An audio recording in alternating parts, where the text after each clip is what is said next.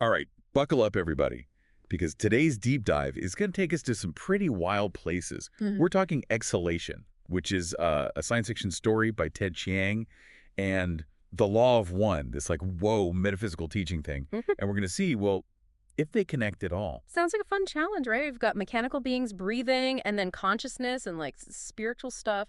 I'm curious, how do we even begin to find connections? Right. That's what's so cool about this. Okay, so first up, Exhalation. Jiang creates these beings, right?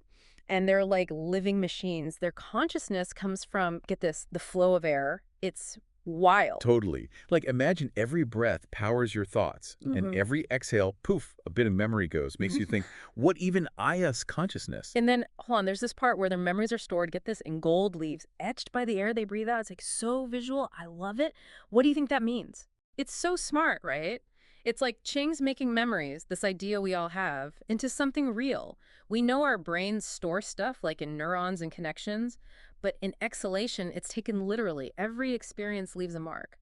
Whoa. So it's saying each moment matters. Like all our interactions, thoughts, it all becomes who we are. Totally. And then it makes you wonder, what happens to those memories when we, well, exhale for the last time? Where do they go? Which brings us to the creepy part, right? These beings, they find out the universe isn't like closed off. Their air, which is literally their consciousness, is leaking into Mm. this giant empty space. This is where it gets kind of real worldy because just like their air runs out, leading to this heat death, our universe, well, it's subject to entropy too. Things run down. So our reality could be like limited to, that's heavy. Yeah, but it also makes you realize the time we've got, the things we get to do, it's precious, you know? Okay, so we've got this limited existence thing, and now we're jumping into the law of one, which is a totally different take on reality, wouldn't you say? Yeah, the law of one is, get this, a channeled message from an alien being, raw. Some people might think, whoa, too out there, but I get it.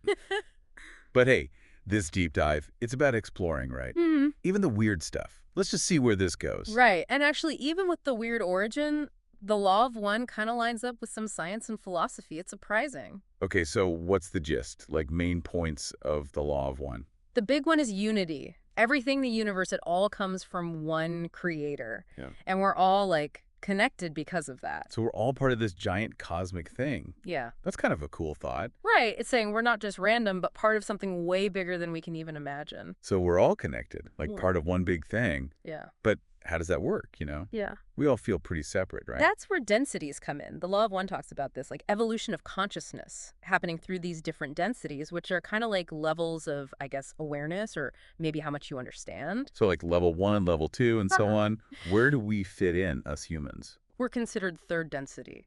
It's a stage where we're figuring out like self-awareness, building societies, and what's right and wrong. So still a lot to learn, huh? Yeah. What about those beings in exhalation? Think they could be a different density? Like maybe their air thing, it's a metaphor for some other kind of energy that powers consciousness. Ooh, that's interesting. Could be Chang was showing us a whole different way of existing, a different level of consciousness, for sure. And maybe that air running out, that whole struggle, it's like the problems you get with that density, like they hit a wall. Yeah, the law of one says each density has its own like rules, its own way of experiencing things. Part of evolving is like breaking past those limits. So for them, maybe it's finding new energy for their consciousness. And for us, it's, I don't know, getting past how we see ourselves and others, Hmm. moving towards being more like unified. Right on. It's about seeing we're all connected and doing stuff that helps everyone, not just ourselves. We talked about free will earlier, right? Okay. Big part of the law of one. So where does choice fit in with densities and evolving? Oh, free will is huge. It's how, according to the law of one, souls choose their path. Like, do they want to serve themselves or serve others? So it's not like we're just along for the ride. We get to decide how we evolve. Totally. Every choice we make alone or together, it affects like the whole planet's energy and how we grow spiritually. This is where I see exhalation Yeah. and the law of one really lining up, both about choices. In the story, maybe those beings' actions like made their air run out faster. Ooh, I like that. Maybe their choices as a society, focusing on themselves more than the group, led to that problem. Kind of like a warning for us, right? What Yeah. choices are we making that could mess things up for our planet and how we evolve? Whoa, that's deep. If we're all connected and our choices matter that much, the stakes are pretty high, aren't they? For sure. That's why the law of one says it's important to be aware, to make choices on purpose, ones that line up with, like, wanting to grow and help everyone. Okay, let's talk more about consciousness itself. In exhalation, it's like super tied to that air, but the law of one seems to say it's different, how consciousness and our bodies work. The law of one is saying consciousness, it's like the basic stuff of reality, not just in our bodies. Our body's more like a vehicle for the soul, Yeah. a way to experience this density. So even though those exhalation beings are mechanical, they still have consciousness, just works differently. Exactly. And even though it's different from ours, the same stuff applies, like experiencing things, memories, making choices. But if consciousness isn't stuck in the body, what happens when we die? Mm. Does the law of one talk about that? Yep. It says there's this transition thing where the soul ditches the body and goes to a different density. All those memories, the lessons you learn, the soul keeps those. So it's not the end, it just keeps going. Is there like an end point to this? Mm. A final density? The law of one says there are 8 densities, and the 8th one is like going back to being one with the creator. It's a big cycle. You start as one, become individual, and then go back to one, but knowing way more about yourself and the creator. Wow, that's kind of beautiful. So Yeah. each density has its own stuff to learn and problems to solve. Speaking of problems, the law of one talks about psychic attack, right? Yeah. These Orion beings messing with evolution. Could that be an exhalation too? Like something messing with those beings, making them die out? Interesting question. The story doesn't say anything directly about outside forces, but it does show how limited their knowledge is. Maybe there were signs about the air running out, but they missed them or didn't get it. Could that itself be a psychic attack, you think? Like tricking them so they don't see the truth? Ooh, that's a good point. The law of one says these Orion guys, they're sneaky. They mess with your mind, make you choose badly. It's not always big fights, more like whispers in the dark, making you do things that stop you from evolving. Exactly. And the best way to fight that, the law of one says, is to learn how to tell what's real and get closer to the creator. The more you know yourself and listen to your intuition, the harder it is for them to mess with you. So it's about like actively creating your own reality, not just letting stuff happen to you. Yes. That's powerful stuff to think about. This whole thing has been so cool, from breathing machines to like what is reality to power of choices. Crazy how exhalation and the law of one, so different, but they kind of explain each other. What I find really cool is how we can use this stuff in our own lives. If we can choose our path, affect how we evolve, what are we going to do? How do we make our reality better for ourselves and everyone? Big questions, right? We need more time for that. Let's take a minute, and when we're back, we'll figure out how exhalation and the law of one can help us like live better and more consciously. Don't go anywhere.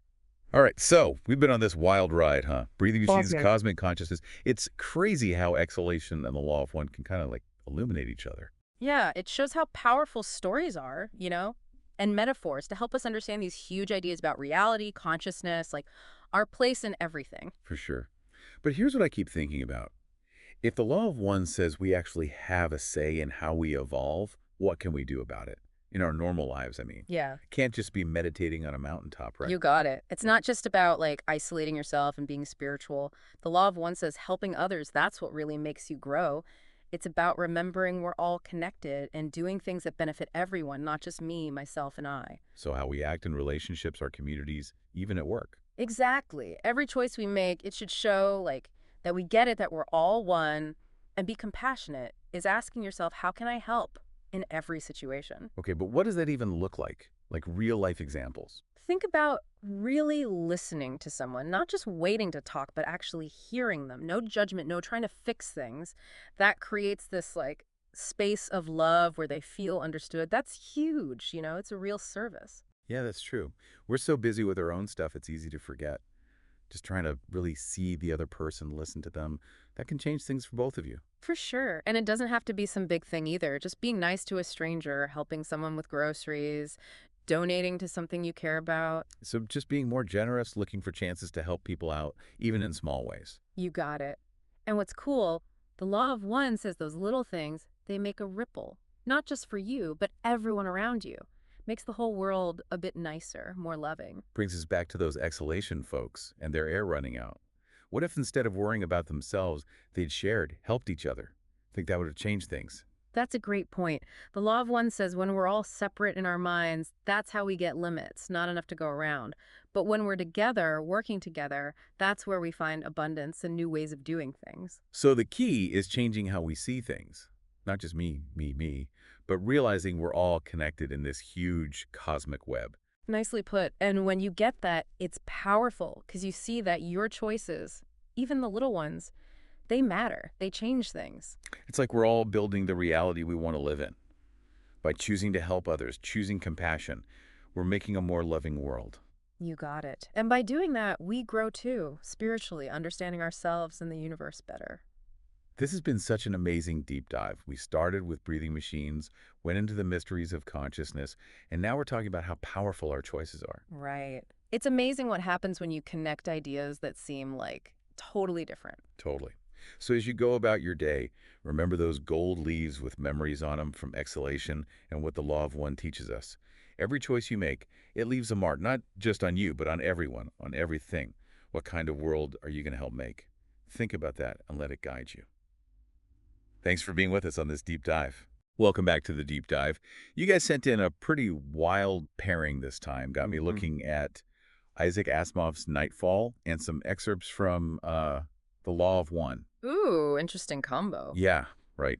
And at first glance, I was like, how are we going to connect the sci-fi classic and, well, a spiritual text like that? Right. But the more I dug in, the more I thought, okay, there's something here. There are some threads we can definitely untangle. Absolutely, yeah. Nightfall, it just drops us right onto this planet. 6 suns, can you imagine? And darkness is literally a myth until it's not, right? Yeah. Every 2,000 years, the suns align and boom, total darkness. And for this civilization, it always means total societal collapse. Oh, wow. And the law of one, it goes deep into this whole cosmic structure, densities, vibrations, how consciousness itself evolves. And I think what's really cool is both of these, Nightfall and the law of one, they're both wrestling with these huge questions. Like, what do we actually know? How much do our beliefs shape our reality? And then how do we react when we're confronted with something totally unknown? Okay, so let's start with Nightfall. 6 suns. I mean, could you imagine? You'd be slathering on SPF like it was going out of style. But seriously, to live your whole life bathed in constant sunlight and then suddenly darkness. Yeah. And not just any darkness, right? Yeah. It's this darkness filled with stars they've never even conceived of. It's like their entire understanding of the universe just implodes. It's exactly that. Asimov, I think he's really tapping into this very human tendency that we have to be scared of what we don't get, Yeah. The people in Nightfall, they build their entire world around this idea of perpetual light. And then when that's ripped away, they go mad, literally. I mean, I can see that happening. Think about it, though. Think about a time when you had some belief, some idea about the world, and then something happened, something that just shook that belief to its core. Oh, yeah. And you get that feeling of uncertainty, right? Like your world is shifting. Well, multiply that by, 1,000, and you might get close to what those Nightfall characters are going through. Okay, yeah, wow. Fear of the unknown, big time. Which actually is a great segue to the Law of One, because it talks about this veil of forgetting, this idea that we're all living under this veil, that it's blocking us from seeing our true nature, our past lives, all of that. Right. It's kind of like those people on Lagash, blind to the reality of the stars until that eclipse happens. I love that parallel. It's spot on. And the Law of One folks, they suggest this veil, it's not just some random cosmic prank. It actually has a purpose. Okay. It allows us to really experience free will. Yeah. Without the baggage of knowing absolutely everything about ourselves and the universe. So we start each life with a clean slate. I guess that makes sense. Which is great for genuine learning and growth, but it also means, well, we're going to be more prone to fear and confusion when things just don't fit into our limited understanding. So in Nightfall, they're freaking out about the darkness and the stars, and according to the Law of One, we're all kind of wandering around with these blinders on, missing the bigger picture. But there's this thing. The Law of One says that before this veil existed, before we put it on, entities in third density, which is where we are now, they had these crazy long lifespans. Yeah, and it wasn't just that. And they had control over their bodies, like almost superhero level stuff. Exactly. Telekinesis, healing, you name it, they could do it. But here's the thing. What if all those abilities came at a cost? Okay, what do you mean?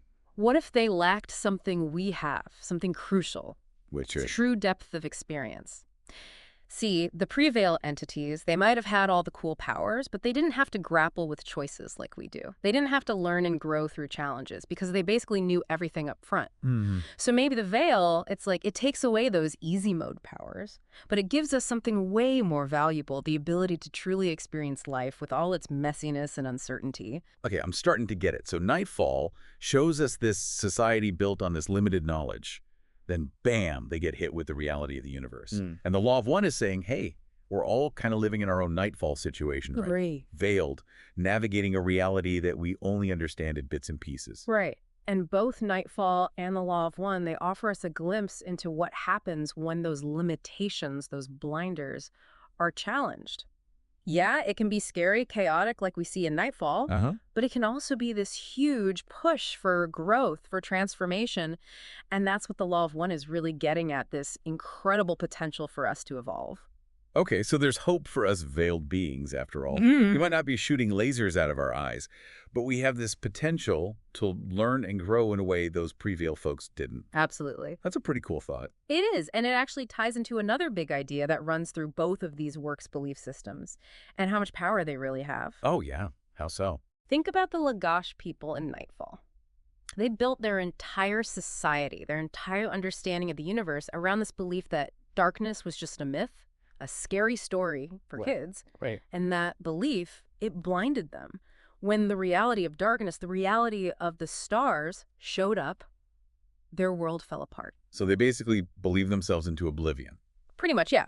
So then you look at the Law of One, and it introduces this really wild concept called thought forms. It says our thoughts aren't just these fleeting things in our heads. They actually have power. They can shape the reality that we experience. Imagine the planet, our planet, as a giant tuning fork. Okay, with you. As we evolve spiritually, the fork vibrates at a higher frequency.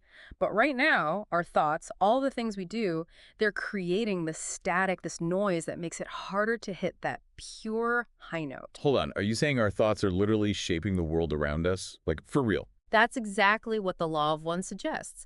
It's a lot to wrap your head around, and it makes you think, what kind of reality are we creating, all of us together, with our thoughts and our beliefs? If Nightfall is like a warning, showing us what happens when we cling to those limited beliefs, well, the Law of One is almost like this optimistic flip side. Okay, how so? It's saying, hey, we have this incredible potential to create something so much bigger, so much more harmonious, just by shifting our mindset. Okay, I think I'm going to need to upgrade my thoughts after that one. Yeah. But before we go too far down that rabbit hole, I want to circle back to Nightfall for a sec. We talked about the fear, the chaos, but there's this group of scientists in this story, all right? They're desperately trying to understand what's happening with the eclipse, to warn people. Are they just there to move the plot along, or is there something more to them? What's really interesting about those scientists is that they represent this challenge to the status quo. They're the ones willing to question what everyone else accepts as truth. They're digging deeper, facing the unknown, even when it's terrifying. They're like this tiny little microcosm of that potential for growth and evolution that the Law of One keeps talking about. But they're ignored. Right, by pretty much everyone else. Yeah, it's tragic. Everyone else is so caught up in their fear and their rigid beliefs that they can't even entertain the possibility of another truth. It makes you wonder, how often do we do that in our own lives? How often do we shut out information that makes us uncomfortable, information that challenges our worldview? It's a question worth thinking about because it gets to the core of what both Nightfall and the Law of One are telling us. The universe is full of mysteries, things that are way beyond what we can currently grasp. And when we run into those mysteries, yeah, it can be terrifying, but it can also be transformative. And it's up to each of us to decide. Do we respond with fear, with denial, or do we choose curiosity? Do we choose to evolve? Okay, so we've got a planet with 6 suns, a veil hiding our true selves, thought forms shaping reality, and this crazy potential for both total chaos and incredible evolution. I think we've officially gone way past SPF 1000 and entered a whole new dimension of mind-blowing. And that's just the tip of the iceberg. We haven't even touched on densities and harvests and all the good stuff that the Law of One gets into. Imagine a video game, right, with different levels. As you master one, you harvest the experience and you move on to a more challenging one. Okay, I like where this is going. That's kind of like the densities in the Law of One. But before we get too deep into that, I think it's time to pause and give you, dear listener, a chance to, well, to digest all this. Yeah, take a breather. What's resonating with you so far? What stands out? What do you make of nightfall and this whole concept of the veil? We'll be back in a flash to dive into more of these cosmic mysteries after a quick break. Welcome back to the deep dive. Before the break, we were talking about what stands out to you about Nightfall and this idea of the veil. Yeah. It's a question I'm still kind of chewing on, to be honest. That whole idea of a veil hiding our true nature from us, Yeah. and then the chaos that can erupt when those limitations are challenged. I don't know, it's the kind of unsettling, but also really, really fascinating. Makes you wonder what we might be totally blind to in our own lives, you know? Absolutely. It does. And it brings us right back to those densities and harvests that we were starting to talk about. Remember the law of one and that video game Yeah, analogy? different levels of consciousness, right? Exactly. So picture this. Each level of the game is a different density of consciousness. Right now, we're hanging out in third density. It's Yes. like the training level of the cosmos. We're here to figure out this whole free will thing, to make choices, but with, a pretty limited understanding of how everything really works. So what happens when we level up? What are these higher densities like? And what about this harvest thing? Is someone coming to collect our cosmic crops or something? That's where things get even more interesting. According to the law of one, these higher densities are like states of being. Greater awareness, more unity, more compassion. As we evolve, we basically graduate to the next level. Okay. And the harvest is kind of like the final exam. But it's not about some outside force judging us. It's more like our own internal vibes determine where we go next. Okay, so it's like a cosmic sorting hat. You get placed in the density that matches your level of evolution. Mm. But what if you fail the test? Do you have to repeat third density? The law of one is pretty clear on this. There's no such thing as failing. Not really. It's all about cycles of learning and growth. If we haven't quite gotten the hang of a particular density, we might choose to come back, reincarnate within that density until we're ready to move on. It's like choosing to replay a level of that video game so you can master the skills you need to progress. So no cosmic detention, but maybe a cosmic summer school. I like it. Hmm. But here's where I'm getting a little tripped up. If it's all about free will, how does this harvest thing even work? Is it predetermined? Or do we actually have a say in where we end up? It's a really good question. It's this paradox, right? Free will versus this structured system of densities and harvests.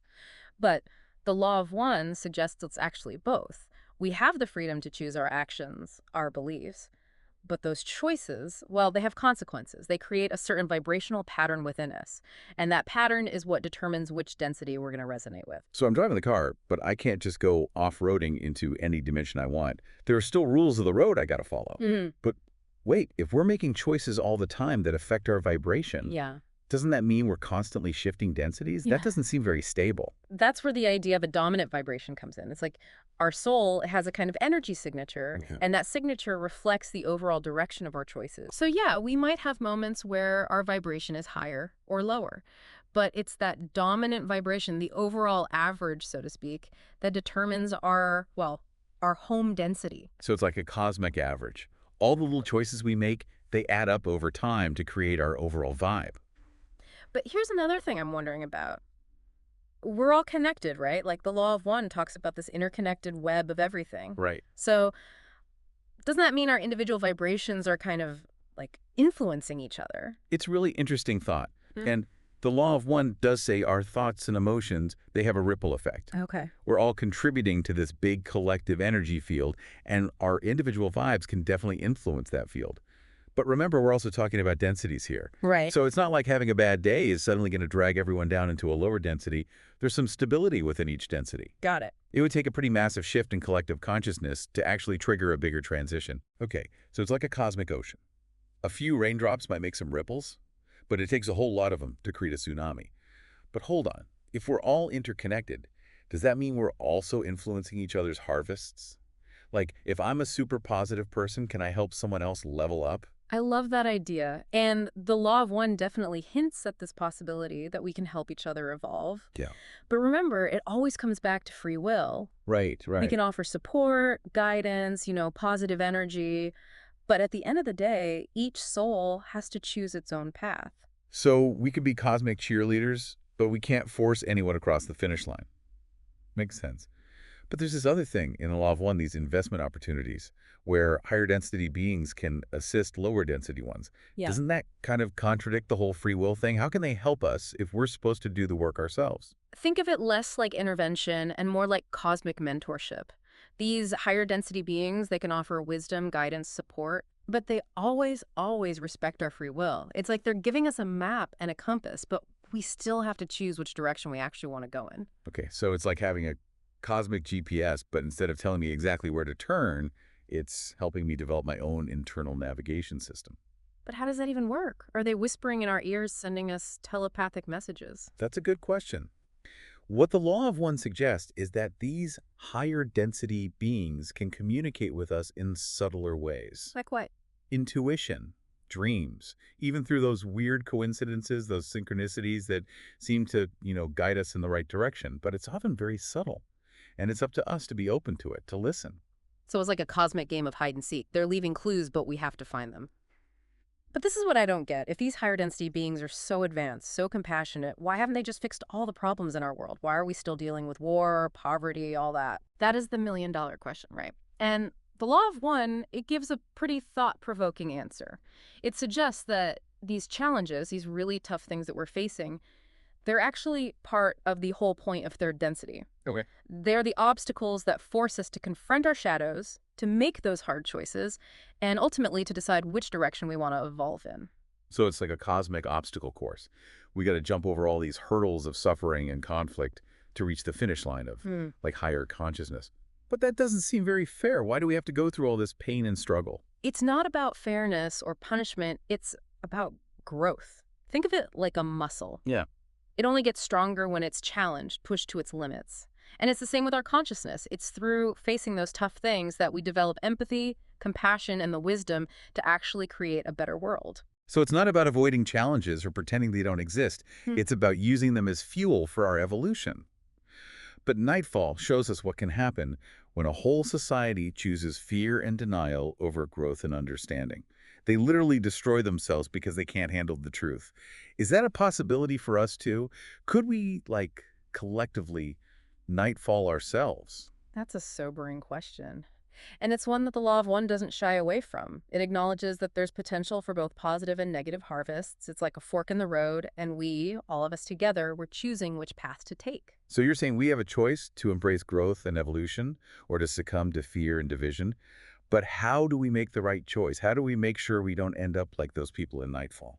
The law of one offers a really simple but really profound guideline. Seek always the heart of love. Seek always the heart of love. Okay. It's about aligning our actions with compassion, with understanding, with a genuine desire to contribute to the well-being of everyone. Okay, so it's not about following a bunch of rules or some specific ideology. It's about cultivating a heart-centered approach to life. But how do we know if we're on the right track? Are there any signs? According to the law of one, our experiences, they're like feedback. It's like we're constantly getting these little cues, these nudges, sometimes even these big cosmic wake-up calls, and they're all guiding us toward greater alignment with our true selves. So it's like a cosmic GPS, but instead of turn-by-turn directions, it's about tuning into our inner compass, our intuition, and paying attention to the feedback we're getting. But what about all the external stuff? Wars, environmental crises, social injustices. Can our individual choices really make a difference in the face of all that? The law of one says our thoughts and actions, they create ripple effects. It's like we're each emitting this vibrational frequency, and it's contributing to the overall energy field of the planet, and even beyond. So it's like a cosmic symphony, and we're each playing an instrument. But what if some people are playing instruments that are, out of tune, creating dissonance? Can we still create harmony with all that going on? That's the challenge, and also the beauty of free will. The law of one doesn't offer a quick fix or a guaranteed utopia. It's about recognizing that we're all part of this big experiment, this grand evolution of consciousness. So we're back to the choose your own adventure thing. But it's not just our own adventure, it's a collective one. And our choices, our actions, even our thoughts are shaping the story. Exactly. And it brings us back to Nightfall and the law of one. They both explore this idea of hidden knowledge. Okay. And how encountering that hidden knowledge can be both scary and awe-inspiring. In Nightfall, it's the stars. They're always there, but hidden until that eclipse. Yeah. And in the law of one, it's the veil, blocking us from seeing our true nature and the vastness of reality. And in both cases, finding that hidden knowledge, it triggers a transformation. In Nightfall, it leads to chaos and destruction, but the law of one suggests that we have the potential to use that knowledge to evolve, to awaken to a deeper understanding of ourselves and the universe. So it's not the knowledge itself that's dangerous, it's how we choose to use it. Right. Like fire, it can destroy, but it can also bring warmth, light, transformation. I like that. And that's where the law of one's focus on love, compassion, service to others, it becomes so important. It's like a guiding principle, helping us navigate all its complexity, to choose actions that lead to harmony and evolution, not chaos and destruction. Okay, so we've got choices, consequences, cosmic mentors, the power of belief, hidden knowledge, transformation. Phew. But all this talk about densities, harvests, cosmic symphonies, it can feel kind of overwhelming. Where do we even start to apply these concepts to our everyday lives? Maybe with a simple question. What brings you joy? What makes you feel most alive, most connected to something bigger than yourself? That's a good one. I love spending time in nature, listening to music, having those deep conversations with friends, creating things, writing, drawing, building stuff. What about you? All wonderful examples. Those are things that align with the law of one. Creativity, connection, a sense of transcendence. Right. Those things nourish your soul and they contribute to the positive energy of the planet. So it's not about becoming a monk and giving up all earthly pleasures. Right. It's about finding those things that make us feel most aligned with who we really are, and then going for it with passion and purpose. Exactly. And as you do those things, pay attention to the ripple effects.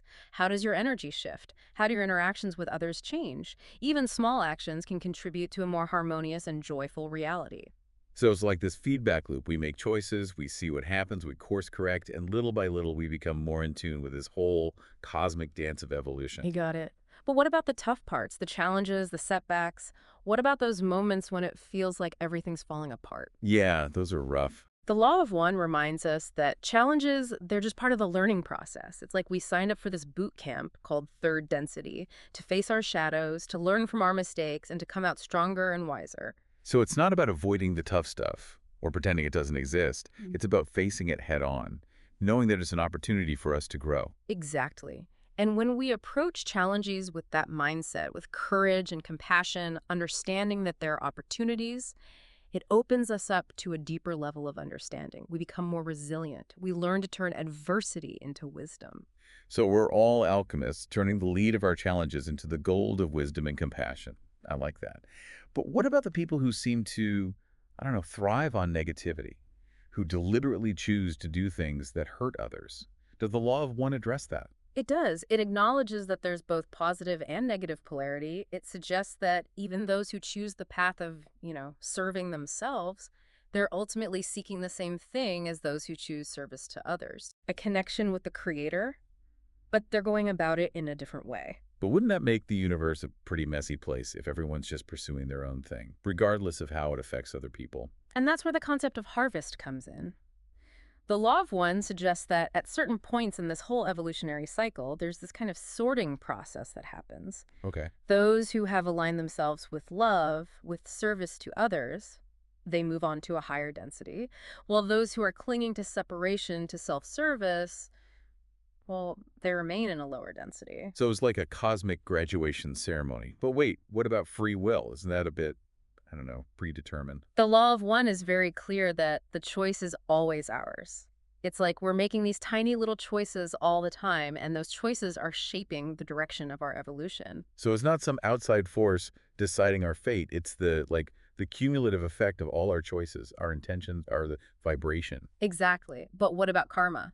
Ooh, yeah, good one. The law of one actually uses the term balancing to describe that process of learning from our actions. It says that when we make choices that are out of alignment with love, with harmony, we create this kind of energetic imbalance. And that imbalance, well, it manifests as experiences that give us opportunities to learn and course correct. So it's not about punishment. It's about restoring balance, learning from our mistakes and moving towards greater harmony. Exactly. And the law of one says this balancing can happen within a single lifetime or even across multiple lifetimes. So we get multiple chances to, I don't know, get it right, to learn those lessons we've chosen to explore, and ultimately to evolve towards greater love, wisdom, and unity. That's the idea. And it's a pretty hopeful one, don't you think? Especially when you look at all the challenges we face both individually and collectively. Yeah, it is. So even though Nightfall paints a pretty bleak picture, this society collapsing into chaos, the law of one is offering us this, like, glimmer of light, a possibility for a different outcome. Definitely. The law of one suggests we have the power to choose a different path, to co-create a reality based on love, compassion, and this understanding that we're all connected, part of this incredible cosmic tapestry. So it's not about waiting for a savior or some miracle. It's about recognizing the power we have within ourselves to shape our own destiny, both individually and collectively. You got it. And that's the beauty of this whole exploration. It empowers us to become conscious co-creators of our reality. Okay, we've covered a lot. Cycles, choices, cosmic mentors, the power of belief, hidden knowledge, transformation, service to others, balancing, and the goal of unity. But there's one more thing I'm super curious about. The Law of One mentions these wanderers' souls from higher densities who choose to incarnate on Earth to help with the harvest. Can you tell us more about that? Sure. The Law of One describes wanderers as beings who have already gone through the whole third density experience. Right. They've graduated to a higher level of awareness, but they choose to come back here, often with a veil of forgetting, to help with the evolutionary process. So they're like volunteering for a cosmic mission. But why would they do that? Why leave a higher density to come back to this place with all its challenges? The Law of One suggests it's all about love and compassion. They feel a deep empathy for those of us still working through the lessons of third density. They want to help us wake up. So like a cosmic Peace Corps. But how do we even know if we're interacting with a wanderer? Are there any signs? The Law of One cautions against trying to label people or put them in boxes. Right. It emphasizes that each soul is unique on its own journey, and ultimately, we're all part of the same creator. Okay, so it's not about trying to figure out who's a wanderer and who's not. Yeah. It's about recognizing the inherent, divinity in everyone we meet. Exactly, and that's a powerful practice in itself, to approach every interaction with an open heart, to see beyond the surface differences and recognize the unity that connects us all. So it's not about identifying wanderers or categorizing ourselves.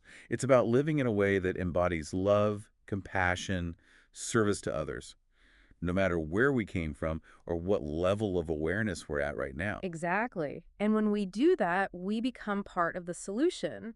We contribute to the positive momentum of evolution. We create a reality that reflects those values. It's not about identifying wanderers or categorizing ourselves. It's about living in a way that embodies love, compassion, service to others, Mm. no matter where we came from or what level of awareness we're at right now. But, speaking of origins and stuff, I keep thinking about Nightfall. Those scientists, they were really trying to do something, right? To preserve knowledge, to warn people about the darkness that was coming. Yeah, it's a powerful image. They were facing so much resistance, ridicule even, but they kept pushing, trying to shed light on a truth that most people just didn't want to see. And their efforts, they were all about helping people, right? Well, Even if it meant challenging those deep-seated beliefs that everyone held. absolutely. And it makes me think about the challenges we're facing today. I mean, in Nightfall, they were dealing with this literal darkness, this event that was going to shatter their whole reality. But we're dealing with a different kind of darkness, aren't we? What do you mean? A darkness of ignorance, fear, disconnection. And I think just like those scientists, we have a responsibility to, shine a light, to offer knowledge, understanding, to help people navigate these really tough times. So it's not about building bunkers or just hoarding information. It's about cultivating those qualities, those things that can light up even the darkest corners of ourselves and the world around us. Exactly. Love, compassion, unity. Those are the things that can really make a difference. And it all comes back to what the Law of One keeps emphasizing, aligning our thoughts, our emotions, our actions with service to others. Remembering that we're not just isolated individuals, we're all connected, threads in this huge cosmic tapestry. And knowing that, feeling that interconnectedness, it's humbling, but it's also really empowering, isn't it? It reminds us that we're not alone, that the universe has our back. And even those little acts of kindness, they can ripple outwards and create something so much bigger, so much more beautiful. I totally agree. It's a powerful message to hold on to, especially now. The Law of One doesn't give us all the answers or promise us some perfect utopia, but it does offer us a roadmap, a set of principles that can help us move towards greater understanding, compassion, and ultimately, unity. It's like we've been given this amazing toolbox: meditation, contemplation, service to others, seeking knowledge. And now it's up to you, dear listener, to put those tools to work, to create a reality that reflects what matters most to you. What are you going to build? That's the beauty of a deep dive, right? To inspire, to empower, and maybe to leave you with even more questions than answers. It's all about the journey. So keep diving, keep questioning, keep choosing love, because the adventure is just beginning. All right, strap in, everybody. We're going deep today. Like really deep. Deeper than the Marianas Trench. Even deeper. Eh. I'm talking about the depths of human existence. We're diving into Andy Weir's mind-bending short story, The Egg, and then we're going to see if any of it lines up with the ideas from the Law of One. Ah, yes, the egg. It's a real head-scratcher, isn't it? Big time. Yeah. Have you ever wondered, like really wondered, if maybe every single person who ever lived is just a different version of the same soul? Well, yeah, I mean, the egg kind of throws that idea out there. Right. Like, what if we're all just one giant soul playing cosmic dress-up, trying to become, well, a god? It's a wild concept for sure. I mean, in the story, you die, meet this all-knowing being, and boom, suddenly you realize you've been every single person. Right. You've been Gandhi, you've been Hitler, you've been that guy who cut you off in traffic this morning, the whole shebang. Talk about an identity crisis. Exactly. But there's this one question that the story asks that really stuck with me. The question is, why? Why what? Why go through all this? What's the point of this whole elaborate charade of life after life after life? Well, that's where the Law of One might come in. It's a collection of messages that were supposedly channeled back in the 80s by a woman named Carla Ruckert. Channeled, huh? So we're dealing with some, let's say, unusual source material for this deep dive. Yeah, you could say that. The messages claim to be from an extraterrestrial being named Ra, a humble messenger is what they call themselves, sharing universal truths and all that. So, a bit out there. But, okay, I'm game. Where do we even begin to unpack this? Well, if we want to try to answer that why from the egg, we might want to start with the idea of reincarnation. Reincarnation. That's a big one, right? And the Law of One talks a lot about that, doesn't it? Oh, yeah. It's a core concept. Basically, Ra says that we're all born into this world, which they call third density, to learn and help our souls evolve. We do this over many, many lifetimes. Okay, so life is like a giant soul school, and we're all just trying to pass our classes. But, like, if that's the case, why don't we remember any of it? Well, that's where things get even more interesting. The Law of One talks about something called the veil of forgetting. The veil of forgetting. What is that? Like a cosmic curtain. Pretty much. Ra says that the reason we don't remember our past lives is to ensure that we have free will. Interesting. So it's like if we knew all our past mistakes, we might be too afraid to make new ones or try new things. Exactly. And it's not just about the mistakes. It's about allowing for genuine growth. You know, like if we knew the whole story of our lives in advance, would we really be able to learn and grow? I guess not. It'd be like reading the last page of a book first. Kind of ruins the suspense. Right. And that's why we come into each life with this veil over our past experiences. Okay, so we're basically thrown into this world blind, fumbling around, making choices, and hoping they're the right ones for our soul's evolution. Kind of a lot of pressure, if you ask me. What if we mess up? What if we keep making the same mistakes over and over? Well, about that, things get even more interesting. The Law of One describes 8 different densities of consciousness, and each one represents a higher level of spiritual evolution. Think of it like a ladder, climbing up to greater understanding. The ladder of consciousness. Okay, I like that. So could that godlike being in the egg be like an entity from a higher density? Like that's where we're all headed eventually? Possibly. And according to the Law of One, Earth is actually moving towards a higher density right now. They call it 4th density. It's supposed to be a shift toward more love and understanding. More love and understanding, huh? So things are going to get all lovey-dovey. Mm-hmm. But, okay, let's say I buy all this. We're all part of this grand cosmic evolution, climbing the ladder, trying to evolve. But what determines whether we move up? Like, is there a cosmic GPA we need to maintain? That's where the Law of One brings in this really key concept. Service to others versus service to self. And this idea, it kind of lines up with the whole morality thing in the egg, where your actions seem to determine what kind of God you become. So service to others, service to self. It's like this cosmic fork in the road, and every choice we make kind of pushes us down one path or the other. But how does that actually work? Are we talking like keeping a tally of good deeds and selfish acts? It's a little more nuanced than that. The Law of One talks about how everything we do, all our actions, and even our thoughts, create this kind of spiritual energy. They call it a vibration. And the actions that are more service to others, those create a higher, more harmonious vibration. Okay, I'm following so far. High vibes, good. Right. But the service to self actions, those create a denser kind of discordant energy. Like bad vibes. Got it.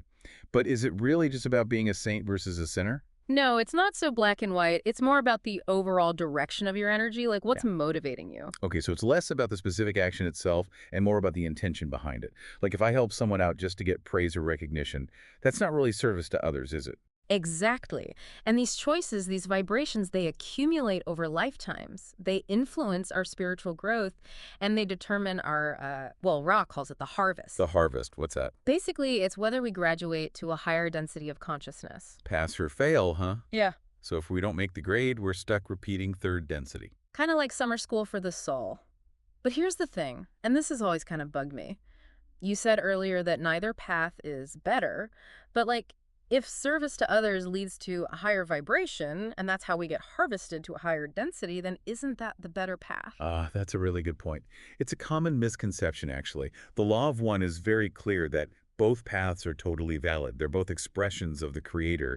They just have different focuses and different, well, outcomes. Okay. So maybe it's like choosing to major in different subjects, right? Like Yeah. you can major in physics or you can major in art history. Both paths lead to a degree, but you'll learn different things and end up in different careers. That's a great analogy. Both paths contribute to the grand scheme of things, even if they lead to different destinations. Gotcha. So no judgment either way. Yeah. But let me ask you this.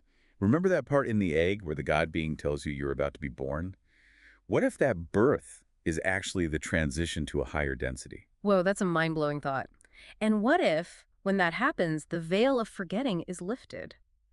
Imagine suddenly remembering every single life you've ever lived. All the joy, all the pain, all the choices, everything. I think my head would explode.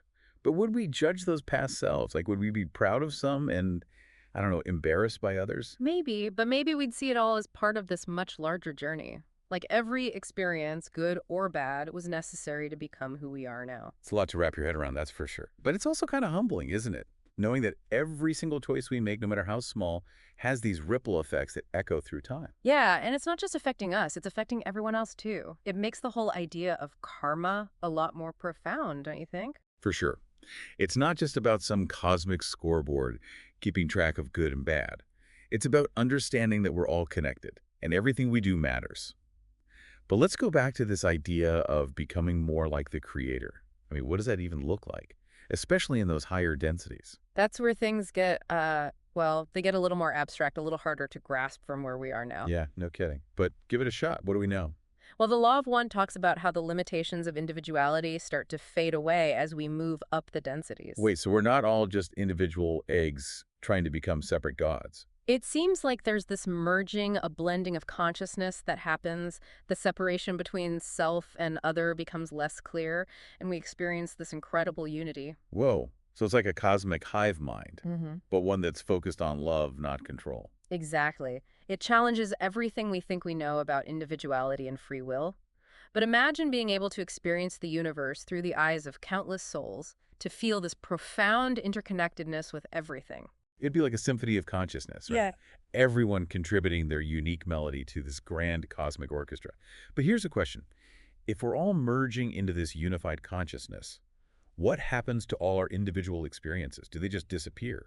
That's a great question. And honestly, the Law of One doesn't give us a definitive answer, but it does suggest that those individual experiences, those unique perspectives, they're essential to the creator's understanding of itself. Okay, so it's like the creator is experiencing the universe through us, through all the different souls, and all our stories, all our joys and struggles, they become part of this grand cosmic narrative. Right. And maybe that's the whole point of the egg, to nurture those diverse experiences until we're ready to blend back into this greater, unified expression of the creator. That's a beautiful thought. It makes me wonder about the whole idea of time in those higher densities.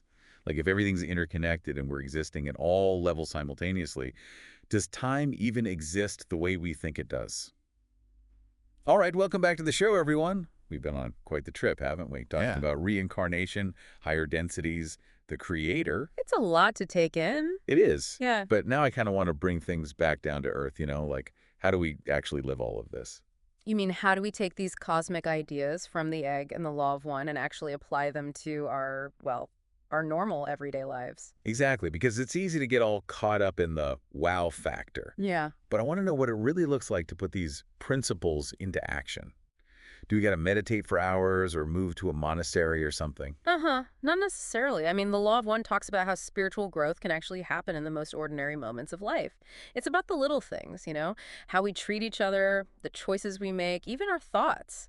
Those tiny actions, they can make a huge difference over time. So we don't need to make these massive life changes. It's more about just being mindful and intentional in those small, everyday moments. Exactly. Remember that idea of catalyst we were talking about, those challenges and experiences that push us to grow? Yeah, like that rush hour traffic jam that makes me want to scream. Well, maybe. But the point is, those catalysts are everywhere. In every interaction, every obstacle, every curveball life throws at you. Okay, so even that coworker who always steals my lunch from the fridge. Hmm. Maybe they're actually my secret spiritual teacher. Maybe, maybe not. But the point is to look at those everyday annoyances differently. What if, instead of seeing them as problems, we saw them as opportunities? Opportunities for what? Opportunities to practice patience, to choose kindness, to understand another person's perspective. It's about how you respond, not about what happens to you. Okay, I can see that. It's like taking a breath and choosing to be kind instead of getting all worked up. But honestly, what about those times when we're really struggling? You know, those days when you just feel weighed down by all the negativity? What can we do then? Well, meditation can be really helpful for raising your vibration, for sure. But if that's not your thing, even small acts of kindness can make a huge difference. Like what? Give me some examples. Smiling at someone, holding the door open, donating to a charity, even just offering a genuine compliment. These little things, they might not seem like much, but they send out these ripples of positive energy. Yeah, it's like that saying, be the change you want to see in the world. Right. We don't have to wait around for some big opportunity to make a difference. We can start right now just by being a little kinder, a little more compassionate. Exactly. And remember, it's not about getting something back in return. It's about acting from a place of love and wanting to help. That's what really matters. That makes sense. You know, something I've been thinking about is this whole idea of accepting our limitations. The Law of One says that they're not flaws, but actually opportunities for growth, which is kind of a weird way to look at it, don't you think? It is, especially in our culture where everyone's supposed to be perfect and successful all the time. Yeah, like we're supposed to be these superhumans who never make mistakes and always know the right answer. But the Law of One suggests that our limitations, our weaknesses, they can actually be our greatest teachers. They can help us learn humility, compassion, acceptance. So, like, instead of beating myself up for being a terrible cook, I should see it as a chance to learn patience and laugh at myself a little. Exactly. It's about embracing those imperfections, seeing the beauty in the wabi-sabi of life. Wabi-sabi, I like that. But okay, let's talk relationships, because things get complicated when you throw other people into the mix, right? Mm-hmm. How do we navigate all that through the lens of the egg and the Law of One? Well, those teachings tell us that every relationship, even the tough ones, is an opportunity for growth. It's about seeing that spark of divinity in each other, even when it's hidden under all the ego and pain and baggage. So even my super judgmental aunt who always criticizes my life choices, Mm. she's still got that divine spark. She does. And it's not about saying her behavior is okay. It's about choosing how you respond. You can set boundaries, you can practice compassion, you can try to understand where she's coming from. Okay, that's tough, but I see what you mean. It's about remembering that everyone's fighting their own battles, even if we don't always see them. And forgiveness is so important. Holding on to anger and resentment, it just brings you down and keeps you stuck. So letting go of those negative emotions makes space for love and compassion to flow through us. Exactly. And that's really the heart of it all, isn't it? Both the egg and the Law of One point to the power of love. Seeing our interconnectedness, recognizing the divine in ourselves and everyone around us, and making choices that bring more harmony and love into the world. It's a beautiful vision, and it really does give me hope. It's been an amazing journey exploring all these ideas with you. Thanks for sharing your insights. It's been my pleasure. And to everyone listening, I hope this deep dive has inspired you to keep seeking, keep questioning, and keep evolving. Absolutely. And until next time, keep exploring those big questions, and remember, we're all in this cosmic dance together. Welcome back, everybody, for another deep dive. This time, we're going to try to wrap our heads around infinity, knowledge, and the nature of reality itself. Sounds ambitious. It is. But we've got some pretty amazing source material to guide us. We'll be looking at Jorge Luis Borges' short story, The Library of Babel, and the spiritual text, The Law of One. So we've got a fictional world of endless books and channeled messages from an alleged extraterrestrial being. This should be interesting. It really should. One is a mind-bending work of fiction, the other a deep dive into spirituality and the universe. But who knows? Maybe we'll find some unexpected connections along the way. I'm sure we will. So, to start us off, let's talk about the Library of Babel. It drops us right into this, well, universe-sized library containing every possible book. Every single one. It's a pretty wild concept, right? Yeah. So, I mean, imagine a library where every combination of letters and punctuation exists. Every book ever written.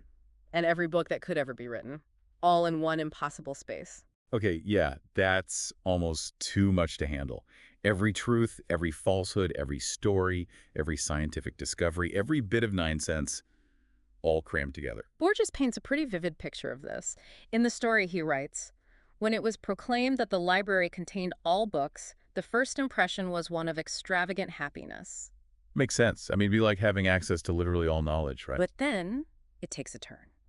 That happiness quickly turns to despair because the librarians realize, how can you find anything truly meaningful in that endless chaos? Right. Like if everything's in there, how do you know what's important, what's real? Exactly. It becomes an overwhelming, even paralyzing experience. And that's where I think the Law of One comes in with a really fascinating perspective. Oh, how so? Well, it talks about the universe being created by this single logos, this divine source that sets up a framework for all possibilities. A blueprint of sorts. Yeah, kind of. Like it specifically says the logos is a creator of beingness, a focal point of energy. So there's this idea that even with infinite possibilities, there's still an underlying structure. Okay, so that doesn't necessarily contradict the vastness Borges describes, right? The library is still huge, containing every possible combination. It's just finite in a certain sense. Like it's built on a fixed set of characters. I see what you mean, like a coded system. Yeah. What if our reality, even though it seems limitless to us, is also based on a finite set of building blocks? Whoa, that's a huge thought. So even with infinite potential, there are still fundamental limits. It makes you wonder if there really is a limit to knowledge. Definitely. A finite set of building blocks, Yeah. but infinite possibilities. Oh. That's really messing with my head. But then how does that square with the idea of infinity? Wouldn't true infinity imply boundless possibility going beyond any structure or framework? And that's a fantastic question. It gets right to the heart of what both Borges and Ra are grappling with. Does a framework automatically rule out true infinity? Or could it be that infinity, at least the way we understand it, is structured in ways we can't even grasp yet? So instead of chaotic and limitless, maybe it's more like dot organized complexity beyond our current grasp. I do so. Okay, I think I'm starting to get it. A little bit, anyway. Good. Now, let's go back to those librarians in Borges' story. They spend their lives searching for meaning within the library, often getting driven mad by the sheer volume of information. Their big obsession. They're looking for these legendary books called vindications. Vindications, what are those? Supposedly, each vindication explains and justifies an individual's entire existence, gives their life meaning. Ah, the eternal search for meaning and purpose. It's like how we turn to religion, philosophy, self-help, anything to give us a sense of direction in this big, confusing world. Or, in this case, a big, confusing library. Exactly. And the Law of One speaks to this too. Right, puts a lot of emphasis on self-discovery as the path to understanding the creator. So both sources are saying that we can't just passively wait for meaning to find us. We have to actively seek it out. It seems that way. But I'm curious, what stands out to you about this whole idea of searching for meaning amid a sea of information? What really gets me is the almost tragic irony of it all. The library contains all knowledge, but it's so vast that it becomes impossible to find the specific knowledge you're actually looking for. It's like maybe the search itself is more important than finding the answer. That's interesting. And you know, that ties in with another key idea from the Law of One. Ra talks about the importance of catalysts. Catalyst, remind me. It's all about those challenges and experiences, good and bad, that force us to learn, grow, and evolve spiritually. Oh, right, right. So what if we look at the Library of Babel through that lens? What if each book represents a potential set of catalysts, each one leading to a different outcome, a different path? Whoa, so the library itself is a kind of catalyst. It could be. Think about it. The library becomes the symbol of immense possibility, of the potential for growth. But at the same time, there's also the potential to get totally lost, like those librarians who wander aimlessly through its endless halls. Yeah, that's a good point. It highlights how daunting the journey of self-discovery can be. Whether we're talking about infinite books or like in the law of one, countless incarnations across multiple densities. Exactly. Both sources present us with this feeling of being completely overwhelmed by possibility. So then how do we navigate that? How do we even begin to make choices when we're faced with an infinity of paths? Oh, well, maybe that's where free will comes into play. And that's what we'll explore next time.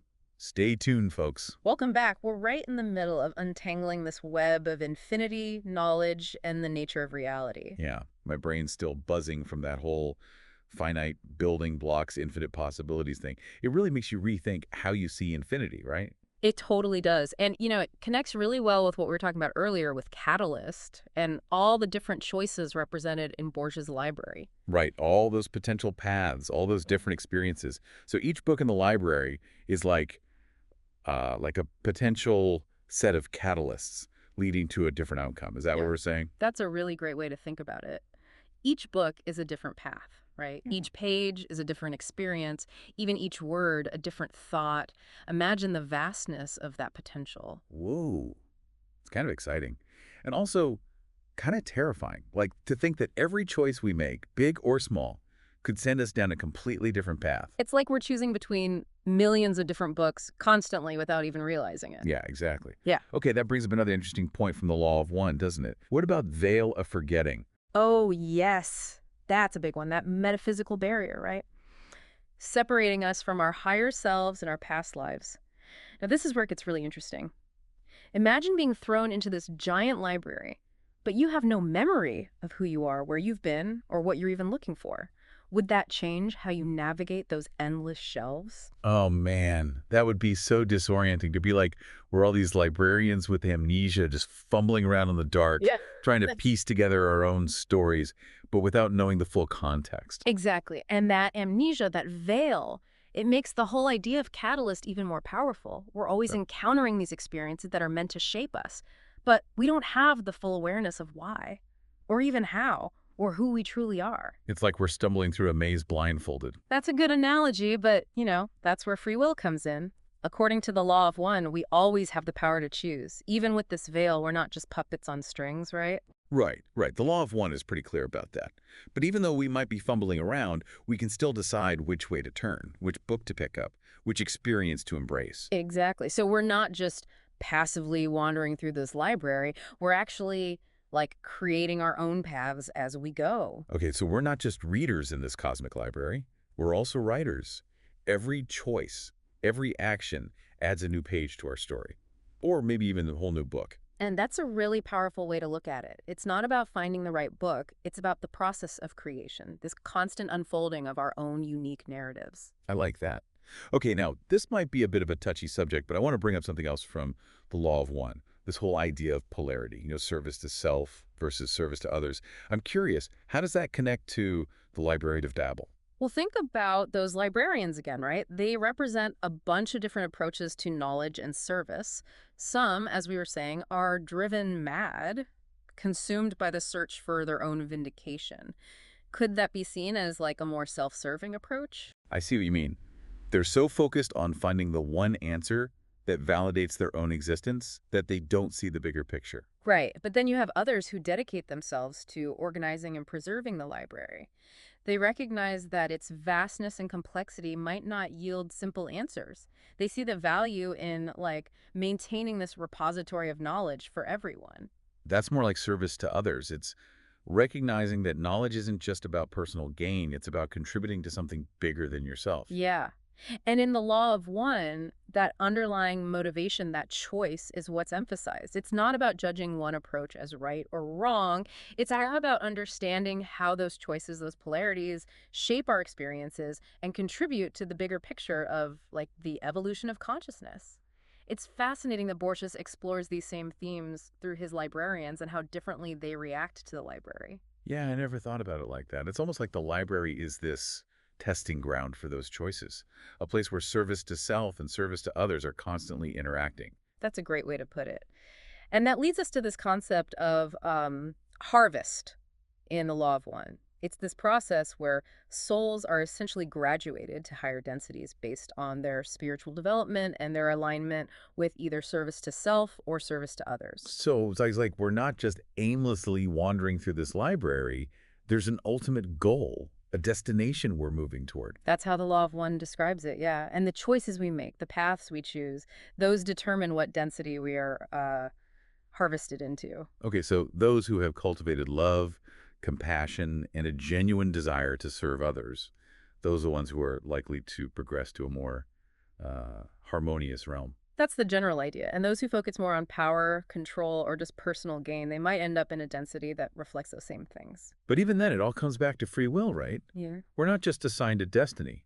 We can change course, learn, grow, and shift our orientation. It's like we're all writing our own endings to our stories within this vast, mysterious library of Babel. And that's what makes it so profound, isn't it? We're not just characters, we're the authors. We're active participants in this grand cosmic narrative. It's a lot to take in. Yeah. But I'm really curious about one more thing. What about distorted perception? How does that fit into all this? You know, especially with the veil of forgetting and everything. That's a great question, and it's something that plays a huge role in all of this. So we've got this cosmic library of infinite possibilities, all these choices we make, and the whole idea of service to self versus service to others. But where does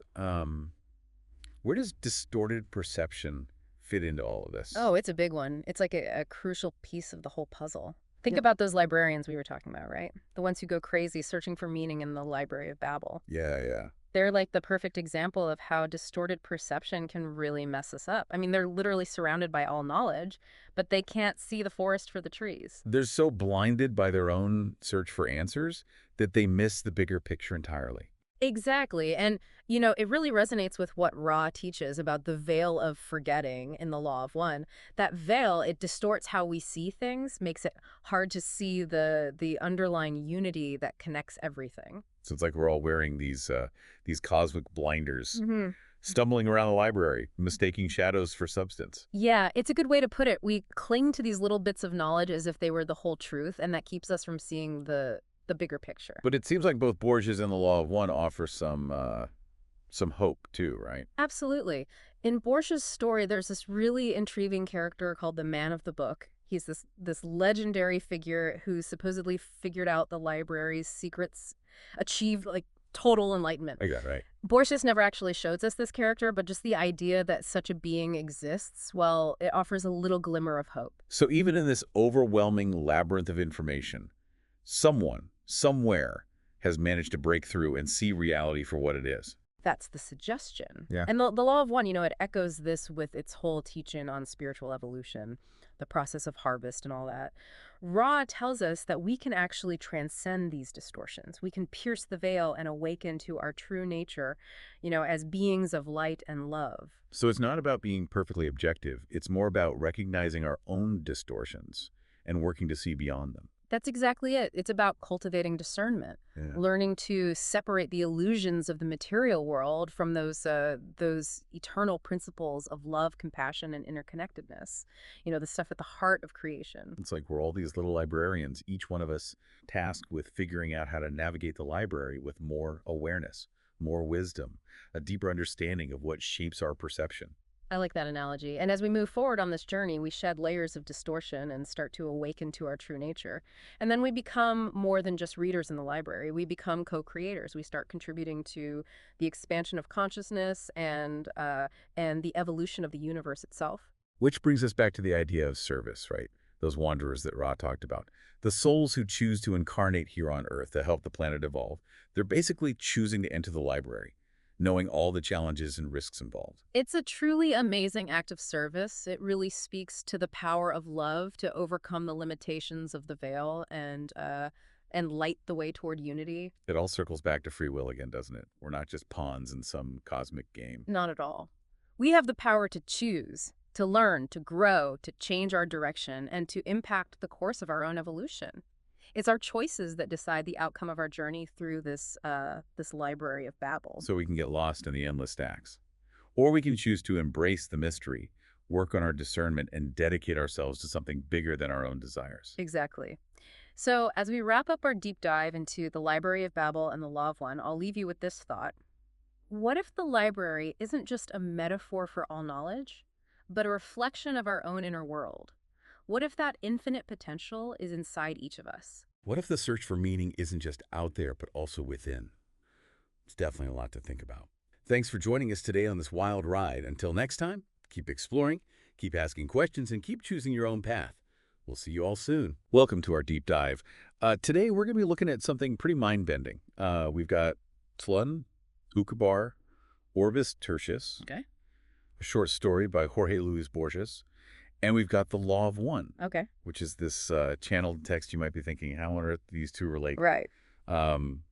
Well, get ready to have your assumptions challenged, because today we're going to be talking about the nature of reality. It is really fascinating to consider that these two sources, despite coming from such different places and written in such different styles, both really invite us to examine what we think of as real. Yeah. Borges does this through his fictional world of Tlön, and the raw material presents this really detailed cosmology, Yeah. and they both kind of push us to look at how thought and belief might actually have the power to shape what we experience as reality. Right. Okay, so let's jump into Tlön right off the bat.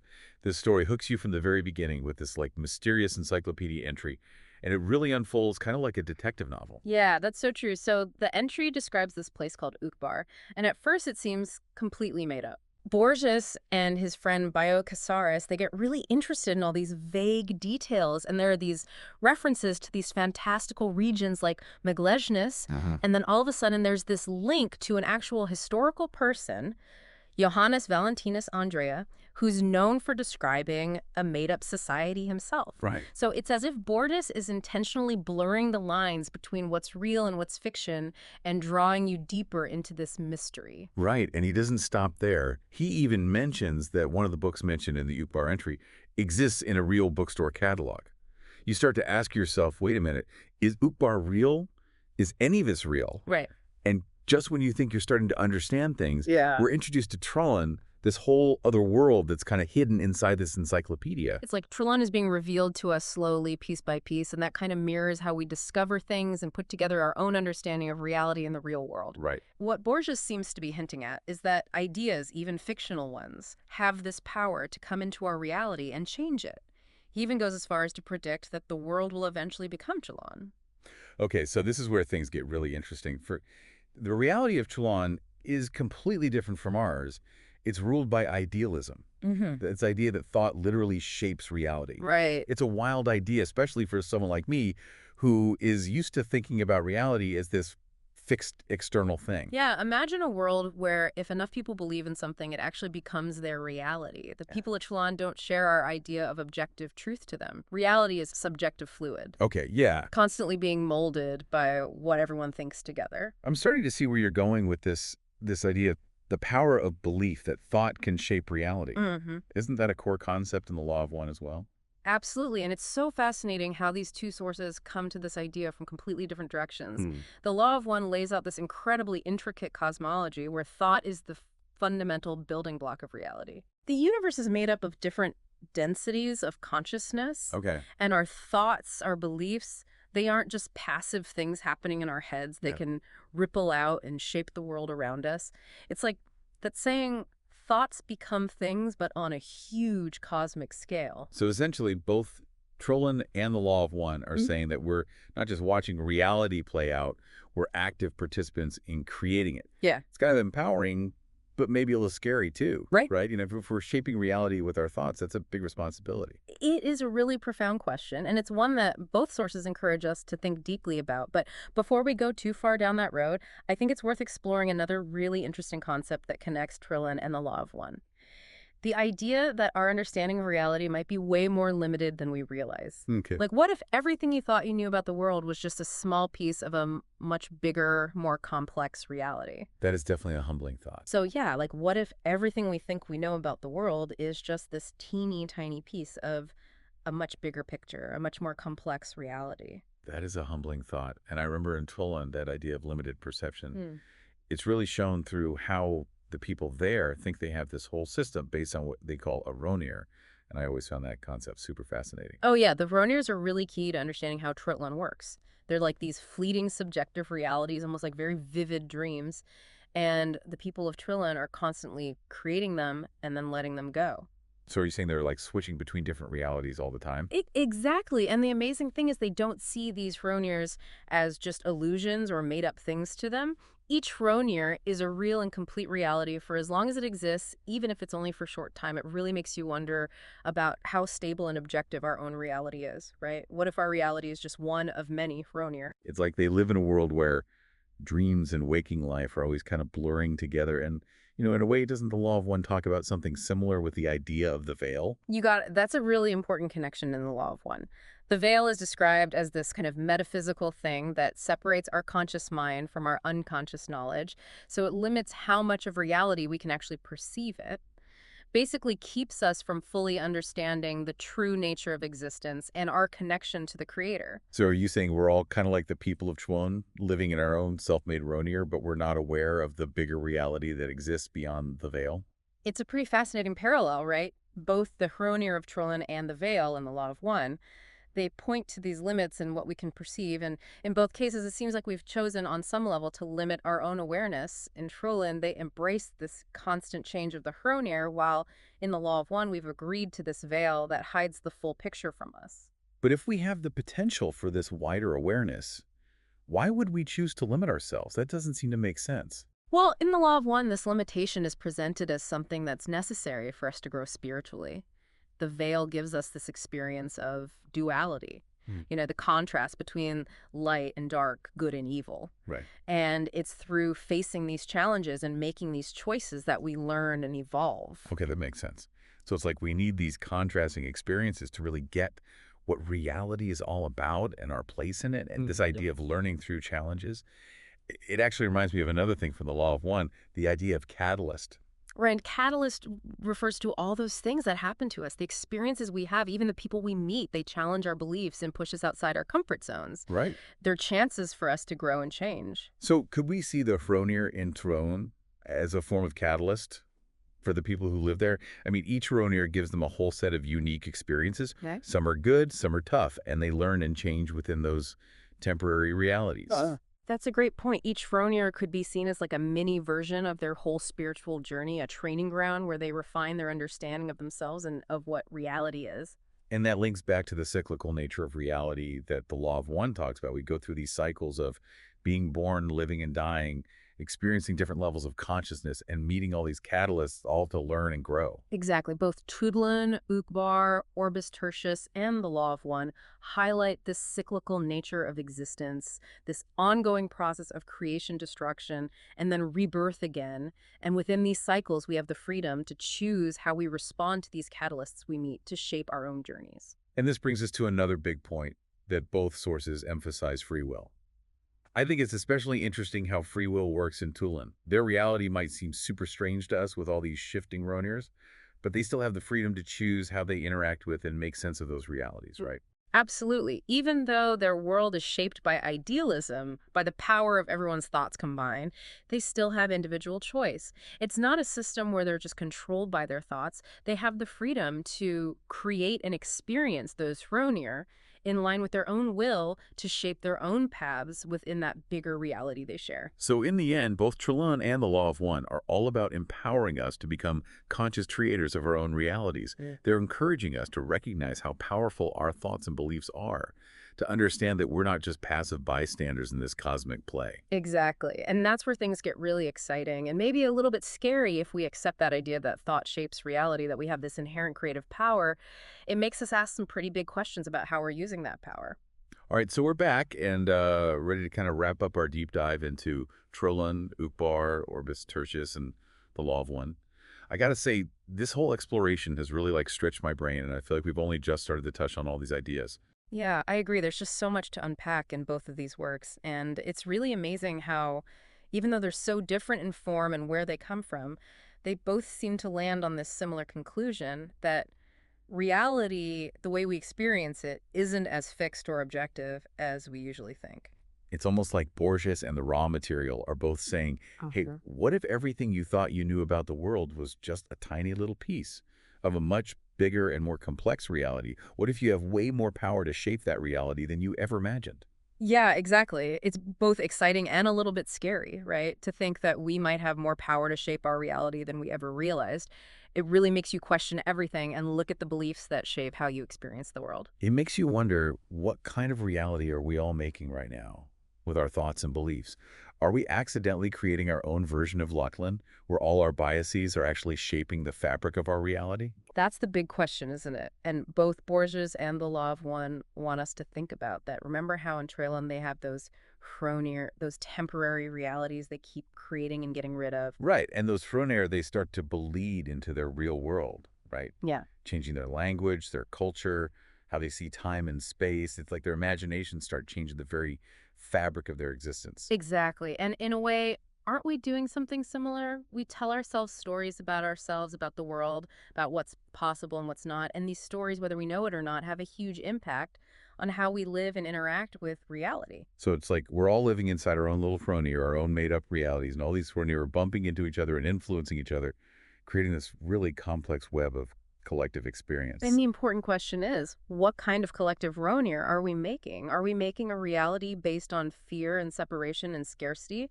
Or are we choosing to make one that's based on love, connection, and abundance? This is where I think that the law of one's focus on service to others becomes super relevant.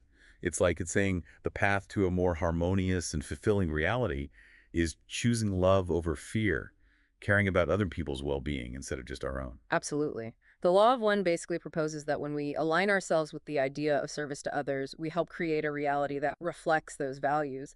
It's about understanding that we're all connected, that we're part of this larger web of consciousness, and that everything we do and choose has a ripple effect that goes way beyond just us. So if we think about that in terms of where we are now, it's like we're at a fork in the road. We can keep going down a path of fear and division, creating a reality that reflects those negative things, or we can actively choose to live with love, compassion and understanding, trying to create a more peaceful and fair world for ourselves and for everyone who comes after us. It's definitely a tough job, but I really do think it's possible both Borges and the Law of One give us this little bit of hope, a vision of reality that's more flexible, more responsive to what we consciously choose.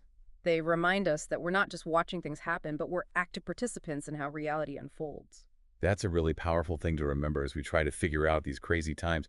It's like this reminder that we can change our own realities and help create a collective reality that's closer to what we really hope for. So, as we wrap up our deep dive today, I really want to encourage you to think about these ideas. What kind of Ronier are you creating in your own life? How are your thoughts and beliefs shaping the things that happen to you? And what choices can you make today to help make the world a more loving, compassionate, and harmonious place? It's all about realizing that we have this creative power and using it wisely and remembering that we're all connected. And on that note, I think it's time to wrap things up. But remember, the journey doesn't stop here. Keep exploring, keep questioning, and keep dreaming of a better world until next time. Stay curious out there. All right, so we're diving into something pretty interesting today. You wanted to explore connections between the Star Tarot card and readings from the Law of One. Yeah, it's kind of an unusual pairing, right? Yeah, tarot and channeled wisdom, two totally different worlds. But hey, maybe that's where the most interesting insights come from, right? So let's see what happens when we bring them together. Absolutely. I'm excited to dive in. Me too. So just to give everyone a quick refresher, the star card we're talking about is that one with the nude female figure pouring water from those two jugs. Yeah. Yeah, and she's like surrounded by these stars, right? And usually there's like a bird perched on a tree nearby too. Right, exactly. It's often associated with hope renewal Right. and like a connection to something divine or like a higher power. Totally. And then on the other hand, we have the Law of One, which is it's a series of channeled communications from this being called Ra. And Ra claims to be part of this like confederation of planets in service to the infinite creator or something. Yeah, exactly. It's pretty out there stuff, but it gets into all sorts of fascinating topics like the nature of reality, spiritual evolution, and the interconnectedness of everything. It's a wild ride for sure. Okay. Okay, so we've got the star card with its hopeful imagery, and then we've got the Law of One with its cosmic perspective. Let's see what emerges when we put them side by side. It's like we're shining a light on the star card using the Law of One as our flashlight. I like that. So where do we even begin? Well, the first thing that jumps out at me is how both the star and the Law of One place a huge emphasis on the concept of light. Yeah, true. I mean, look at all those bright stars in the card. They practically radiate a sense of connection to something bigger. Yeah, You know, exactly. And the Law of One actually describes light as the very building block of creation. It talks about light as intelligent infinity, which I think echoes that feeling you get from the star card. That sense of vastness and connection to something beyond our everyday understanding. Right. It's like those stars are hinting at a cosmic energy that flows through everything. Speaking of flow, that reminds me of another connection. The water imagery in the star card. Oh, yeah, good point. The figure pouring water from those two jugs definitely creates a sense of movement, like a continuous cycle of energy. It's like a cosmic dance. Mhm. And that makes me think of how the law of one talks about the flow of spiritual evolution through different densities. Oh, that's an interesting parallel. You know those levels of consciousness that we move through? What if we imagine those densities as a kind of cosmic river? Whoa, I love that. And star card is like giving us a glimpse into that flow. Right. And the law of one suggests that we're all being carried along by this current, and the choices we make determine whether we navigate it smoothly or fight against the flow. So if we're using the law of one as a lens to view the star card, what messages do you think it might be trying to convey to us on our own paths? Hmm.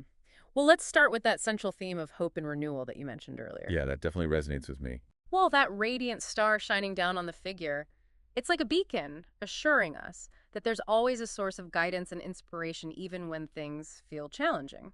Okay, but what about all the other details in the card? Like the figure being nude, that's always struck me as a bit odd. How does that connect to the law of one? That's a great question. I think it speaks to the vulnerability and openness that's needed for spiritual growth. Like we have to let go of our ego and all those layers of conditioning that prevent us from connecting with our true selves. Exactly. The law of one talks about that constantly. So it's like the nakedness represents a willingness to be completely open to the universe to receive those cosmic energies without any barriers. Precisely. And it ties into the law of one's idea that our true nature is already perfect and whole. We just need to let go of those defenses and embrace our vulnerability. I never thought about it that way. It's like the star card is encouraging us to step out of our comfort zones and embrace the unknown. I think so. But what about those two jugs? What's your take on their meaning in light of the law of one? Well, remember how the law of one emphasizes balance.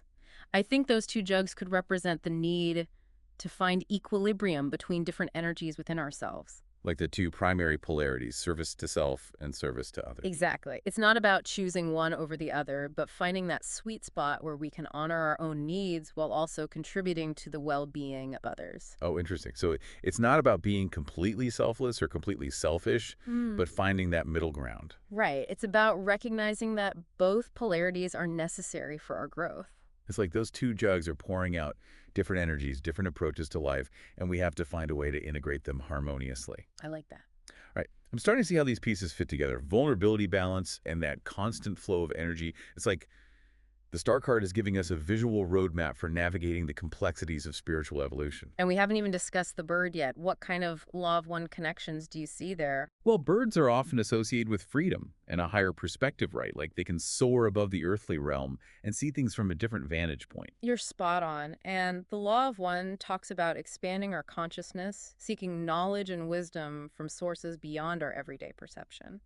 So maybe the bird is a reminder to tap into our intuition, to trust that inner voice that's connected to a wider perspective. Ollie, I think that's a beautiful interpretation. It's like the bird is encouraging us to trust our gut feelings and seek guidance from within, just as the law of one suggests. Absolutely. Thinking about my own life right now, Yeah. there are definitely some decisions where I could benefit from trusting my intuition more, but that's a whole other deep dive. For sure. But anyway, let's get back to the star and the law of one. We're seeing the star card in a whole new light, connecting its symbolism to the law of one, and it's creating a richer understanding of both.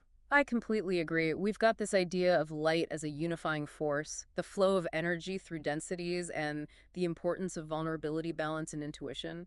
It's like the star card, when viewed through the lens of the law of one, is offering us practical guidance for our own journeys. Yeah, I think that's a great way to put it. But before we get too deep into that, I think it's important to address one key question. How do we reconcile the differences between these two systems? Oh, yeah, that's a good point. After all, tarot is rooted in symbolism and intuition, while the law of one presents itself as a more structured system of knowledge. So how do we bridge that gap? Do we have to choose one over the other? Not at all. I think it comes down to discernment. We can use the law of one's concepts as a framework for understanding the star card's symbolism, but we don't have to take everything literally. Okay, so it's about finding the resonance, the points of connection that truly resonate with our own understanding. Exactly. It's like using a flashlight to illuminate different aspects of a sculpture. The flashlight doesn't change the sculpture, but it helps us see its nuances and details more clearly. In this case, the Law of One is our flashlight, and the star card is our sculpture. That makes sense. It's not about forcing them to fit together perfectly, but Yeah. about seeing how they can illuminate each other. And I think that approach aligns with the essence of both systems. The Law of One encourages us to seek knowledge and understanding from a variety of sources, while Tarot invites us to use our intuition and personal experience to decipher its symbolism. Okay, I'm ready to dive deeper. Let's explore what guidance the star card viewed through the lens of the Law of One might offer for those of us on a spiritual path. Sounds good to me. Let's do it. So we left off talking about how the star card might offer guidance to spiritual seekers and using the Law of One as our guidebook. Yeah, like a cosmic treasure hunt. Exactly. So let's dig into that a bit more, shall we? Sounds good to me. Where do we start? Well, we were talking about that feeling of hope and renewal that the star evokes and how that connects to the Law of One. Yeah, that really stood out to me. Right. So the Law of One reminds us that even when things are tough, there's this source of strength and guidance that's always available to us. It's like the universe is giving us a pep talk. Haha, exactly. Like, hey, keep going. You've got this. And it goes even deeper than that.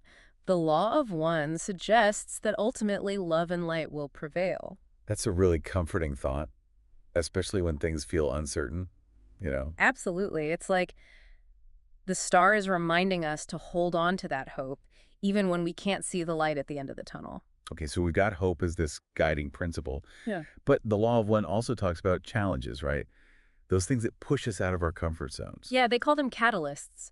These experiences that trigger growth. Sometimes they're positive, sometimes they're negative, but they're always designed to help us evolve. Okay, so how does that connect to the star card?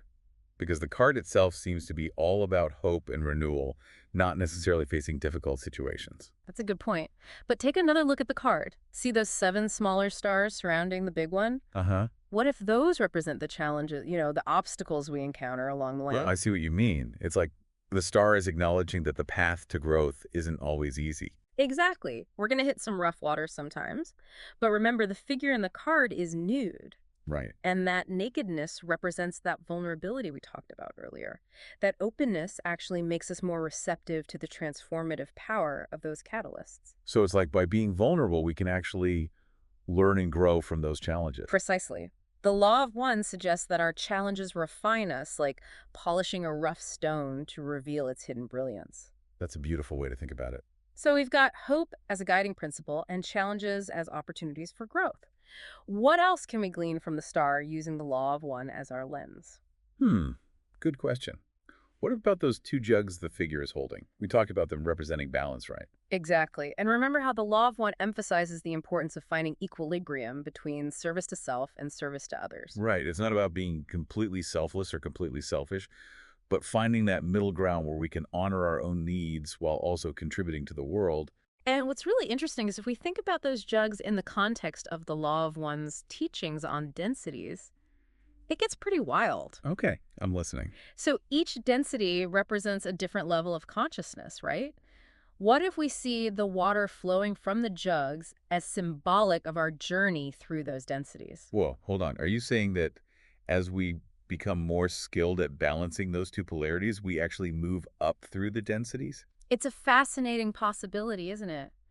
Perhaps that integration of service to self and service to others is actually a key to unlocking those higher levels of awareness. Okay, my mind is officially blown. Uh-huh. So we've got hope, we've got challenges as catalysts, and now we're connecting balance to the journey through densities. This is a lot to take in. It is. But there's one more piece of the puzzle we haven't talked about yet, that bird perched on the tree. Oh, right. What about that bird? Well, remember how we connected it to the Law of One's emphasis on seeking higher wisdom and trusting our intuition? Well, that's a key part of this whole thing, too. It's like the star card is reminding us that the answers we seek are often found within if we're willing to listen. So it's about cultivating that connection to our inner voice, that intuitive knowing that guides us towards our highest good. Precisely. And it's not just about personal guidance either.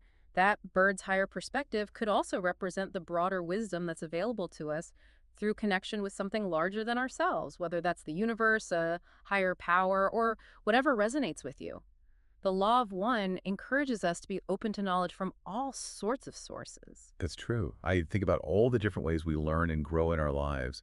It's not just about our own experiences. Hmm. We also learn from teachers, from books, from spiritual practices, and from each other. Exactly. And maybe that's another message embedded in the star card. It's not just about solitary contemplation, but about being open to wisdom wherever we find it. Okay. I'm really loving how this is all coming together.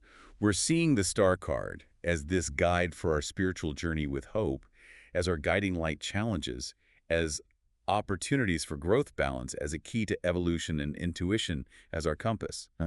And the law of one is providing the framework for understanding it all. It's like we're weaving a tapestry of meaning with threads from both the star card and the law of one, intertwining to create this richer understanding of both systems. But let's not forget that this is your deep dive based on your own sources and questions. Yeah. How is all of this resonating with you so far? Are there any particular insights that are standing out to you? So we've been talking about the star card and the law of one, and I have to say, this has been way more mind-blowing than I expected. Right. It's like we've gone from looking at symbols to talking about consciousness and spiritual evolution. And somehow it all seems to connect. What's really striking me is how this whole exploration has become more than just connecting dots between these two systems. It's like we're using them to understand our own lives, our own journeys. Yeah, you're right. It's not just theoretical anymore. It's getting really personal. Mm. And speaking of journeys, that makes me think about the law of one's concept of densities. We talked about it a little bit earlier, but I'm curious to explore how the star might relate to those different levels of consciousness. That's a great question, and a really important one, I think. While the law of one doesn't directly link the star to a specific density, the card's symbolism does seem to resonate with the overall idea of a spiritual evolution that it describes. Okay, I'm listening. So think about the figure in the star, her nakedness, which we discussed earlier, represents that vulnerability and self-acceptance that's so crucial for moving beyond third density. Right. Third density is where we're at right now, and it's all about choosing between service to self and service to others. Exactly. And the star's message of hope and renewal, doesn't that feel like the kind of shift in consciousness that happens when we move into fourth density? You mean a realm that's more about compassion and understanding? Precisely. It's like moving from a state of separation and duality to one of unity and connection. And those two jugs representing balance, they could symbolize the integration of those two paths as we move into higher densities. Right. It's not about picking one side, service to self or service to others. We're Mhm. about transcending those limitations and seeing a bigger picture. So the star is showing us that the real journey is about embracing a more holistic perspective. I think so. It's like the card is encouraging us to move beyond either and embrace a both-hand approach. Mhm. And don't forget about the bird in the star card. Oh yeah, the bird. Yeah. What about it? Well, remember, we connected it to the law of one's idea of seeking higher wisdom and trusting our intuition. Yeah. Well, as we move through the densities, our intuition becomes more refined, It's like our connection to that higher guidance gets stronger. So the bird could be a symbol of that, like the Mm. clearer guidance we receive as we evolve. Exactly. It's beautiful, actually.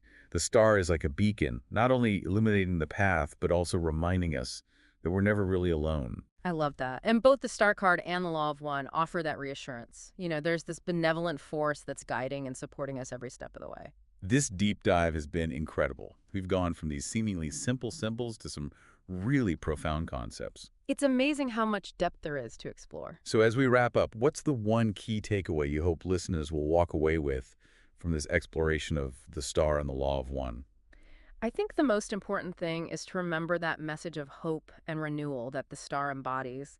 No matter what challenges you're facing, that hope is always there. It's like a guiding star reminding you of your potential for growth and transformation. That's a beautiful message. And I hope this deep dive has helped you, our listener, to see the star card in a new light and understand how its symbolism viewed through the lens of the law of one can offer guidance and inspiration on your own unique path.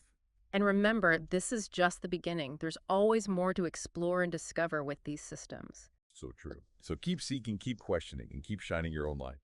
Thanks for joining us on this deep dive into the world of the star and the law of one. Welcome back, everyone. Excited to dive into something pretty deep today. We're taking on Ursula K. Le Guin's The Ones Who Walk Away from Omelas. Ah, classic. Yeah, and alongside that, we're going to look at the raw material. Two very different sources. One's a short story, the other, well, it's this whole cosmology from a supposed extraterrestrial being. Definitely a unique pairing. It is. Yeah. But both of them really get you thinking about Happiness, sacrifice, choice, the big stuff. Hmm. Will they fit together, though? Or will we find ourselves with, like, a total clash of ideas? Yeah, I think that's what's going to be really interesting here. Can we find a dialogue between a human-centered ethical perspective, like we see in Omelas, and a more cosmic one offered by the raw material? Right. Okay, so first things first. Yeah. Almost. Got to set the stage. So imagine, like, the perfect utopia. Festivals, happy children, beautiful buildings. Le Guin really, like, draws you in with this vivid picture. Yeah, and just when you're totally immersed in this idyllic world, she pulls the rug out from under you. All of this utopian bliss hinges on a really dark secret. It's a single child, right? Kept in absolute misery. And, like, that suffering is the price everyone else pays for their happiness. The ultimate ethical dilemma. It is. The way Le Guin describes it, it's gut-wrenching. Yeah. It really makes you ask yourself, if I were an Omelas, knowing this, would I walk away? It's a question that stays with you long after you finish the story. What are we willing to ignore? What compromises are we making for our own comfort and happiness? It's a question for every generation, I think. So that's Omelas. And then in comes this completely different thing, the Ra material. Channeled messages from this entity called Ra, talking about densities, spiritual evolution, all this cosmic stuff. It can definitely feel like drinking from a fire hose at first. It took me a while to even begin to wrap my head around it. Oh, me too. It's dense. But it's also remarkably ambitious, the way it tries to connect science and spirituality, to offer this, like, framework for understanding where we fit in the universe. That's one of the things that really draws people in. It's not just some abstract spiritual idea. It actually tries to ground itself in a kind of cosmic logic. So where do we even start trying to bridge this gap between Omelas and the raw material? Yeah. What's the key takeaway from the raw material that we should be focusing on? Well, I think the concept of harvesting is going to be really important. Harvesting. Like crops. Not quite, though there are some interesting metaphorical parallels there. In the raw material, harvesting refers to how souls move into higher levels of existence. They call them densities, based on their spiritual growth. Okay. So is it like if you've been good, you get harvested into a better place? It's not really about being good in a traditional sense. There are actually two main paths in the raw material: service to others and service to self. And those paths determine how a soul evolves through these different densities. Service to others, service to self. Okay, I think I'm starting to see a potential connection to Omelas here. Both of them, in a way, are dealing with this idea of a hidden cost, Right. whether it's the suffering of that one child or some kind of cosmic sacrifice for advancement. You're picking up on it exactly. And it's interesting how Amla's makes this cost very immediate, very visceral, while the raw material takes it to this huge cosmic scale, something that plays out over lifetimes, even across multiple incarnations. Okay, so here's a question that popped into my mind. Could the people who choose to stay in Omelas, the ones who benefit from that child's suffering, could they justify their actions through this service to others idea from the raw material? Are they serving some greater good, even if it's totally messed up? It's a really thought-provoking question because on the surface, it might seem like they could make that argument, but Omelas is also so clearly about individual moral responsibility. Those who walk away, they're saying no to that greater good argument. They're rejecting the whole system. But the raw material also talks about interconnectedness, right? That our actions all have these ripple effects. Wouldn't staying in Omelas, even if you hate it, still be contributing to that system, to that web of suffering? Absolutely. It adds a whole other dimension to the Amla's dilemma. Maybe those who stay, even if they think they're benefiting the majority, they're actually generating some pretty heavy negative karma, a consequence that extends far beyond the walls of their seemingly utopian city. Whoa. Oh. Okay, so we've got individual morality, cosmic interconnectedness, and now karma thrown into the mix. My head is spinning a little bit, but in a good way. It's like we're taking this fictional dilemma and adding all these layers of meaning. And that's why I think exploring these two sources together is so powerful. It pushes us to think beyond simple answers, beyond easy categories of good and evil. We're forced to confront these really complex questions about choice, not just on a personal or social level, but on a cosmic level too. This is deep stuff, definitely a lot for our listeners to chew on. And we're just getting started. We're going to take a quick break, but we'll be back soon to dive even deeper into these fascinating connections between Omelas and the Law of One. Welcome back to our deep dive exploring Amlas and the Law of One. We're really getting into the nitty-gritty now, trying to see how these two very different things, a fictional utopia with this like really dark secret and this cosmic framework for existence, how they connect and maybe even inform each other. And to really get those connections, I think we need to unpack some specific concepts from the raw material. Okay, yeah, let's do it. I'm still wrapping my head around all this. Densities, for example. It's one of those things where, full disclosure, I start to feel a bit lost. Like, is this science fiction? I get it. It can be mind-bending for sure. Hmm. But try to think of densities not as physical places, like different planets or dimensions we can travel to, but as levels of consciousness. Each density has its own set of lessons, its own ways of experiencing and interacting with the universe. So it's not about physical realms. hmm Then what's the difference between these densities and like where do we fit into all of this? Yeah. Are we at the top? The bottom? Oh, we're definitely not at the top. According to the raw material, there are 7 main densities. And we humans, we're currently in 3rd density. Third density. Out of 7. Sounds like we've got a long way to go. We do. But don't underestimate 3rd density. It's actually super crucial. 3rd density is all about developing self-awareness. It's where we grapple with free will, where we start to make choices that shape our souls, learn about love, wisdom, all those essential human things. Makes sense.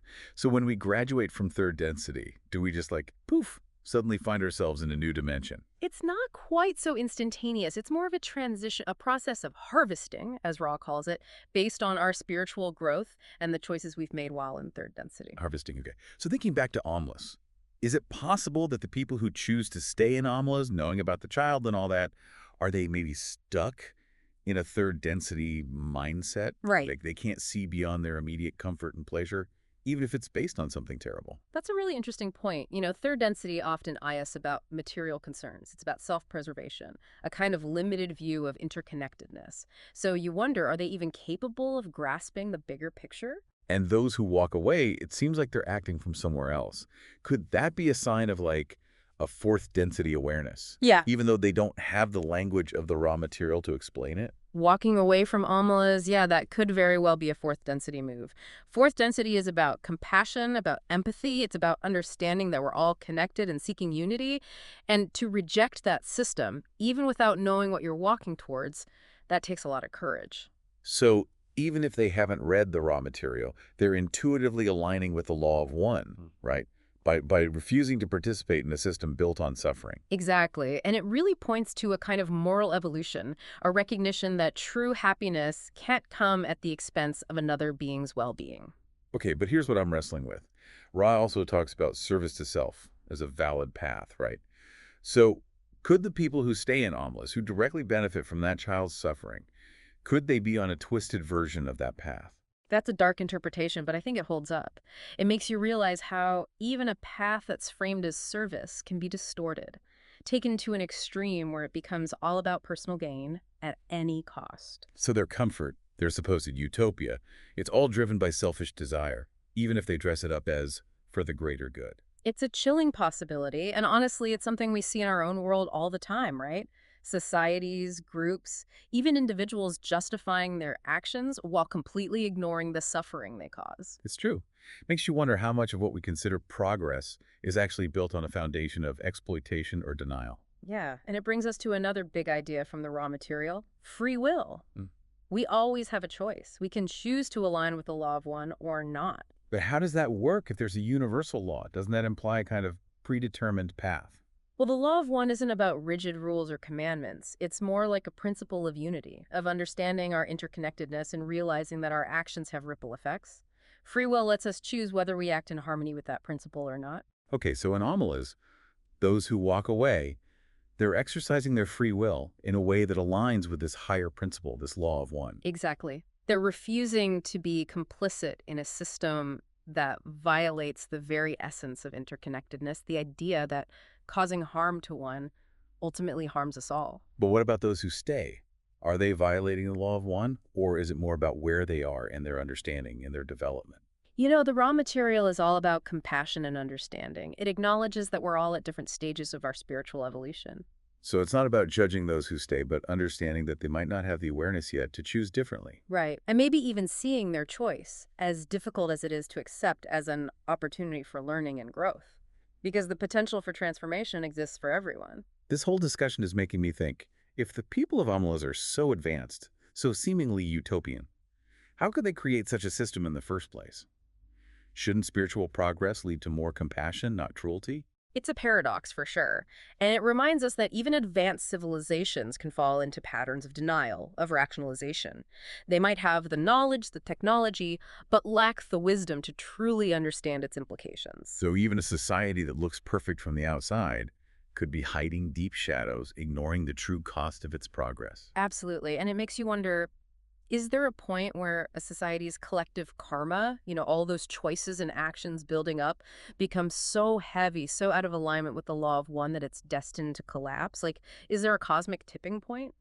That's a question that's been swirling in my mind too, and it's something we're definitely going to explore further in the final part of our deep dive. Don't miss it.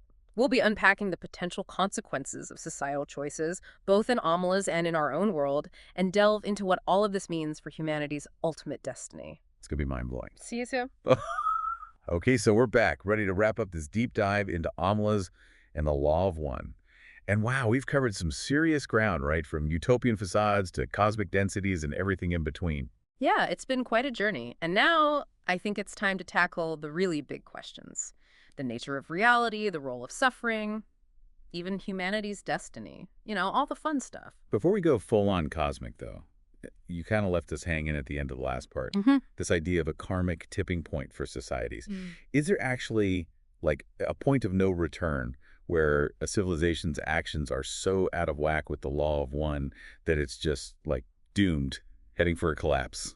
That's the million-dollar question, right? Yeah. And it's something that philosophers and I guess, cosmologists too have been wrestling with for ages. The raw material does suggest that civilizations go through cycles, just like individual people do. There are periods of growth, periods of stagnation, and then hopefully periods of transformation. So it's not just about individual karma, but there's this kind of collective energy that shapes a society's fate. Yeah, exactly. The choices a society makes, the values it embraces, it all weaves together into this collective karmic tapestry. Kind of like if you zoom out far enough, you see the patterns emerging. I like that, the karmic tapestry idea. It's a nice visual. So with Omelas, if they just keep going with this system, built on that child's suffering, could that lead to some kind of major imbalance? Like, is the universe going to step in and say, nope, you guys got to change course or else? The raw material definitely doesn't shy away from that possibility. And it's important to remember that in this framework, karma isn't about punishment. It's more about balance and learning. Okay, so maybe the challenges we see in our own world, like climate change, social unrest, all of that stuff, maybe those could be seen as signs of some collective karma that needs correcting. That's a really powerful idea, and it ties directly into the law of one's emphasis on interconnectedness. What we do individually and as a society, it doesn't just stay isolated. It has ripple effects. It contributes to the whole. Man, thinking about it that way, it makes that choice in almost even more significant. Mm. Walking away, it's not just about personal morality anymore. It's potentially about influencing the fate of that whole society. It adds a whole layer of responsibility, right? And it makes you think about the responsibility we have in our own lives, even the small things, those everyday moments where we choose kindness over selfishness, compassion over indifference.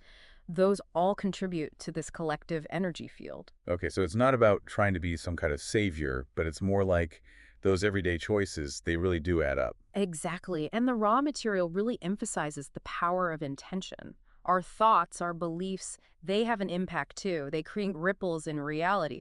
Kind of like you throw a pebble in a pond, you see those expanding circles. It's all connected. So I want to circle back to this whole harvesting thing one more time. How does that fit into what we're talking about here, both for individuals and for societies as a whole? Well, remember, harvesting in the raw material, it's all about the soul's evolution through these different densities. It's about this journey towards greater awareness, greater unity, eventually culminating in emerging back with the source, with the unity of creation. Like, you could say it's the ultimate goal. Okay, so how do we make sure we're on track for this cosmic graduation ceremony? Is it just about being a good person, doing good deeds? It's less about being good in a kind of simplistic sense and more about aligning ourselves with the principles of the law of one. Choosing love over fear, compassion over judgment, understanding over division. Those are the qualities that propel a soul and potentially a whole civilization towards those higher densities. It's about becoming more and more aligned with that fundamental interconnectedness. So those who walk away from almas, are they like demonstrating their readiness for harvesting? Their choice is kind of saying, I'm seeking something better, a better way, even if I don't know what that looks like yet. That's a really beautiful way to look at it, and it definitely fits with the raw materials' overarching message of hope and optimism. It's never too late to choose a different path, to awaken to that interconnectedness, to say, this isn't right. I'm not going to be part of this anymore. But what about those who choose to stay anomalous? Does that mean they're just, like, stuck in those lower densities forever? The raw material never closes the door on anyone. There's always the potential for growth, for change, for transformation. Maybe those who stay anomalous will find their own way eventually, you know? Maybe they'll have a moment of awakening where they realize the true cost of their comfort, the true nature of their reality. I hope so. I really do. This whole conversation has honestly been so mind-blowing, so thought-provoking. As we wrap things up here, what's the one thing you really want our listeners to take away from all of this? If they could only remember one thing. I think the biggest takeaway, the one that both Amalas and the Law of One really drive home, is this. We have a tremendous amount of power to shape our reality. Every choice we make, even the seemingly small, insignificant ones, they matter. They contribute to our own evolution, to the evolution of consciousness itself, and ultimately to the fate of humanity. So ask yourself, what choices are you making today? What path are you choosing? Because it really does make a difference. Wow. Yeah, that's powerful. A lot to ponder, for sure. But that's what these deep dives are all about. Thanks for joining us on this journey through Amalas and the Law of One and all the complexities and possibilities in between. Until next time, keep exploring, keep questioning, and most importantly, keep making choices that align with your highest self, with the best version of yourself that you can imagine. We'll see you on the next deep dive. Welcome back, everyone, to another deep dive. This time we've got kind of a wild pairing, I think. Yeah, for sure. The Machine Stops, Mm-hmm. you know, the classic dystopian short story by E.M. Forster, and then a selection from The Law of One. So we're talking, you know, fictional world ruled by technology. Yeah. And then these, like, spiritual teachings channeled from a supposed higher being. Yeah, it's going to be a good one. Mm. A lot of interesting connections to be made, I think. Exactly. I think we're going to find some really cool aha moments. I have a feeling as we go through this. So let's dive in first with The Machine Stops. Yeah.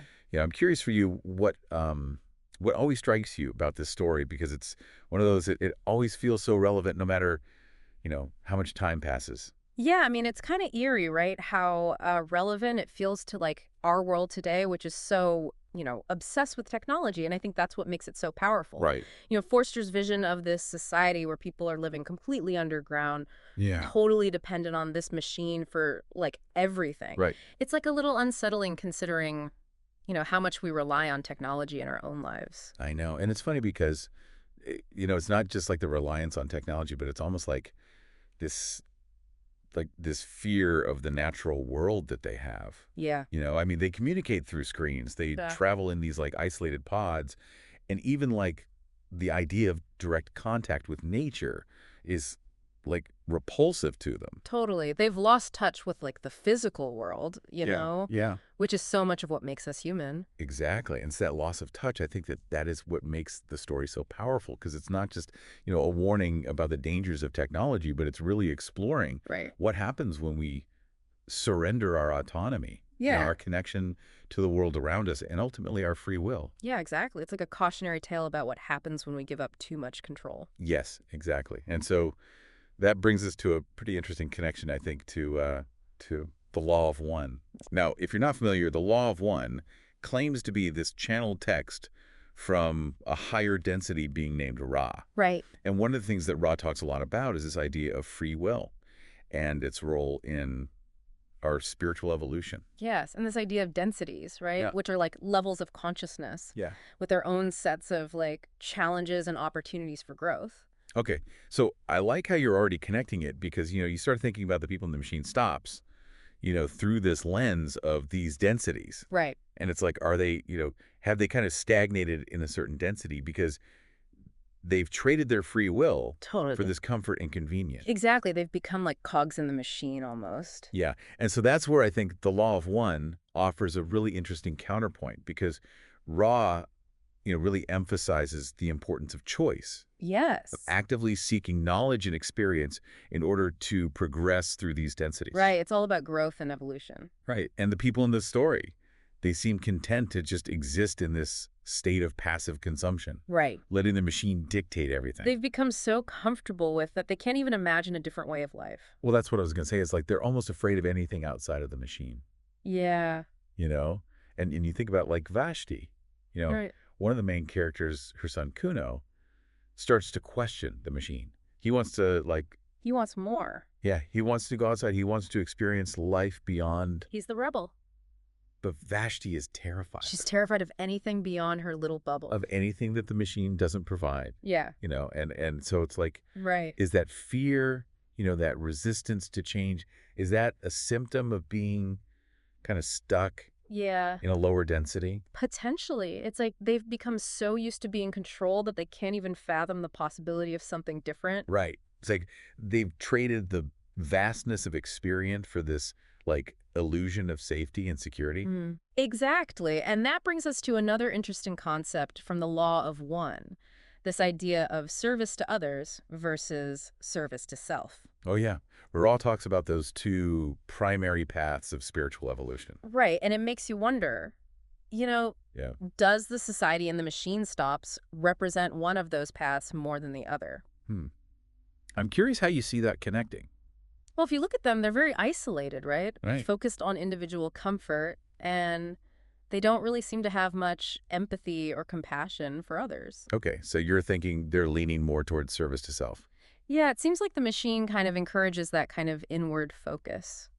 That's really interesting, and it makes me think about, our own world and our increasing reliance on technology, Right. especially social media. Yeah. Are we being pushed in a similar direction? Yeah, I mean, think about it. We're constantly bombarded with these, like, curated feeds Right. highlighting individual achievements and aspirations. Mm. And, while there's nothing wrong with that on its own, it does make you question if it's subtly shifting our focus away from, like, genuine connection and service to others. It's a good point. It's something to think about for sure. Yeah, and it all kind of ties back to this, this idea of the veil, The veil of forgetting. Yes, from the law of one. Yeah. The idea that when we enter into this third density reality, we essentially forget our true nature and our connection to the universe. We forget where we came from and who we truly are. Yeah, and so I wonder, do you think the people in the machine stops, are they experiencing kind of a self-imposed veil Ooh, that's a good question. by choosing to ignore the world outside the machine? It's possible, right? They've chosen a different kind of veil. Yeah. A technological one that shields them from, like, the complexities and challenges of the natural world. Right. They've created this artificial reality that's, safe and predictable, but also very limited. Yeah, and it's interesting to think about how that might be happening in our own lives. Right. Are we doing the same thing? Are we creating our own technological veils? It's worth considering, are we truly engaging with the world or just consuming a digital representation of it? That is the question, isn't it? And, it makes me think about another layer to the machine stops that I find so relevant today. Okay, what's back? It's this idea that the machine, despite being, like, worshipped as this infallible provider, it's constantly breaking down, Right. malfunctioning. Yeah, Forster kind of hints at the fragility of this technological utopia. Yes. Like, the people have become so reliant on it that they're completely helpless when it fails. Yeah, there's that scene where they talk about the mending apparatus, which is like their version of tech support. Yeah. Right. Is totally overwhelmed, and people should just, be patient and do without their creature comforts for a while. And instead of questioning it, they just accept it as, like, a natural part of the machine's evolution. Right. They're like, oh, it's just getting too complex for us to understand, Exactly. They've given up their critical thinking skills along with their free will. Right. And so, again, that brings us back to the law of one and Ra's emphasis on, seeking knowledge. Yes. Questioning assumptions, not blindly accepting information without truly understanding it. It's like Ra's giving us a guidebook for navigating this technological world. Yeah. Be discerning, consume information wisely. Right. Never stop questioning the systems we create. Exactly. And in the machine stops, we have this character Kuno, who represents this kind of yearning, this rebellion against the machine's control. He's like the embodiment of that human desire for something more. Yes. And his journey to the surface, when he experiences the natural world firsthand. It's beautiful. It's like he's rediscovering something so essential that the machine-bound people have lost. That sense of wonder and connection. Yeah, and it's so interesting because, that yearning for something more, that sense of connection to something larger than ourselves. Right. That's a key theme in the law of one as well. Absolutely. Ra talks about seeking unity with the Creator, finding balance within ourselves. Right. Recognizing that same spark of divinity in all things. Yeah, and it's a good reminder that despite all of our technological advancements, that essential human quest for meaning and connection, It remains unchanged. It's timeless. We're still seeking that spark, whether we realize it or not.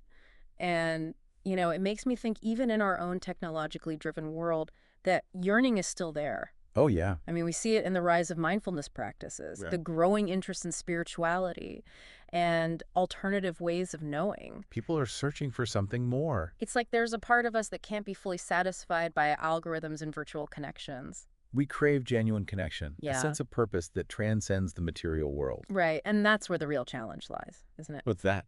How do we reconcile our technological advancements with that inherent human need Yeah. for something more? How do we use these tools to enhance our connection rather than diminish it? Yeah, that's the big question, True. Because Yeah. we've seen in the machine stops what can happen.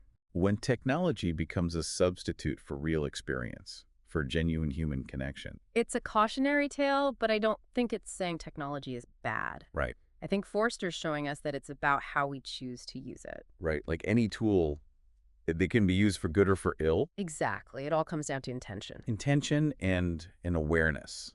The law of one really emphasizes that. Yes.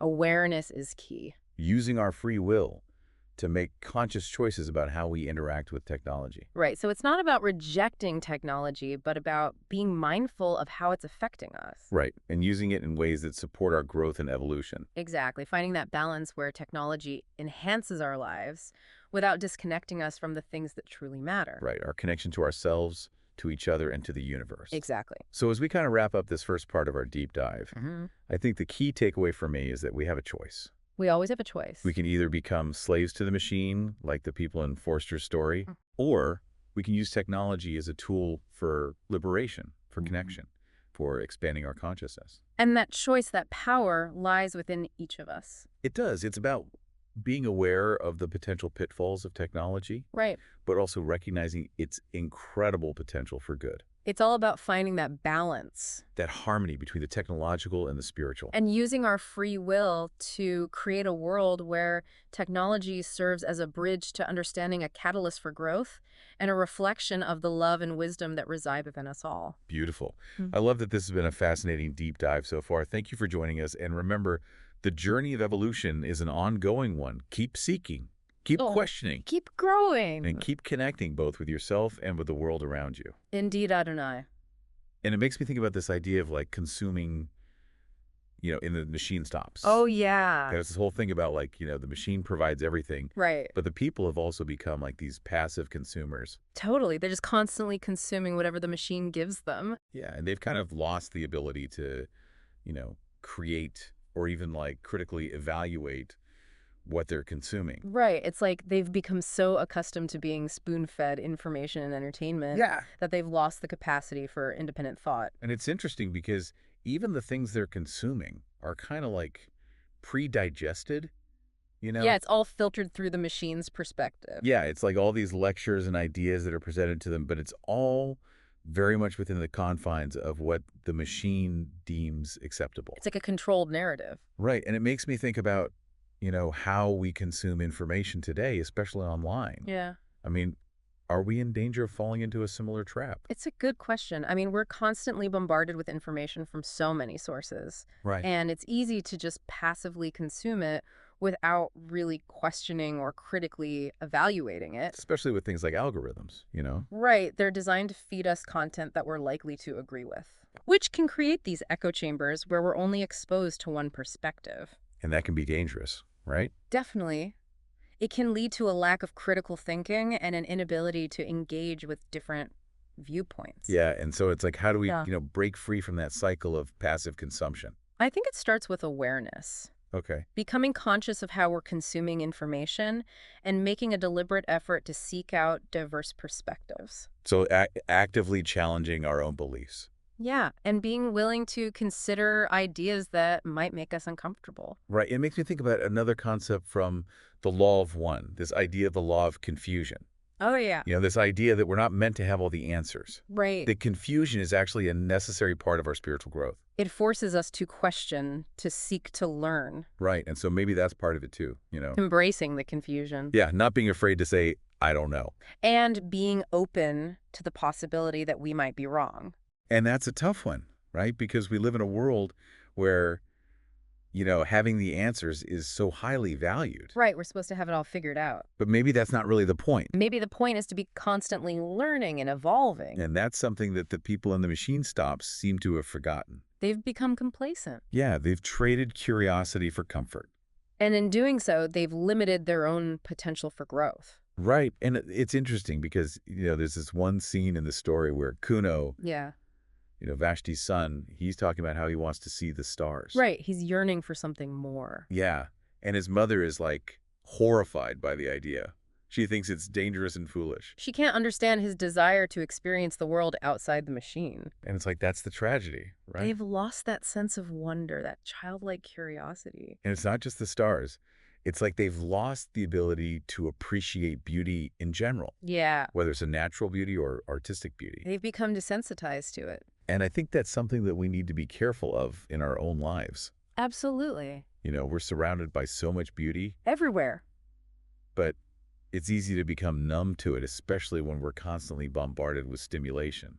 It's like we need to retrain ourselves to see the world with fresh eyes. To cultivate that sense of awe and appreciation. To slow down and really take in the beauty that surrounds us. And that's not always easy in our fast-paced world. It takes effort. It does, but I think it's worth it. Definitely. Because ultimately that's what connects us to something larger than ourselves. It reminds us that there's more to life than just consuming and producing. That there's a whole universe of beauty and mystery out there waiting to be explored. And that we're all part of something much greater than we can possibly imagine. It's like we're part of this grand cosmic tapestry, Yeah. Yeah. It's a beautiful way to think about it. And it's so easy to lose sight of that. Right. Especially when we're caught up in the day-to-day. Yeah, all the distractions and demands of modern life. Yeah. But I think it's important to remember that we always have a choice. A choice. We can choose to focus on the material world. Yeah. Or we can choose to connect with something deeper, something more meaningful. And it's not always an easy choice, is it? Not always, no. But I think it's a choice worth making. Because ultimately, I think that's what leads to true happiness and fulfillment. I agree. When we align ourselves with our higher purpose, when we connect with that spark of the divine within us, Right. that's where we find true peace and joy. And it's interesting because, in the machine stops, the people have achieved a certain level of comfort and security. Right. They have everything they need materially. But they're not happy. No, they're empty. They're disconnected. And it's because they've lost touch with their true selves. They've forgotten what it means to be human. I mean, I think that's the ultimate warning in this story, right? It's a cautionary tale about the dangers of sacrificing our humanity for the sake of comfort and convenience. Yeah. And it's a reminder that true progress isn't about technological advancement alone. It's about spiritual evolution. It's about expanding our consciousness, our compassion, our connection to the universe. Exactly. And I think that's where the Law of One offers such a valuable perspective. Okay, how so? It reminds us that we're not just physical beings, we're also spiritual beings. Right. And that our spiritual journey is just as important as our material journey. And so it's about finding that balance, right? Yeah, that Sure. harmony between the physical and the spiritual, the material and the divine. And it's not always easy to find that balance, especially in our modern world. It takes effort, it takes awareness. But it's possible. Definitely. And I think the key is to start small. Okay. Make little changes in your daily life that bring you closer to your higher self. So things like mindfulness meditation, spending time in nature. Anything that helps you connect with your inner peace, your intuition, your sense of purpose. And those small changes can have a ripple effect. They can transform not only your own life, but also the lives of those around you. And ultimately, I think that's what it's all about, right? What do you mean? Creating a world where technology serves as a tool for connection, for compassion, for understanding. Yeah, a world where we use our knowledge and our power to uplift and empower one another. And that's a beautiful vision, isn't it? It is, and I believe it's a vision that we can make a reality. I do too. Ah, This has been such a thought-provoking deep dive. it has been a pleasure exploring these ideas with you. Thank you for joining us on this journey. And remember, the power to create a better world lies within each of us. Indeed, Adonai. Welcome to another deep dive. Today we are going to be looking at dimensions in consciousness, but we are going to be doing it in a very particular way. We have two very different sources, Edwin A. Abbott's Flatland, a romance of many dimensions, a novella about geometric realms, and then we also have The Law of One, channeled text. And it's all about this really complex metaphysical system. Yeah. But you might be surprised at how much these two sources from very different periods in time, very different perspectives, how much they actually have in common when we talk about things like perception, societal structure, and even how consciousness itself evolves. Okay, so I am really intrigued. Let's start with Flatland. What is it all about? Okay, so picture a world that literally exists on a flat plane.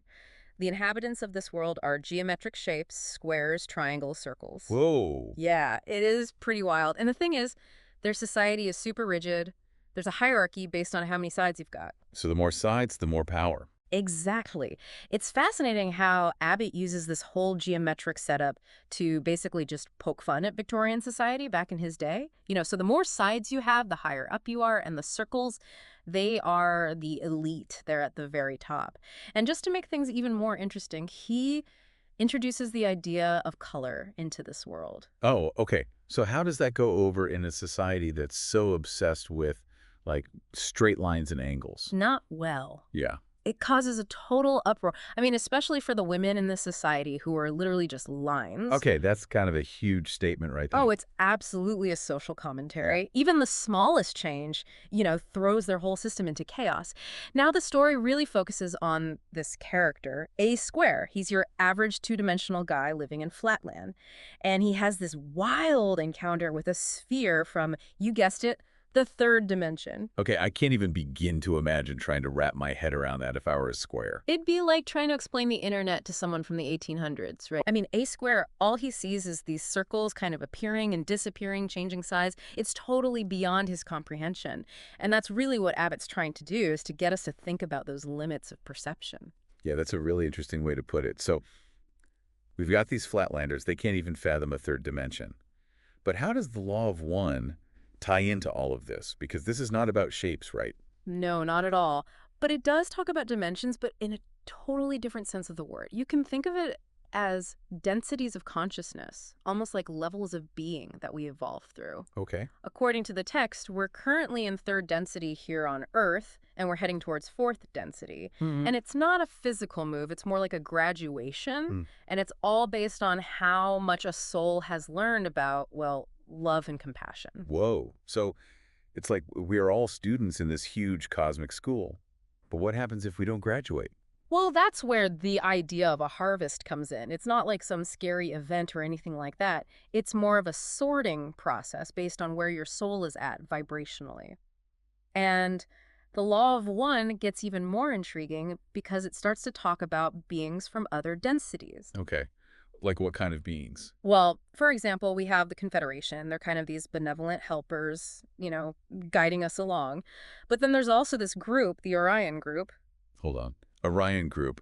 Are they like the bad guys here? Are they like coming to attack us from another dimension or something? Not exactly. Okay. They're more like these cosmic tempters, I guess you could say. They're trying to nudge people more towards selfishness and separation, but not through force or anything like that. Okay. It's all about this very subtle influence, playing on our fears and desires. And the law of one is really, really big on the idea of free will. Right. So even these Orion beings, they can't control us. We have to choose to be influenced by them. Okay, so this is getting a little mind-blowing for me right now. Yeah. I mean, we've got Flatland with its very literal dimensions, and then the law of one with these densities of consciousness. Yeah. They seem so different, but they're both kind of saying something about how limited our perception can actually be. Absolutely. Like, what if there's a whole other reality right here, right now, that we're just not tuned into? Yeah. Because we can't see it. It's like, remember A Square trying to explain that third dimension to his fellow squares? They all thought he was crazy. Yeah. And what's interesting is the law of one kind of suggests that there are densities beyond fourth density, fifth, sixth, seventh, whatever. Right. Which are probably totally beyond anything that we can even begin to grasp at this point. It makes you wonder, what are we missing? Totally. It's like we're all just, these A squares bumping up against the edges of our understanding. But what I also think is interesting is that both sources talk about power dynamics. So in Flatland, it's all about how many sides you have, which is so interesting because here in the real world, it's often about things like wealth or status or even knowledge. Right. And the folks at the top, they don't really want to change anything. Absolutely. And the law of one kind of takes this idea to this cosmic level. You've got, the Orion group, they're trying to manipulate and control. And then on the other hand, you have the Confederation, who are all about like offering guidance, but respecting free will. It's almost like this battle for consciousness is playing out on this grand, huge scale. It's so interesting. And isn't there something about women trying to change things in Flatland, too? Yes. How does that play out? So in Flatland, women are depicted as just straight lines, which makes them extremely vulnerable to being misidentified. Oh. Yeah, and this leads to calls for social change. And color becomes a way for them to assert their individuality. So it's this really fascinating parallel to real world struggles for equality and, just that desire to be seen and heard. Wow. Okay, so we've got this limited perception, these power struggles, and this desire for change all weaving their way through both Flatland and the Law of One. Where do we even go from here? Are we just stuck in our own little dimensions, unaware of what else is out there? Well, not necessarily. The Law of One really emphasizes this idea that we can evolve through these densities. We can become more loving and compassionate beings. Okay. And the key to it all, they say, is service to others. Oh, interesting. It's like the opposite of what the Orion group is all about. Right, yeah. So it's not just about existing, it's about how we choose to exist, how we treat each other. And that actually connects back to Flatland, too, right? I mean, A Square, he was all about trying to expand his understanding, even when it got him into trouble. Exactly. It's about having that courage to question our assumptions and be open to new possibilities, even when they seem impossible. Yeah. And maybe that's like the first step to kind of breaking out of our own personal flatland and seeing the universe with fresh eyes. Okay, so I think we are starting to see how these two sources, Flatland and the Law of One, are a lot more than just like interesting stories. Yeah. I mean, they are really offering some serious food for thought about how we perceive reality and the choices that we make within it. Yeah. But there's a lot more to unpack here. I mean, we haven't even really gotten into the specifics of like how this evolution of consciousness actually works or the whole archetype thing in the Law of One. Right, right. There is so much more to explore, especially how these ideas can even be applied to your own life, your own journey. Yeah, absolutely. We will dive into all of that right after this. Welcome back to our deep dive into Flatland and the Law of One. Before the break, we were talking about how both of these sources really emphasize this idea of, evolving our consciousness and making choices that actually benefit other people. And the Law of One actually goes into even more detail about this process. They talk about specific energy centers that we have within us that really influence how we evolve. Okay, so are we talking about chakras here? Yeah, exactly. I've heard about chakras. I've never really understood how they work. Yeah. The Law of One refers to them as energy centers, and they actually align with the 7 major chakras that you find in a lot of spiritual traditions. Oh, okay. Each chakra has a specific color and vibration, and they start with red at the base of your spine and then go all the way up to violet at the top of your head. So like a rainbow running through us. It is, yeah. Okay, but how do these chakras actually affect our consciousness? Well, think of them kind of like filters for this universal energy or light that's flowing into us. Each chakra takes in a portion of this energy, processes it, and then expresses it a little differently. Okay. So, for instance, the red energy center that's down at the base of your spine, that one's all about survival, grounding, physical energy. Yeah. Then as you move up, the orange center, that deals with emotions, creativity, sexuality. Okay. And then as you go higher, the energy gets more refined and the themes become more complex. So it's not just about like our physical body and stuff. No. It's about our emotions. It's about how we think. Exactly. And are the higher chakras then connected to these higher densities that we were talking about? Yes. The Law of One says that each density actually has a dominant energy center. So we're in 3rd density right now, and that focuses on the green ray center. You might know it as the heart chakra. Okay. It's all about learning to love and be compassionate, to forgive. And as we master these lessons and our heart chakras really open up, then we start to get ready to shift into 4th density. Okay, so what's 4th density all about? Well, that's governed by the blue ray center, which is your throat chakra. Okay, so is that about communication? Does that mean we all just become like really eloquent speakers or something? Well, it's more than just words. Yeah. It's about being able to express yourself authentically in every way.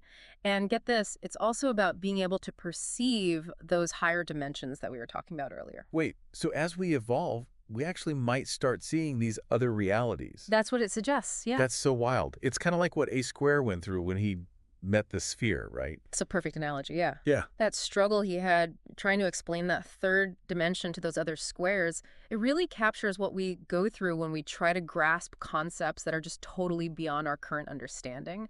And the law of one really suggests that moving into fourth density might actually mean that we develop entirely new ways of perceiving reality. Wait. Maybe even new senses that we can't even imagine right now. Okay, that's mind-blowing.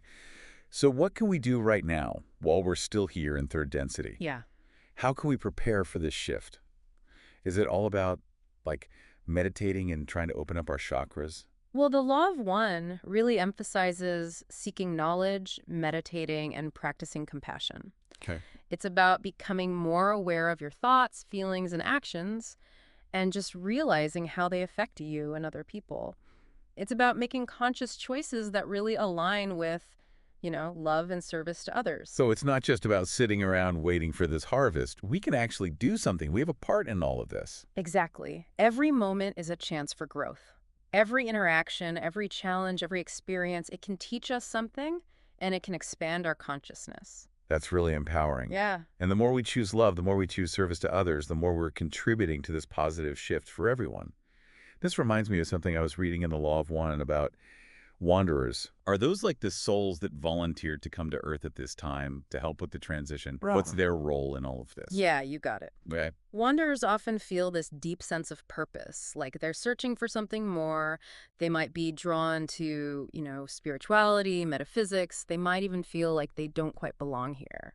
So how can wanderers make the most of their time here? Do they have to do like something huge and dramatic to fulfill their purpose? Not necessarily. It's not about like grand gestures or anything like that. It's more about just being your authentic self, radiating love and light in your own unique way. Okay. It's about living intentionally, making choices that align with your higher purpose, and hopefully inspiring others to do the same. So it sounds like both the Law of One and Flatland are kind of saying that our personal transformation, like how we grow and evolve, is directly connected to the transformation of the whole planet. That's a great way to put it. Yeah, we're all part of this one huge interconnected web, Our choices, our actions, even our thoughts, they all have a ripple effect. When we raise our own vibration, we actually contribute to the upliftment of everyone. That's a really powerful message, especially when things feel so divided in the world right now. It is. Speaking of patterns and interconnectedness, I know that the Law of One talks about archetypes. Yes. How can understanding those help us grow? Well, archetypes are kind of like these universal blueprints or energy patterns that show up in different ways throughout human experience. Oh, You can think yeah. of like the hero, the mother, the trickster. Right. They kind of represent these fundamental aspects of our collective psyche. So they're like those classic characters that we see in stories again and again. Exactly. But how do they apply to real life? Well, the law of one suggests that by working with these archetypes, we can actually understand ourselves a lot better. We can understand the challenges that we face on our spiritual journey. By studying their traits, their shadow sides, and just their potential for transformation, it can give us these valuable insights into our own subconscious patterns and motivations. So it's like a way to explore these deeper layers of our minds. It is. I know the tarot is often used to work with archetypes. Does the Law of One have anything to say about that? Yes, it does, actually. The law of one actually gives a really detailed interpretation of the major arcana in the tarot. Oh, wow. And it suggests that these cards actually represent this whole system of archetypal energies. Oh, wow. And you can use them for self-reflection, divination, even healing. So that's something I'm definitely interested in learning more about. Yeah. It sounds like the Law of One is offering this whole other way to look at the tarot, not just as, fortune telling or something, but really as this tool to understand ourselves Yeah. and where we fit in the grand scheme of things. Exactly, yeah. And that's actually what we're going to be diving into after the break. We'll be exploring those specific archetypes represented in the major arcana and how the law of one interprets their meaning and significance in our journey of spiritual evolution. Welcome back to the show. I am so ready to talk about this whole tarot connection because, like I said, I've always been super fascinated by the tarot, but the Law of One has a completely different way of looking at these cards. It's pretty amazing. They see the major arcana as this profound system of like archetypal energies that really play a role in how our consciousness evolves. It's Yeah. like a roadmap for consciousness itself, offering us guidance, insights as we go through those densities that we were talking about. Okay, I love a good roadmap. But how does it actually work?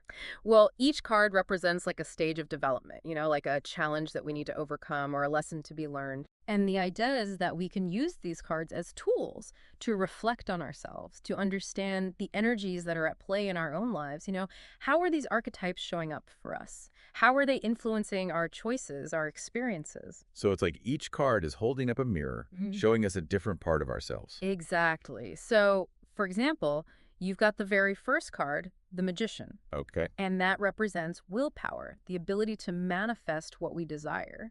It's about recognizing our creative potential, taking responsibility for the choices that we make. That's a pretty powerful way to start the journey. It is, yeah. What about some of the other cards? I mean, did they each have like their own unique message? Absolutely. So the High Priestess, that's card number 2. Okay. And that one is all about intuition, that connection to our subconscious mind, encouraging us to trust that inner wisdom, that hidden knowledge that we all have within.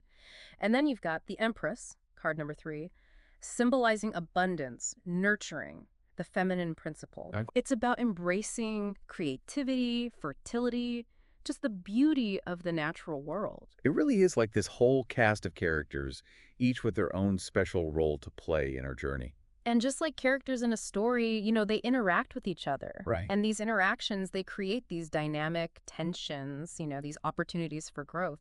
And that's what's so cool about the Law of One, is that it's suggesting that by understanding how these archetypes interact, we can gain valuable insights into the challenges and opportunities that we're facing in our own lives. It's not just about like memorizing the meanings of each card. It's about using them as a way to look inward Yeah.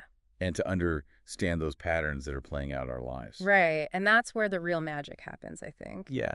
By engaging with these archetypes, meditating on their symbolism, asking ourselves how they resonate with our own experiences, that's when we can unlock these hidden truths about ourselves and our path. It's like both Flatland and the Law of One are giving us these new lenses to view reality, both the world around us and our own inner landscapes. It is. That's the beauty of exploring these really diverse sources, right? Yeah. They challenge us. They made us question what we think we know.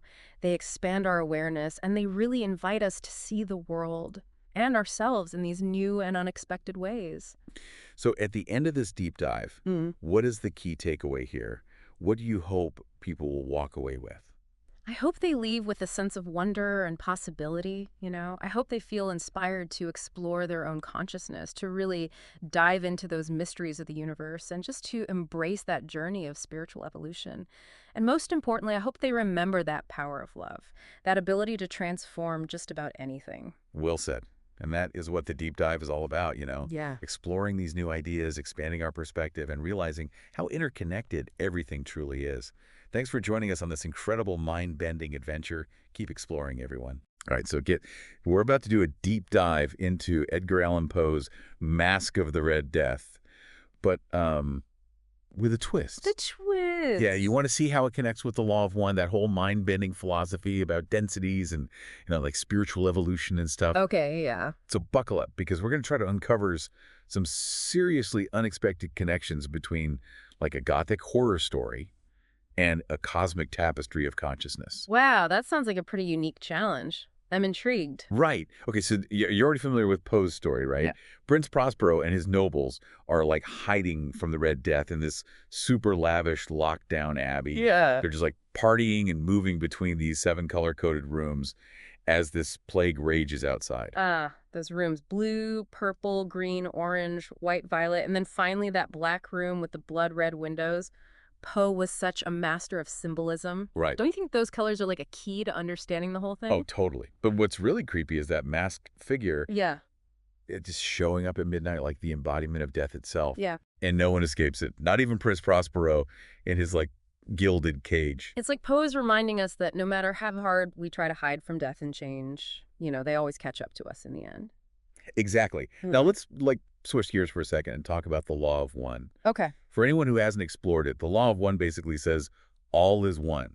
Yeah. Like we're all connected, part of this huge web of energy evolving through different levels of consciousness. Yeah, we call those levels density. Densities, right? Yeah, the Law of One describes 7 primary densities, each with its own unique vibrational frequency and color. It's a journey of spiritual evolution. Okay, wait a minute. 7 densities, 7 color-coded rooms. Could there be a connection here? Is Poe's story maybe unintentionally mirroring these densities? It's an intriguing parallel. Ra's, the source of the Law of One, specifically mentions that each density has like a vibrational nature, and that this vibration corresponds to a color. For instance, the foundation, the red ray, is associated with survival and the physical world. Now think about the room where the Red Death appears in Poe's story, Black, with red windows. It's the final room, almost like an ending point. Whoa, are you saying Poe could have been tapping into this idea of densities even if he wasn't, like, consciously aware of the Law of One? It's possible, and it gets even more interesting. Remember how Ray describes the progression through densities? It's like a process of spiritual evolution fueled by challenges and experiences that help us learn and grow. You mean catalysts, right? Yeah. Exactly. Challenges, whether they seem positive or negative in the moment, can propel our spiritual growth. Now think about that masked figure in Poe's story. Appears out of nowhere, disrupts the party, and ultimately brings everyone face to face with their mortality. That's like a catalyst on a huge scale. The figure forces everyone to confront the Red Death, something they were desperately trying to ignore. Like a cosmic wake-up call. Precisely. And if those rooms do represent densities, maybe that masked figure represents the catalyst that like propels us from one level of consciousness to the next. Okay, mind officially blown. So we've got these possible connections between the 7 rooms and the 7 densities, and between the masked figure and this concept of a catalyst. But what about the Red Death itself? What did that symbolize in all of this? That, my friend, is a question for our next segment. Ooh, a cliffhanger. Stay tuned, because this is where things get really, really interesting. So we were just talking about the Red Death itself. What if, instead of being just like a physical plague, it represents something deeper? You know, a transition of some kind. A transition. Okay, I'm intrigued. What kind of transition are we talking about? Well, remember how in the Law of One physical death, it isn't really the end. It's more like a shift to another density, a change in how we see reality. Okay. What if the Red Death in Poe's story symbolizes that shift? You know? So it's a pretty wild thought. So instead of being afraid of the Red Death, maybe we should see it as like a doorway to something else. Exactly. Think about it. Prince Prospero and all those nobles. They lock themselves away trying to pretend like the Red Death doesn't exist. They're clinging to their physical pleasures, their illusion of safety and control. Yeah, like they're choosing to stay in a lower density of consciousness, ignoring the possibility of something more. Right. They fear the transition, the unknown. It reminds me of what Ross says, the third density is a choice. Maybe Poe, without even realizing it, was exploring this same idea through his story. So those who get taken by the Red Death, they're not being punished. They're transitioning to a different state of being. It's a fascinating interpretation, isn't it? And remember how Rod describes this concept of harvest? It's like a huge cosmic graduation ceremony where souls move to higher densities based on their spiritual growth. Okay, hold on. Back up for a second. For those of us who aren't super familiar with all the ins and outs of the Law of One, what exactly does harvest mean? Essentially, it's a point in our spiritual evolution where we move to a density that's more aligned with our vibrational frequency, with all the lessons we've learned and the choices we've made. Yeah. In Poe's story, the Red Death could be seen as the thing that causes that harvest, you know, forcing a transition upon everyone trapped within the abbey walls. That's pretty intense. Yeah. So whether they want it or not, everyone in that abbey is facing this spiritual reckoning thanks to the Red Death. But how does this apply to us, outside of the story? That's the big question, isn't it? We might not have an actual Red Death chasing us, but we all face those challenges and experiences that push us to grow, to confront our own mortality and the illusions we build to avoid it. So are you saying that we all have our own personal Red Death to face? That sounds kind of ominous. Maybe not in a literal sense, but think about it. What are the masks that we create in our own lives to avoid those uncomfortable truths, the challenges that could help us grow spiritually? Oh, masks. That's a really good way to put it. It's like those walls we build to shut out anything that makes us uncomfortable. Exactly. We distract ourselves, we bury ourselves in work, we cling to relationships that aren't working anymore, all to avoid confronting our own shadows, our own need to change those masks. They can really stop us from seeing the full picture of reality, from embracing the potential for growth that's hidden within those challenges. Wait, are you saying that we should be happy when things get tough? Like, we should welcome challenges? Not necessarily happy, but we should at least be willing to see them as opportunities. Think about it. When a sculptor is chiseling away at a block of marble, it can look harsh, even destructive. But what they're really doing is revealing the beauty within the marble, shaping something greater from that raw material. I see what you mean. The challenge is those catalysts, They're like the sculptor's chisel refining us, shaping us into something more. Exactly. The Law of One suggests that these challenges, these catalysts, are crucial for our spiritual evolution. They force us to confront our limitations, to make choices that are aligned with our values, to move closer to the light. But that doesn't mean it's easy, right? Facing those challenges, taking off those masks, it can be scary, even painful. Of course, growth often means stepping outside of what's comfortable, confronting those parts of ourselves we'd rather ignore. But the rewards can be incredible. It's in those moments of challenge, of vulnerability, that we discover our true strength, our resilience, our capacity for love and compassion. Okay, so we've got this red death, a symbol of transition.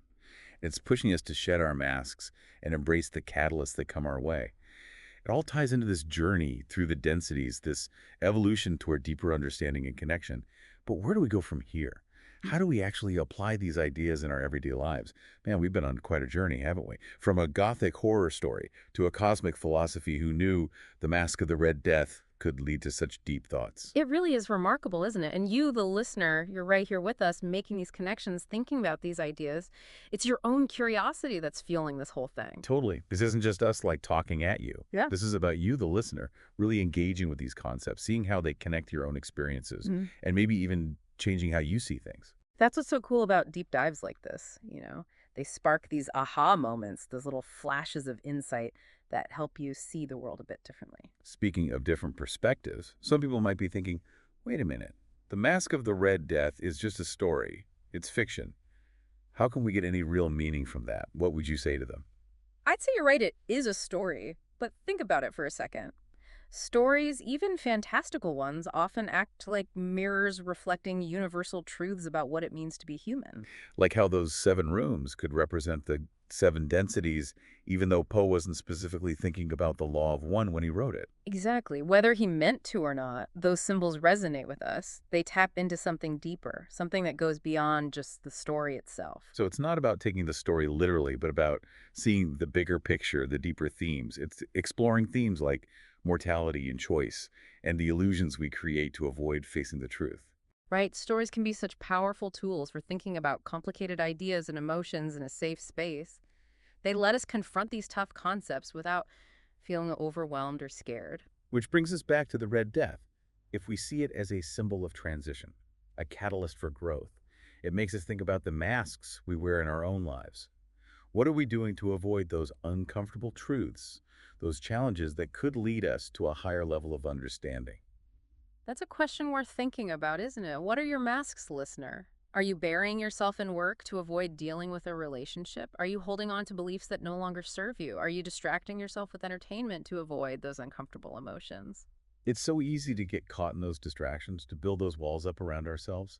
But maybe, just maybe, those walls are what's stopping us from really living, from embracing the fullness of who we are. And remember what Ra says. The universe is not indifferent, but neither is it coercive. We have the power to choose. We can choose to stay trapped in our own little prisons, or we can choose to face the Red Death, to take off our masks and embrace the transformative power of those catalysts. That's a powerful thought. It's like we're all standing at the entrance to that final black room with the red windows, the room of transition. We can choose to be afraid, or we can choose to walk through that door with courage and curiosity, knowing that something amazing is waiting for us on the other side. And who knows, maybe that's exactly what Poe was trying to tell us. Even if he didn't have the language of densities and catalysts to express it, maybe he was intuitively tapping into these universal truths about the human experience. So as we wrap up this incredible deep dive, we'll leave you, the listener, with one final thought. If you could create your own room in Prince Prospero's Abbey, a room that represents your biggest dreams, your deepest truths, your understanding of the Law of One, what would it look like? Let that image be your guide, listener, as you navigate your own journey through the densities, as you face your own Red Death, and embrace those catalysts that come your way. That's a beautiful way to end this episode. Thank you for joining us on this exploration. Until next time, keep diving deep. All right, so get ready, because today we are diving deep into some pretty wild concepts. We're talking about 2 things that seem totally different at first. But stick with us, because by the end, you'll see how they connect in some really unexpected ways. Exactly. It's a fascinating intersection, to say the least. Yeah, absolutely. We've got Jorge Luis Borges' The Garden of Forking Paths. It's a story about, well, infinite timelines. And then we also got the law of one. It lays out this whole complex system, a cosmology of spiritual evolution. Yeah. Imagine those two ideas kind of mashed together. Right. That's where we're headed today.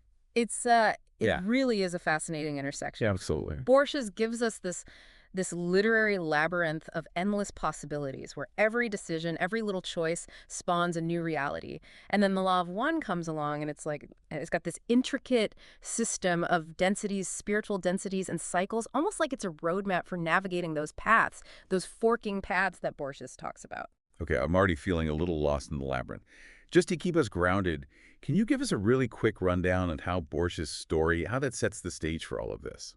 Absolutely. So the Garden of Forking Paths, it explores this idea that time, well, it's not linear, it's not just a straight line. Instead, it's more like this branching network of possibilities. Every single choice we make, it creates a split, a new path that leads to a totally different outcome. It's like, imagine a choose-your-own-adventure book, but on this massive cosmic scale with, infinite endings. So every decision, no matter how small, could create a whole new reality. Wow, that's a lot of pressure. But hold on, this whole idea of these branching timelines, doesn't that sound kind of similar to what some physicists are saying about the multiverse? You're exactly right. It's a really fascinating parallel. I mean, Borges was writing fiction, right?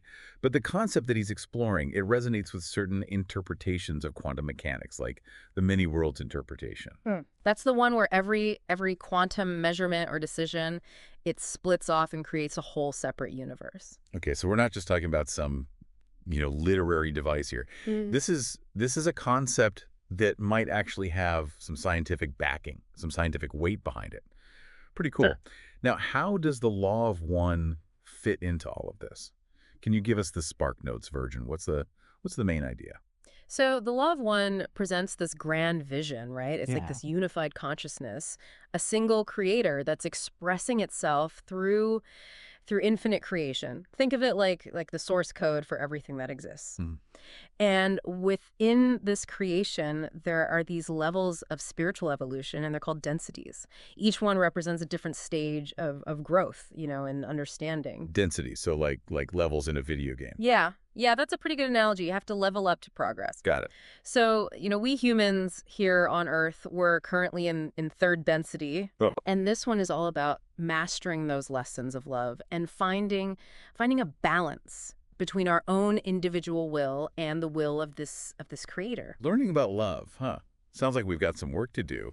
But how do we actually level up to the next density? What's the process? Is it like getting a gold star for good behavior? It's more about the evolution of our consciousness, like the journey of our souls, The law of one, it really emphasizes free will. Every single experience we have, every challenge we face, it acts as a catalyst, like it pushes us toward either a path of service to others or a path of service to self. It's like these two fundamental paths of evolution. Okay, so we're all on this cosmic journey. We're making choices that are kind of nudging us towards one path or the other.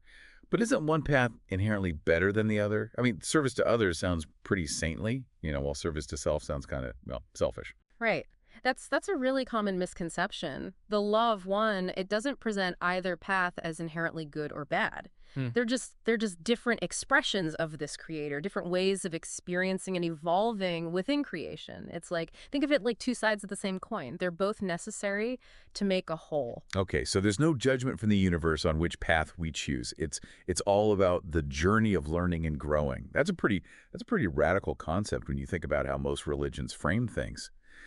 But if we're all in this third density, learning about love and all that, what about all the chaos and negativity that we see in the world? Does that fit into this whole picture? Absolutely. So Earth, it's currently in this transition period. It's shifting from third density to fourth density. It's like, imagine a cosmic adolescence. It's a little messy. It's unpredictable. Yeah. And this shift it's creating a unique situation where beings from different densities are actually coexisting on the same planet.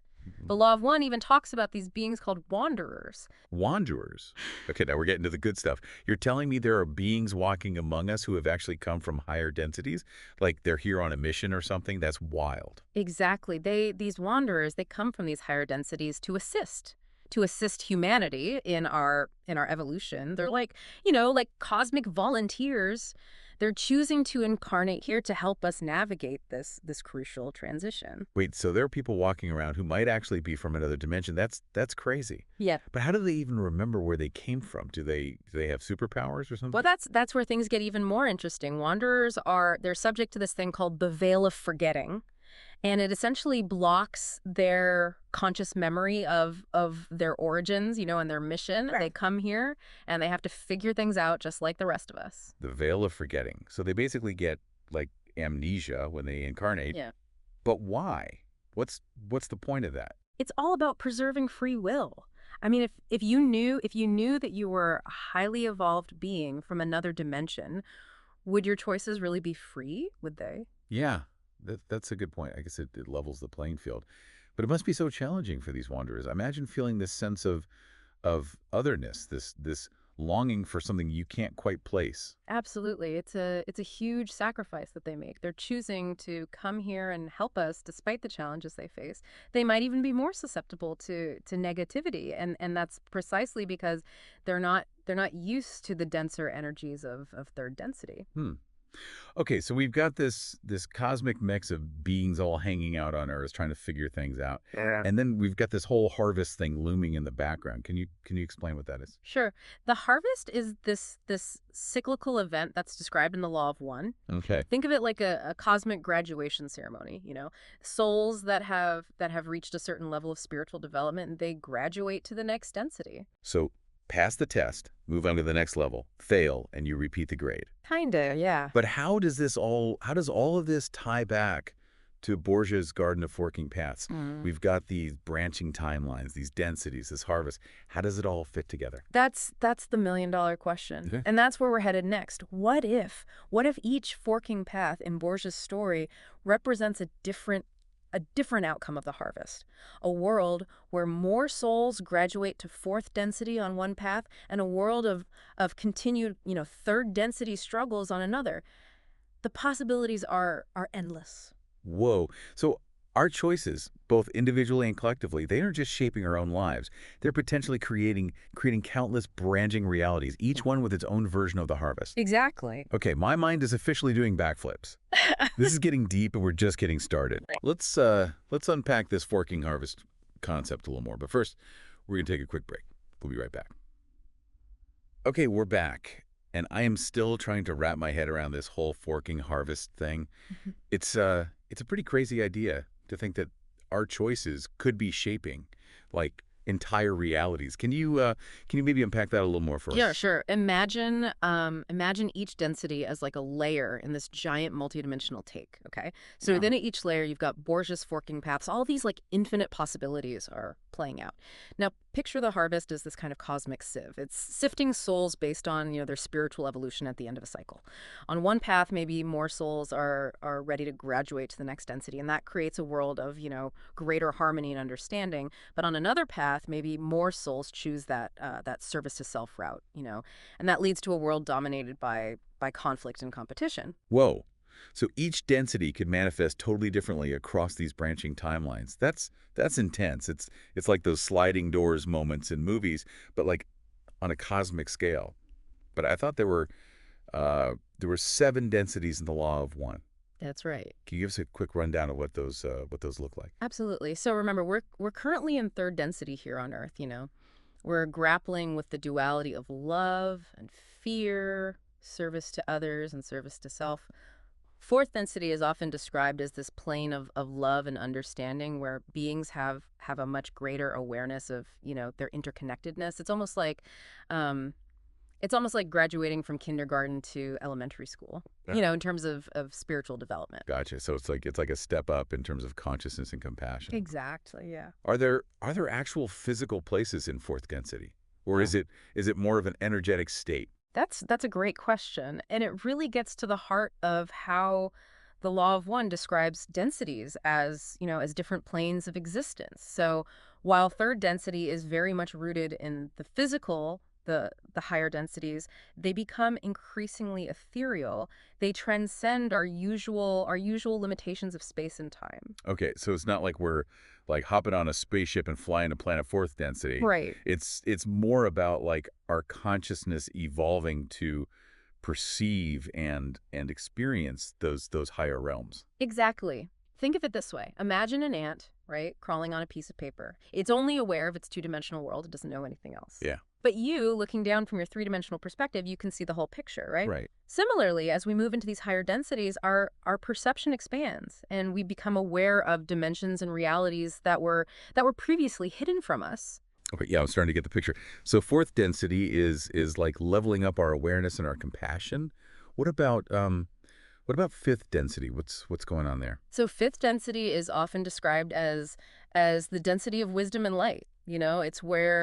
It's where beings have mastered those lessons of love and compassion, and they dedicate themselves to seeking higher knowledge and understanding. Think of it like the realm of the wise sage or the enlightened teacher. So they're like the cosmic professors. Precisely. They've integrated the lessons of the lower densities, and they're now focused on illuminating the way for others. And what about sixth density? Does it get even wilder? Sixth density is where things get really, really interesting. Okay. It's the density of unity, where those polarities of service to others and service to self, they actually start to merge. It's like a cosmic homecoming, a return to a state of oneness with the creator. It's hard to describe with our limited third density understanding, but imagine a being that embodies both perfect compassion and perfect wisdom, fully integrated and aligned with the divine will. Wow. That's pretty mind-blowing. So Right. it's like the ultimate goal, Mm. like the end point of this whole spiritual journey. Not necessarily an endpoint, but definitely a state of profound evolution. And beyond sixth density lies seventh, which is the density of completion. This is where individual consciousness merges back into the creator, kind of like a drop returning to the ocean. Okay, now my brain is starting to hurt. Yeah. If we're all ultimately part of this one creator, why even bother with all these densities and cycles in the first place? Why not? Why not just stay merged in that blissful unity? That's the big mystery, isn't it? The law of one suggests that the creator chose to experience itself through infinite diversity, like Right. to explore all the facets of its being. So it's like the creator is going on a cosmic adventure, Mhm. splitting itself into countless individual expressions to experience all the possibilities Yeah. of creation, and we're all part of that grand experiment. That's the beauty of it. We are all unique expressions of the creator. Each of us with our own path to walk, our own lessons to learn, and our own contributions to make to the cosmic tapestry. Okay, yeah. I'm starting to see how these densities fit into the grand scheme of things. Yeah. But what about the idea of cycles? You mentioned these 75,000 year cycles earlier. What's the deal with that? So these cycles are like cosmic seasons. They're periods of growth and transformation for both individual souls and entire planetary systems. The law of one suggests that Earth is currently it's nearing the end of one of these 75,000 year cycles. And this is a time of heightened catalyst, like accelerated spiritual evolution. So we're living in a particularly intense time, cosmically speaking. You could say that, yeah. No wonder the world feels so chaotic. Yeah. But what happens at the end of a cycle? Is it like hitting the reset button on the universe? Not exactly. It's more like a graduation ceremony. Okay. It's a time of harvest where souls who have reached a certain level of spiritual, maturity, they move on to that next density. But for those who aren't quite ready, they continue their journey in the appropriate density. There's no judgment, there's no punishment. Mm-hmm. It's simply a matter of vibrational alignment. So we're all on our own individual timelines, evolving at our own pace. There's no right or wrong way to do it. Exactly. It's all part of the process. This whole concept of cycles and reincarnation, it makes you wonder, what if we could remember all of our past lives? Wouldn't that make this whole journey a lot easier? That's where the veil of forgetting comes in again. Remember, it's all about preserving the integrity of free will. Imagine being born with the weight of all your past lives, all the mistakes and the regrets, It wouldn't exactly be a fresh start, would it? No, No, it wouldn't. That's a really interesting point. The veil allows us to experience each lifetime with new eyes, Right. to make choices unburdened by all the baggage of the past. It's like a cosmic clean slate. Exactly. But even though we don't consciously remember, those experiences are still woven into the fabric of our souls, right? Absolutely. They shape our tendencies, they influence our choices, Yeah. and sometimes they even surface in our dreams or our intuitions. It's like those moments of deja vu, that strange feeling of having been here before. Those could be whispers from our past selves trying to communicate across that veil. Wow, this is getting deep. Past lives, future selves, branching realities. Uh, it's a lot to wrap our heads around.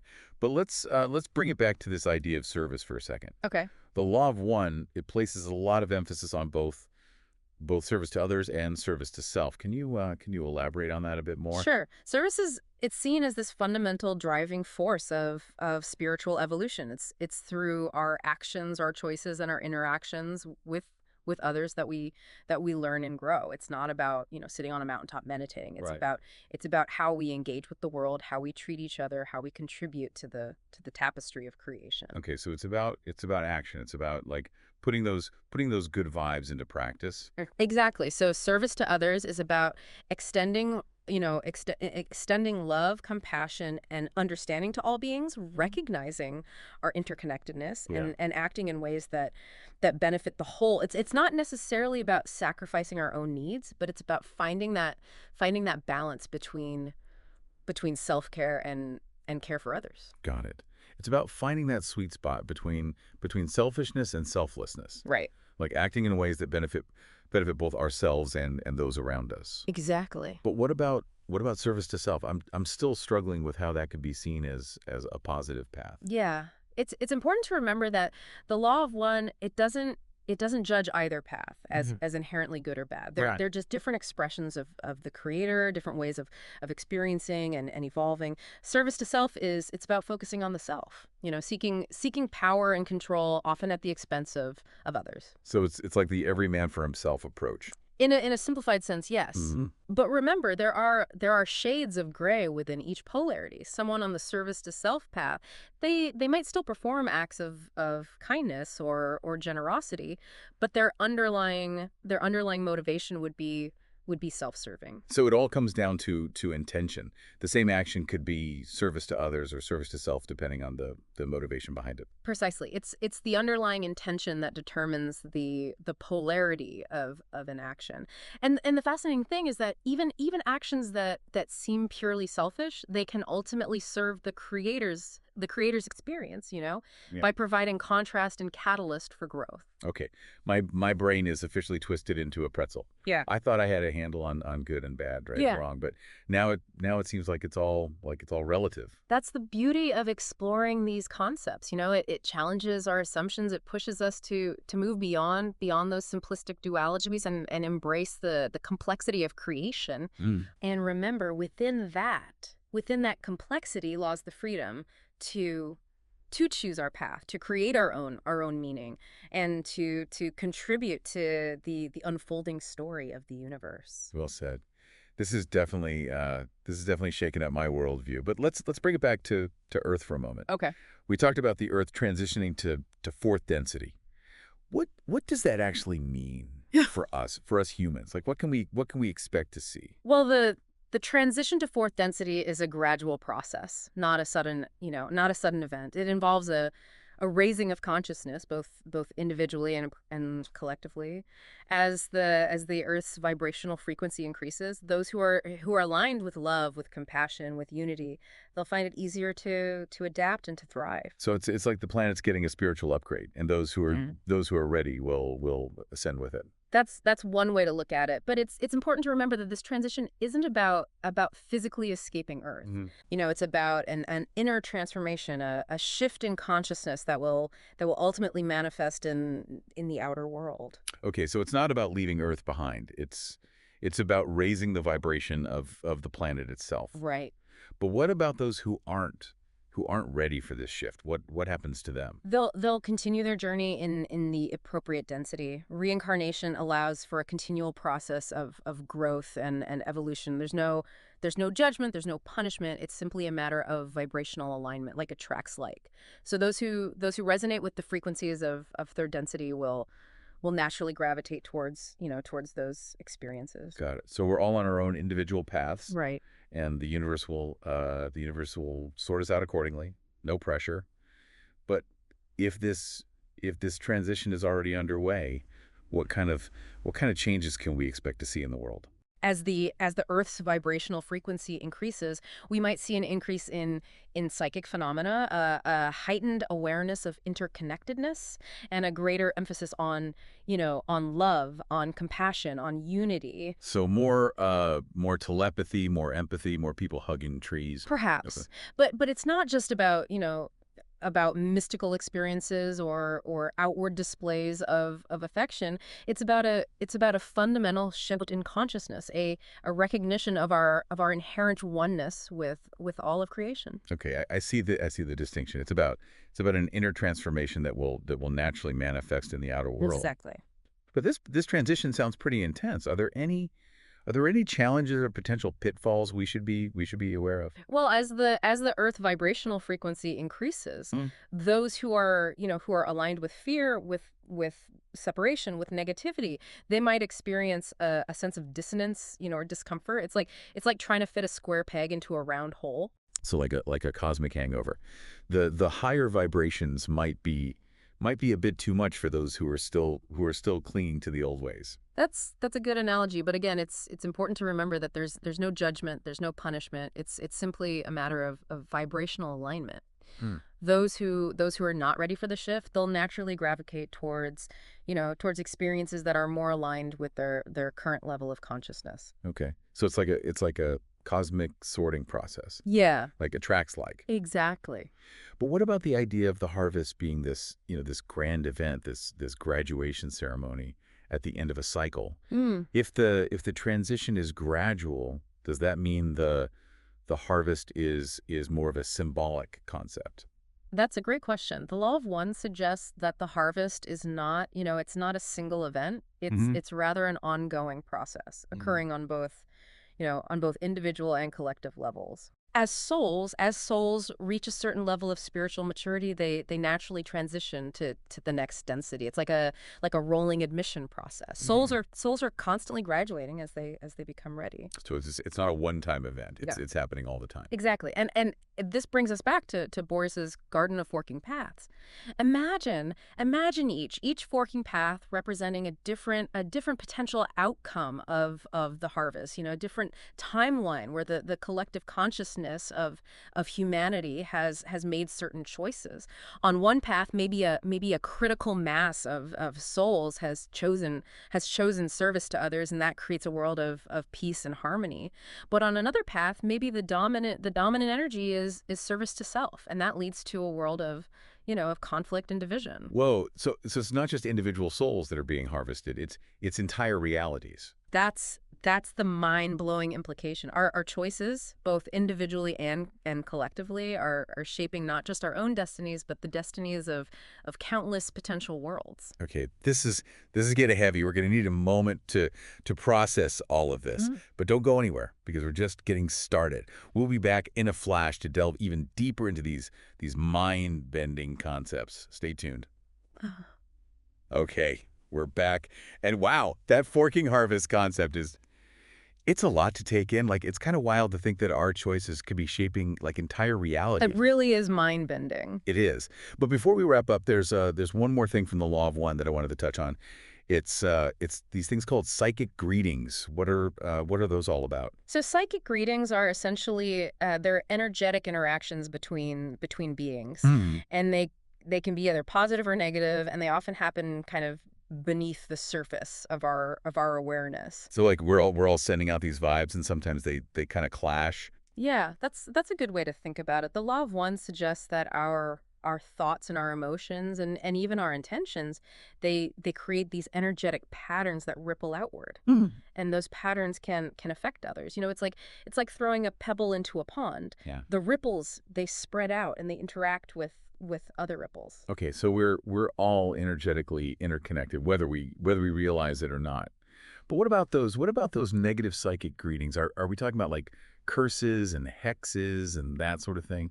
Not necessarily. It's more about an energetic mismatch or dissonance. Ooh. Imagine two musical instruments playing different notes. They can either harmonize or create a clashing sound, right? Right, right. It's similar with our energies. If someone is projecting a lot of anger or fear, it can create a sense of unease or discomfort in those around them. So like if I'm around someone who's super stressed out, their bad vibes could actually affect me, even if they're not directly doing anything to me. Exactly. And the law of one suggests that we're particularly vulnerable to these negative psychic greetings when our own energy is low, or when we're going through a difficult time emotionally. It's like having a weakened immune system. You're more susceptible to catching whatever's going around. That makes sense. It's like when you're already feeling down and then someone comes along with all their negativity, and it just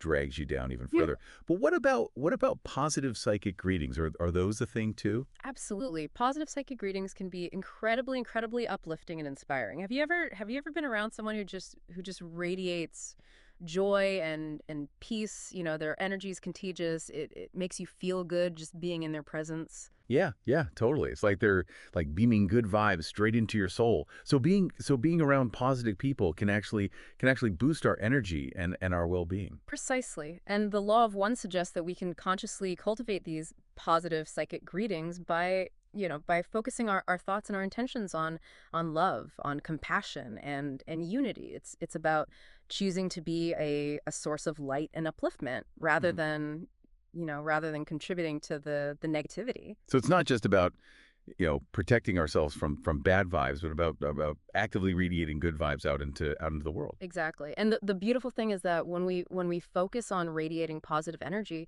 it creates this positive feedback loop. And not only benefits others, but it also enhances our own sense of joy and well-being. Okay, I love that.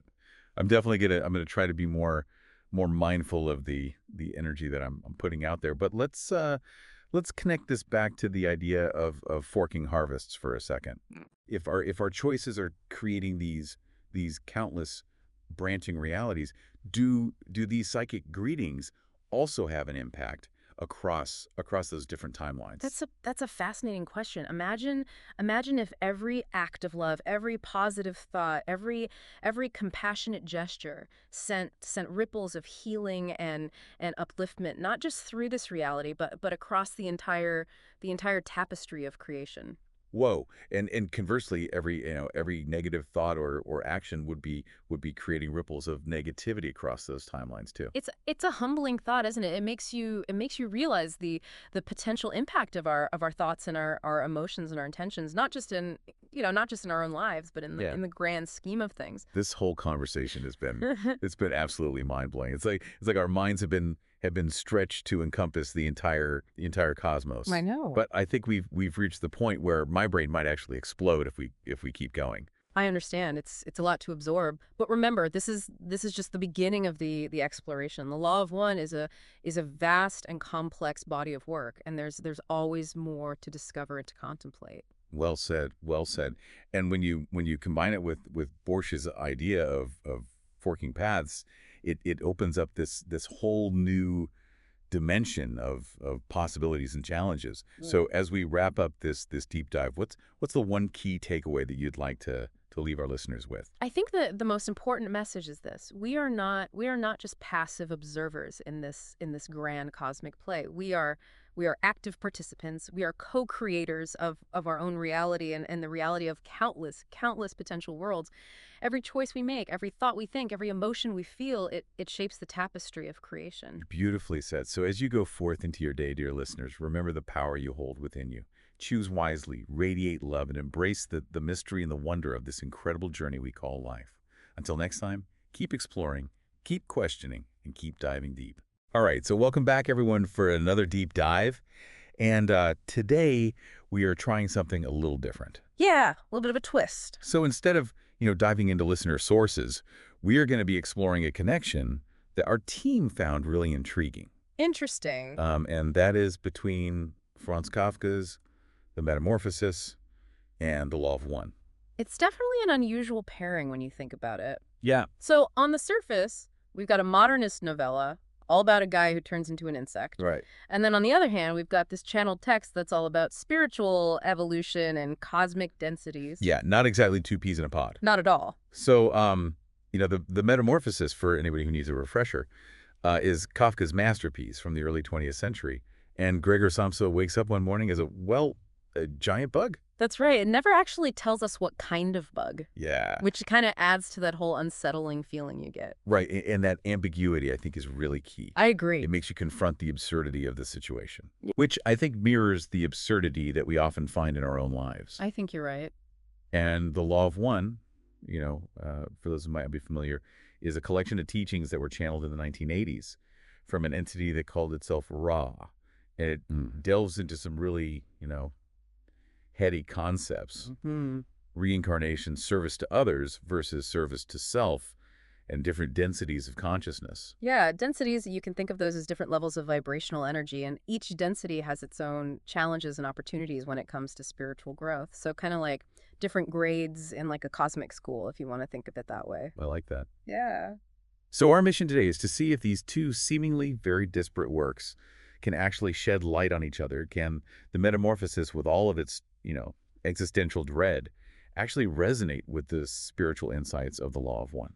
Well, let's see. And one of the parallels that kind of jumps out at you right away is this theme of transformation and the isolation that can sometimes come with it. Oh, yeah, absolutely. I mean, Gregor's transformation is like the definition of literal, Right. Waking up as a bug. Pretty isolating. Pretty much. But there's also this emotional isolation. Like his family is horrified and they're unable to connect with him in this new form. Right. It's really heartbreaking. Yeah. There's this one part where he says, what a strenuous career it is peddling textiles. Wow. He's still thinking about work and responsibility, even though like his entire reality has been shattered. Yeah, it really emphasizes that disconnect between how he feels inside and the way that he looks on the outside. He's still Gregor, but he's trapped in this form that just repulses everybody around him. And if we look at the Law of One, Rod describes this similar kind of isolation that people experience as they're growing spiritually and moving through the densities. So when an entity evolves, their vibrational frequency shifts, and that can make them feel separate from those who are still in lower densities. So it's almost like trying to explain a really complex film to somebody who only watches reality TV. Yeah. Like you're both looking at screens, but the experiences are completely different. That's a great analogy. It really shows that communication breakdown that can happen, and in the Metamorphosis, Gregor literally can't speak anymore. Right. And while Ra can communicate, their teachings are really hard for people in third density to fully grasp. Right. So it creates a similar sense of isolation just on a spiritual level. So we see this idea of isolation kind of mirrored in both works. Physical isolation for Gregor, spiritual isolation for those moving through the densities, as Rod describes it. And it makes you wonder, have you ever felt isolated during a time of personal growth or change? I think it's a pretty universal human experience. Yeah. Change can be really isolating, especially when it's big internal change. It can feel like you're speaking a different language than everybody else around you. Definitely. But in the midst of all this isolation, both works also emphasize service and responsibility, which is interesting. It's almost like a paradox. Yeah. Even as an insect, Gregor still has this huge sense of duty to his family. He's worried about them paying the bills, even though he's a giant bug. It's like his societal conditioning is so deeply ingrained that even this radical transformation can't shake it loose. Whereas Ra's concept of service is so much broader, Yeah. more cosmic. Right. They talk about service to others as like this pathway to spiritual evolution, a way to speed up your journey through the densities. And this kind of service isn't about just doing what society expects or even necessarily doing things for other people. It's more about aligning your actions with a higher purpose, with love and compassion. But it's really interesting how both works, even with their very different approaches, highlight this tension between personal responsibility and this larger sense of service. Yeah. Like, are we serving because we feel obligated, or are we serving because we genuinely want to contribute to something bigger than ourselves? That's a really good question, and it's one that I think everybody has to figure out for themselves. Yeah. But I think that both Kafka and Ra are encouraging us to at least think about those motivations, where our sense of duty comes from, and if it really lines up with what we believe in. Yeah, are we doing things because we should or because we truly want to? So it's fascinating how both the metamorphosis and the law of one deal with these big ideas, but they also get really personal too. Mhm. Exploring what it means to be you. Definitely. Gregor's transformation makes you think about what really defines a person. Is it our physical body? Is it being able to do certain things? Or is there something deeper? Yeah. His family can't even recognize him. His boss doesn't need him anymore. And even Gregor himself struggles to understand how he feels on the inside compared to what he looks like now. It's like he's invisible, Yeah. even though he's actually taking up way more space. Right. There's this sad scene where he tries to hold onto a picture of a woman he liked, Yeah. and his sister tries to take it away from him. It's like she's erasing the last bit of his humanity. Exactly. And that really makes you think, are we just a combination of how we look and what we do in society? Or is there Mhm. something more to us that stays the same no matter what? Right, and the law of one has a completely different perspective on this, right? Totally. Rott talks about the self as something multidimensional, a mind-body-spirit complex that's on a journey through all these different levels of experience. Okay. They say that our true essence isn't limited by our physical form, but it actually lives in the spirit complex. So walk me through this spirit complex thing. It sounds pretty complicated. Well, you can think of it as the part of us that's eternal, the part that holds on to all the knowledge and lessons we've learned from all our past lives. It's the part that chooses to come into a physical body so it can learn and grow. Oh, okay. So it's like our higher self, the part that's always connected to that bigger cosmic energy. Yeah, exactly. And from Russ's viewpoint, being in a physical body is just one chapter in a much longer story of spiritual development. Which makes you think about Gregor's situation even more deeply. He's stuck in this physical form that doesn't match who he really is on the inside, his spirit, as I would call it. It really shows the limits of how we see things in third density. We get so focused on what's physical, what things look like, what roles we play, that we forget how vast our true being actually is. It's like we're all walking around in these really fancy costumes, and we totally forget that there's a whole person underneath. And both Kafka and Ross seem to be pushing us to look beyond those costumes, to explore the deeper parts of ourselves, no matter what our bodies look like. But it feels like that kind of exploration often comes from going through tough stuff. Yeah. Gregor's transformation, as awful as it Mm. is also the thing that forces him to ask these deep questions about who he is. For sure. And that brings us to another important concept that both works talk about, this idea of catalyst. Catalyst, so like something that causes change. Right. Catalyst can be any experience, any challenge, any encounter that helps us grow and transform. And for Gregor, his transformation is like the biggest catalyst ever. It turns Yeah. his whole life upside down and makes him face some really uncomfortable truths about himself, his family, and the society he lives in. And it's not an easy process either. Oh, He's wow. literally reduced to scurrying around under furniture, hiding from his own family. But even in those moments of despair, he's forced to face his biggest fears and desires, his isolation, his inability to talk, his dependence on others. All of these things become chances for him to really look at his beliefs, his values, and how he understands himself. It's like his insect body is this strange, distorted mirror that's reflecting back parts of himself that he might never have seen otherwise. And the Law of One takes this whole idea of catalyst and makes it even bigger on a cosmic level. Ross says that catalyst is essential for spiritual growth. It's the fuel that pushes us towards greater wisdom and understanding. So in a way, both the metamorphosis and the law of one are saying that challenges, even when they're hard, can actually be gifts in disguise. Right. They're opportunities to break free from beliefs that hold us back and step into a bigger sense of who we are. Exactly. It's about learning to see those hard times not as punishments, but as chances to grow. It's about changing how we see things, being willing to ask, what can I learn from this? Instead of, why is this happening to me? Okay, so we've got self-catalyst and transformation all working together in both of these works, but the metamorphosis is ultimately a tragedy, right? Gregor dies alone and misunderstood. How does that fit with the more hopeful outlook of the law of one? That's where things get even more interesting. The Law of One doesn't ignore the tough stuff in life. They acknowledge that third density, the reality we're in right now, is often full of pain, suffering, and confusion. It's like we're all playing this cosmic game, but we're blindfolded. Yeah, and because of that that veil, as Ra calls it, we often experience catalysts in a distorted way, so we react with fear, anger, or sadness, instead of seeing the chance for growth. It makes you think about the choices we make when we face these challenges.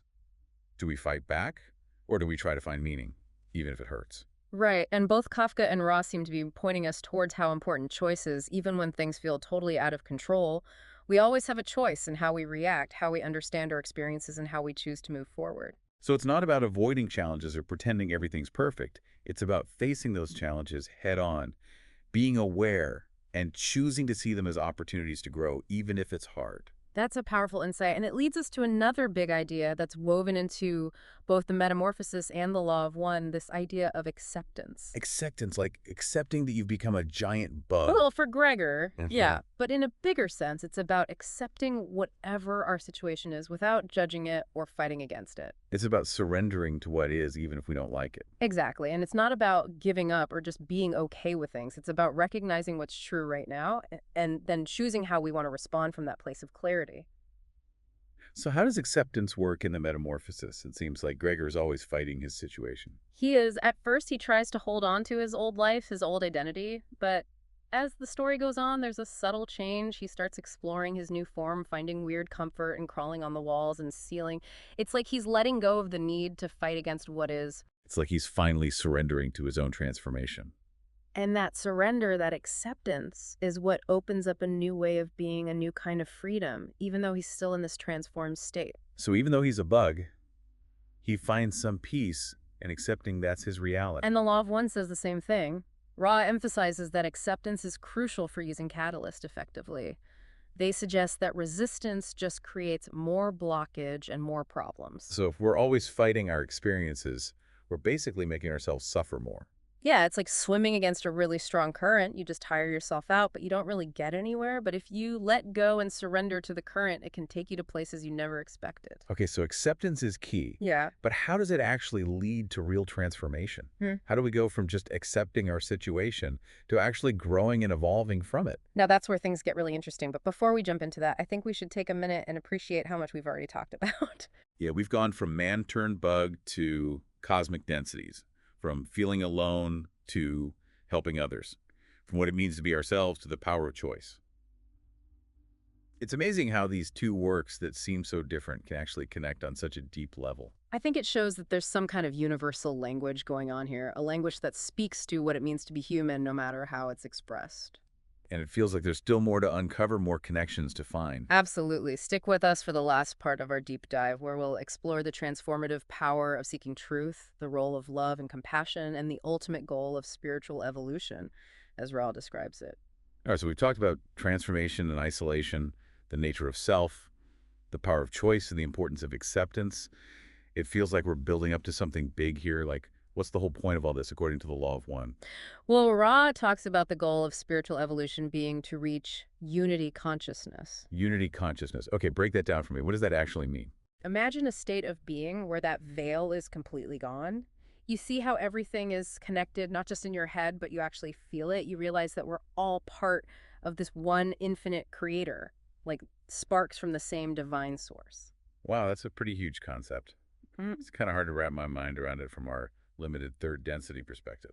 It's definitely a tough one to grasp, for sure, but I think both Kafka and Ra, in their own way, give us little glimpses of that unity. Okay, I see where you're going with this. Ra gives us the map to unity consciousness with their teachings, but Gregor, through his weird journey in the metamorphosis, seems to stumble into a version of it through all his suffering. Right, remember that scene where Gregor finds comfort in crawling on the walls and ceiling? He's not fighting his transformation anymore. He's found a strange kind of freedom, a way of being that goes beyond the limits of his physical body. He's touched a deeper reality in a way. So even though his situation is tragic, there's this element of transcendence. He's broken free from what society expects from the limits of his old life. And in that breaking free, there's a hint of unity. He's not bound by the same definitions of self or success or what it means to be human anymore. He's experiencing a different reality. But how does that connect to what Ross says about unity consciousness? I mean, Gregor's journey is pretty lonely. True, but his isolation also helps him understand things on a deeper level. Remember, Ra emphasizes that the path to unity consciousness is paved with catalyst. It's through those tough experiences, those encounters with the unknown, that we start to shed our limited perceptions and see how everything is connected. So Gregor's journey, as painful as it is, can be seen as like a mini version of the bigger spiritual journey that Ra talks about. Exactly. And while the Metamorphosis doesn't specifically talk about spiritual evolution, there's definitely a connection there. It's Yeah. like Kafka, through his writing, is tapping into those same fundamental truths about being human that Ra is trying to communicate through their teachings. That's what makes this whole comparison so fascinating. We've got this modernist writer dealing with isolation, alienation, and the absurdity of life, and somehow his work lines up with these esoteric teachings about cosmic consciousness and spiritual evolution. It shows you the power of art, literature, and storytelling to go beyond cultural differences and touch on universal truths, whether it's through absurdist fiction or channeled teachings. We're ultimately exploring the same questions. Who are we?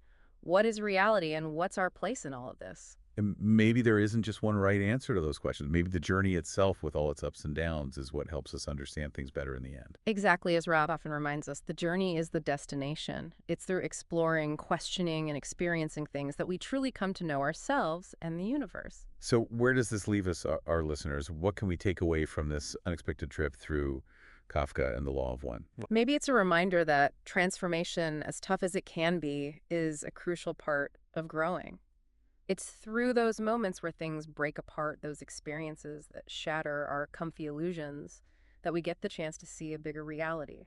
It's about being open to the unknown, the uncomfortable, even the absurd, and seeing those things as potential ways to understand ourselves and the universe better. And just maybe it's about realizing that even when we feel most alone, we're not really alone. We're all part of something huge, interconnected, and in the end, full of love.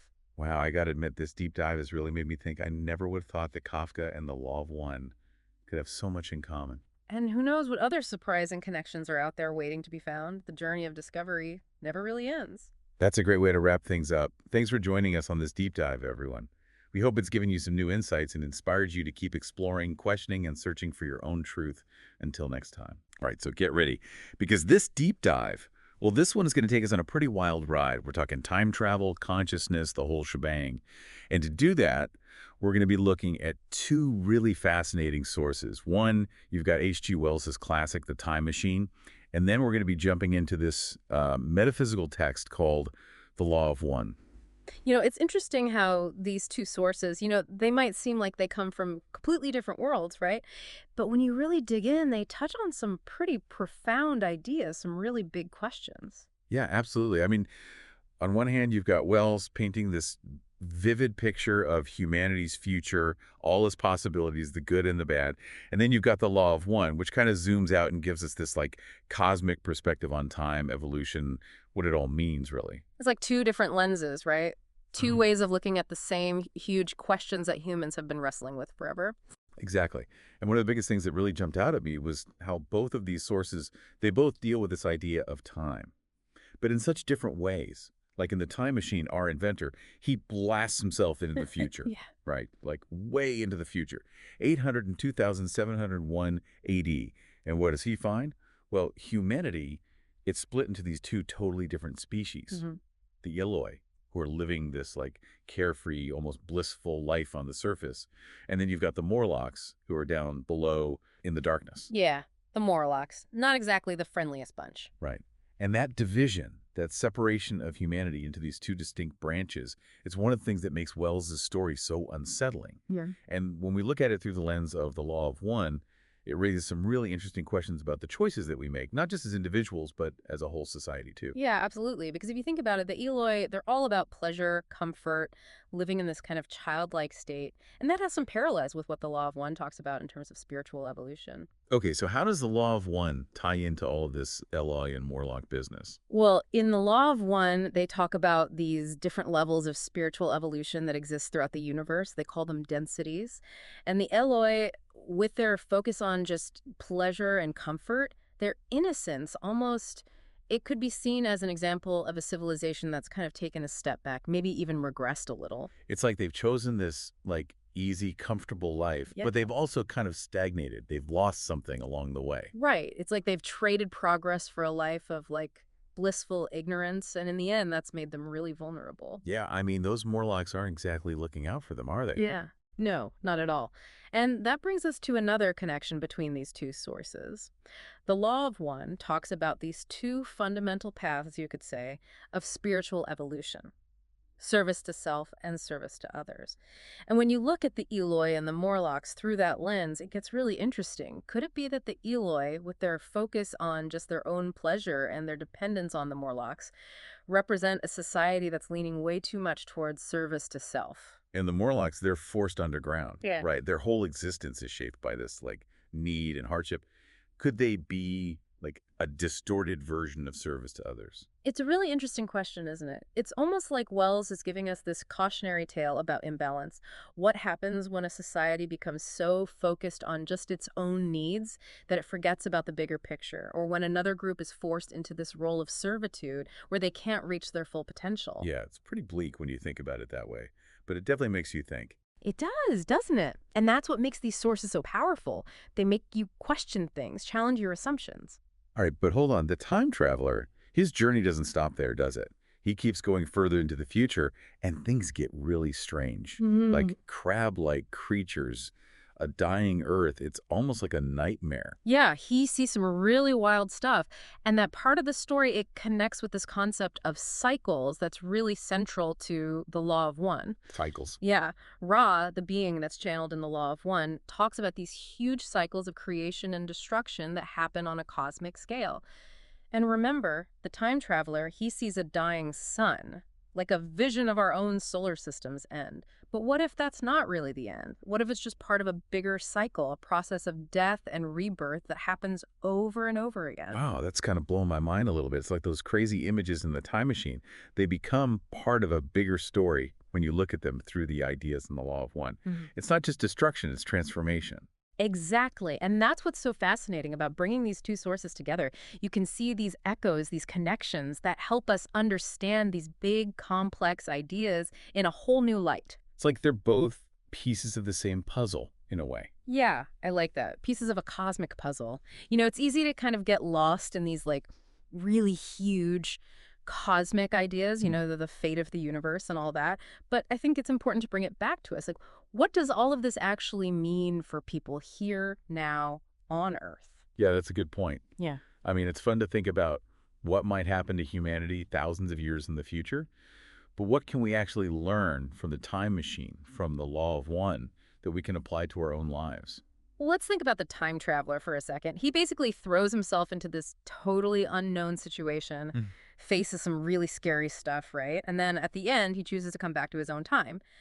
But he's not the same. He's bringing back all this knowledge, these experiences. It's almost like a metaphor, isn't it, for how we grow and change as people? Totally. He doesn't just stay stuck in the future, whether it's amazing or totally terrifying. He brings what he's learned back to the present. I'm starting to see how these ideas, these concepts that seem so out there, they actually can have some real meaning for us. Absolutely. And the Law of One really emphasizes this idea that we're all on this journey of spiritual evolution. And we're always making choices, right? Choices that kind of nudge us in one direction or another towards serving ourselves or serving others, like we were talking about before. So every little thing we do, every choice we make, it's all part of this bigger picture, this bigger journey. That's a really nice way to put it, yeah. Like, we're all creating our own timelines with the choices we make. And those individual timelines, they all kind of come together, right, to Yeah. form this, like, tapestry of consciousness. It's a beautiful image. And it makes me think about what Ross says about all times being simultaneous. It's a pretty mind-blowing concept, but it suggests that what we do in the present, it can have effects that ripple out way beyond what we can even imagine. Okay, wow. That's a lot to think about. It's kind of exciting, but also a little bit intimidating, to think that even the tiniest choices we make can have such a huge impact. It is a big responsibility, but the Law of One reminds us that we're not in this alone. We have this power to choose, this free will, and we're guided and supported by forces that are honestly way beyond our understanding. It's not about trying to be perfect or making the quote-unquote right decision every single time. It's more about like trying to align our choices with our values, our deepest values, and trusting that the process is unfolding as it should. I'm thinking about that saying, life is a journey, not a destination. Right. It's about all the stuff we learn along the way, the connections we make.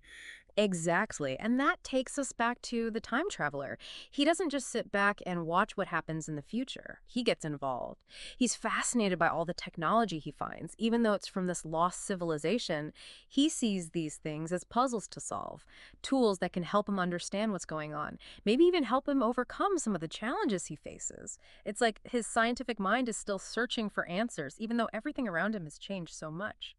I never thought about it that way. It's like this drive to learn, to understand the world, it's a part of what makes us human, and it's what Yeah. drives us forward. Absolutely. And the law of one backs it up.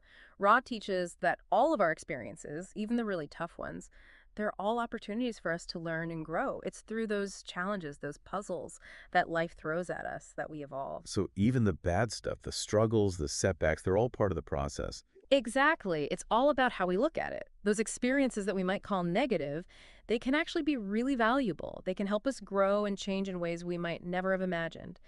It's about learning to see the lessons that are hidden in those challenges, the ways they help us understand ourselves, understand the universe.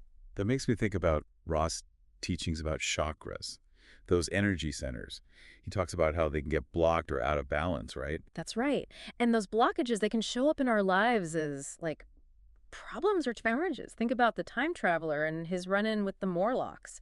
You could see them as like a representation of fear, that dark side of humanity that we often try to push down or ignore. And the Eoi, with their super carefree, almost like party all the time lifestyle, maybe they represent what happens when we get too caught up in pleasure, when we forget about our deeper needs and our responsibility to others. Exactly. Both of those extremes, they can lead to stagnation, both for individuals and for societies. The key, like the law of one says, is to try to find balance, to acknowledge and integrate all parts of ourself, the light and the shadow. It's not about pretending that our fears or desires don't exist. It's about understanding them, working with them, and learning to transform them into wisdom and compassion. So it's not about trying to be some perfect version of ourselves. It's about accepting who we are, all the good and the bad. Absolutely. And that's where those disciplines of the personality that Ra talks about, that's where they come in. It's about learning to be aware of ourselves, accept ourselves, and ultimately move towards a place of greater harmony and balance.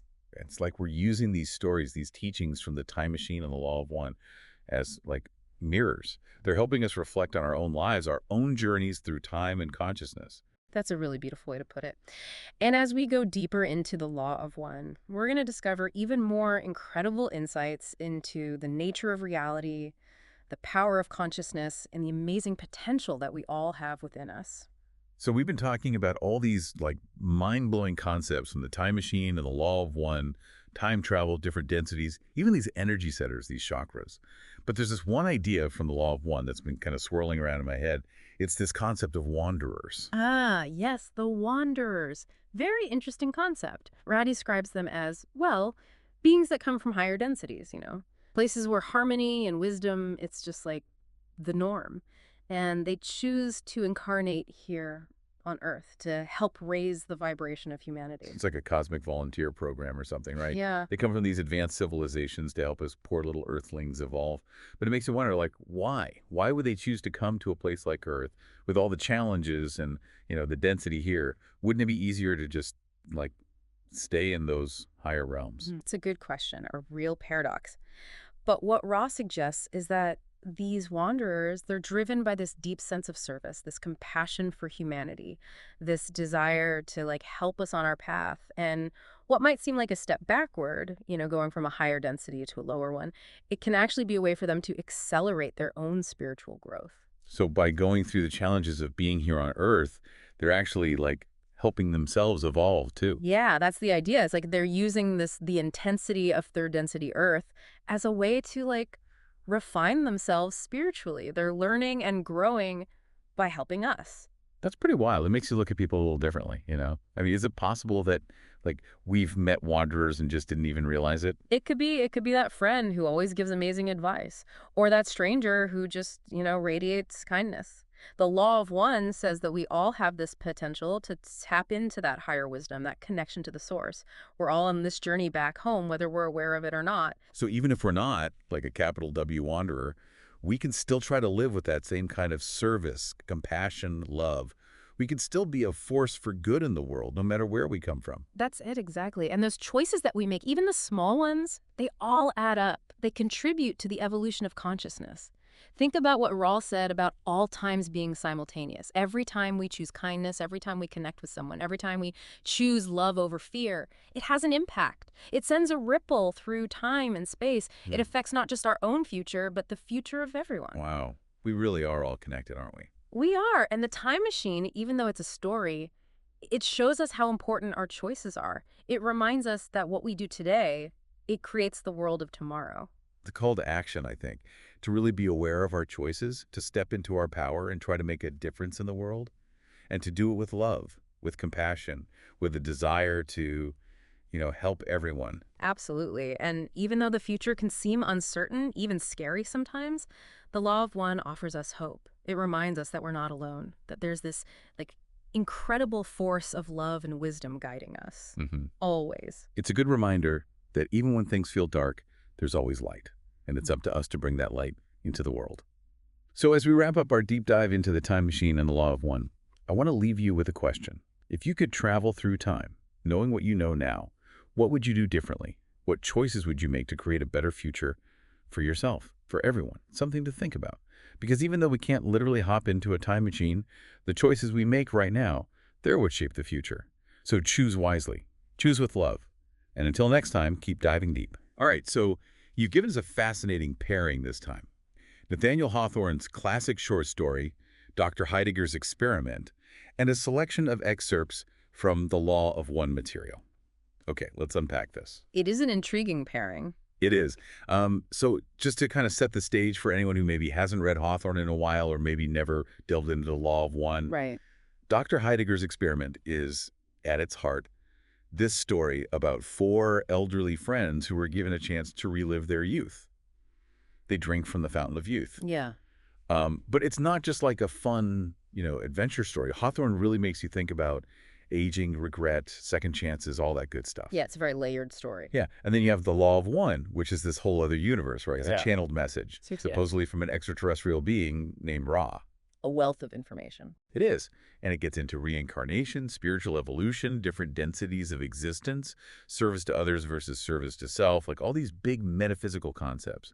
So the question is, what unexpected connections might we find between, a 19th century short story and a channeled message from supposedly beyond the stars? And I think there are more than you might expect. What's fascinating to me is how both sources, in their own way, really explore this idea of transformation, of change, of evolution. Okay, yeah. So in Dr. Heidegger's Experiment, Mm-hmm. the characters are immediately drawn to the promise of youth, right? Yeah, like, who wouldn't be? But Dr. Heidegger himself, he's kind of cautious. He's like, hey, be careful what you wish for. He issues that warning. He does. But Yeah. do they listen? Nope. So they drink the water, they become young again, and what happens? They fall right back into their old patterns of behavior, which makes you wonder, do we ever truly learn from our mistakes? Right, and that's where I think the Law of One offers some really interesting insights, because if you look at the idea of reincarnation, which is central to the Law of One's teachings, it suggests that we are given multiple lifetimes to work through our issues and evolve. Oh, okay. So maybe those characters in Hawthorne's story, they're just stuck in a loop, playing out those same lessons over and over again until they finally get it right. It's a possibility, but it begs the question, is the point to finally get it right and escape the cycle, or is the process of learning and growing itself the ultimate goal? That's deep. And it makes me think about how Dr. Heidegger's Experiment leaves the reader kind of wondering, was the water even really magical? Or was it all in their heads? It plays with that ambiguity, for sure. It does. And that connects so well with the Law of One concept of the veil, right? Yeah. The idea that our perception of reality is filtered through our beliefs and expectations. Absolutely. It makes you question, how do we know what's real and what's just an illusion? Right. And this is where it gets really trippy, because Ra actually claims that our reality is a kind of training ground for spiritual evolution. A classroom, in a sense. Yeah. But then, if everything is filtered through our beliefs, Yeah. like, how do we know if we're passing the class? How do we know if we're evolving in the right direction? That's the million-dollar question. And I don't think the Law of One necessarily offers a definitive answer, but what it does suggest is that the point might not be so much about figuring out the one true nature of reality, but rather about understanding how our beliefs shape our experiences and using that knowledge to evolve. So we're not just talking about whether the fountain of youth is real or not in Hawthorne's story.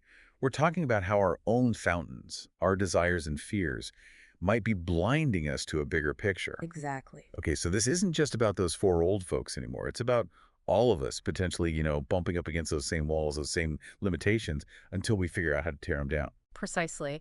And that demolition job, so to speak, might not be about becoming perfect or achieving some kind of ultimate state of enlightenment, but rather it might be about understanding the nature of these patterns, these cycles, these beliefs that we get caught in. And then maybe, just maybe, we can start to choose differently. So even if we could magically become young again physically, Right. if we haven't done that inner work, we're just going to be like 20-year-olds making the same dumb mistakes as before. It's a possibility, isn't it? Yeah. Which suggests that the real fountain of youth might not be about erasing wrinkles or turning back the clock, but about cultivating that childlike curiosity and openness to experience that allows us to keep learning and evolving throughout our lives, no matter our age. Now we're getting somewhere. So it's Yeah. less about chasing some external fountain Yeah. and more about tending to that inner wellspring of growth. Right? Yeah, precisely. And that brings us to a concept that's central to the law of one, the idea of service. Now, on the surface, this might seem a world away from Hawthorne's characters, who are so obsessed with their own pasts and their own desires. But But I see where you're going with this. Uh-huh. Those characters in Dr. Heidegger's experiment, they're so focused on themselves, they're basically living examples of what not to do when it comes to service, right? Exactly. They embody a kind of distorted service to self, Yeah. where it's all about grabbing what they want, even at the expense of others. And this is where the law of one provides a crucial insight. It's not that focusing on the self is inherently bad, it's the motivation behind it. It's like the difference between, say, indulging in a delicious meal just for the pure sensory pleasure, versus like taking the time to cook a nourishing meal for someone you love and care about. Exactly. Same action, totally different energy. Precisely. And that intention, that energetic alignment, is what seems to matter most when it comes to spiritual evolution, at least according to the law of one. So those characters in Dr. Heidegger's experiment, they basically fail the service test because their motivations are all messed up. It would appear so. Yeah, they're stuck in this loop of self-gratification, Mm-hmm. and it ultimately leads to, well, more suffering. Precisely. And this idea of being trapped in a loop, in a pattern of self-defeating behavior, that resonates with another key concept from the law of one, the illusion of time. Oh, this is where it gets really meta. So Hawthorne, he's already playing with our perception of time in this story, giving these characters a taste of the past. But the law of one is saying that time itself might be part of that veil of illusion, right? Exactly. Whoa. So in higher densities, according to Ra, time isn't linear like we experience it here. It's more multifaceted. It's like, imagine having access to all your past lives' wisdom at the same time while also holding the potential of your future selves. It's a vast and complex concept. Yeah, that's a lot to wrap my head around. But if time is an illusion, then, do our choices even matter? I mean, if I'm just going to keep reincarnating anyway, what's the point of struggling to make the right decisions now? It's a valid question. And I think it's important to remember that even within the framework of reincarnation and the illusion of time, the law of one still emphasizes the importance of free will. So it's not like we're just puppets on strings, even if there's a bigger cosmic plan at play. Precisely. And we can look back at how Dr. Heidegger sets up his experiment as a kind of metaphor for this. He gives his friends the chance to drink from the fountain, but ultimately their choices determine the outcome. They still have agency. Exactly. Okay, that makes sense. Correct. So even if we're all on this grand cosmic treadmill of reincarnation, the way we run, the effort we put in, it still shapes the journey. It does, and that ties into another fascinating concept, the collective consciousness. Okay, now you're really getting into the good stuff. Rand describes it as this shared pool of thoughts, emotions, experiences, all influencing our individual realities. Whoa. So it's like we're not just creating our own individual realities, we're also co-creating this massive shared reality with everyone else. Exactly. And I think you can see that dynamic playing out in Dr. Heidegger's experiment as well. The characters, they're not just isolated individuals messing with magic water. Their actions, their choices, they ripple outward and affect the group dynamic. They're creating a shared reality together, for better or worse. It's like they're weaving a tapestry together, but the threads are made of like their desires, their fears, their choices. And that raises a huge question. How much control do we really have over what we contribute to that collective tapestry? Because if our personal choices are rippling outward and affecting everyone else, then the stakes are a lot higher than just our own individual happiness, right? Indeed. And that brings us to another point of connection between Hawthorne and the Law of One, the concept of archetypes. Ooh, okay, getting a little Jungian on us. But yeah, I see it. Those characters in Dr. Heidegger's experiment, they're like these larger-than-life figures representing like classic human flaws, vanity, greed, the pursuit of fleeting pleasures. Precisely. And the Law of One suggests that these archetypes aren't just literary devices, they exist on a deeper level, shaping our understanding of the world and even influencing the evolution of consciousness itself. So instead of just being stock characters, they're like reflections of something fundamental to the human experience. Yeah. It's like Hawthorne is saying, hey, look, these patterns, these archetypes, they play out over and over again, not just in individuals, but in society as a whole. Exactly. And it makes you wonder, how can we learn from these archetypes? How can we recognize these patterns in our own lives and in the world around us? And perhaps more importantly, how can we choose to break free from those patterns that no longer serve us? Okay, that is a great question to ponder. But I think we're going to have to save that for part 2 of this deep dive, because my brain is officially full. And it makes you wonder, what would it look like to actually break free from those patterns, to choose differently, to actually embody those higher principles that both Dr. Heidegger's experiment and the Law of One are pointing towards? Right, because it's easy to read these stories, to get all intellectually excited about these concepts, but then how do we actually live them?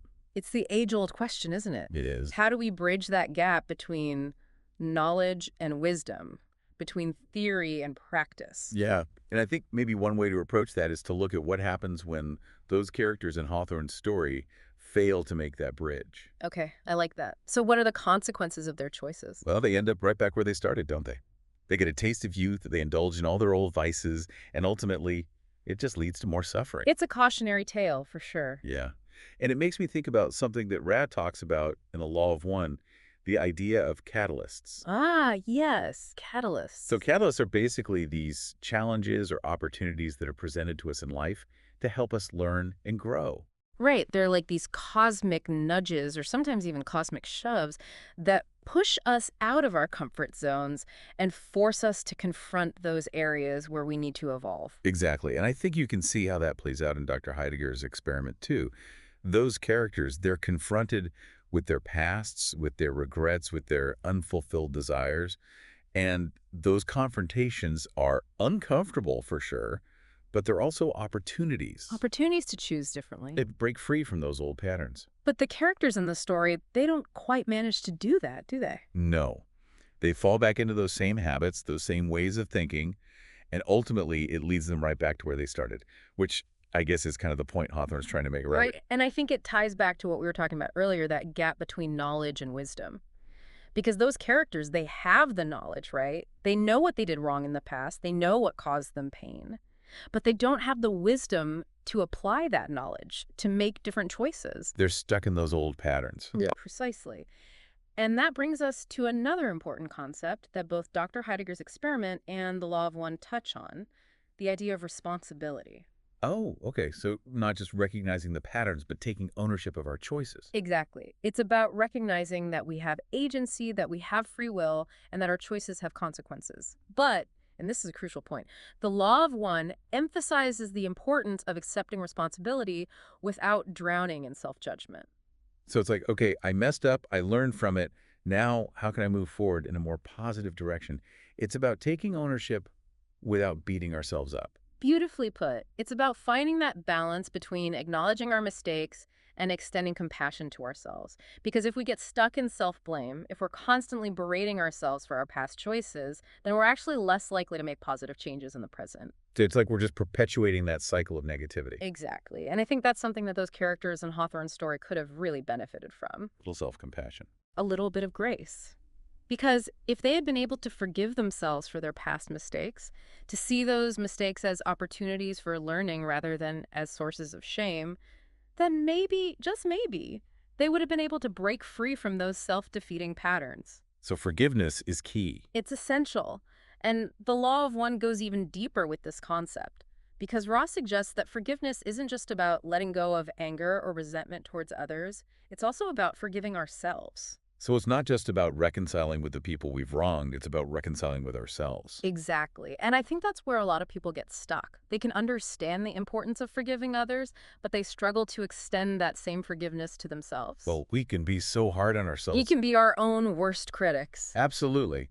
But the law of one is saying that, to truly move forward on the path of spiritual evolution, we have to learn to forgive ourselves, to release those old wounds, those old patterns of guilt and self-blame. It's about recognizing that we are all works in progress, that we are all constantly learning and evolving, And that it's okay to make mistakes. as long as we learn from them. Right. And that brings us back to the idea of the journey itself being the destination. Ah, yes, that beautiful paradox. It is.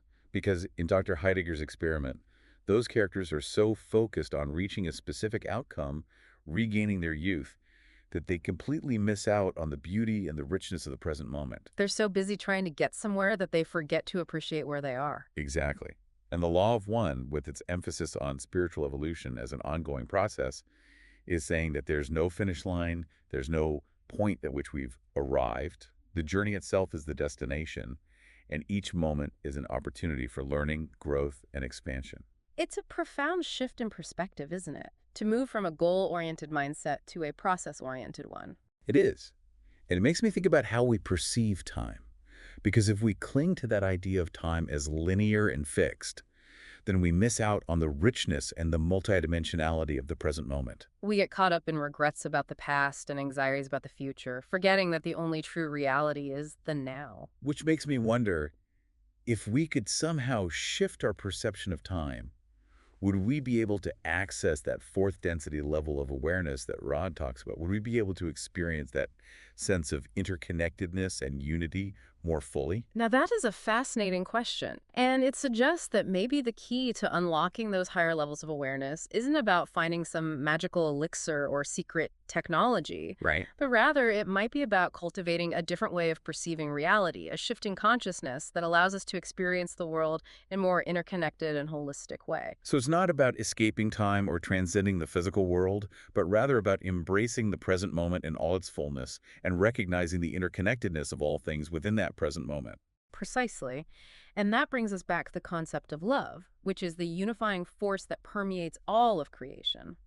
The more we can cultivate love and compassion in our hearts, the more we'll be able to see the world through the lens of unity and interconnectedness. It's like love is the key that unlocks the door to higher consciousness.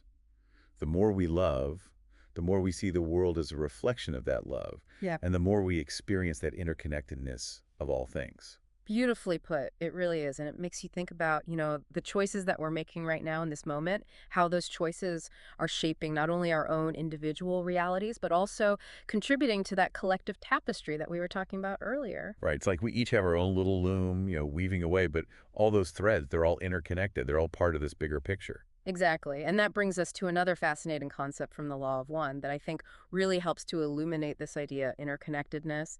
It's the concept of densities. Okay, densities now. This is where things start to get really mind-bending for me. It is a complex concept, but essentially, Ra describes these densities as different levels of spiritual evolution, each with its own unique set of challenges and opportunities. So it's like a cosmic ladder. We're all climbing, trying to reach higher and higher levels of awareness and understanding. In a way, yes, but it's not quite as linear as that. I think a better analogy might be a spiral. We're all moving upwards, but we're also circling back around to those same fundamental lessons over and over again each time, with a slightly deeper understanding, a broader perspective. Okay, that makes sense.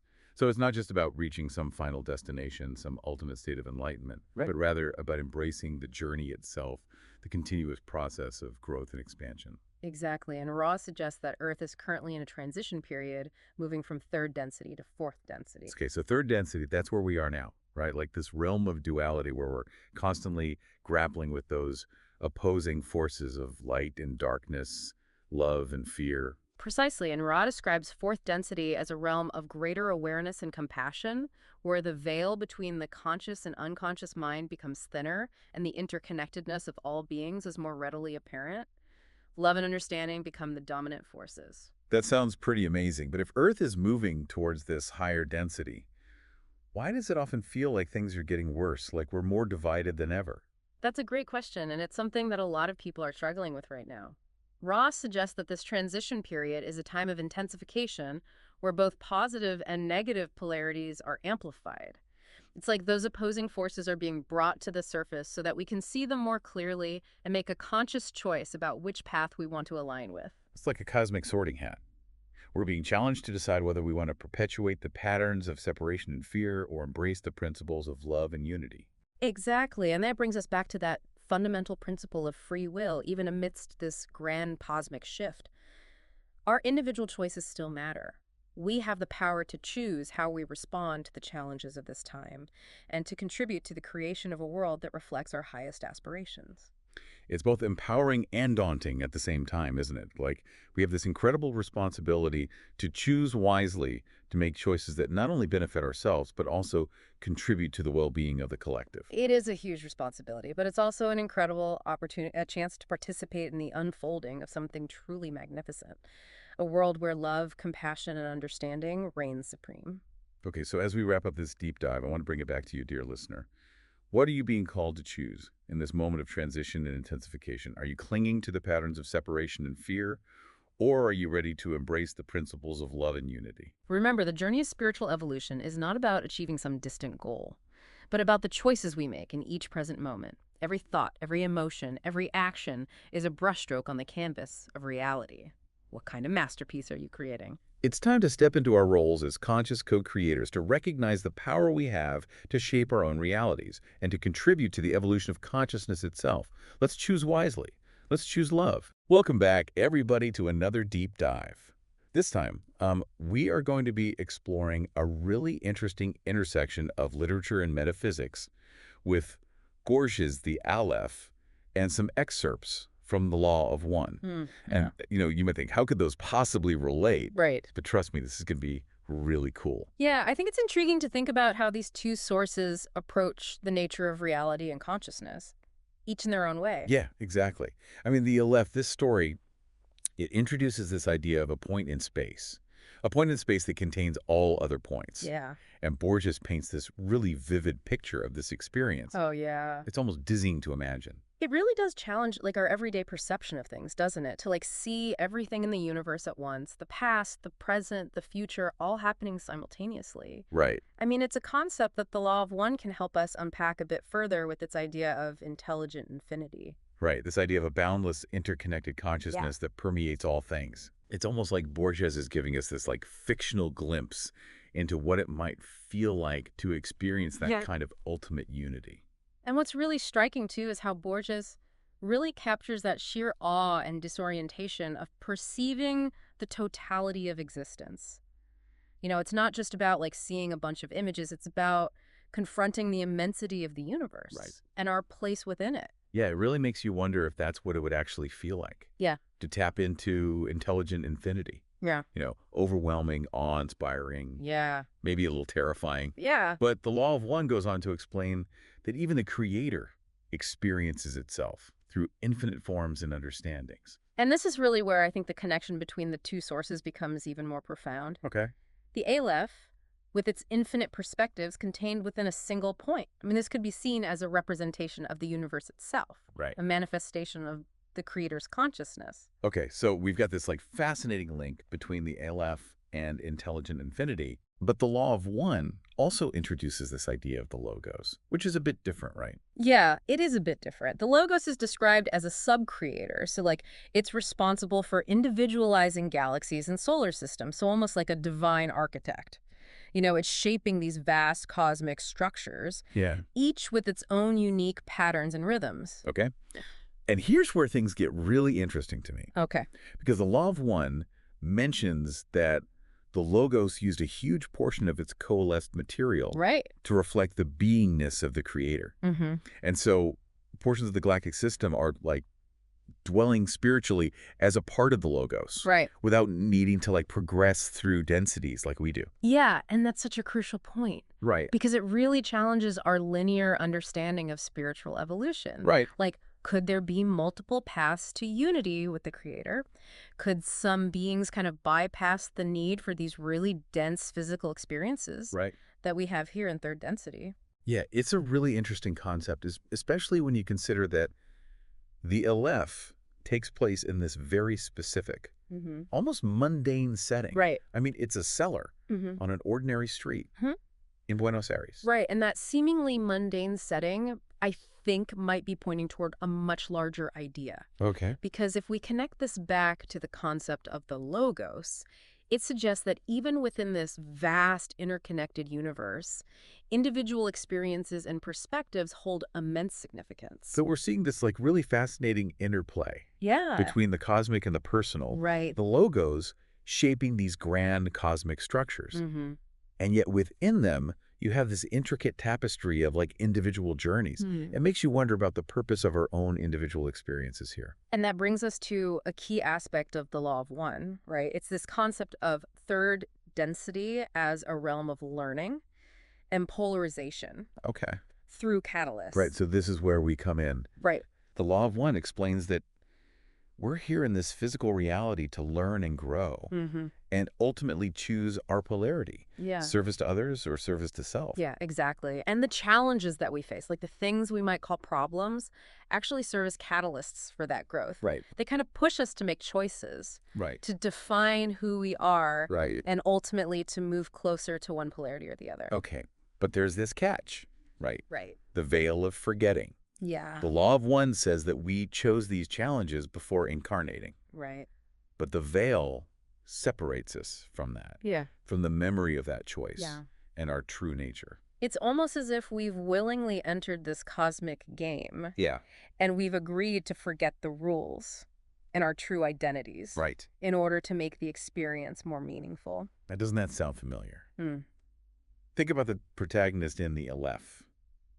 He is initially captivated by this glimpse into the totality of existence, but then he struggles to even articulate or fully remember the experience afterwards? That's a brilliant observation because I think the protagonist's experience with the Aleph, it could be a metaphor Okay. for our own human struggle to grasp and integrate spiritual truths. Okay. We get these flashes of insight, these moments of profound connection, Mm-hmm. but then the veil makes it really hard to fully hold on to them. So both Borges and the Law of One are kind of highlighting this idea Yeah. that there's a hidden reality, Mm-hmm. something beyond our everyday perception that we catch glimpses of, Mm-hmm. but can't quite fully grasp. And maybe, the journey itself, Yeah. the seeking, the questioning, Yeah. is as important as the destination. It's in that process of exploration Right, that right. we truly learn and grow. It's fascinating how both the Aleph and the Law of One kind of touch on this idea of pre-veil existence. Yeah. Like before we incarnated into this density, according to the Law of One, we chose the specific conditions of our lives, the challenges. It really makes you think, I mean, if we chose these challenges, Right. knowing they would help us evolve, Yeah.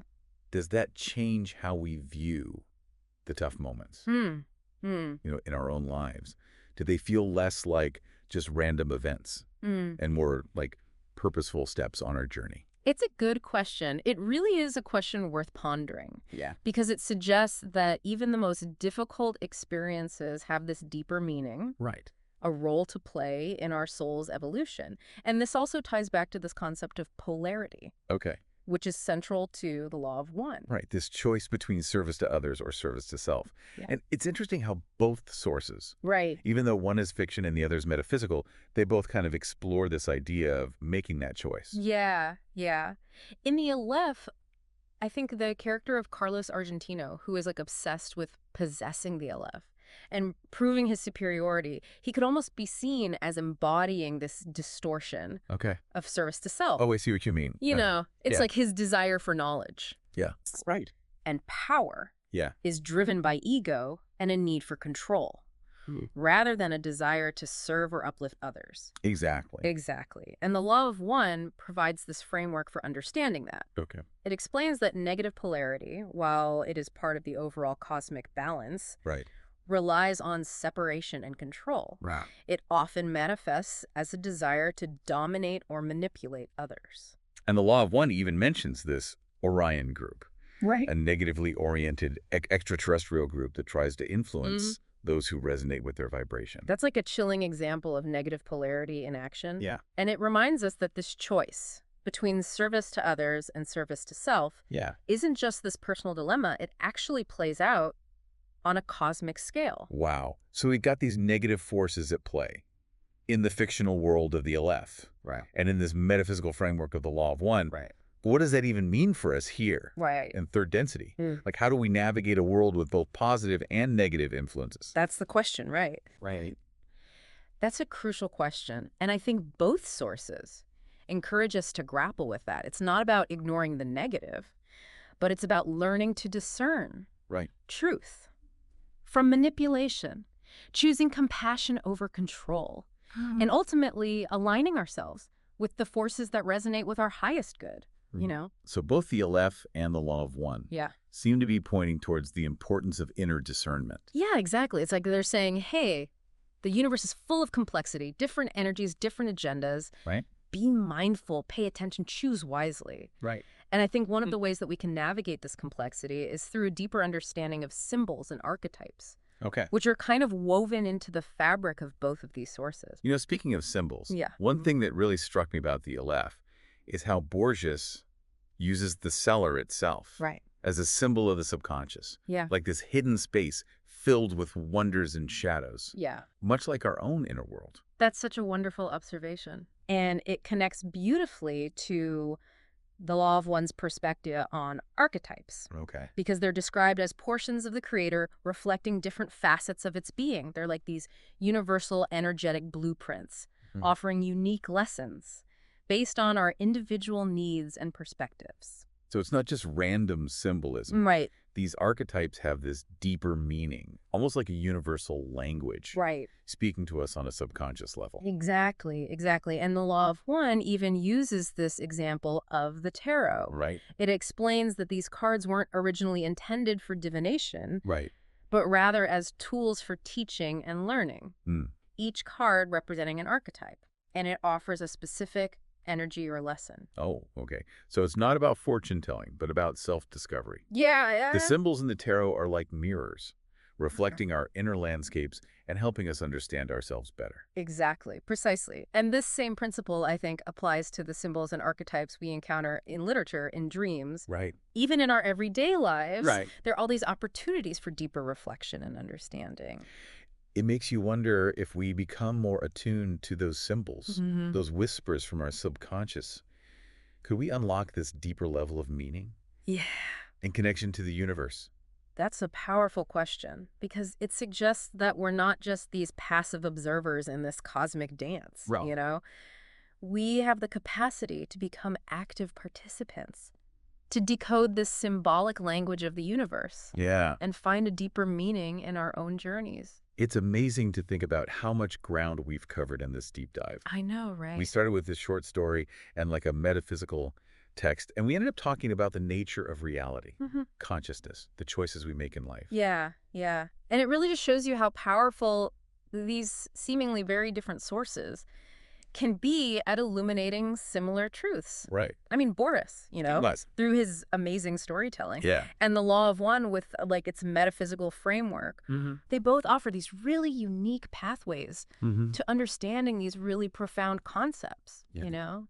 What's really resonating with me is how both sources emphasize this idea that like our everyday experiences, Yep. even the really mundane ones, Right. can hold this deeper meaning. Right. Like the law of one suggesting that even the challenges that we face are part of this larger plan Yeah. chosen by us before we incarnated. And the Aleph, with its setting in that ordinary cellar, Right. really reinforces that. Like, even in the most unexpected places, Yeah. profound truths can be found. It's like both sources are really encouraging us to pay attention, to look beyond the surface, you know, Yeah. and find the extraordinary within the ordinary, you know? That's a beautiful way to put it. It reminds me of this quote from the law of one that says, all is one. Mm-hmm. And it suggests that like even fictional explorations, Right. like the Aleph, Yeah. can offer these genuine insights into the nature of reality. It challenges that separation that we often create Right.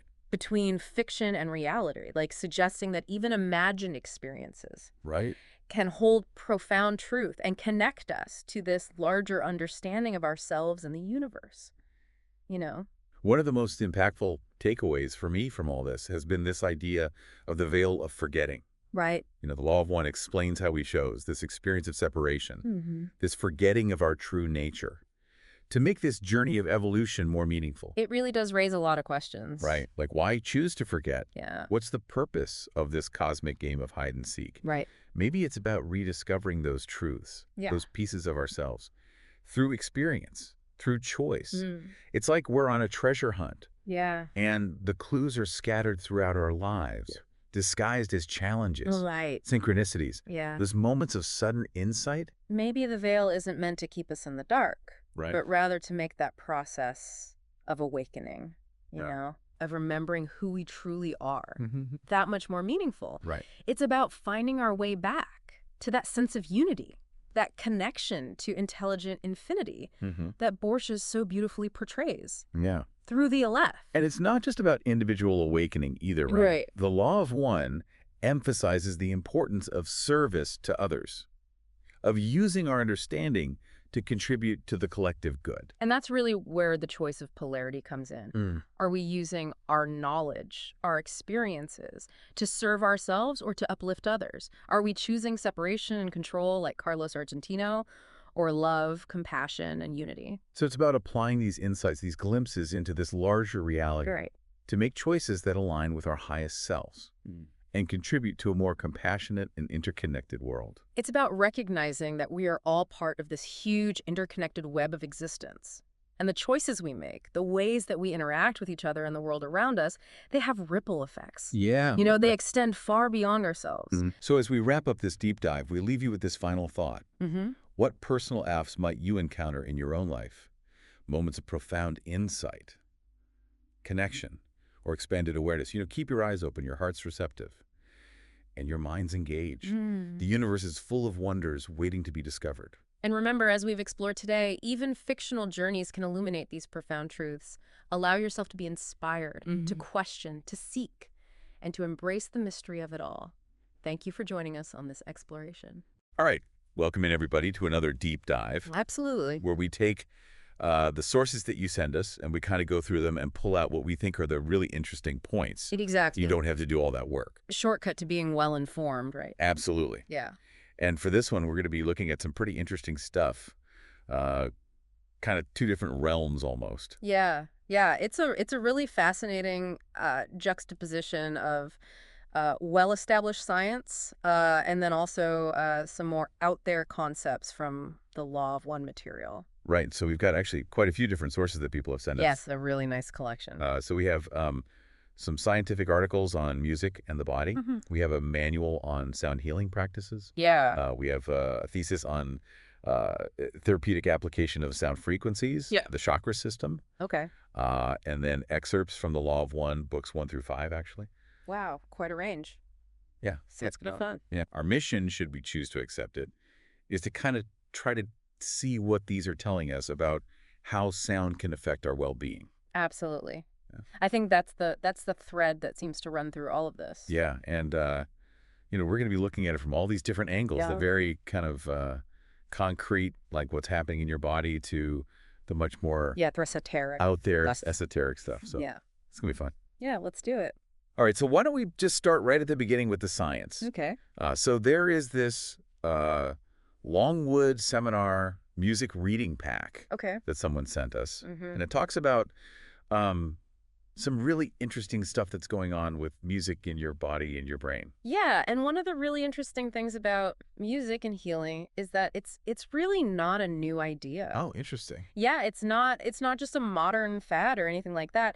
The reading pack actually highlights how a lot of different ancient cultures have incorporated music and chanting into their healing practices. You think of like ancient China and Greece, Native American traditions, African traditions. All of these cultures saw a connection between music and healing. Huh. Interesting. Yeah, so this is something that has been recognized for a very long time. Okay, well, that kind of leads perfectly into this Wisconsin study that I saw mentioned in here. Tell me about it. And they looked at heart attack patients in the ICU. Oh, wow. So pretty serious. Yeah, these are people that are, in a very serious health situation. Right. And they had them listen to classical music for 20 minutes. Okay. And what they found was that their heart rate went down, their breathing rate went down, um, and their heart's demand for oxygen decreased. Hmm. That's remarkable considering the state that they were in. Yeah, and I thought this was really interesting. It said that their blood pressure didn't change. Oh, But the researchers thought that might be because a lot of them were already on blood pressure medication. right. So the medication was already sort of Yeah. taking care of that. Exactly.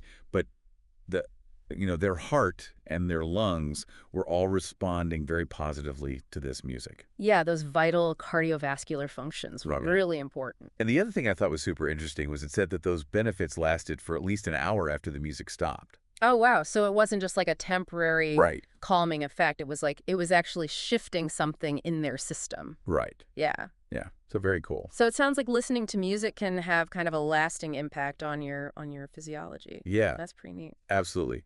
So then there's some information from the Harvard Health publications Okay. that was included in here. Mm-hmm. And that kind of goes into like, okay, what's happening in your brain when you're listening to music. Right, because clearly something's going on up there too. Right. Yeah. And it talks about this distributed network Okay. that happens in your brain. So not just like one specific area. No, it's like Uh, different parts of your brain are all working together Yeah.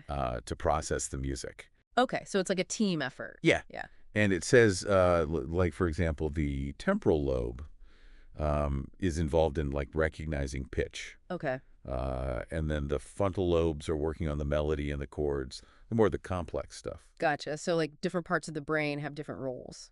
Right. And then the cerebellum, which, a lot of people think of in terms of movement, Right. Coordination. it says that's also playing a role in rhythm Oh, interesting. and how you connect music to physical motion. Okay. So it's really quite fascinating. Yeah, so it really is like this whole brain experience. Yeah. And then there was this part I thought was so cool. Okay. It talked about how when you get chills when you're listening to music, that like Spine tingling. spine tingling feeling. Yeah. It said that is your brain's reward system being activated, Oh, wow. like the same areas that are associated with pleasure. Oh, wow. So like when you eat delicious food or Yeah. Or, intimacy or certain substances. yeah. Wow. Okay, so Yeah. music is really hitting those same pleasure centers in the brain. Yeah. That's really powerful. Yeah. And then it even mentioned tone deafness Okay. and how that might be due to like differences in these neural pathways for people. So some people are just wired a little bit differently when it comes to music. Right. Interesting. So that was a really good kind of overview. Yeah, absolutely. That gives you some really good background on just the basics of what's happening in your body when you listen to music. Right. So now let's get into the sound healing stuff. All right, let's do it. So we have this sound healing manual.pdf Okay. that someone sent in. Mm-hmm.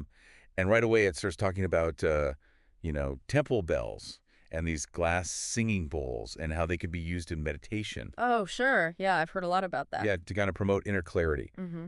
And it specifically even talks about how, like, in Japanese temples, they use the temple bells for mindfulness practices. Oh, interesting. Okay. Yeah. But then it makes a really interesting point.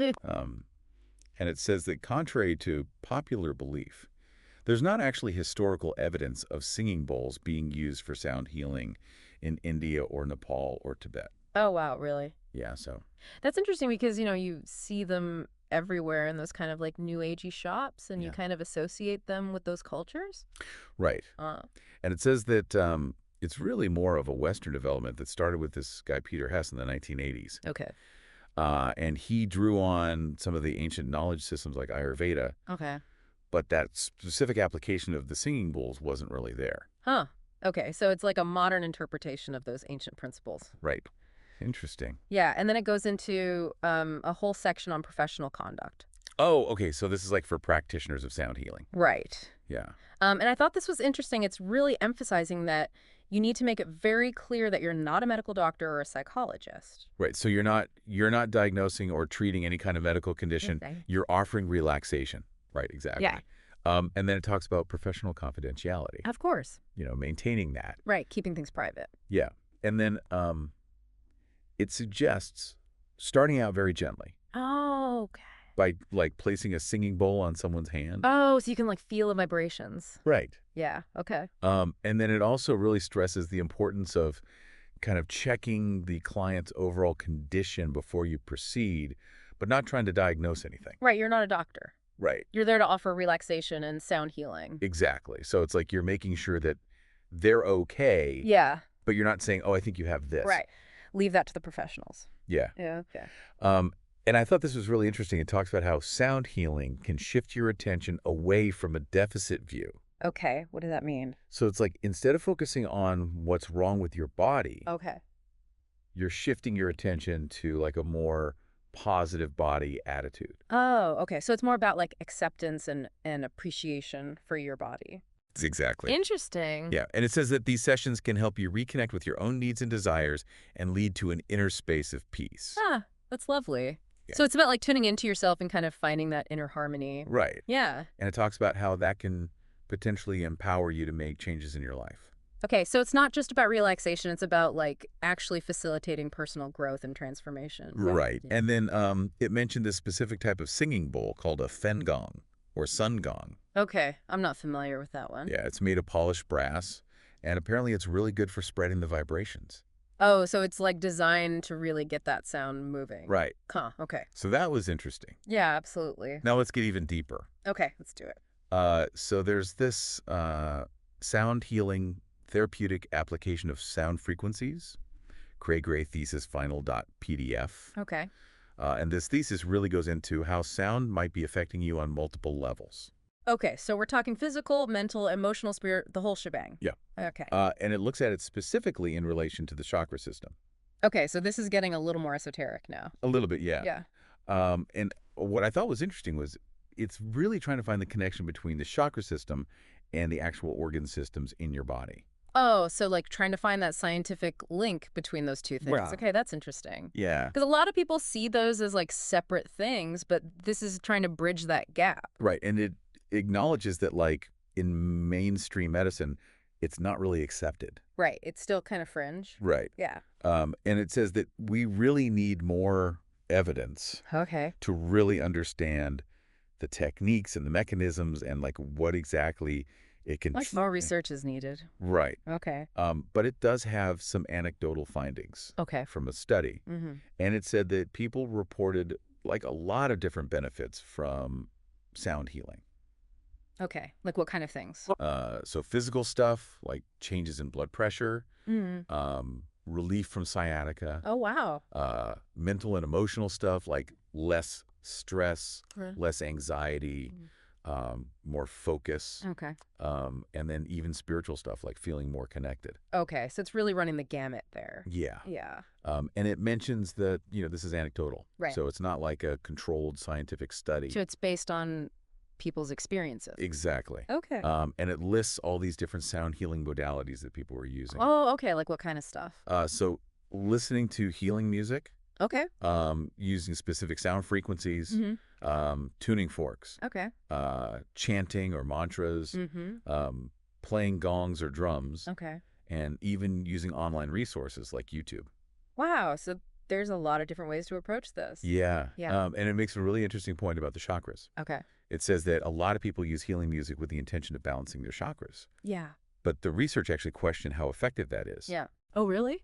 Yeah. It seems like the chakra system might be more complex than just like responding to a specific sound frequency. Right. It's not just a simple one-to-one kind of Right. correspondence. Yeah. Yeah. And it talks about how like your psychological development, your culture, your upbringing, even potentially past life experiences Wow. could play a role in how your chakras develop. So it's like this whole tapestry of experiences that shapes your energetic system. Right. Okay. And then it mentions like all this stuff that you see online about, instantly balancing your chakras with specific frequencies. Oh, yeah. You see that all over the place. Yeah. And it contrasts that with the idea that it actually takes personal effort and dedication and willpower to develop your chakras. Okay. So it's not a quick fix. It's Yeah. more of a journey. Right. Yeah. And it even says that some practitioners prefer to use the term energy centers instead of chakras Oh, okay. Why is that? because they think that chakras has all these mystical connotations that maybe put some people off. Right. They want to make it more approachable. Right. Yeah, that makes sense. And then it mentions this sonic formula, Okay. which is frequency plus intent equals healing. Oh, okay. So it's not just the sound itself, it's the intention behind it. Exactly. Interesting. Yeah. Okay. And then it gives a really detailed explanation of chakra 5, Which is also known as. the throat chakra, or the Yeah. Suda. Okay. And it talks about, its Sanskrit name and its meaning and its location and its psychological function. It even mentions like what glands and body parts are associated with it Oh, wow. and your sense of hearing. Okay, so it's really getting into the specifics of that chakra. Yeah. And then it has this part that I thought was really interesting where it talks about wanderers. Wanderers. Yeah. And it says that wanderers are people who believe that they came from other places to help with Earth's ascension, Oh, wow. Okay. and that they often incarnate into challenging family situations. So they're kind of like volunteers coming to help out. Right. Interesting. Yeah. Wh- And that it talks about a guided meditation that they did where they were trying to open these energy centers. Okay. And it said that people had all sorts of different experiences. Like what? Some people felt relaxed. Some people had tingling sensations. Some people had emotional releases. Mm. Some people even had like physical discomfort. Oh, wow. So it's a pretty wide range of experiences. Yeah. And I think that that's really important for people to know. Absolutely. Everyone's different. Right. That, everyone's going to experience these things differently. Yeah.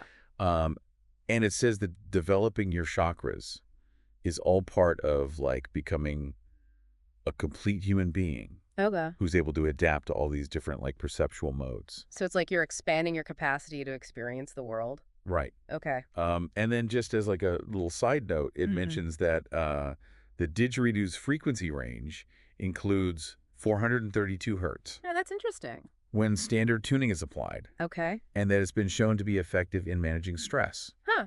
I didn't know that about the didgeridoo. Yeah. Okay, cool. So now let's move into the Law of One stuff. Okay. So we have all these excerpts Yeah. from the Law of One books 1 through 5. All right, this is where it gets really interesting. It does. Yeah. And I will say, I'm still wrapping my head around a lot of this. Absolutely. It's a lot to take in. It is. Yeah. And the first thing that stood out to me was this part where Ra is correcting the questioner about a 90-degree angle. Oh, okay. And they say it should actually be understood as a portion of a tesseract. A tesseract. Okay, now for the listener out there who's not familiar with that term, a tesseract is basically a four-dimensional cube. Right. So it's like this mind-bending geometrical concept that helps us try to visualize higher dimensions. Yeah, and that kind of gives you a sense right away, like we're dealing with some pretty complex stuff here. Yeah, it's not your everyday conversation. Yeah. Okay, so they're talking about tesseracts. What else? And then there's this whole thing about the importance of like disciplines of the personality, Okay. knowledge of self, and strengthening the will Mm-hmm. for people on the service to others path. So it's like they're saying if you want to help others, you really need to work on yourself first. Right. Okay, that's interesting. Yeah. I mean, that makes sense in a way, right? Like you need to have your own house in order before you can start helping other people. Right. Yeah. And then Ra gives some insight into why the instrument, the person who was channeling this information, was having physical difficulties before contact. Oh, okay. And they said that it was due to like a subconscious reserving energy. Okay. And it was also intensified by psychic attack. Oh, wow. Yeah. Okay, so there's like this energetic component to it as well. Interesting. So it's not just like, oh, they were sick or something like that. Right. There was like this other yeah, stuff going on. some unseen forces at play. Yeah. Okay. And then it talks about how wanderers are awakened to their purpose. Okay. And it says that they're awakened in a way that minimizes fear and maximizes understandable subjective experiences. So it's like a gentle process. Right. And that it often happens during sleep or during waking life. Okay. It doesn't necessarily involve like UFOs or anything like that. Right. So it's more of an internal awakening. Right. Okay. And then it talks about how the energy ingress ends with the indigo ray. Okay. And that violet is an indicator of like the whole being fully activated. So it's like the culmination of the energy flow. Right. Okay. And then it talks about how negative polarization is aided by the subjugation of others. So negativity thrives on power and control. Right. Okay. And then it mentions the role of a crystallized healer. Okay. A crystallized healer? What's that? And a crystal in facilitating conscious awareness reorganization. Okay. And it emphasizes that the healer's directed will is really important. Okay, so the healer's intention plays a big role in this process. Right. Yeah. And then it gives this really interesting perspective on the Great Pyramid. Oh, okay. I'm curious to hear this. And it says that it was a carefully designed tool to distribute light for healing catalysts, Oh. but that it's not really advisable to use it for healing in a traditional way today Why not? because of the lack of purity in people's desires. Oh, interesting. Okay, so the intention of the people using it would affect its effectiveness. Right. Okay. And it says that the pyramid acts like a funnel, increasing the density of energy, which is identified as the third distortion light. Okay. And then it introduces these beings from the Southern Cross as members of the Orion group, The Orion group. Okay. who gain strength by creating a large harvest of negatively oriented entities. Oh, so they're kind of like the opposite of the Wanderers? Right. Okay. And then it talks about how fifth density negative entities who are like really focused on maintaining cohesion Okay. might try to manipulate fourth density beings who are on the path to wisdom. So it's like there's this competition going on between these different groups. All right. Okay. And then it suggests that the instrument's physical problems could actually cease if they stopped channeling love and light. Oh, wow. That's a really thought-provoking idea. It is. Yeah. And then it talks about how wanderers offer planetary love and light, and it actually doubles the effect. Oh, wow. And that they serve as beacons or shepherds, each with their own pre-incarnative talents. So they're like bringing in this extra light and love to help the planet. Right. Okay. And it describes the mechanism of healing as using a crystallized healer as like a collector and focuser of light Okay. that might affect the first and seventh chakras to kind of realign the energy centers. So using that focused energy to bring balance. Right. Okay. And then it has this really interesting point about how physical disease might be less prevalent in harvestable fourth density negative entities. Oh, really? Yeah, it says that it's because of their extreme self-interest and discipline. Oh, so they're so focused on themselves and their own well-being that they take really good care of their physical bodies. Right. Huh, okay.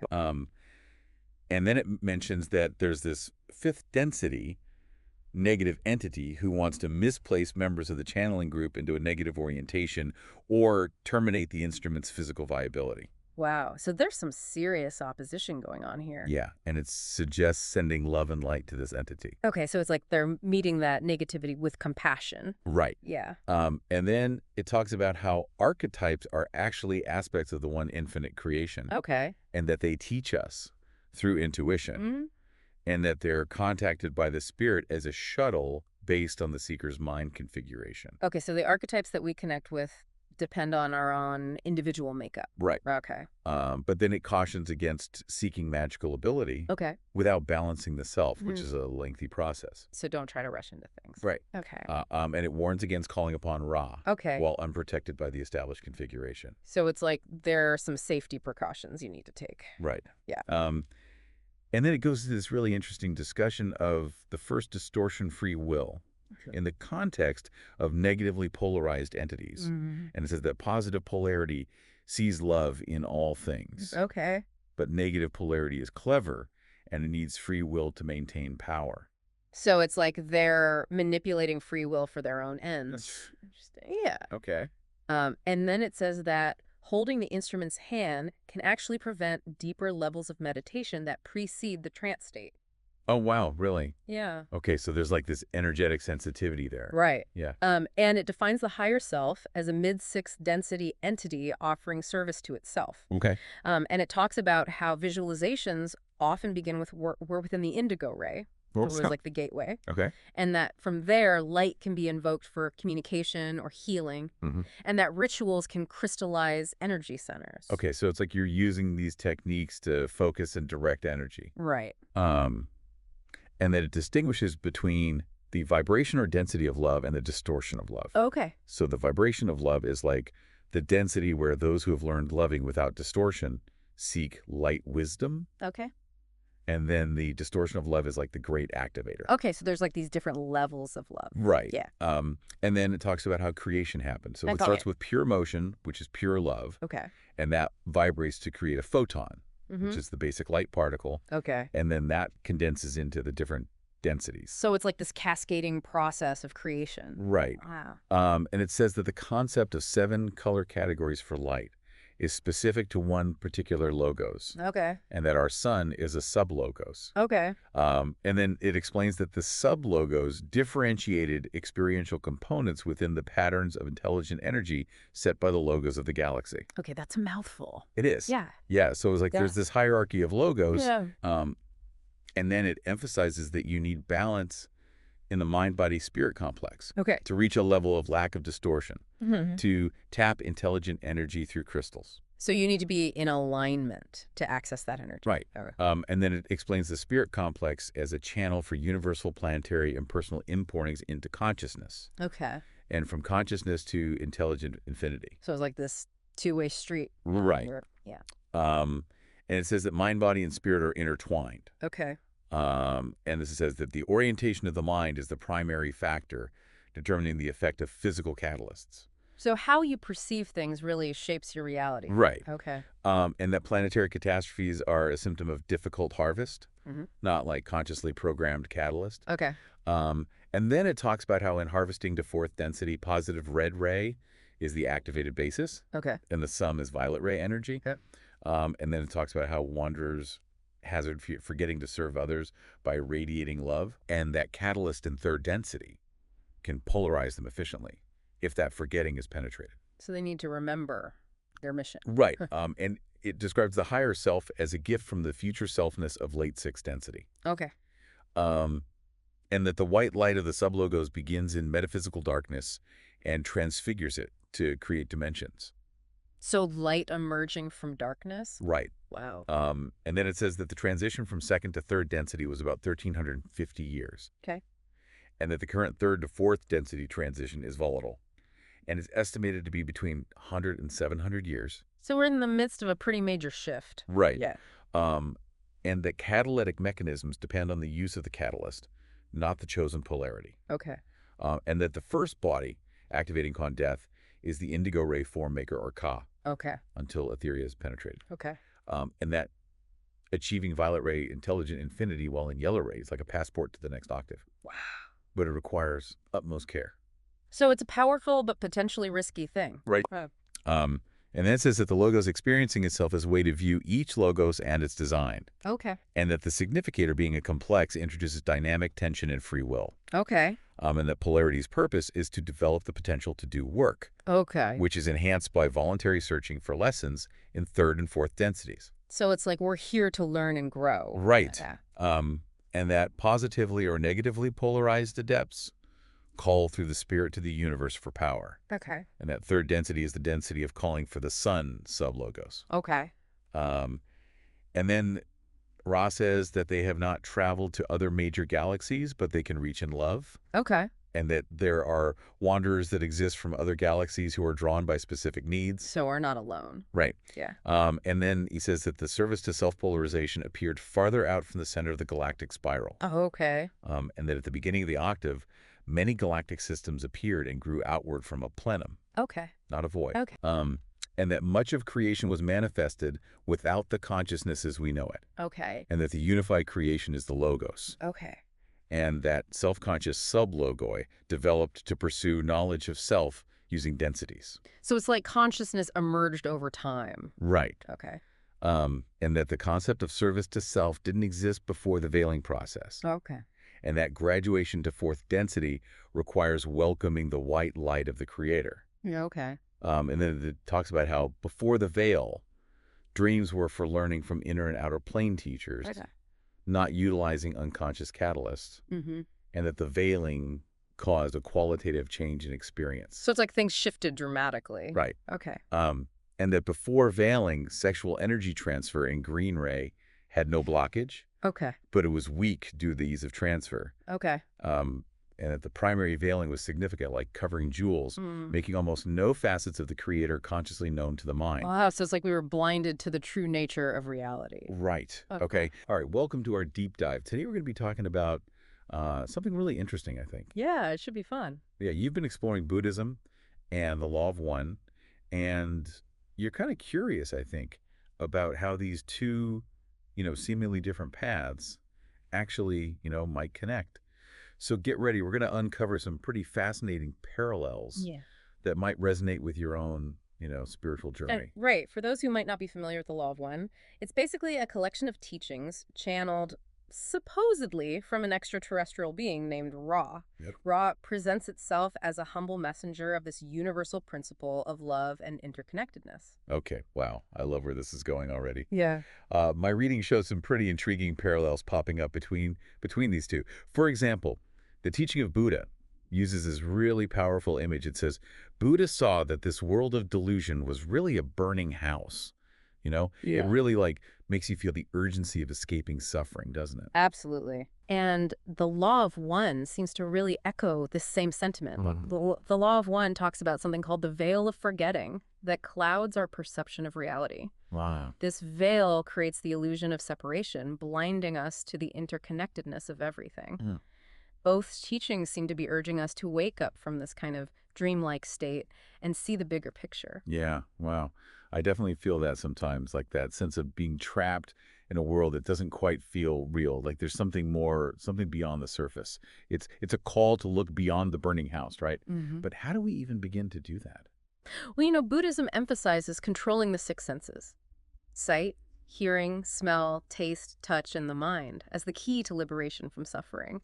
And Mhm. then there's this really striking parable about six creatures tied to a post, each representing a different sense. Oh, wow. They pull in different directions, unable to find peace. And it really highlights how our senses can keep us bound to this material world, constantly chasing pleasure and avoiding pain, never finding true stillness. That's such a powerful image. Yeah. It reminds me of how easily I get distracted, just by the constant influx of information and all these sensory experiences all the time. So how does the law of one view our senses? Yeah, that's a great question. So, the law of one presents the concept of energy centers, which are often referred to as chakras. Okay. And these centers are like hubs of consciousness within our being. When they're blocked or imbalanced, we experience suffering and spiritual stagnation. Hmm. The law of one suggests that mastering these energy centers, much like mastering the six senses in Buddhism, is really crucial for our spiritual evolution. So instead of like suppressing our senses, it's more about understanding and harmonizing them. Oh, I like That that. makes sense. It makes me wonder which of our senses tends to dominate our experience, and how might that be shaping our spiritual journey? What do you think? That's a great question to contemplate. And it kind of leads us to another intriguing parallel: the inherent challenges we face when we try to seek truth and liberation. Yeah. The law of one talks about the law of confusion. Okay. This law allows free will to flourish, but it also obscures the true nature of reality. Okay, so this is where it gets really interesting. Yeah. Tell me more about this law of confusion. How does it like connect to what we know from Buddhism? Essentially, the law of confusion makes it really difficult to see through the illusions of the material world and grasp the underlying unity of all things. Mm. It's like we're playing this game of life, but with a blindfold on. Oh, wow. That reminds me of the Buddhist principle of the middle way. It's all about finding that path that avoids clinging to extremes. Buddha discouraged seeking one thing as good and fleeing another as evil. Right. There's a quote that encapsulates this perfectly. If people insist that all things are empty and transitory, it is just as great a mistake to insist that all things are real and do not change. It's about like transcending those dualistic traps, right? Exactly. Navigating the law of confusion, with all its challenges and illusions, requires a similar approach to the middle way, finding that balance, that point of discernment, where we neither cling to the material world nor reject it completely. So it's not about escaping the burning house, but it's about changing our relationship to it, Yeah, seeing through the flames, so to speak. exactly. It's about finding that middle path amidst all the confusion.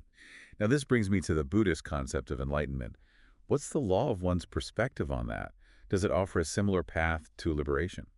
Well, while the law of one doesn't lay out a specific path like the Eightfold Path in Buddhism, it emphasizes principles and practices that beautifully align with Buddhist teachings. For instance, remember how we talked about service to others being a catalyst for spiritual evolution? Yes. This is really a cornerstone of the law of one. It's this beautiful idea that by dedicating ourselves to the well-being of others, we somehow unlock these higher levels of consciousness. But how does that work? What's the mechanism behind this, transformative power? So the law of one suggests that love is the fundamental energy of the universe. It's the creative force that binds all things together. And when we act in service to others, when we express genuine love and compassion, we align with that universal flow of energy. We tap into a power greater than our individual selves. It's like we're stepping out of that limited, ego-driven perspective and connecting to something much grander, becoming conduits of that universal love. Powerful stuff. Is this where the idea of dissolving the illusion of the separate self comes in? Precisely. The law of one suggests that the more we identify with that universal love, the more the sense of separation dissolves. We begin to experience the interconnectedness of everything directly. So it's not just about doing, like, good deeds, but about a fundamental shift in consciousness from me to we. It's a Exactly. profound transformation. Indeed. A transformation encouraged by both Buddhism and the law of one. And this brings us to another fascinating connection, karma. It's a cornerstone of Buddhist philosophy, suggesting that every action creates a ripple effect that eventually returns to us. What we sow, we reap. Have you ever noticed this in your own life? Oh, absolutely. Like those moments where you realize that what goes around really does come around. Hmm. But what's the law of one's perspective on karma? Is it about punishment or is it something else? The law of one sees karma as a catalyst for learning and growth. It's not about punishment or reward, but about this process of balancing. If we've created disharmony through our actions, well, we'll experience the effects of that disharmony. And it's prompting us to make different choices. It's like the universe is nudging us back towards alignment with love. That kind of takes the fear out of karma. Yeah. It's about, learning from our mistakes and evolving. Both Buddhism and the law of one seem to offer a sense of hope. It's not about being at the mercy of fate, but about actively participating in our own evolution. Exactly. And that choice, that exercise of free will, is really central to both traditions. It's what makes our journey so meaningful. It's like we're each writing our own story, line by line, choice by choice. Yeah. And we have the power to rewrite it if we don't like the direction it's going. So much responsibility, but also so much freedom. Yeah. This reminds me of something in the teaching of Buddha that we haven't really touched on yet. Defilements. Those negative mental states, like greed, anger, and delusion that cloud our perception and lead to suffering. Right. They're like the inner fires that keep the burning house ablaze. Mm. Are there, like, any parallels in the law of one? Absolutely. While the law of one doesn't use the term defilement specifically, it describes negative emotions as distortions that block the flow of love and light. Mhm. And these emotions, they create static in our energy systems, making it harder to connect with our true nature, making us more vulnerable to what the law of one calls negative influences. Okay, now this is intriguing. Tell me more about these negative influences. Mhm. Are they similar to, the demonic forces that we often encounter in Buddhist texts, those tempters that try to pull us off the path? There are definitely similarities there. The law of one suggests that there are beings who've chosen a path of service to self, a path that seeks power and control over others. These beings can influence our thoughts and emotions, especially when we're already carrying a lot of negativity within.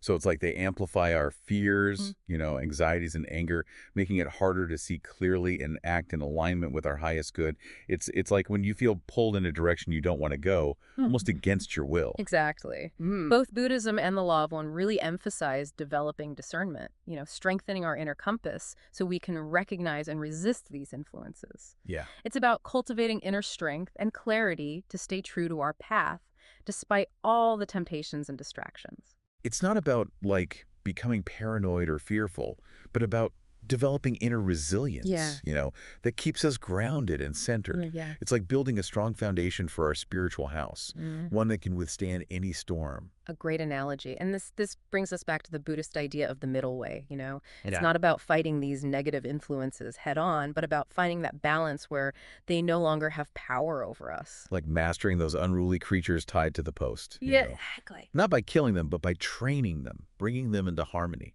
finding an inner peace and stability that can't be shaken by any external forces. Hmm.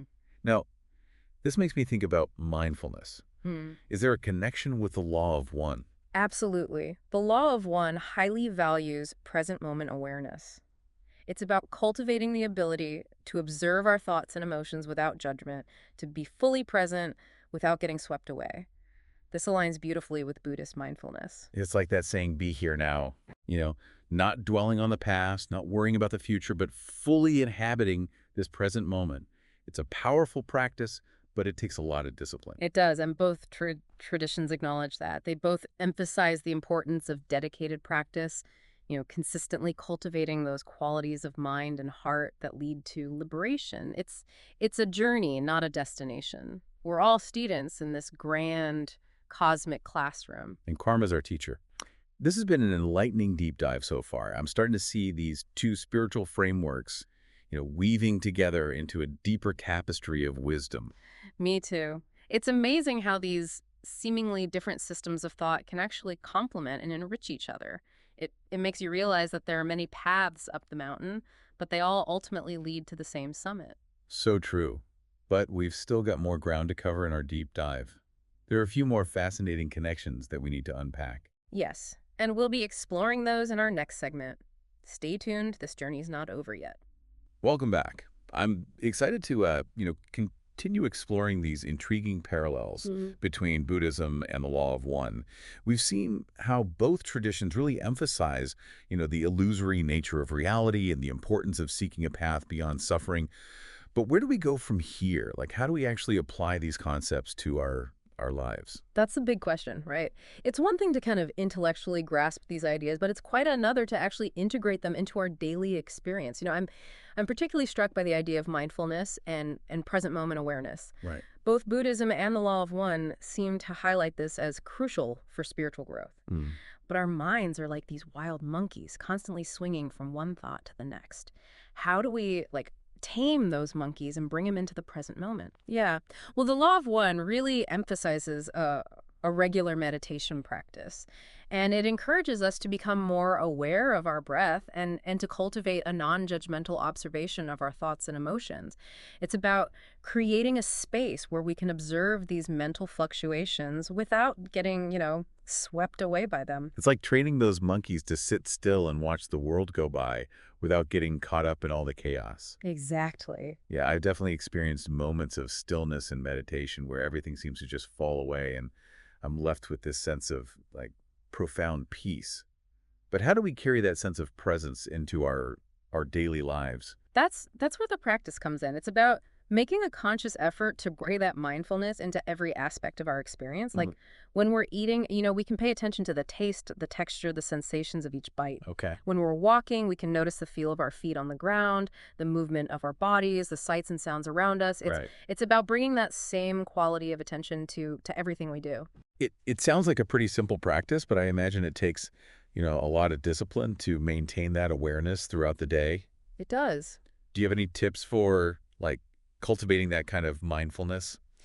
One helpful technique is to set reminders throughout the day. You could use a timer on your phone, a sticky note on your computer, or even just a simple word or phrase that you can repeat to yourself whenever you notice your mind wandering. The key is to gently bring your attention back to the present moment without judgment. That's a great idea. It's like giving those monkeys a little nudge back to their perch whenever they start to, get restless. But I'm also curious about the, benefits of mindfulness. What happens when we start to develop this capacity for present moment awareness? Well, the Law of One suggests that as we cultivate this present moment awareness, we access this deeper level of consciousness. Okay. We tap into a place of pure awareness untouched by those fluctuations of the mind. It's like finding that calm amidst the storm, that oasis of peace amidst, the burning house. And from that place of stillness, we can start to see things more clearly, right? We can make choices that are more aligned with our, true nature, with that principle of love that both traditions really emphasize. Exactly. And it helps us to navigate that law of confusion with more grace and wisdom. Now, this kind of brings us to another fascinating parallel. Reincarnation. It's a core belief in Buddhism, this idea that we cycle through multiple lifetimes, learning and evolving through each one. What does the Law of One have to say about reincarnation? Well, from what I've read, the Law of One not only confirms the reality of reincarnation, Right. but it actually provides more kind of detailed explanation of how it works. Okay. It suggests that each lifetime is a chapter in a much larger story, this cosmic adventure of self-discovery. Yeah. And between each lifetime, we go through this process of review and planning, integrating the lessons we've learned and setting intentions for our next incarnation.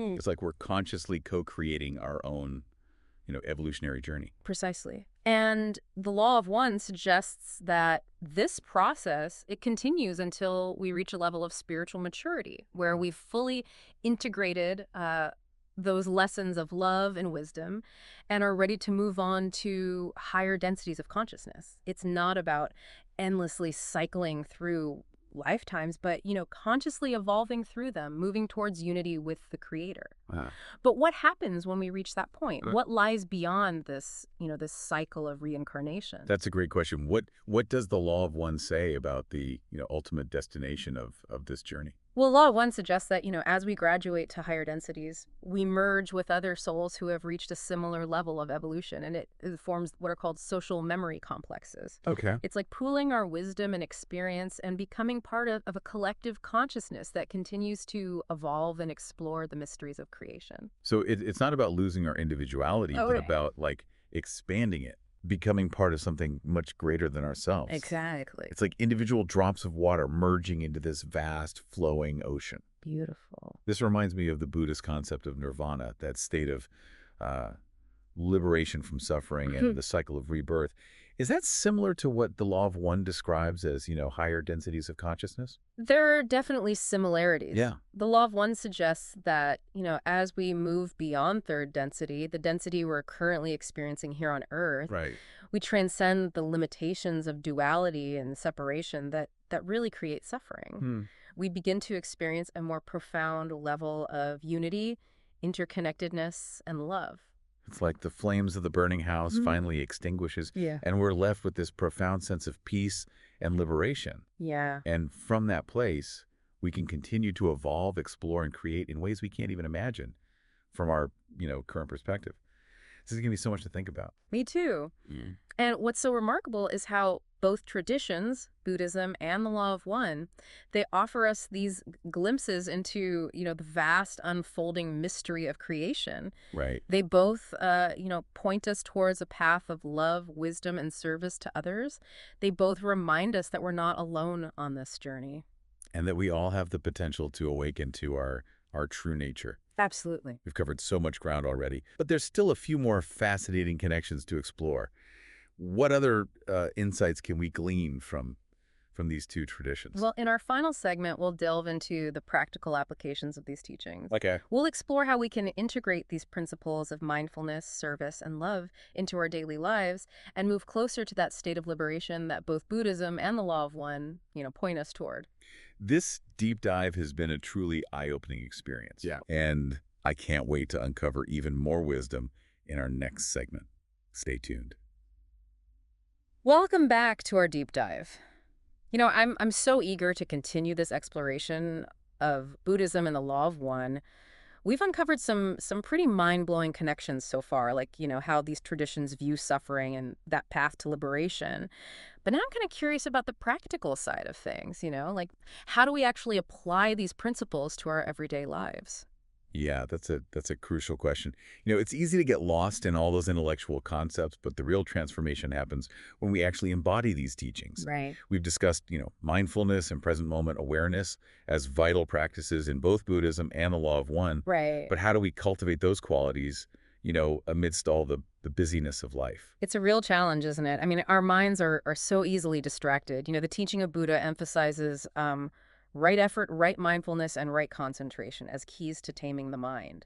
Does the Law of One offer any, similar guidance? Absolutely. The Law of One encourages us to be mindful in all our activities, not just during, formal meditation. It suggests that every moment, no matter how kind of mundane, can be an opportunity to practice presence. So, for example, like while washing dishes, we can really focus on the feel of the water, the soap suds, the movements of our hands. It's about bringing that same quality of attention to every task. That makes a lot of sense. Instead of letting our minds kind of race ahead to the next thing, we can fully engage with what we're doing right now. It's like turning everyday chores into these mini meditation sessions. Exactly. But I imagine it takes a real conscious effort to, shift our mindset that way. It does. The Law of One suggests that intention is key. We can set an intention at the beginning of each day to be more present, to bring awareness to our actions, to approach each moment with mindfulness. It's like planting a seed of awareness that we can nurture throughout the day. And as we practice, hopefully, that seed grows into a more consistent state of presence. Yes. This brings me back to the idea of service to others as a path to, spiritual growth. We've touched upon this in both Buddhism and the Law of One. Right. But I'd love to explore it a little bit further. How does serving others actually contribute to our spiritual evolution? The Law of One really highlights the importance of seeing the divine spark in all beings. Hmm. And when we serve others, we're recognizing that inherent divinity and expressing love and compassion. And this aligns us with the universal flow of energy, and it accelerates our spiritual growth. So it's not just about performing like good deeds, it's about like shifting our perspective. Yeah. We're seeing everyone not just as separate individuals, but as these, interconnected beings sharing this journey together. Yeah. That's beautiful. But how do we know what kind of service is most aligned with our purpose? The Law of One suggests that true service comes from a place of joy and authenticity. It's about following our passions and using our unique gifts to contribute to the well-being of others. Mhm. It could involve volunteering our time, using our skills to help those in need, or simply being, a kind and supportive presence in the lives of those around us. It's about finding that sweet spot where our passion meets the needs of the world. Exactly. And it's not about, seeking recognition or reward, but about the pure joy of giving and serving. Now I'm curious about the concept of spiritual evolution within the Law of One. Yeah. It mentions different densities of consciousness. Could you explain this a little further? Yeah. The Law of One describes reality as consisting of these different densities or dimensions of consciousness. Hmm. And, third density, where we currently reside, is characterized by duality, separation, and the illusion of free will. And as we, evolve spiritually, we move toward higher densities where unity, love, and wisdom become increasingly prevalent. So it's like we're graduating to higher levels of awareness, much like moving through grades in school. Right. But instead of learning academic subjects, we're mastering these lessons of love, compassion, and service. Exactly. It makes me wonder, what does the Law of One say about the ultimate goal of this evolution? Like what awaits us in these higher densities? The Law of One suggests that the ultimate goal is union with the Creator, a state of complete oneness and pure love. It's described as a journey back to the source from which we all originated. It's like returning home after a long and adventurous journey. Yeah. But this journey is, filled with opportunities for learning, growth, and service to others. Yeah. This deep dive has been incredibly insightful. Yeah. I feel like I've gained a much deeper understanding of the interconnectedness of all things and my own place within this vast cosmic tapestry. Me too. Both Buddhism and the Law of One offer such valuable wisdom for navigating, this journey of life. They remind us that we have the power to choose love, to serve others, and to cultivate awareness, in every moment. And ultimately, they point us towards a path of liberation from suffering and a reunion with our true essence. Thank you for joining us on this incredible deep dive. We encourage you to continue exploring these teachings and discover your own path to awakening. May your journey be filled with peace, joy, and boundless discovery. All right, get ready, because today we're going deep, really deep into something truly fascinating. We're talking about the human body, but not just like your regular anatomy lesson. Well, no, no. We're going way beyond that. We're going to be looking at the body through the lens of something called the Law of One, which might just completely change how you think about your own physical form. What's really captivating about the Law of One is this incredible way it blends spirituality and, well, for lack of a better term, science. It really makes you consider the body as this complex and intricate energy system. And once you start thinking about that, well, some really intriguing possibilities open up. Intriguing possibilities, right. So to be clear for our listeners, the source material for this deep dive comes from these sessions with Ra. And Ra is described as this social memory complex, which basically means like a collective consciousness, right? Right, exactly. And they claim to have interacted with all these ancient civilizations, offering wisdom about the universe and humanity's place within it. I mean, it's pretty mind-blowing stuff. And what I find so compelling is that this wisdom, this perspective, it's not just some abstract concept. It actually relates directly to our everyday experiences. Think about it. Have you ever felt completely stuck creatively, like you just couldn't get into that flow state? Well, the Law of One suggests that this could be because of an imbalance in one of your energy centers or what most people know as chakras. Okay, now we're talking. So it's not just some mystical concept. It actually affects how we function in I the mean, real world. absolutely. Picture it this way. You have these 7 primary chakras, these swirling energy centers within your body.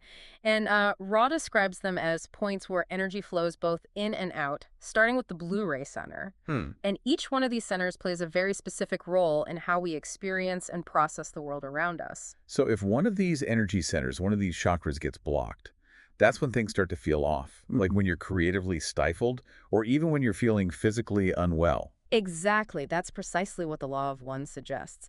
And these blockages, they can manifest in all sorts of ways, from physical ailments to emotional turmoil. It's almost like having a kink in a hose. A kink in a hose, yeah. The energy just can't flow freely, and that can disrupt our well-being on multiple levels, really. So I'm sure some of our listeners are thinking, wait a minute, are you saying my thoughts and emotions can directly impact my physical health? You're getting it. I mean, this whole idea of the human energy system, as described by Rob, it might sound a bit radical at first, It does to some, yeah. but it also offers a really empowering perspective, doesn't it? What's fascinating is that Roth even suggests that negative emotions, if we, hold on to them for too long, can actually contribute to things like disease. It's a powerful concept. It challenges us to become more aware of what's happening inside, in our inner landscape, and how that might be influencing our physical reality. Wow. So it's almost like we have more control over our health than we've been led to believe. This idea that understanding these energy centers, these chakras, can actually be a key to self-healing and personal growth is pretty powerful stuff. Absolutely. And that sense of empowerment is really central to the law of one. It's not about feeling helpless or Yeah. like we're victims of external forces. It's about recognizing the interconnectedness of everything and the role that each of us plays in shaping our own reality. And speaking of interconnectedness, Hmm. there's this one concept from these raw sessions that really jumped out at me, the idea of wanderers. These beings who choose to come to Earth from, higher densities to help humanity evolve. It's Yeah. pretty wild. What makes them choose to do that? I mean, that seems like a huge commitment.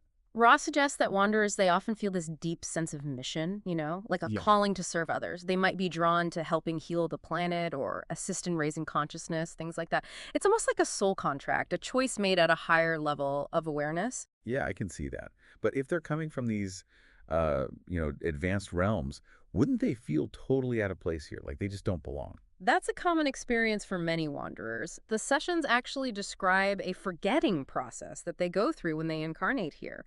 They lose the conscious memory of their origins, and this can lead to feelings of alienation or a longing for something more, something they can't quite put their finger on. I bet. They might even feel drawn to exploring spiritual teachings or, seek out other people who resonate with their unique perspective. So think about it, Yeah. As you're listening to this right now, could you be a wanderer? Do certain experiences resonate with you more deeply than others? That feeling of not quite belonging or maybe a deep desire to make a positive impact on the world, it's something to consider, isn't it? And it really speaks to the law of one's emphasis on personal exploration and discernment. It's not about blindly accepting information, but rather engaging with it critically and seeing how it resonates with your own personal experiences and intuition. Exactly. It's about finding your own truth. Okay, so we've been talking about chakras and wanderers and this idea of a higher purpose, but we haven't really explained what the law of one actually is. Right. I mean, it sounds pretty profound. It's essentially the idea that everything in the universe is interconnected, that we're all part of the same fundamental energy, the same source. It's about recognizing the unity in all things, the oneness that underlies all of creation. Okay, but if everything is truly one, why is there so much division and conflict in the world? Why is there so much suffering? I mean, if we're all connected, shouldn't things be more, well, harmonious? That's where the concept of free will comes in. Ra describes free will as, well, a primary distortion of the law of one, a necessary tool for our evolution. You see, free will allows us to make choices, to explore different paths, and to ultimately learn and grow through experience. But it also creates the potential for imbalance, for separation from that fundamental unity. So are you saying that free will is both a blessing and a curse? It gives us the power to create, but it also gives us the power to, well, to kind of mess things up. It's more nuanced than that. It's about understanding that we have a choice. We can choose to act in alignment with the law of one, to express love and service to others. Or we can choose to act in service to self, pursuing personal gain at the expense of others. And both of these choices, they have consequences. They shape the reality we experience, both individually and collectively. And it's those choices, those expressions of free will that contribute to this huge tapestry of evolution that the Law of One describes. It's not just about our individual choices, it's about the collective consciousness of all of humanity and its journey through what Ra calls densities. Okay, wait. Densities, that sounds a little, I don't know, like something out of Star Trek. What are we talking about here? Imagine the universe as this sort of grand school with different levels, like grades. These levels, these densities, represent different stages of spiritual evolution. And each one comes with its own unique set of lessons and challenges. So where do humans fit into this cosmic school system? What grade are we in? According to the Law of One, we're currently in third density. Third density. A realm where, we grapple with concepts like self-awareness, free will, and the duality of love and fear. It's Yeah. about learning to make choices and then understanding the consequences of those choices. So we're kind of like the middle schoolers of the cosmos, figuring out who we are and what we stand for. That's a great analogy. And just like in any school, eventually there's graduation. According to Ra, Earth is actually on the verge of transitioning into fourth density. Fourth density. A realm where love and understanding become the dominant forces. Think greater harmony, greater compassion, where we start to see the interconnectedness of all things much more clearly. Okay, that sounds pretty amazing. But I have to ask, does this transition mean we have to, leave our physical bodies behind? Does it feel like dying? Not in the way we typically think of death, no. Think of it more like a shift in consciousness, an expansion of awareness. It's like shedding an old skin and allowing a more evolved version of ourselves to emerge. So fourth density is like leveling up our consciousness, becoming more compassionate and more connected. Yeah, sign me up for that. Haha, I hear you. But while it does sound appealing, this transition isn't necessarily a cakewalk. You see, each density has its own set of challenges, and as Ra describes it, our planet is experiencing a bit of a bottleneck right now in this whole process. A bottleneck. Oh, yeah. What's holding us back from, graduating to this higher level of being? Well, Ra suggests it has to do with the mixed levels of spiritual evolution we have here on Earth. You see, there are those who are ready to harvest into fourth density, Okay. those who are focused on service to others and really embodying love and compassion. But on the other hand, there are also those who are, they're still clinging to those third density patterns, Mhm. self-service, fear, separation, those kinds of things. So this harvest, this transition to fourth density, it's not just going to happen automatically. We have to, I don't know, kind of earn our way there. In a sense, yes. It really comes down to the choices we make, the energy we embody. And it's not just about individual evolution, it's about the collective consciousness of humanity as a whole. The more we align ourselves with the Law of One, the more we contribute to raising the overall vibration of the planet, which makes the transition, a little bit smoother for everyone. It makes you realize that our choices, they really have this ripple effect, don't they? I mean, it's not just our own lives that are affected. It's the entire planet and the evolution of consciousness itself. It's a lot of responsibility, but it's also incredibly empowering when you think about it. And that responsibility ties directly into the Law of One's emphasis on service to others. It's a concept that we often misunderstand, thinking of it as some sort of obligation or chore we have to do. Right, like we have to go out and do all these good deeds to, I don't know, earn brownie points in some cosmic system or something. But the Law of One seems to be saying something a lot deeper than that. Right. It's not just about doing good deeds for the sake of doing them. It's about recognizing the interconnectedness of all things, seeing the divine spark in every being we encounter. It's about shifting our perspective from separation to unity, really understanding that we're all part of this same, the same web of life. So it's less about doing and more about being. Like, if we truly embody the Law of One, service to others becomes this natural expression of who we are. It's not something we force, it just flows. That's a beautiful way to put it. It's about recognizing that we're not just these isolated individuals striving for personal gain. It's about understanding that, we're all connected, we're all part of something much larger than ourselves. And from that place of unity, service becomes an act of love, a way of expressing our inherent interconnectedness. I love how the Law of One takes these, abstract spiritual concepts and brings them back down to our everyday experience. Like, how does all this talk about densities and service actually connect to This idea of the human body being a vessel for spiritual growth. That's where those energy centers we talked about earlier, the chakras, come back into play. Remember how we discussed that blockages in those centers can lead to, well, all sorts of physical and emotional imbalances? Oh yeah, those spinning wheels of energy that can get all out of whack and cause all kinds of trouble. Well, the law of one suggests that those chakras are more than just physical or emotional regulators. They're also pathways for spiritual energy, connecting us to a larger energy field, a universal source of consciousness. Wait, so when our energy centers are balanced, when they're flowing freely, Hmm. we're actually more receptive to spiritual insights and guidance. It's like we're tapping into some kind of cosmic Wi-Fi. You got it. It's like tuning a radio to receive a clear signal. The more aligned we are energetically, the more clearly we can perceive the wisdom and love that, well, that's always available to us. It's always there. Okay, that makes so much sense. It's like our bodies are designed to be these incredible antennas picking up signals from the universe. But what about those times when things aren't so balanced? Yeah. When we're dealing with illness, pain, emotional turmoil, all that stuff. Does the law of one have anything to offer in those situations? Well, the law of one offers a unique perspective on healing. It suggests that it's not just about treating the symptoms, it's about understanding the underlying causes of disease. And those causes, well, they often stem from energetic imbalances or blockages in those very energy centers we've been talking about. So it's not about masking the problem, but actually getting to the root of what's causing it, Yeah. addressing the energy behind the illness. Precisely. And Ross suggests that practices like meditation, energy work, even the use of certain crystals can help restore balance and facilitate healing by working directly with those energetic pathways. Crystals. Wait, are we talking about the kind of crystals people wear for good luck? Or, put around their homes for good vibes? The very same. But the law of one takes it a step further, suggesting that crystals can act as, well, as amplifiers and conductors of energy. They can actually help direct healing energy to specific areas of the body. Okay, that's fascinating. So you're saying we can actually use crystals to help clear those energy blockages and promote healing? It almost sounds too good to be true.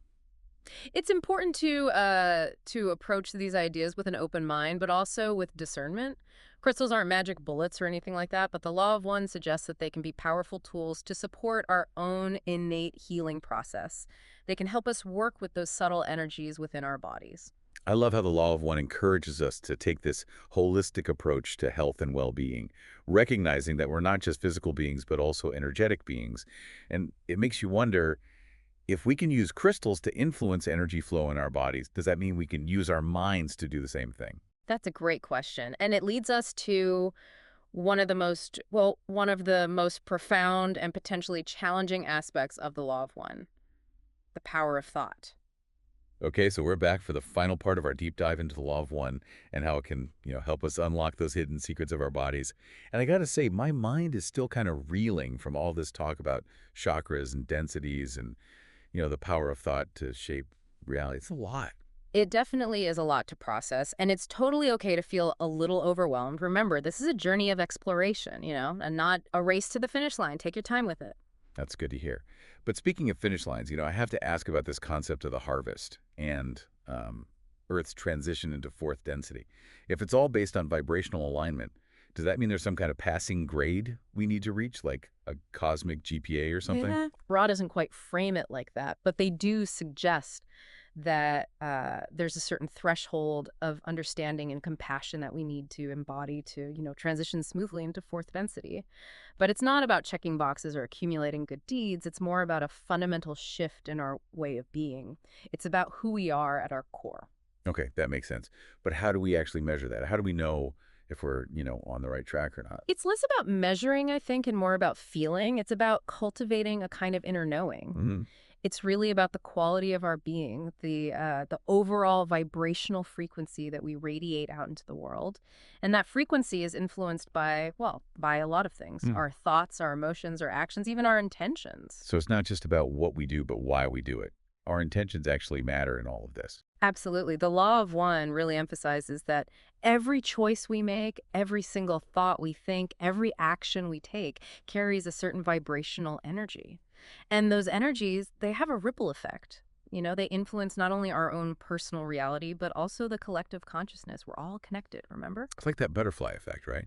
Where one seemingly small action can have this huge cascading impact on everything around it. Exactly. And when we act from a place of love, compassion, and, service to others, we're contributing to this more harmonious and balanced energy field. Yeah. And that, in turn, helps elevate the collective vibration and, well, it can make this transition into fourth density a little bit smoother for everyone. I see, I see. Okay, yeah, Mm. I'm starting to see how it all fits together. But let's be realistic for a second. Not everyone is going to be on board with this whole love and light thing, right? I mean, there are going to people who, resist change, who cling to old patterns of fear and separation. What happens to those folks during this harvest? That's where the concept of polarity comes in.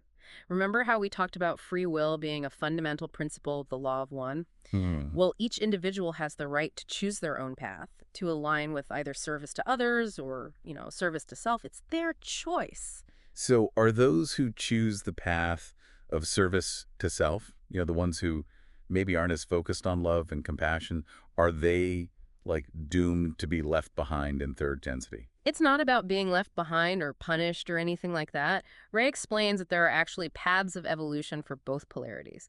It's not about judging one as, better or worse than the other. It's about recognizing that both polarities, they contribute to the overall learning and growth of creation. We need both. So even the so-called bad guys, the ones who are focused on, power and control and all that, they're actually playing a role in this whole cosmic drama. In a way, yes. You see, they offer a contrasting energy, a kind of catalyst for growth. Think of it like the yin and yang symbol. Both forces are necessary for balance. Okay, I think I'm starting to grasp the bigger picture here, but it's still pretty mind-boggling to think about. If we're all truly interconnected and our thoughts and actions have this profound impact on, our reality and the collective consciousness, does that mean we have like a responsibility to be more, I don't know, more conscious, more intentional in the choices we make? The law of one would definitely suggest that. It's about recognizing that we're not just passive observers in this grand experiment called life. We're active participants. And the more we align ourselves with those principles of love, compassion, and unity, the more we contribute to creating a future that reflects those values. That's the kind of world we want to build. So it's not just about living our lives, it's about actively shaping the destiny of humanity and the planet. Wow, no pressure, right? It's a huge responsibility, that's for sure, but it's also a privilege. To think that we actually have the power through our choices, our thoughts, our actions to contribute to a more loving and harmonious world, well, that's pretty remarkable, don't you think? It really is. It's a lot to take in, that's for sure. Well, this whole deep dive has been quite the adventure. We've explored the mysteries of the human body, delved into the nature of reality, and grappled with this idea of the power of thought to influence our individual and collective experiences. It's been a wild ride, but the law of one, it really offers a unique and empowering perspective on our place in the universe. I don't know about you, but I'm feeling pretty inspired. And remember, it's not about blindly accepting everything we've discussed here today. It's about taking this information and, seeing how it resonates with you, how it fits into your own understanding of the world. It's about continuing to explore, to question, and to, ultimately connect with your own inner wisdom. That's where the real magic happens. That's the beauty of a deep dive like this. It's not about finding all the answers. It's about opening ourselves up to new possibilities, new ways of seeing ourselves and, well, the world around us. And remember, you're not alone on this journey. We're all interconnected, all part of this grand cosmic dance of evolution. And by embracing those principles of love, compassion, and unity, we can create a more harmonious and fulfilling experience, for ourselves and for all beings. Beautifully said. Thank you so much for joining us on this incredible exploration of the law of one and the hidden secrets of your body. Keep seeking, keep questioning, and keep an open heart. The universe, it's full of wonders just waiting to be discovered. Hey everyone, welcome back. Today, we're going on a deep dive into two sources that, on the surface might seem pretty different. Yeah. We've got Zecharia Sitchin's The Lost Book of Enki and The Law of One, which is a series of channeled sessions with an entity known as Ra. What's interesting is that both of these sources touch on extraterrestrial life and how it's influenced humanity, but from totally different perspectives. Yeah, it's a fascinating juxtaposition, right? It is. On the one hand, we have Enki, which is based on Sitchin's interpretation of ancient Sumerian texts, and it gives a materialistic view of how extraterrestrials have been involved. Right. And then on the other hand, you've got the Law of One, going super deep into spirituality and consciousness and the very nature of reality. Okay, so let's get started with Enki. Sitchin, he retells these Sumerian myths about the Anunnaki, who are these ancient astronauts that came to Earth. Right. But here's the thing. He interprets these myths as actual history. Like, he's suggesting that the Anunnaki were real beings who shaped human civilization. Yeah, it's a bold claim for sure. It is.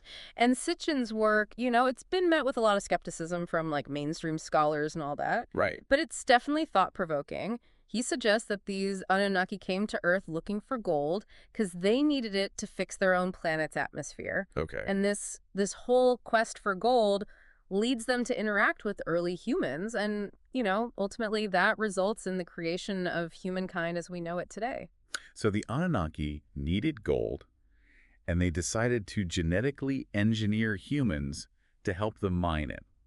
What an origin story. Yeah. But it's not all smooth sailing for them, though, is it? No, not at all. There's power struggles among the Anunnaki themselves, like the challenge for leadership between Analu and Anu. It kind of sounds like, well, human history, actually, with all the ambition and conflict and all that. Yeah, that's a great point. It's interesting how Sitchin draws these parallels between the Anunnaki and us. Their society, even though it's technologically advanced, they still seem to struggle with the same things we do, like power dynamics and not enough resources and all the ethical problems that come with that. And then there's this whole thing about them needing this skilled pilot, Abgal, to travel to Earth. It just reinforces that whole idea that their technology was so beyond anything we could even imagine back then. Exactly. It makes you wonder, like, what if Sitchin was right? What if our history is totally intertwined with these extraterrestrial visitors? It's a fascinating thought, for sure. It is. Now, let's switch gears and talk about the Law of One, which offers a very different take on extraterrestrial life. Okay. Here, we meet Ra, this being who claims to be a social memory complex from a higher density. Okay, I gotta admit, densities sound a little out there to me. Yeah, I get it. Densities can be a bit hard to wrap your head around. Yeah. Imagine densities as like levels of spiritual evolution or expanded consciousness. Think of it like, different grades in school. We, as humans on Earth, we're currently in third density. So like the cosmic equivalent of high school. Right. But according to Ra, we're like right on the edge of graduating to fourth density, a realm where there's more compassion and understanding. So it's not just about like physical evolution, but a spiritual evolution of consciousness. Right. And Ra is communicating from this higher level, offering guidance and, wisdom and stuff. It's fascinating, but I'm curious, how does this connect with the whole Anunnaki story? Yeah, that's a great question. Well, both Enki and the Law of One involve these advanced beings interacting with humanity. Enki focuses on the material stuff, technology, genetic engineering, resource extraction. Right.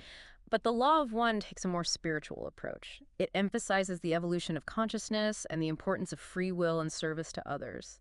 So it's a pretty stark contrast. Right. But could there be some common ground there? Possibly. Like, for example, the Law of One talks about wanderers, these souls from higher densities who choose to be born on Earth to help us evolve. Could Enki, this technologically advanced being who seems to have a certain, fondness for humans, could he be considered a wanderer? He did defy the other Anunnaki to share knowledge with us. That is a very interesting question. Could it be that both of these stories, despite their differences, are actually exploring different sides of the same, huge story? Right. The evolution of consciousness in the universe? Maybe one focuses on the physical journey and the other on the spiritual, but in the end, they're both about growth and transformation. Okay, that's a pretty mind-blowing connection. Right. So we've got the technologically advanced Anunnaki potentially representing a physical catalyst for human evolution, and we have Ra, this higher density being, offering spiritual guidance and wisdom. It's like two sides of the same coin. Exactly, and it raises some fascinating questions about the nature of reality itself. Right. If the Law of One is right, then what we think of as the physical world might just be this tiny part of a much bigger multidimensional reality. And maybe the Anunnaki, with their advanced tech, were operating on a level of reality that we're only just beginning to understand. This is getting pretty deep. It is. We've just scratched the surface of these two incredible sources. We need to take a break for now, but be sure to come back for part 2, where we'll dig even deeper into these connections and explore even more mind-blowing concepts. Welcome back to our deep dive into the Lost Book of Enki and the Law of One. We're exploring some pretty complex stuff here, ancient astronauts and spiritual evolution and multiple densities. I'm ready to go deeper. How about you? Absolutely. Let's jump back in. We were talking about the possibility that both Enki and the Law of One, even though they tell such different stories, might actually be touching on different parts of the same big Yeah, idea, right. the evolution of consciousness. Okay, so let's unpack that a bit. Yeah. How do these sources connect to this whole idea of evolution? Well, in Enki, you see this drive for knowledge as like a main force for the Anunnaki. They're always experimenting, engineering, trying to find solutions. Yeah. In their case, it's because they need to survive. They have to find a way to fix their own planet.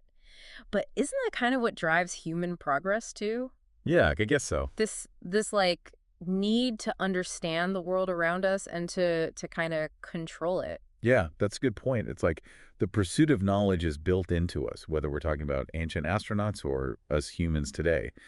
But in the Law of One, it seems like knowledge serves a different purpose. Yeah. It's not just about practical solutions or better tech. Exactly. The Law of One looks at knowledge as a way to grow spiritually. It's about seeking truth, not just for, material gain, but to expand consciousness itself. It's about figuring out our place in the universe, how everything's connected, and like the basic nature of reality. So they're both talking about evolution, but from totally different angles. Yeah. Enki focuses on the physical, the technological stuff, while the Law of One is all about the spiritual evolution of our understanding. Exactly. And both stories show that there are challenges in this pursuit of knowledge. Like in Enki, the Anunnaki have to deal with the ethical problems of their actions, the consequences of messing with human evolution. It's kind of a warning, isn't it? Right. Like knowledge without wisdom can be dangerous. Right. And in the Law of One, Ra warns us about using knowledge for selfish reasons, how it can be used to manipulate or control others. It's something that's been a problem throughout history, hasn't it? Absolutely. Both sources are telling us that the real way to look for knowledge is with humility. Like being willing to question what we think we know and being open to different ideas. It's about understanding that we don't have all the answers and that the journey is just as important as the destination. Speaking of journeys, let's talk about us as individuals. Okay. Where do we fit into this whole grand idea of evolution, this cosmic dance between the physical and spiritual? The Law of One gives us this really interesting way of understanding our individual journeys. Okay. It talks about the mind-body-spirit complex, Right. which means that all of these things are connected inside each of us. So we're not just physical or just minds or just souls, but like a mix of all of those. Right, it's like a tapestry. Yeah. And Ra suggests that our experiences here in this physical world, this third density, they're chances for us to learn and grow.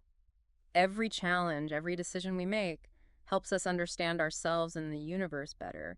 It's like we're constantly getting these chances to evolve our mind-body-spirit complex. So even the bad stuff, the tough times, they're actually there to help us evolve. Exactly. It's all about how we learn and grow from them. And even though the Lost Book of Enki doesn't really talk about individual journeys the same way, you can still see how choices people make change things. Right. Like when Enki decides to share his knowledge with humans, or how Lalu's ambition kicks off the whole story, these choices have these huge ripple effects. So even in a story about ancient astronauts and these big historical events, our individual choices still matter. They really do. It's like a reminder that we all have the power to change things, even if we don't always see it. Now, another idea that we see in both Enki and the Law of One is this idea of free will. But how does that work if we're being influenced by extraterrestrials or guided by higher forces? Right. That's something I've always wondered. Yeah. If these beings are, messing with our DNA and giving us advice from other dimensions, how much control do we really have? The Law of One addresses this directly. It says that free will is super important, even when it comes to aliens. Ra says that higher density beings, like the Confederation of Planets, they'll only step in if we ask them to because they respect our right to choose our own path. So they're offering help, but it's up to us to take it. But what about the Anunnaki? They seem a little more, hands-on. I mean, they engineered us. That's true, but even in Enki, there are times when human choice is really important. Like the story of Adapa, the first human that Enki created. He could have become immortal, but he chose to stay mortal. Right. It's like saying that even when someone's trying to control us, we still have the power to choose. That's a powerful idea. Even if these beings shaped our bodies or kind of nudged us in certain directions, We still decide who we become, how we evolve. Exactly. And that brings up another important question. If we do have this power to choose, how are we using it? Are we making choices that help us reach our full potential? Choices that come from love and compassion? Or are we letting fear and ego control us? That is a question worth thinking about. It is. Both Enki and the Law of One are encouraging us to think about what our choices lead to understand that we're all connected. And that leads us to another mind-blowing concept that comes up in both sources. What is reality really? Okay, hold on tight, everyone, because now we're talking about the nature of reality. We've got ancient astronauts, spiritual evolution, and now this. Yep. The Law of One gives us a model of reality that really challenges how we see things. It says that what we experience as the physical world is just a small part of a much bigger, multidimensional reality. So there's way more going on than we realize. Exactly. Rada describes reality as like a tapestry of different densities, all vibrating at different frequencies. But as third density beings, we have limited perception. We can only see a tiny part of it. Okay, so there are these higher densities that are basically invisible to us right now. But how does the Lost Book of Enki fit into this? It seems much more focused on the physical world, like spaceships and genetic engineering. True, but if you look closely, there are hints of a bigger view of reality, even in Enki. The Anunnaki are described as having this advanced knowledge and technology, stuff that seems almost magical from our perspective. Right. Could they have been tapping into these higher densities, manipulating energies that we don't even understand yet? So their technology, their powers could be because they were interacting with these higher levels of reality. Right, like they were playing on a field that we can't even see. And this brings up a really cool possibility. If the Anunnaki were a more advanced civilization, what does that mean for us? Could we, as humans, evolve to a point where we can access these higher densities, use these unseen energies? This is blowing my mind. It's like these stories are giving us a glimpse of what we could become, like a roadmap for our own evolution. We've already talked about so much. I know, right? We need to take a break. But don't worry, there's still more to come. Come back for part 3, where we'll wrap up this deep dive and see how these mind-blowing ideas apply to our own lives and how we understand the universe. Welcome back, everyone. We've gone from ancient Sumeria to these higher densities, exploring some pretty wild ideas from the Lost Book of Enki and the Law of One. Now, as we come up from this deep dive, let's think about what we've learned and what it means for us. We've covered a lot, haven't we? Ancient astronauts, spiritual evolution, the nature of reality. It's a lot to take in. But I think one of the biggest takeaways, something that comes up in both these stories, is this idea of interconnectedness. Yeah, interconnectedness, it keeps coming back, doesn't it? Whether it's the Anunnaki interacting with early humans or Ra communicating from a higher density, it seems like the message is we're not as alone as we think. Exactly. Both Enki and the Law of One suggest we're part of this huge network of consciousness, this cosmic web that's way bigger than we can even imagine. And I think that changes how we should live our lives. It is humbling, right, to realize we're not just individuals on our own paths, but these threads in this big cosmic fabric. And if everything is connected, that everything we do, the choices we make, even our thoughts, they all have an impact. That's right. And that means we have a responsibility, don't we? If we're all connected, we can't just live in isolation, ignoring how we affect the world. We have to think about the consequences of what we do, not just for ourselves, but for everything around us. It feels like both sources are saying we're at a turning point in human history. There's a lot of challenges, but also a lot of opportunity. We've got global crises. The environment is being destroyed. There's unrest everywhere. But people are becoming more aware of how connected we are. And there's this desire for spiritual growth. Yeah, and I think these stories can help us through these times. Enki, with its story of these super advanced beings, reminds us that progress without ethics can be dangerous. It's a warning about what happens when knowledge is misused, when power isn't used responsibly. And the Law of One gives us a way forward, a guide for navigating these crazy times. It stresses the importance of love, compassion, and helping others. It says that if we want a better future, we have to grow our consciousness, choose love over fear, and see how we're connected to every being. It's really interesting how both these sources, even though they come at it differently, end up with a similar message. We have the power to create a better world, but it takes a change in how we think, a realization of our interconnectedness, and a commitment to living in harmony with the universe. So it's not about waiting for someone to save us or fix things. It's about taking charge of our own evolution, making good choices, and realizing we're not just along for the ride on this planet, but we're actually creating our reality together. Exactly. And that's both awe-inspiring and hopeful. We have the ability to shape our future, to help heal and transform our world. Well, everyone, it's time to come back up from this amazing journey. We've explored the depths of the Lost Book of Enki and the Law of One, finding connections that have challenged our beliefs and opened our minds to what's possible. But the exploration doesn't stop here. These stories are like seeds planted in our minds, ready to grow. They encourage us to keep asking questions, keep searching for truth, and live according to the wisdom they've shared. So, as you go about your day, remember that everything is connected. Choose love over fear. Look for knowledge with humility and an open heart, and keep diving deeper into the mystery and wonder of existence. Until next time, may your journeys be full of purpose, growth, and the search for truth. And as always, keep diving deeper. All right, so get ready, because today we are going to dive into something really, really mind-bending. Oh, I'm right. We are going to be looking at the Vedas and the Law of One. Okay. Yeah, so that's ancient Sanskrit hymns, right? Right. Alongside, get this, wisdom that was channeled from an extraterrestrial being. I mean, how cool is that? That's pretty wild. We've got a lot to unpack here. We do. So let's get started. Yeah, it's really fascinating to think about the potential connections between these two sources.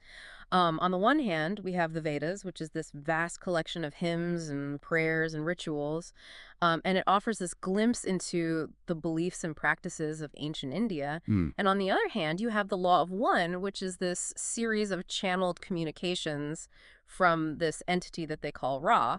And the Law of One explores consciousness, spirituality, and the nature of reality itself. Exactly, so they seem worlds apart, right? Right. But maybe, just maybe, there are some surprising common threads woven through these seemingly separate sources. What do you think?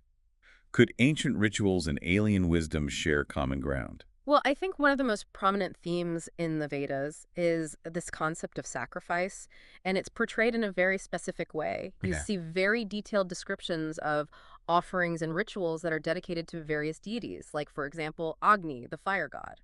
Okay, so can you give us a concrete example of what these offerings might look like? What kinds of things were they sacrificing? Sure. Like, take the offering to Agni.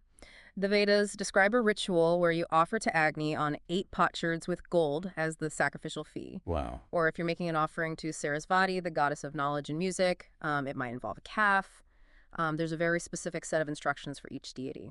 It sounds very ritualistic and, dare I say, a little intense. And it's quite different from how we might think of sacrifice today. So how does the Law of One approach this idea of sacrifice? Well, that's where things get really interesting. Ra presents a more inward-focused perspective, and they emphasize selfless service as the ultimate form of sacrifice. So it's less about physical offerings and more about dedicating your life path to serving others and the greater good. So it's less about what you're giving up and more about the intention and the energy behind your actions. Exactly. Right. And this raises a really important question. Yep. Could these seemingly different approaches to sacrifice, the Vedic emphasis on ritualistic offerings and Ra's concept of offering your life path, could those be different expressions of the same underlying human impulse? Are we both, in a way, trying to connect with something larger than ourselves, to find meaning and purpose in something beyond our individual existence? That's a profound thought. It makes you wonder if these ancient practices were, in a sense, trying to tap into the same universal energies that Rad describes, just using a different language and a different set of tools. It's certainly worth considering. Yeah. And it leads us to another fascinating point of convergence between the Vedas and the Law of One. Their perspectives on the nature of reality itself. The Vedas present a very structured view of the universe. They talk about Herta, this concept of cosmic order, and they describe this hierarchy of gods who each play a specific role in maintaining that order. Okay, wait, hold on a second. Before we get too deep into cosmic order, you have to explain this Herta thing. It sounds important, but I have no idea what it means. You're right, I should have clarified that. So Herta in Sanskrit refers to the cosmic order, the underlying principle that governs the universe. It's kind of like the laws of physics, but with a spiritual and moral dimension to it. Okay. And within this concept of Herta, you have gods like Agni, who's lord of the house and fire. You have Indra, who's associated with storms and war, and Surya, the sun god. And each deity represents a specific aspect of the cosmos and has a designated place within this divinely ordained hierarchy. So it's like a giant cosmic organizational chart with each deity having their own specific role and responsibilities. You could think of it that way, yeah. Now, how does this compare to the Law of One? Well, Ra also talks about a kind of cosmic order, but it's less about a rigid hierarchy and more about a unified principle of love and light that governs the universe. Okay. They also describe this concept of densities, which are different levels of spiritual evolution within the universe, which kind of resemble a hierarchical structure in a way. So we have the Vedas with its pantheon of gods, each representing a specific aspect of the cosmic order. Hmm. And then we have the Law of One with its concept of unified principle of love and light expressed through different densities or levels of spiritual evolution. It's like they're both pointing towards this idea of a structured universe, but using different metaphors and frameworks to describe it. Do you think there could be a connection there? I think it's definitely worth exploring. Could it be that the Vedic gods are, in a sense, symbolic representations of the cosmic forces and principles that Ra describes, just expressed through the lens of ancient Indian culture? It's a fascinating possibility. It's like they're both trying to map the same uncharted territory, the nature of reality itself, but using different tools and languages to do so. Yeah. And who knows, maybe by comparing their maps, we can start to piece together a more complete picture of the territory. And speaking of different maps, both the Vedas and the Law of One also address the journey of the soul, but in distinct ways. Okay. The Vedas, with their emphasis on reincarnation, offer a more ritualistic pathway. You find specific examples like the ritual of taking the steps of Vishnu for ascending to the world of heaven. Oh, wow. So it sounds like they believed your actions in this life could directly influence your experience in the next. So what's Rez's take on the whole reincarnation thing? Well, Rao also talks about reincarnation, but they frame it as a process of spiritual evolution through these different densities that we talked about earlier. It's about the gradual refinement of your consciousness, the choices you make, and how you learn from those choices. So while the Vedas focus on specific rituals to ensure a favorable rebirth, the Law of One emphasizes the inner journey of the soul and the evolution of consciousness as the driving force behind reincarnation. Yes, and this contrast raises an intriguing question. Does this difference in perspective reflect the evolution of spiritual understanding over time? Hmm. Could it be that as humanity evolves, we move from a more external, ritualistic approach to a more internal, consciousness-based understanding of the soul's journey? It's a thought-provoking idea. It's like we're gradually shifting from a focus on what we do to who we are, from external actions to internal transformation. Exactly. And this brings us to another point of convergence. Both sources acknowledge the existence of a reality beyond the physical, a realm where consciousness continues to exist even after death. Okay, so we've got the afterlife on the agenda. I'm intrigued. Hmm. What can you tell us about how the Vedas describe this realm beyond the physical? Well, the Vedas offer a more poetic and symbolic description of the afterlife. They talk about ascending to different realms or being reborn into new forms based on your karma. They don't provide a detailed map, but rather a framework for understanding the continuity of consciousness and the consequences of actions. So it's more about painting a picture of the possibilities rather than laying out a specific set of rules. Precisely. Now, in contrast, the Law of One provides a more structured and analytical framework. They describe these different densities or dimensions that souls move through based on their level of spiritual evolution. It's like they're offering a cosmic roadmap for the soul's journey. So the Vedas offer poetic symbolism, and the Law of One gives us a more detailed cosmic roadmap. It's fascinating to see how different cultures and sources, even ones as seemingly disparate as these, approach these profound questions of life and death in their own unique ways. What do you think? Are there any common threads we can extract from these different perspectives on the afterlife? I think one of the key takeaways is that the human fascination with what lies beyond this physical realm is timeless and universal. Whether we're talking about ascending to different realms or evolving through densities, we're essentially grappling with the same questions. What happens to our consciousness after death? Does it continue to exist?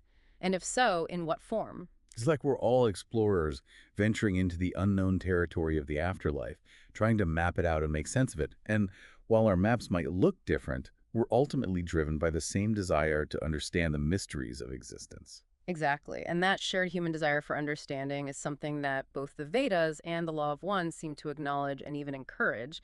Remember, Ra emphasizes the importance of seeking knowledge, questioning everything, and relying on your own discernment rather than blindly accepting dogma. That's so interesting because the Vedas are often seen as representing this ancient and rigid set of beliefs.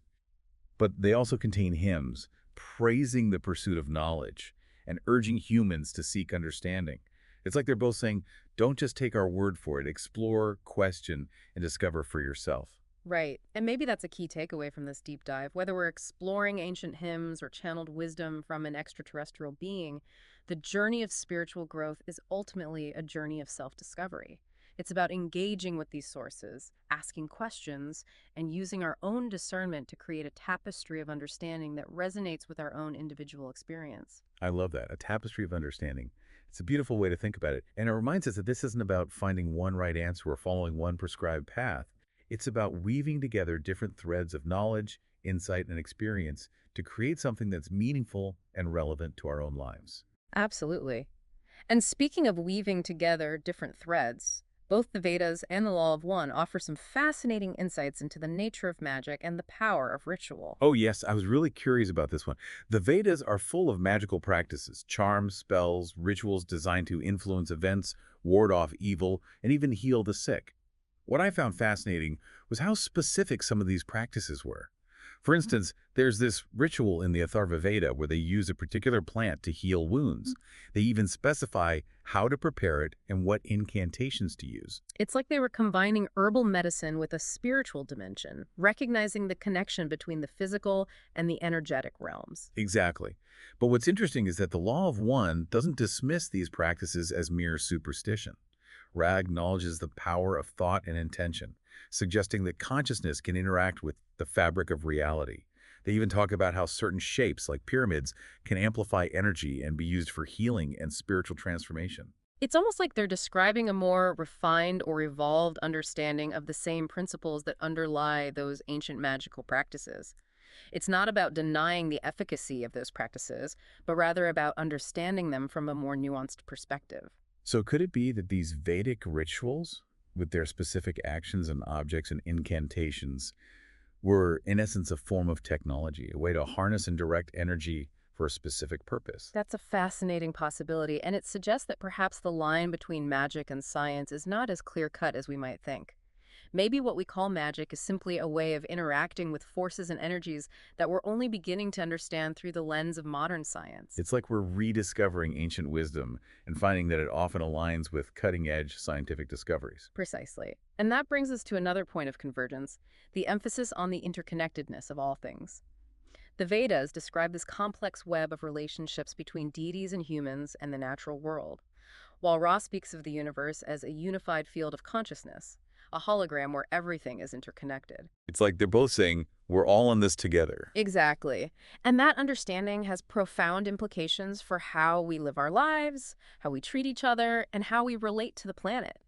It's a call to move beyond self-interest and embrace a more compassionate and holistic perspective, recognizing that our actions have ripple effects that extend far beyond ourselves. So whether we're looking at it through the lens of ancient mythology or extraterrestrial wisdom, the message is clear. We are all connected, and what we do matters. Yes. And that brings us to another fascinating parallel between these two sources, their perspectives on healing. Okay, I'm intrigued. Tell me more about how the Vedas approach healing.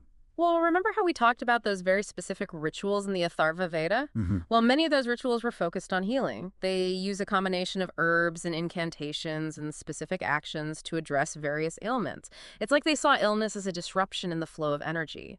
And the rituals were designed to restore balance and harmony.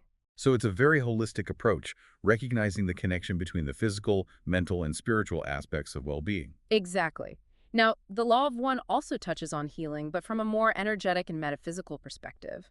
Ra talks about how blockages in the flow of energy can manifest as illness, and they emphasize the power of thought and intention in facilitating healing.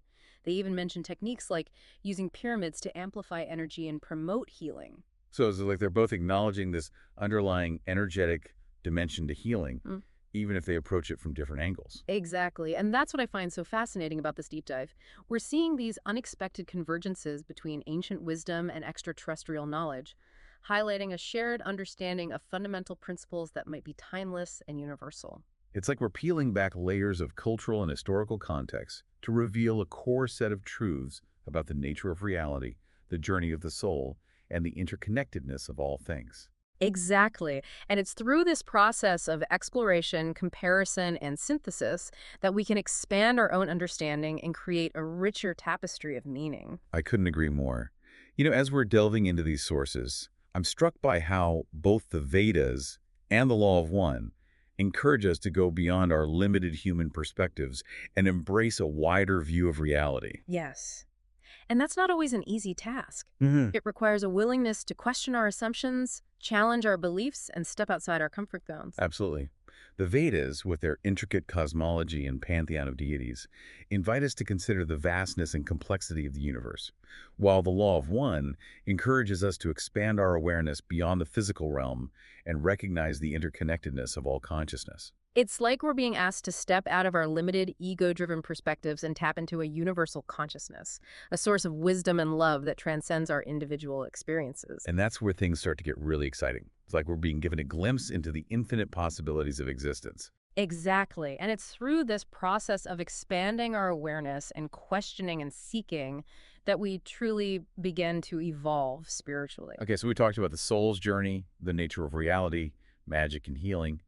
What other fascinating insights do these sources offer? Well, both the Vedas and the Law of One dedicate significant attention to a topic that's both fundamental to spiritual growth and often misunderstood, the concept of surrender. Ooh, surrender. That's a big one. So how do the Vedas approach this idea? While they don't explicitly use the term surrender, the Vedas emphasize the importance of submitting to the will of the gods, of aligning yourself with Bharta, the cosmic order. It's about recognizing a higher power and acknowledging that there are forces at play that are beyond our individual control. So it's like surrendering to the flow of the universe, trusting that there's a higher intelligence guiding things. Exactly. And that brings us to Ra's perspective. The Law of One describes surrender as a crucial step in spiritual evolution. They talk about letting go of ego-driven desires and embracing the will of the Creator. It sounds like both sources are encouraging us to release our tight grip on control and allow something greater than ourselves to guide the journey. Precisely. And that can be a difficult thing to do. It requires a deep level of trust, a willingness to let go of our ego's need for certainty and control, and an openness to embrace the unknown. But it also sounds incredibly liberating, like you're freeing yourself from the burden of trying to control everything and allowing yourself to be carried by a current of something much larger and wiser. Yes, and that's where the true magic of surrender lies. It's fascinating how both the Vedas and the Law of One seem to acknowledge this inherent duality in existence. The Vedas talk about the interplay between opposing forces, light and darkness, creation and destruction, while Ray emphasizes the concept of polarity, the choice between service to self and service to others. That's a great observation. Duality seems to be woven into the fabric of reality, and both sources recognize this interplay of opposing forces as a driving force behind evolution and spiritual growth. It's like that classic image of yin and yang, the dark and light halves intertwined in perfect balance. Through this interplay of opposites that we learn, we grow, and we eventually transcend the limitations of duality itself. Exactly, and that's what makes the journey so fascinating. It's not about choosing one side over the other, but rather about recognizing the dance of these opposing forces within ourselves and striving to find a balance that allows us to express our full potential. It's about embracing the wholeness of our being, the light and the shadow, the masculine and the feminine, the active and the receptive. It's through this integration that we become truly whole. And that wholeness, that transcendence of duality, might be the ultimate goal of spiritual evolution. Beautifully said. Okay, before we wrap up this part of our deep dive, I want to touch on one final concept that both the Vedas and the Law of One emphasize, the importance of seeking knowledge. Yes, this is such a crucial point. The Vedas are filled with hymns praising the wisdom of the gods and urging humans to seek understanding, while Ra encourages us to ask questions, to delve into the mysteries of existence, and to constantly expand our consciousness. It's like both sources are reminding us that the pursuit of knowledge is not just an intellectual exercise, but a spiritual imperative. It's about seeking truth, understanding our place in the universe, and ultimately connecting with the divine source of all knowledge. And that quest for knowledge requires active engagement, critical thinking, and a willingness to challenge our assumptions and embrace new perspectives. It's not about passively accepting information, but about actively questioning, exploring, and integrating knowledge into our own experience. It's like embarking on a grand adventure, a quest for truth that leads us ever deeper into the mysteries of the universe and our own being. Exactly. And that journey of discovery is what makes life so rich and meaningful. It's about constantly expanding our horizons, exploring new territories, and allowing our minds to be stretched and transformed by new knowledge and experiences. It sounds like both the Vedas and the Law of One are encouraging us to become lifelong learners, to embrace the joy of discovery, and to never stop questioning and seeking. Absolutely. And who knows what amazing insights and revelations await us along the way. Well, I'm definitely excited to continue exploring. Okay, Yeah. we've covered a lot of ground in this part of our deep dive, but there's still so much more to uncover. So let's take a quick break, and we'll be back soon to delve even deeper into the wisdom of the Vedas and the Law of One. Okay, so we are back and ready to continue our deep dive into the Vedas and the Law of One. And, as we're going through all of this, it's just amazing to me how these two sources that are separated by thousands of years and come from these vastly different cultural contexts can offer such profound insights into the human experience. It really is remarkable. It really speaks to the universality of these core spiritual questions, I think. Yeah. Whether we're looking at these ancient hymns or this channeled wisdom from an extraterrestrial being, we're ultimately grappling with these same mysteries. The nature of reality, the purpose of life, the journey of the soul. Exactly. And I think that's what makes this deep dive so fascinating, is like we're holding these two lenses up to the same reality. Mm-hmm. And each lens reveals something unique and insightful. And by combining those different perspectives, we can start to create a much richer and more nuanced understanding. Right. Now, remember how we talked about the importance of seeking knowledge? Yes. Well, both the Vedas and the Law of One emphasize the flip side of that coin, Okay. the importance of applying that knowledge, of putting these insights into practice in our daily lives. Okay, so it's not just about filling our heads with information. It's actually embodying these principles, making them a living part of our experience. Yeah. So how do these sources guide us in that process? Well, the Vedas offer a very specific framework for right action through this concept of dharma.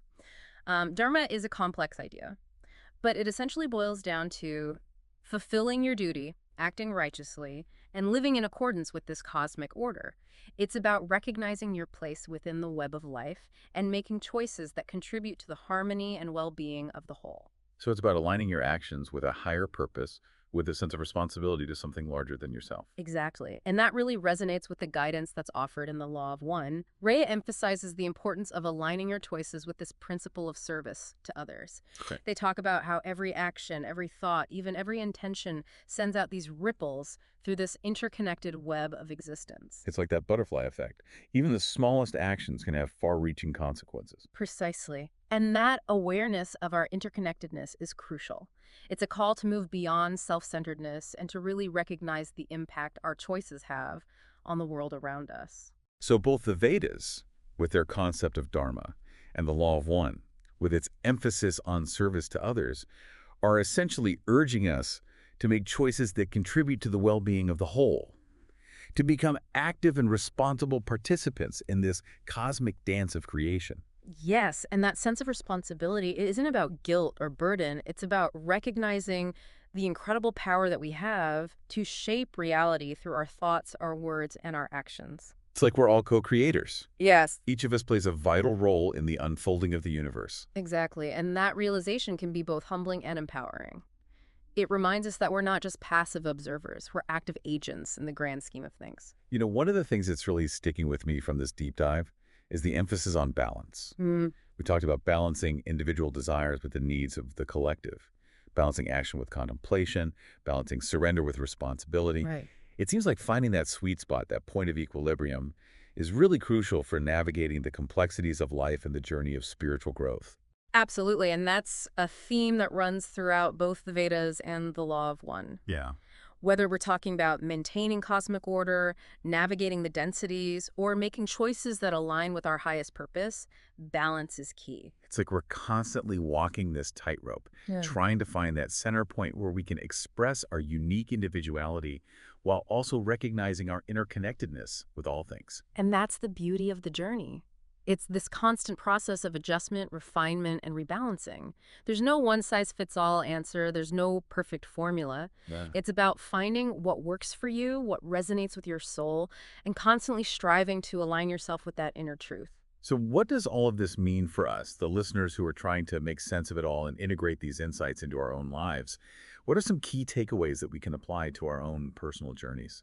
Well, I think one of the most important takeaways is to cultivate that sense of interconnectedness, to remember that we are not isolated individuals, but rather integral parts of this vast and interconnected web of life.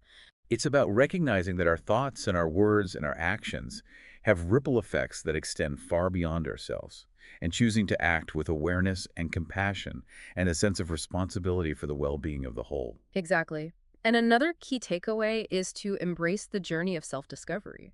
Both the Vedas and the Law of One encourage us to question everything, to seek our own truth, and to trust our own inner guidance. So it's not about blindly following dogma or someone else's interpretation. It's about cultivating our own discernment and creating a tapestry of understanding that resonates with our individual experiences. Precisely. And finally, I think it's important to remember that spiritual growth is a journey, not a destination. Hmm. There's no finish line. There's no point at which we've arrived or achieved enlightenment. Right. It's a process of continual unfolding, of expanding our consciousness and deepening our connection to the divine. It's about embracing the journey with all its twists and turns, its challenges and triumphs, knowing that each step along the way is an opportunity for growth, transformation, and a deeper understanding of ourselves and the universe. And maybe, just maybe, by integrating these insights from the Vedas and the Law of One into our own lives, we can contribute to the creation of a more harmonious, compassionate, and enlightened world for ourselves and future generations. That's a beautiful thought. And on that note, I think it's time for us to wrap up this deep dive. We've covered so much ground, and I hope our listeners have gained some valuable insights and inspiration from exploring these profound sources. And as always, we encourage you to continue exploring, questioning, and seeking your own truth. The journey of discovery never truly ends. So until our next deep dive, may you continue to expand your consciousness, deepen your connection to the divine, and live a life that reflects the wisdom and love that resides within you. All right, welcome back, everybody. Ready for another deep dive? Yeah, I'm excited for this one. I think this one's going to be pretty wild. Yeah. Um, we're looking at the starseed transmissions Okay. and the Law of One. Right. Two pretty cosmic sources. You ever heard of either of these? I have, yeah. I've looked into both of these quite a bit. I find them both fascinating. Yeah, I think a lot of our listeners are probably familiar, at least with, the Law of One. Right. Maybe not so much the starseed transmissions, but they both kind of touch on similar themes, We do. Yeah. but with their own unique twists. Yeah, definitely unique perspectives, and I think it'll be really interesting to compare and contrast them, see where they overlap, where they diverge. So I guess that's our mission for this deep dive, is to kind of break down Yeah. the core concepts from both sources, Mm. see where they kind of align, where they maybe take a different turn. So what do you say? Are we ready to dive in? Absolutely, I'm ready. Buckle up. Buckle up, yeah. Because we're about to tackle some pretty big questions. Yeah. Like, what is consciousness, really? Right. What's the deal with this veil that we hear about? Yeah, that's a big one. And what role does free will actually play in all of this? Yeah, these are huge questions, and I think these two sources offer some really interesting insights. Okay, well, why don't we start with the starseed transmissions? Mhm. I feel like that's maybe the one that people are less familiar with. Yeah, that's a good starting point. The Starseed Transmissions kind of puts forward this, I don't know, I find it really poetic, this idea that consciousness isn't like some kind of byproduct of the brain. Oh, okay. It's actually fundamental to creation. Like it's the source of everything. Okay, so instead of like matter Yeah. being the building block of the universe, it's consciousness. Exactly, yeah. Okay. Consciousness is the primary force. So what does that even mean, like, for us here on Earth? How does that, I don't know, how does that actually play out? Well, think of it this way. Imagine matter as a dancer, Okay. and consciousness is the music. Okay. So matter is moving and grooving to the rhythm of consciousness, and that's what's creating the world as we know it. So we're all just like dancing to the beat of a cosmic drum. Yeah, kind of like that. That's a cool way to look at it. Yeah, I think so. It's a nice analogy. But the starseed transmissions goes even further than that, right? It does. It talks about these pre-incarnate beings, Yeah. almost like, I don't know, souls before they become human, like impregnating the earth with awareness. Yeah. Now that sounds a little out there. even for me. It's a bold image. Yeah. But I think what they're getting at is this idea that, Earth itself isn't just this lump of rock. It's actually infused with consciousness. Like there's a universal consciousness Okay. that's kind of that's permeating everything. So we've got this idea of consciousness as the foundation of everything. Right. How does the law of one approach this idea? So the law of one, Ra, the entity channeled in the law of one, Right. offers a similar but slightly more, technical explanation, you could say. Okay.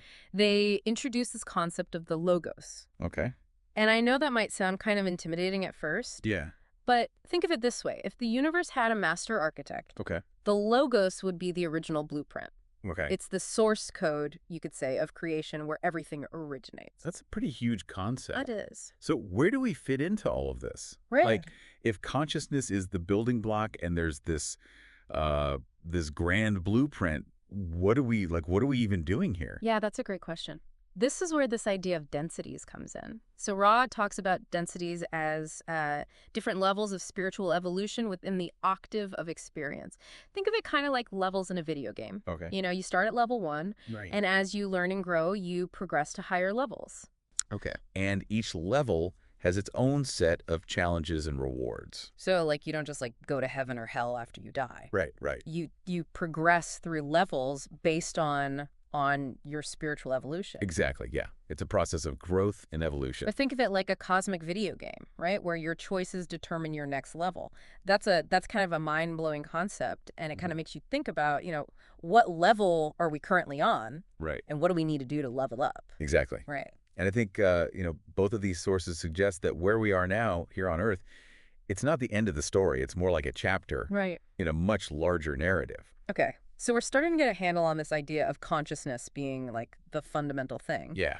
But both sources also talk about this veil, Right. this mysterious veil. Yeah, what is that all about? That's a big mystery. I know.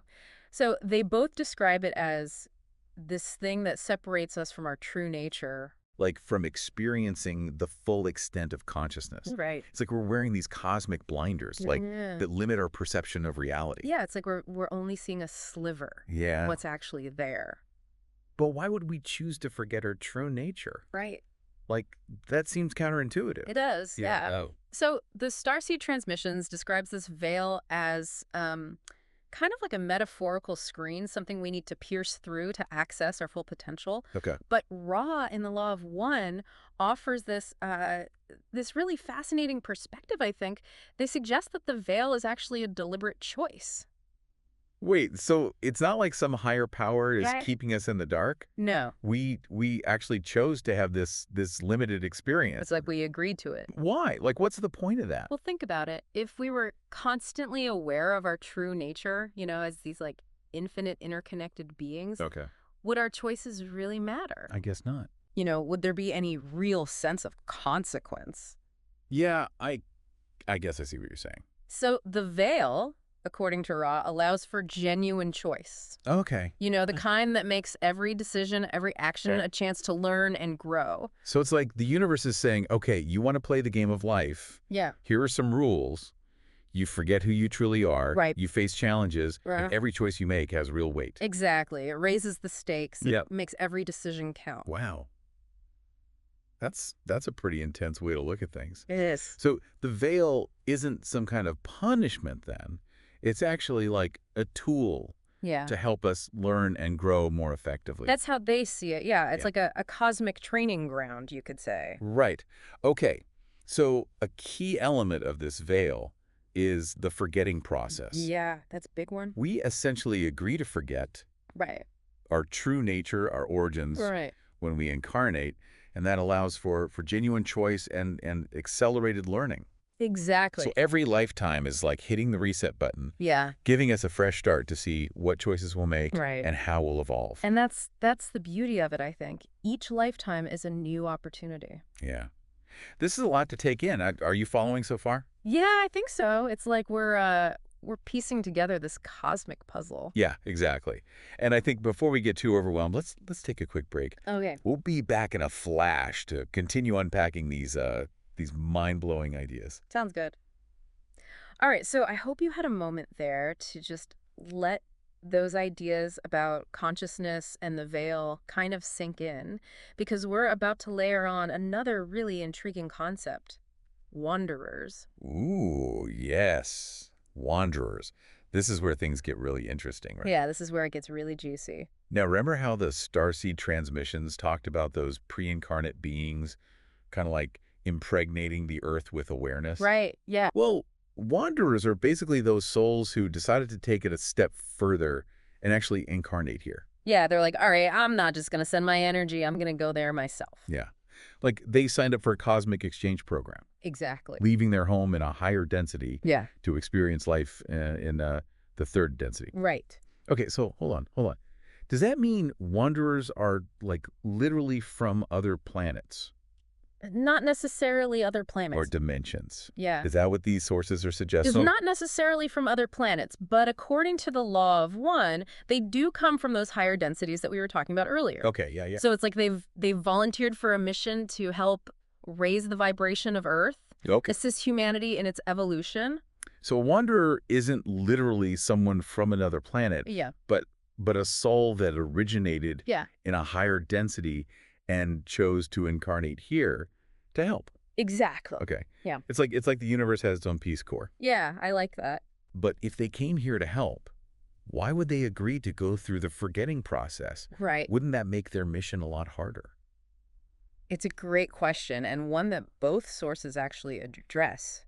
They say the forgetting process is crucial because it allows wanderers to experience the third density authentically, Oh, okay. to face the same challenges, Yeah. make choices Yeah. without the full awareness of their origins. So it's like they're undercover agents Yes. for like the forces of light, working behind the scenes to help humanity evolve. That's a fantastic analogy. Right.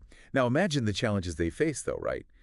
They're dropped into this dense, often chaotic reality Yeah. with a mission they can't fully remember, Yeah. surrounded by people who may not understand them. Right. It's no wonder they often feel a sense of alienation, Right. a longing for a home they can't quite place. Exactly. Yeah. That feeling of not belonging, of being a stranger in a strange land. Have you ever met someone, who just seems incredibly wise Oh, yeah. or compassionate, Yeah. almost like they have some secret knowledge? Yeah, like they've seen things. Well, according to these sources, they might actually be a wanderer. They might be. And it makes you wonder, if this is true, how many wanderers are out there living among us? Right. It's impossible to say for sure. The law of one suggests there are a significant number, but their true identities are often hidden even from themselves. That's so fascinating. Okay, so let's say, someone listening to this is thinking, wait a minute, maybe I'm a wanderer. Right. What are some signs they should look for? Well, both sources highlight a few key characteristics. Wanderers often feel, as we said, that deep sense of not belonging. They might have vivid dreams or memories that seem out of place, a strong connection to nature, or a yearning for spiritual exploration. I gotta say, I can relate to some of those. I think a lot of people can. Yeah. Being a wanderer sounds like it comes with a heavy responsibility. It does. What's their role in this grand cosmic scheme of things? Well, the Starseed transmissions suggests wanderers act as beacons of light. Okay. Their very presence helps to raise the vibration of the planet. Okay. They might be healers, artists, teachers, Okay. anyone who inspires others to connect with their own inner truth. Okay. And the law of one adds that wanderers often carry a unique energetic signature, Yes. like a higher vibration that sets them apart. It's like they're emitting a different frequency, Exactly. one that can uplift and inspire those around them. And that's why they often feel so different. Yeah, it almost makes you wonder, are they the ones who kind of kickstart those big leaps in human consciousness? Right. Those moments where we collectively say, hey, there's a better way to do things. Yeah, it's like they're planting seeds of higher awareness. Right. But it's not always easy for them. The law of one also emphasizes the challenges wanderers face, particularly navigating the denser energies of the third density. They might struggle with relationships, feel overwhelmed by the negativity of the world, or even experience health issues as their energy bodies adjust. So it's not all rainbows and unicorns for these cosmic volunteers. No, it's definitely a challenging path. It sounds like being a wanderer is both like a blessing and a challenge? Yeah, I think that's a good way to put it. It's a calling, but it comes with its own set of trials. What advice do these sources offer for those who might resonate with the wanderer archetype? Well, both sources emphasize the importance of self-care, Okay. of finding practices that help wanderers stay grounded and connected to their higher selves. So it's like they need to recharge their batteries regularly. Exactly, yeah, they need to replenish their energy. The Starseed Transmissions encourages meditation, connecting with nature, nurturing creativity. Yeah. These are all ways to kind of stay aligned with their purpose. Right. And the Law of One adds that wanderers often benefit from practices like energy work or working with crystals, Yeah. anything that helps them manage their energetic sensitivity. Exactly, yeah. Anything that helps them kind of shield themselves from the lower vibrations. Okay, this is all incredibly fascinating. Yeah. But let's not forget, even if we don't identify as wanderers, we're all on a spiritual journey. Absolutely. And both sources offer, valuable insights into the practical aspects of spiritual development. Right. The Starseed Transmissions encourages us to trust our intuition, Mm. that inner voice that speaks to us in whispers, that nudges us in certain directions. Yeah, that gut feeling. Yeah, it's like learning to listen to our gut feelings even when they don't make logical sense. Right. And to trust that there's a deeper wisdom guiding us. Okay. What about the Law of One? What guidance does Ray offer for those of us navigating this wild ride called life? So Ra outlines a more, I guess you could say, structured approach.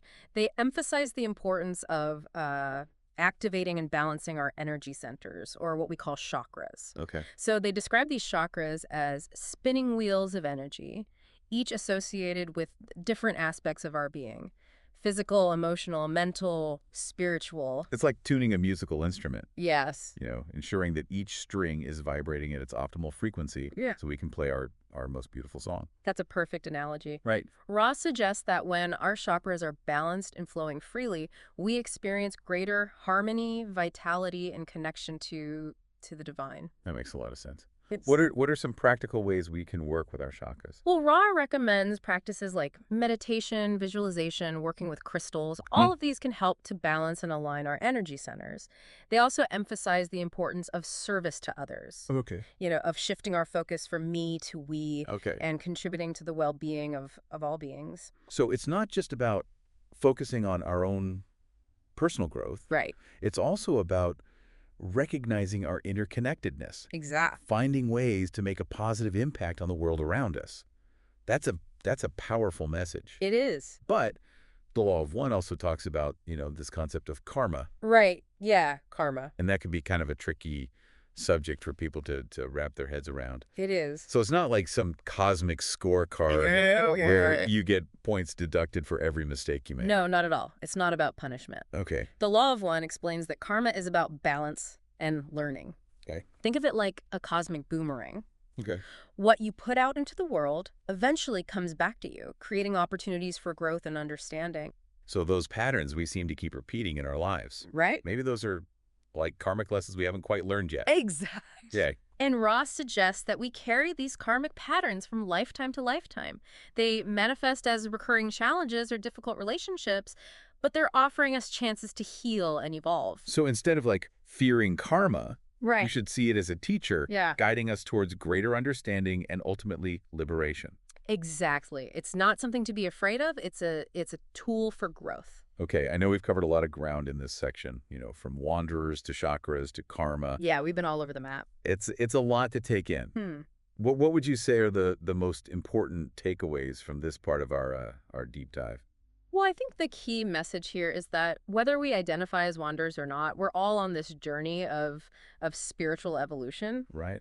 We have access to incredible tools and guidance, both within ourselves and from sources like the Starseed Transmissions and the Law of One. Yeah. And it's up to us to choose which paths resonate, what practices support our growth, Yeah. and how we want to contribute to the evolution of consciousness. Beautifully said. And remember, this is your journey. Trust your intuition, be curious, and enjoy the ride. Exactly. Now, before we wrap up this epic deep dive, Right. there's one more crucial piece of the puzzle we need to explore. Like, what's the point of all this spiritual growth? Yeah, that's the big Like, question. what's the ultimate goal? The ultimate destination. So stay tuned as we tackle that very question in the final part of our exploration. Okay, so we're back, and I feel like, you know, we've been through a lot. We've explored consciousness, the veil, wanders, Still a lot, yeah. all these challenges of spiritual development. Yeah. But the big question that's kind of looming over all this is like, what's the point? Right. What's the ultimate goal of this grand cosmic adventure that we're on? That is the big question, isn't it? And both the starseed transmissions and the Law of One offer some pretty interesting perspectives on this, I think. Okay, so let's start with the starseed transmissions. You know, it talks about a second coming of consciousness, Yeah. a collective awakening that will transform humanity. Is that what they see as like the end game?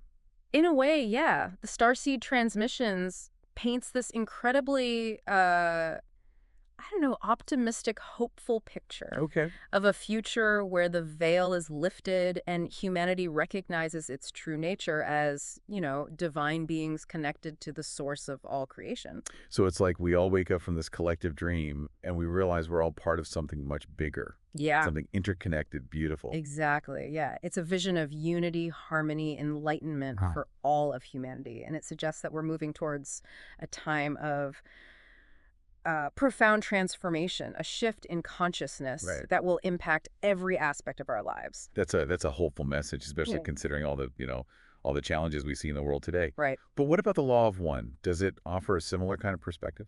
So the Law of One acknowledges the possibility of a collective awakening, Okay. but it also really emphasizes the importance of individual spiritual progress.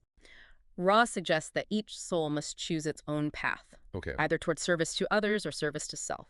So it's not just about waiting for some external event to transform us. We have a role to play in our own evolution. Absolutely, yeah. We're active participants in this process. And according to Ra, the ultimate goal for each individual soul is to achieve a state of harvestability. Harvestability. Yeah. Now that's a new one. What does that even mean? Yeah, so remember how we talked about densities as levels of spiritual evolution? Yeah. Well, harvestability is essentially graduating to the next level, moving from the third density to the fourth density. So it's like leveling up in that cosmic video game Exactly. we talked about earlier. But how do we pass the test, so to speak, to move on to the next level? Well, according to the Law of One, it all comes down to our choices, our actions. Okay. Those who consistently choose a path of service to others, Okay. who cultivate love, compassion, understanding, they will naturally graduate to the fourth density, a realm of greater wisdom, harmony, connection. What about those who don't make the cut? What happens to them?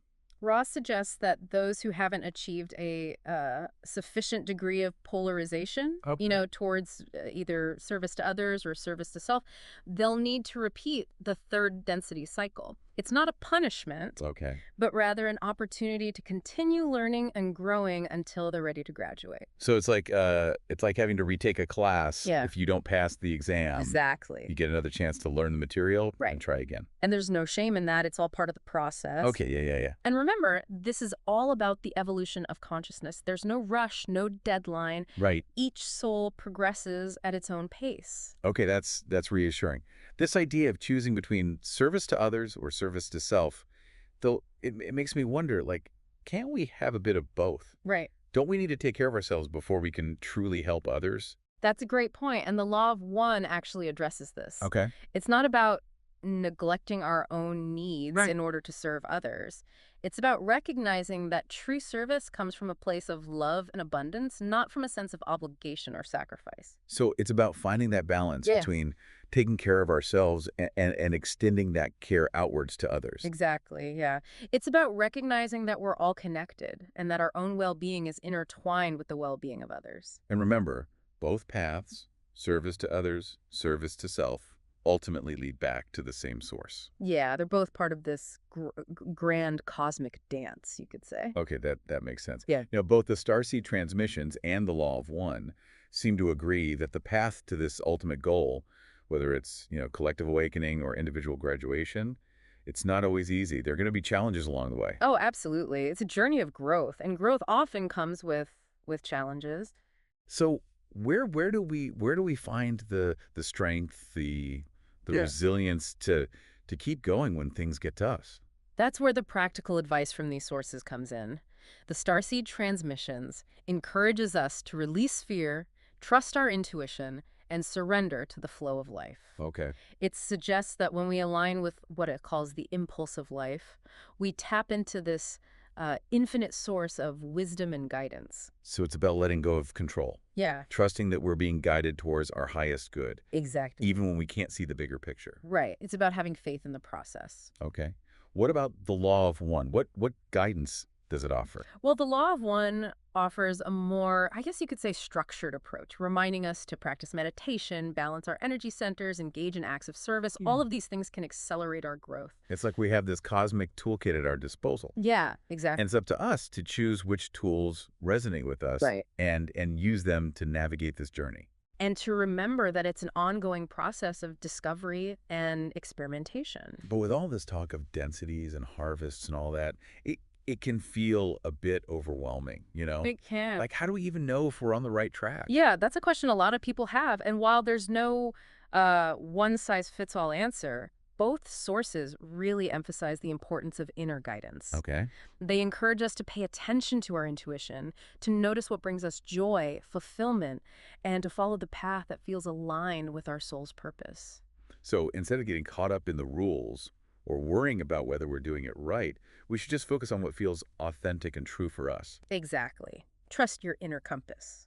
This has been such an incredible deep dive. It has. We've explored some really mind-bending concepts, and I have a feeling we've only just scratched the surface. Yeah, there's always more to discover. What are your final thoughts for our listeners as we wrap up this exploration? If these ideas about consciousness, the veil, wanderers, spiritual evolution, if they've resonated with you, I encourage you to dive deeper into the starseed transmissions and the Law of One. Yeah. Explore these concepts, contemplate the questions they raise, and most importantly, trust your own inner guidance as you navigate your own unique path. Beautifully said. And remember, the journey of spiritual exploration is ongoing. It's not about reaching a destination, Right. but about embracing the process of growth, discovery, expansion. It's about the journey itself. So keep asking questions, keep seeking, and keep shining your light. And thank you for joining us on this incredible journey through the starseed transmissions and the Law of One. Farewell, fellow explorers. Fascinating layer to this whole thing. I don't know much about that. Well, in Tamil Nadu, India, Lemuria became intertwined with their myth of Kumarakantam, their lost homeland. Interesting. They envision it as this golden age of Tamil civilization full of culture and knowledge that was tragically destroyed by Katalkal, meaning ocean seizure. Sounds devastating. It was. It's not just flooding. In Tamil tradition, Katalkal represents this catastrophic event, almost a divine act that wiped out an entire era.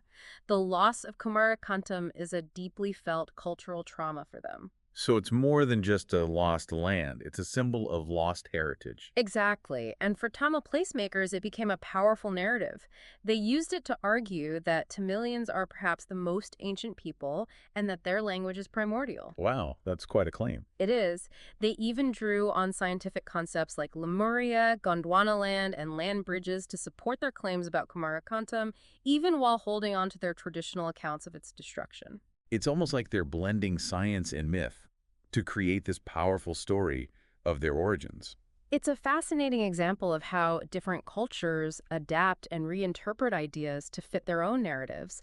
And maps play a role in all this too, from scientists mapping ancient land masses to more imaginative depictions in occult and Tamil traditions. They're all trying to visually represent this lost continent, almost like claiming it for their own story. Maps as a way to connect to the past, to make it real. Fascinating. It is. Okay, so we've journeyed through this whole idea of Lemuria, from a scientific theory to a spiritual homeland and cultural touchstone. Now let's switch gears and talk about the Law of One. Sounds good to me. For those who might be new to this, what's the main idea behind the Law of One? Well, the Law of One, as channeled through the entity Ra starting in 1981, it essentially says that everything in creation is interconnected. It emphasizes this idea of unity. Okay, so interconnectedness and unity. Yeah. The core concept is that the entire universe is, at its heart, a single being. And everything within it, including us, is linked through what they call the one infinite creator. So it's like a giant web connecting everything. That's a good way to put it. And within this framework, the Law of One talks about these densities of consciousness.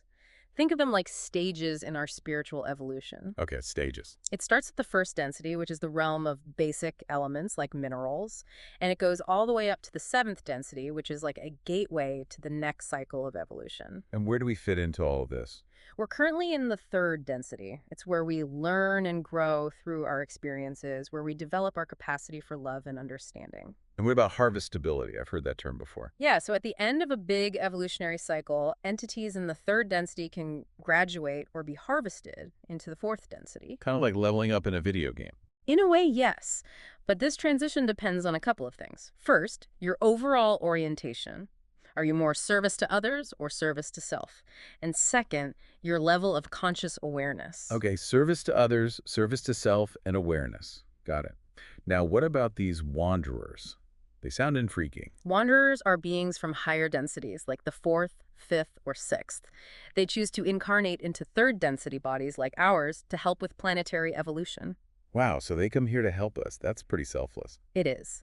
But there's a catch. They undergo this forgetting process, which blocks their memories of their higher origins and abilities. So they're kind of like undercover agents for good. Exactly. And their mission is to act as catalysts, to subtly nudge and awaken the consciousness of those around them. And catalyst refers to the experiences we have, right?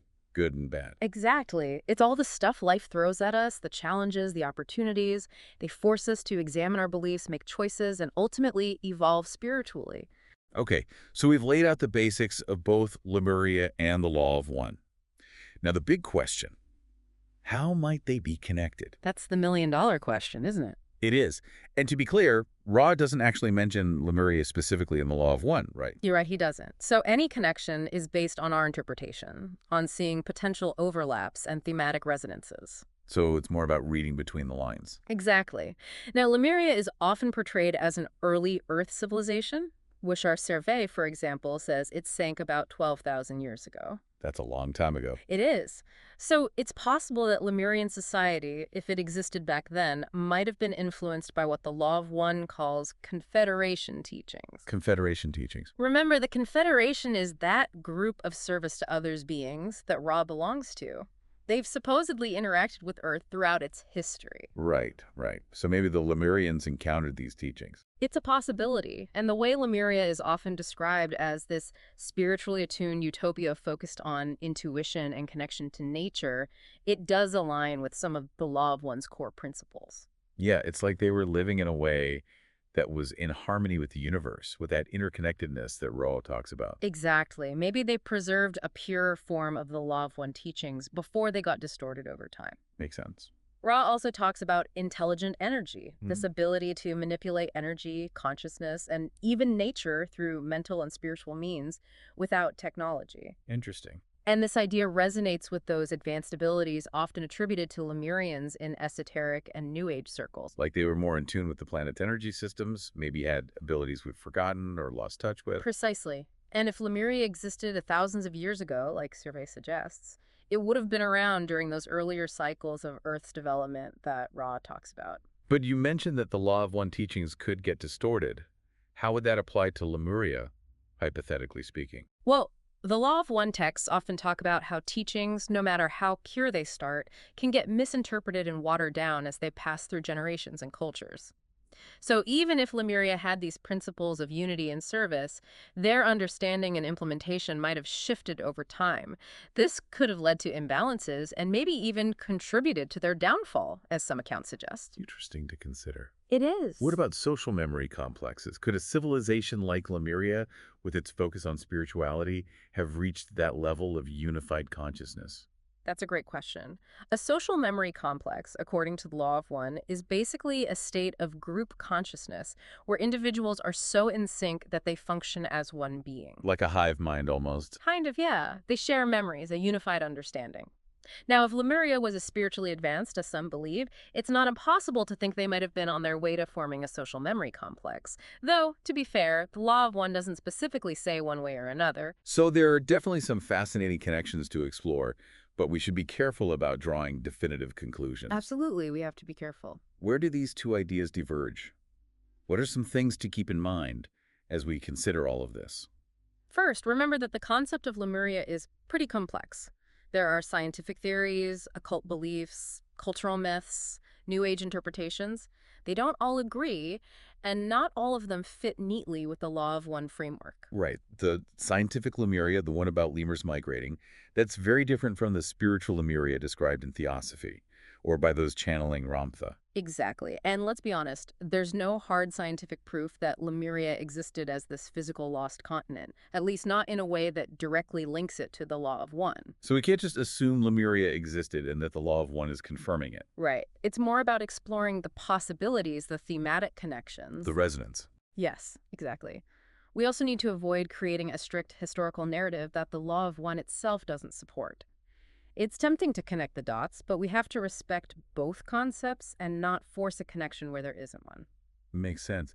And the Law of One really stresses personal growth, self-awareness, free will. How does that fit with these grand narratives of lost civilizations? It's a good point. The Law of One emphasizes inner work, the choices we make on our individual spiritual journeys. Now, the idea of a super-evolved Lemurian society is fascinating, but we don't know for sure that they prioritize those same things. Some accounts focus more on societal structures or collective achievements. So even if there are similarities, the emphasis might be different. Right. It's up to each person to explore these ideas and come to their own conclusions. And to wrap things up, we've explored the many faces of Lemuria, from its scientific beginnings to its cultural and esoteric significance. We've delved into the core principles of the Law of One, this idea of unity and spiritual evolution. And we've considered the possible connections between them. Could a civilization like Lemuria have been influenced by Confederation teachings? Could their way of life reflect a pure understanding of the Law of One's principles? Those are big questions. And as we've said, it's crucial to be objective, to recognize that we don't have all the answers, and to respect the boundaries of each concept. This connection, it's more about thoughtful inference than concrete evidence. It is. And that brings us to a final thought. Maybe this fascination with lost civilizations, especially those believed to be spiritually advanced, reflects a deeper yearning within us. A yearning. A longing for a pure understanding of the universe, a desire to connect to something bigger than ourselves. Could that yearning echo the core message of the Law of One? This idea that we are all connected, all part of one creator. That's a powerful question. It is, and it's a question that each of us can ponder as we continue exploring these fascinating topics. We hope this deep dive has given you some new perspectives, some intriguing threads to follow on your own journey of understanding. That's what it's all about. Thanks for joining us. Until next time. Of yourself that you maybe repress or deny, the stuff you don't really want to face. But the Law of One suggests that instead of being afraid of it, you need to integrate it. That's a big part of spiritual growth. So it's like embracing all of who you are, the good and the bad, the light and the dark, right? Exactly. And from that place of self-acceptance, you can start working on balancing your energy, clearing those blockages, and aligning yourself with your higher purpose. And the Law of One talks about specific ways to do that, like meditation and contemplation, right? Yeah, those practices can help you quiet all the mental noise and connect with your inner guidance. That's super important for making choices that are true to who you really are. It's like, don't just wait for someone else to fix the world. Do your own inner work so you can be part of that collective transformation. Exactly. And the presence of these starseeds, with all their heightened awareness and sensitivity, can be really inspiring and helpful on that path of self-discovery. Yeah, they're kind of like a reminder of the potential we all have inside, that light that's within each of us. And the Law of One warns us about putting starseeds up on a pedestal. They're not here to be worshipped or anything. They're more like companions on this journey of evolution, walking alongside us. We can learn from them, Yeah. but ultimately the journey of self-discovery is something we each have to do on our own. Exactly. And what's really mind-blowing is that the Law of One says this journey doesn't just end with this lifetime or even this planet or this density. It keeps going. Wait, there's more. This is getting cosmic. Oh yeah, there's a lot more to explore. The Law of One describes this whole intricate system of densities and octaves where each level is like a different vibration, a different level of awareness. And it says that reincarnation is a key part of that journey. We get to experience all these different densities and keep learning and growing. So it's like a giant cosmic staircase. Each lifetime is a step toward greater understanding and getting closer to the Creator. That's such a great way to picture it. And from that perspective, our lives on Earth are just a small chapter in this much bigger story. This is all so fascinating, but I think my brain needs a break to catch up. I know, right? It's a lot to process. But the Law of One gives us such a profound and expansive view of reality. And when you add in the idea of star seeds, it just opens up so many more possibilities. We've really only scratched the surface here. But before we dive even deeper, let's take a minute to let all this amazing information sink in. We'll be back soon to keep exploring the mysteries of starseeds and the Law of One. Hmm. All right, I'm ready for more. My mind is officially blown by all this talk about souls and densities and starseeds, but the Law of One also talks about this thing called time-space. What is that all about? It's a pretty trippy concept. Think of it like the opposite of space-time, the way we usually experience things. One moment leads to the next, everything's linear. But time-space is different. Our perception of time is totally different there. It's like where our souls go after we transition from physical life to kind of process and integrate all the experiences we had. So after we die, our souls go to this time-space place to debrief, like make sense of everything they learned in their Earth life. Yeah, you could put it that way. But it's not just about looking back. The Law of One suggests that in time-space, we're also planning and getting ready for our future incarnations. Hold on, so we actually get to choose what we want to learn and experience in our next life. That's kind of amazing. We have way more control over our soul's journey than I realized. It is a pretty empowering idea. It means we're not just passengers, we're active participants in our own evolution. We're constantly making choices that shape our destiny, not just in one lifetime, but across multiple lifetimes. Okay, but if we're choosing our future lives, why can't we remember our past lives? Wouldn't that make the whole thing a lot easier? That's where that veil of forgetting comes in. According to the Law of One, it's super important for the whole third density experience. It lets us dive into the illusion of separation, to feel the whole range of emotions and challenges without all the baggage from our past lives dragging us down. So it's like we need to forget who we really are to learn and grow in this particular density. That's the idea. If we were always aware of our past lives, of our connection to the Creator, it would be much harder to make genuine choices, to really learn from the experiences we have here. That actually makes a lot of sense. Yeah, But even if we don't remember our past lives consciously, they're still affecting us in some way, right? of course. All those past experiences from this life and all the others, they're shaping our subconscious beliefs, our fears, the way we act. They create this framework that we use to understand the world. It's like we're carrying around all this invisible luggage full of stuff from our past, and we don't even know it's there. I like that analogy. And that's where self-awareness and inner work becomes so important. The Law of One encourages us to look into those hidden patterns, to figure out where they come from, and heal the wounds that might be holding us back. And maybe that's part of the reason why starseeds are drawn to Earth. Maybe they're here to help us remember who we really are, to help us reach our full potential and navigate this whole process of uncovering and healing our past. That's a really nice thought. And it emphasizes how connected we all are. We're all in this together, learning from each other, helping each other evolve. So it's not about worshiping starseeds or thinking they're better than us, but seeing them as companions on this journey. They're sharing their wisdom, giving us a fresh perspective. Exactly. And the Law of One reminds us that true empowerment comes from within. It's not about relying on something outside of ourselves. It's about connecting with that inner guidance, trusting our intuition, remembering that we have the power to create the life we want. This whole conversation has been eye-opening, to say the least. We've gone from understanding what star seeds are to exploring the concepts of densities and time-space from the Law of One, and even touched on this idea that we get to choose our own destiny. It's been awesome to explore all this with you. We've barely scratched the surface, but I hope this deep dive has sparked some curiosity, a desire to keep digging deeper. This is definitely just the beginning. I encourage everyone listening to keep exploring these ideas that resonate with you, to delve into the Law of One, and most importantly, listen to your own inner voice. Trust your gut, follow your heart, and never forget, you are a powerful being with the ability to shape your reality. You can make a difference in the evolution of this planet and maybe even beyond. Thank you so much for joining us on this amazing journey into the world of starseeds and the Law of One. Until next time, keep searching, keep asking questions, and let those stars guide you. Spiritual growth. Absolutely. They're like the cornerstones of Ross philosophy. Unconditional love and a genuine desire to help others are how we align with the universe and move forward on our spiritual journey. And what about wanderers? Those folks from higher densities who choose to incarnate here, what motivates them? Wanderers are driven by a strong desire to serve others. They come from more harmonious realms and choose to enter this denser reality, even though it means Well, a kind of forgetting their origins. They act as catalysts for change and awakening. So they come here specifically to help. That's the idea. They see the need and choose to serve. Amazing. And balance seems to be a key theme here. How does that tie into love and service? Well, true balance, according to Ra, means blending wisdom and compassion. It's not just about giving love, but also being open to receiving it. And it means, well, being able to experience life's challenges without reacting impulsively.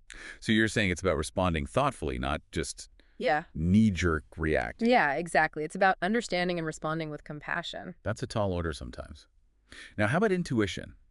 Rod describes it as a really important way to learn. How does that work? Intuition is like a direct connection between our individual minds and, well, various levels of consciousness. It's how we tap into our subconscious, the group mind, guides, our higher selves, even archetypal patterns in cosmic consciousness. So it's like having multiple channels of inner knowing. Yeah, it's like a whole network. That's wild. And what about the spirit? It's described as a shuttle. What does that mean? Think of the spirit as a vehicle, powered by our will, that lets us access specific archetypal energies or information. Depending on our state of mind and what we need, our spirit takes us to the right place. So it's like a spiritual GPS, kind of. I like that. Yeah, kind of like a spiritual GPS. Okay, that makes sense. So we're nearing the end here, and I want to touch on universal balance and the harvest. What is this harvest exactly? The harvest is like it's the end of an evolutionary cycle. It's when entities move to higher densities based on their dominant polarity, whether they lean towards serving others, which is positive, or serving themselves, which is negative. So where does the divine feminine fit in all this? Well, Ra doesn't explicitly say it's required for a positive harvest, but the qualities associated with it, balance, compassion, nurturing, all definitely point towards serving others, which leads to, positive polarization. Right, it's all connected. And Ra talks about how energy transfer and our understanding of things like sexuality evolve in higher densities, right? They say it becomes something beyond what we can grasp in this density. Yeah, it's pretty mind-blowing to think about. It is. And apparently the distinction between positive and negative polarity becomes less defined in the sixth density. Right. As consciousness evolves, it seems like that duality kind of merges into something more unified. Wow. I'm trying to wrap my head around that. Okay, last but not least, the idea of the divine feminine being immanent. What's that all about? So, Rhee talks about the potentiator, which is this. Well, it's connected to the archetypal mind, and it's the source of all potential. They say it's not some distant thing. It's actually present in everything, all around us, all the time. So we're always connected to it, even if we don't realize it. Exactly. And the feminine principle symbolized by the moon, remember, comes back into play here. It represents that receptivity, the role our subconscious plays in accessing this incredible potential. It's about opening ourselves up to that energy, to those subtle nudges that can lead to, well, something really profound. Yes, exactly. That's the beauty of it. So as we wrap up this deep dive, we've explored the divine feminine in universal balance through the lens of the law of one.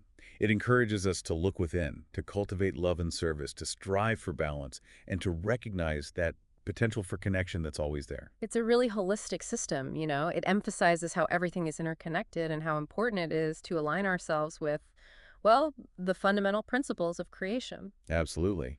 And for you, the learner, we hope this deep dive has given you some things to think about, maybe even a new way to see your place in the universe. Here's a final question for you to ponder. How might consciously cultivating more receptivity and nurturing in your life, those qualities often linked to the divine feminine, affect your growth and your interactions with the world?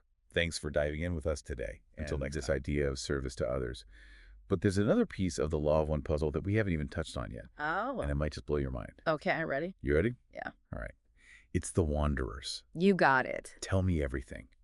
What exactly are these wanderers, and how do they fit into all of this? Okay, so imagine this souls originating from higher densities they choose to incarnate on Earth to help our planet evolve. Wait, are you saying that Toteria could be one of these wanderers? Like he's here on a mission? It's possible the law of one suggests that wanderers often possess unique abilities and like a really deep-seated drive to serve humanity. Wow. And as the text says, each of those present are wanderers pursuing a mission, if you will. This is getting really interesting. So if we entertain the possibility that Toteria is a wanderer, what could his purpose be within the context of the UFC? Well, let's think about the impact he's already having. Okay. He's undefeated, he has this unshakable confidence, and he's attracting a huge following. Yeah. Could he be here to demonstrate the very principles that we're discussing? To show people the power of belief, the importance of service, even the potential for higher beings to walk among us? Okay, I'm fully on board with this theory. Yeah. But how do we know if someone is a wanderer? Is there like some cosmic checklist that we can consult? I wish there was, but unfortunately there's no foolproof method. Okay. But the Law of One suggests that wanderers often experience a sense of not belonging, a feeling of being different even from a young age. Okay. They might have very vivid dreams, unusual abilities, or a really deep longing for something more. So it's more about recognizing certain traits and patterns. Yeah, exactly.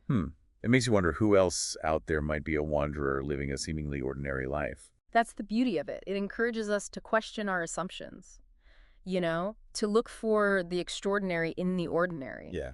It also highlights that each of us possesses unique gifts and purposes, whether we're a wanderer or not. Okay, let's bring it back to Topuria. We've explored these fascinating connections between his mindset and the Law of One. But what does it all mean for his future in the UFC? Well, if he's truly embodying these principles of manifestation and service, Right. his career trajectory could unfold in some really unexpected ways. Like what? Give me some examples. Okay, so imagine this. He continues his winning streak, Okay. becomes a dominant champion, Yeah. but then instead of just basking in the glory, Right. he uses his platform to advocate for something meaningful.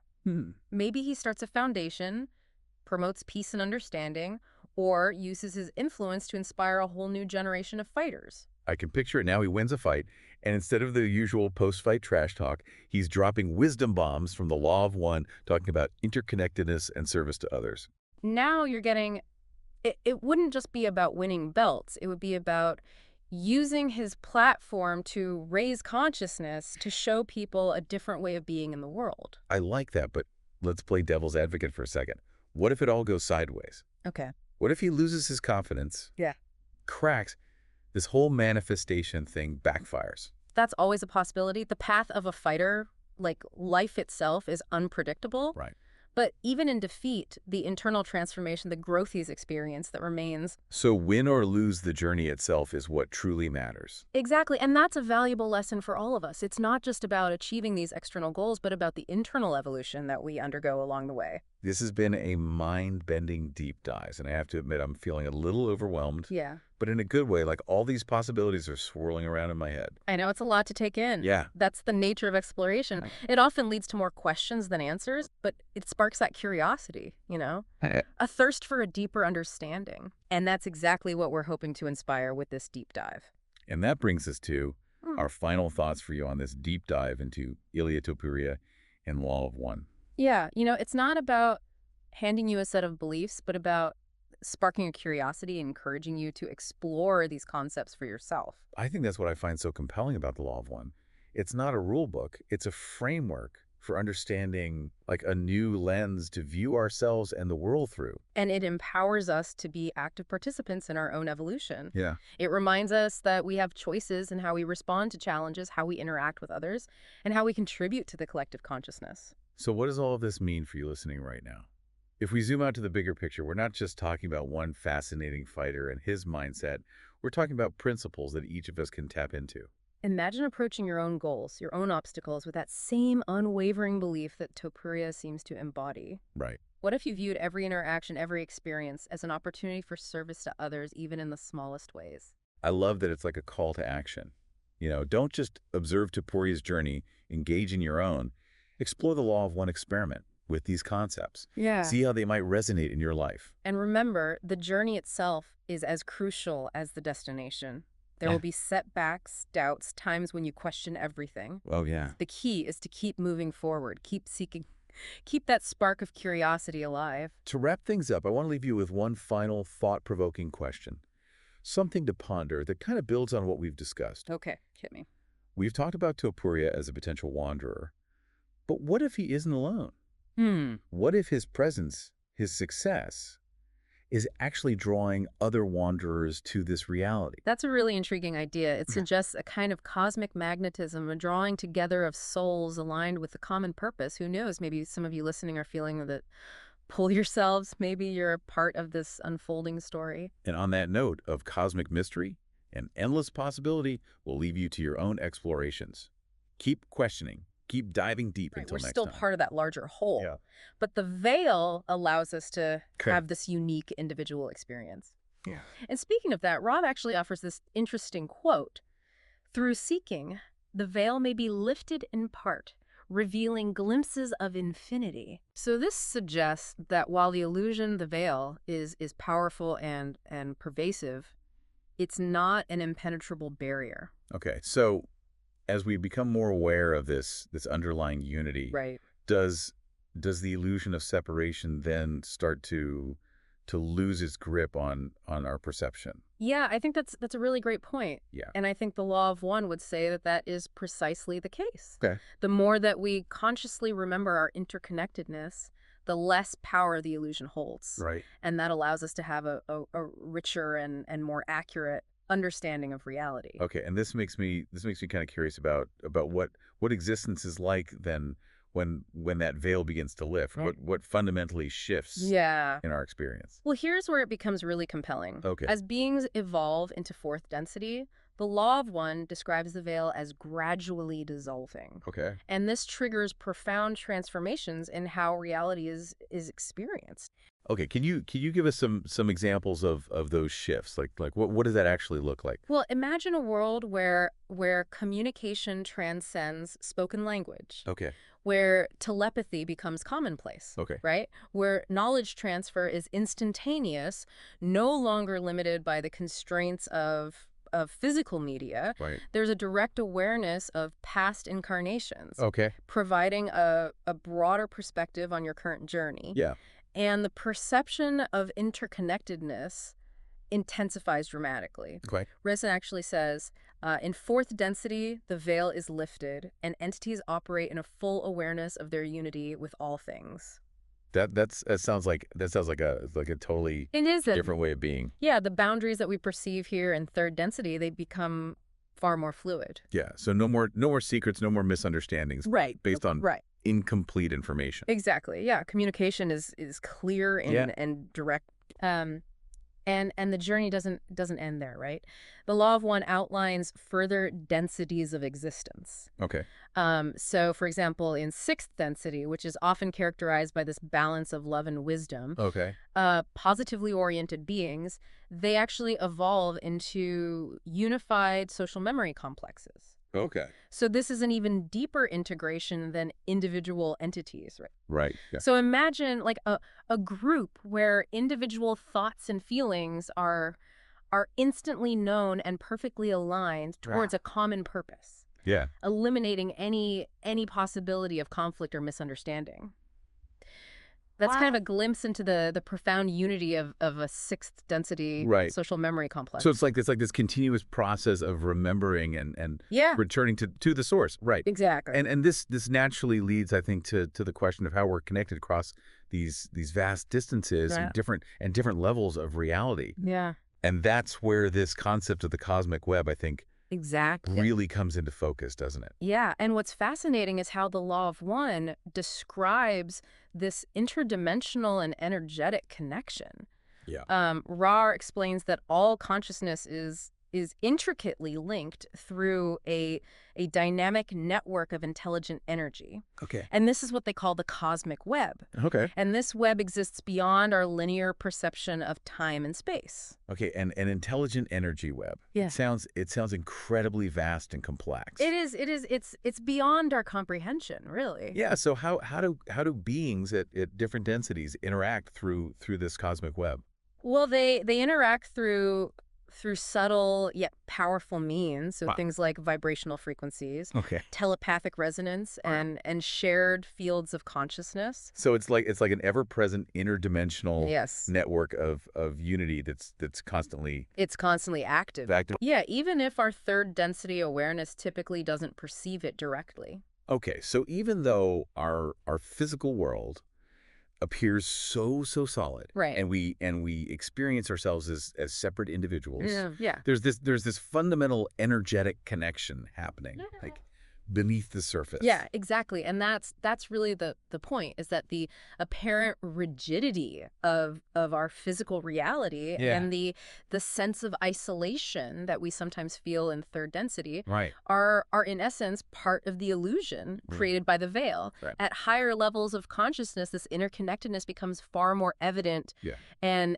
effortless to perceive. Now, this cosmic web, it must have some fundamental forces, right? They Right. kind of hold it together, they give it structure. Yeah. And that's where love and light enter the picture, don't they? As Absolutely. these sort of core principles. Yeah, within the law of one framework, love and light are described as the primary foundational forces that not only sustain all of creation, Right. but also actively maintain this underlying unity. Okay, so let's kind of break that down. Okay. So love is described as like the unifying force. Yes, love, also known as the second distortion of the law of one, Okay. is the essential force that binds all things together. Okay. It's the very essence of connection, the cosmic glue, you could say, Right. that underpins all of existence. And then light is kind of the Yeah. other key component. Light, or intelligent energy, is understood as the manifestation of love. Okay. It's how love expresses itself and shapes the fabric of reality. Okay. So you could think of love as the underlying intention, Okay. and light as the active principle that brings that intention into being. Okay. So light is what creates form and structure. Okay, so love kind of provides the connection, the why Yeah. of unity, Yeah. and then light provides the structure, the how it manifests. Yeah, together they form the very essence of the cosmic web. Okay. The medium through which all beings are eternally and intrinsically connected. Okay, this is all incredibly insightful, but I think for a lot of people it can feel somewhat abstract, right? Right. In the context of our everyday lives. Yeah. So how can we, as third density beings, navigating this illusion of separation, how can we practically reconnect with this cosmic web Yeah. and kind of experience this inherent unity more directly? Well, I think what's really encouraging is that the law of one emphasizes that this connection isn't something that we need to create. It already exists. Right. So reconnection is fundamentally about shifting our awareness Okay. and aligning our actions with this underlying truth. So it's more of like a shift in perspective, Yeah. right? Like a change in how we perceive approach, yeah. and interact with the world. Yeah, and Ra actually offers this really profound insight. They say each act of love is a step closer to the infinite light of unity. Okay. So this suggests that our daily choices, our conscious efforts to act with love, with compassion, with understanding, Right. these actually directly strengthen our awareness of this interconnectedness. Okay, so something as simple as offering a helping hand, Yeah. or choosing a kind word, Yeah. is actually a way of tuning into this cosmic web. Exactly, by actively engaging in service to others, by Right. acting with empathy and kindness, Yeah. we harmonize with the higher densities, Okay. where the awareness of unity is more pronounced. Right. And this, in turn, facilitates our own spiritual growth Okay. and our conscious connection to the cosmic web. So it's almost like a practical way to begin lifting the veil. Yeah, exactly. In our own experience. And this makes me think about, this concept of wanderers, Right. beings from higher densities who choose to incarnate here. Yeah. How do they relate to this idea of unity in the cosmic web? Well, wanderers are fascinating examples of beings that are deeply connected to this unity. They're souls that have evolved beyond the limitations of third density. Okay. And they often originate from fourth or even sixth density. Okay. And they consciously choose to incarnate here despite the inherent challenges and the density of our reality. Yeah. And their primary motivation is service. Okay. To radiate love and to act as catalysts for the evolution of consciousness on our planet. That's an incredible commitment. It is, and it is. But they have to navigate the veil of forgetting, right? Right. That's a crucial aspect of their experience here. Yeah. To fully engage with the third density experience and exercise free will, wanderers undergo this forgetting process. Right. So they typically don't have conscious access to their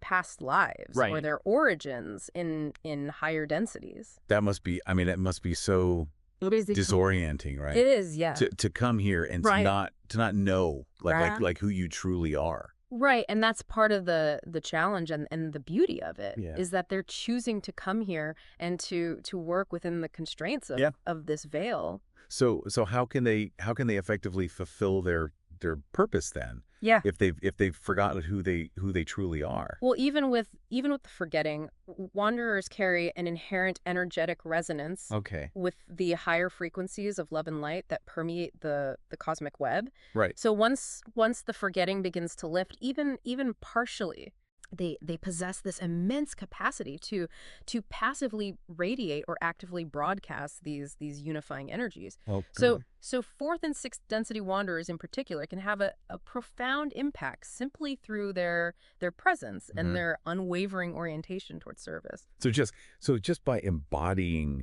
love and striving for service, Yeah. they're kind of contributing to strengthening the cosmic web Exactly. and potentially lifting the veil for Yes. others. Yeah, their very presence can act as a beacon of light Right. and love that can help others Right. to remember their own connection Okay. to the cosmic web. And the law of one mentions that Oh. that wanderers upon beginning to awaken to their purpose Right. typically have three core functions. Right. And the first two are common to most wanderers. Right. And then the third is unique to the individual's particular path Yeah. and their skills. Yeah. It's almost like they carry this intrinsic link to that underlying unity, Right. even if their conscious memory of it is temporarily. Yeah, they carry that resonance of, Yeah. of the higher densities within them. Now the law of one also discusses, this idea of polarity, Right. the choice between service to self and service to others. Yeah. How does this fit within the context of ultimate unity? That's a very insightful question. Yeah. It seems to suggest a fundamental division, right? Yeah. But polarity is indeed a central aspect of the third density learning experience. Okay. And the law of one doesn't judge either polarity. Okay. But it explains that this fundamental choice is essential for growth and self-discovery within our current level of consciousness. Right. As Ross states, the law of confusion or free will is utterly paramount in the workings of the infinite creation. Okay. And this freedom to choose is fundamental. Okay, so this divergence in polarity is actually part of the design. Like it's like a mechanism for learning and evolution Exactly. within the framework of unity. It's part of the game. Okay. It's part of the experience of third density. But ultimately the direction is still towards greater unity, isn't it? Absolutely. Even with these seemingly opposing paths. Yeah, and it's here that love, once again, kind of takes center stage. Right. Ray consistently emphasizes that love is the ultimate unifying force. Right. So every act of love, regardless of one's chosen polarity, Right. contributes in some way to the overarching movement towards the infinite light of unity. Right. And furthermore, love is described as a potent form of protection against negative influences, Okay. highlighting its crucial role in maintaining harmony within this interconnected cosmic web. So even amidst the illusion of separation and the spectrum of choices in polarity, love acts as this constant thread. Exactly. Right? Like a reminder of Yes. and a pathway back to the fundamental unity. Yeah, love is the key. It's the bridge that connects us all back to the one. Yeah, this deep dive has truly illuminated how this concept of unity really underpins the entire framework of the law of one and the cosmic web. Yeah, absolutely. So for you, the listener, the key takeaways, I think, are these. At the deepest level, all of existence is unified. Right. What we experience as separation is a purposeful, albeit illusory veil. Right. The cosmic web is this intricate energetic network that connects all consciousness across all dimensions. Across time and space. Yeah. And love and light are these fundamental forces that not only create but also sustain this interconnected reality. Yeah, they're the warp and woof of the cosmic web. Okay, and reconnecting with this inherent unity. It's not some grand esoteric achievement, Right. right? It's about cultivating awareness and embodying love in our daily In our everyday lives. interactions. Yeah, it's about making choices Right. that are aligned with love and Yeah. with unity. And as you continue on your journey, consider this. Yeah. If all things are indeed fundamentally one, Right. how does that understanding shift your perception?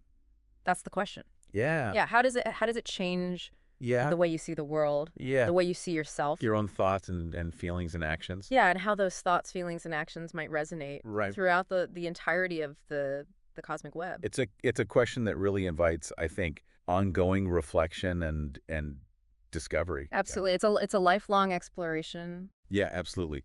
A truly powerful thought to carry with us, I think. Thank you for joining us on this deep dive Yeah, thanks for having me. into the unity of all things and the foundation of the cosmic web and the spirit of our source material.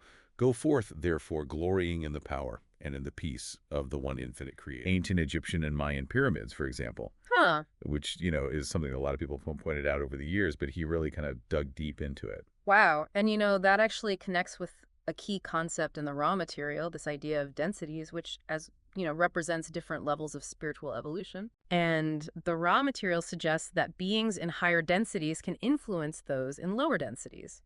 So I'm just putting this out there. Could some of these cultural parallels that Donnelly observed be a result of this kind of influence, perhaps, from beings at a higher density than humanity was at the time? Oh, that's a really fascinating thought, because it's like Donnelly's search for these like connections across cultures could actually align with the idea of higher density beings influencing civilizations. Like, Mm. it makes you wonder if those ancient myths about gods and advanced knowledge could be more than just stories.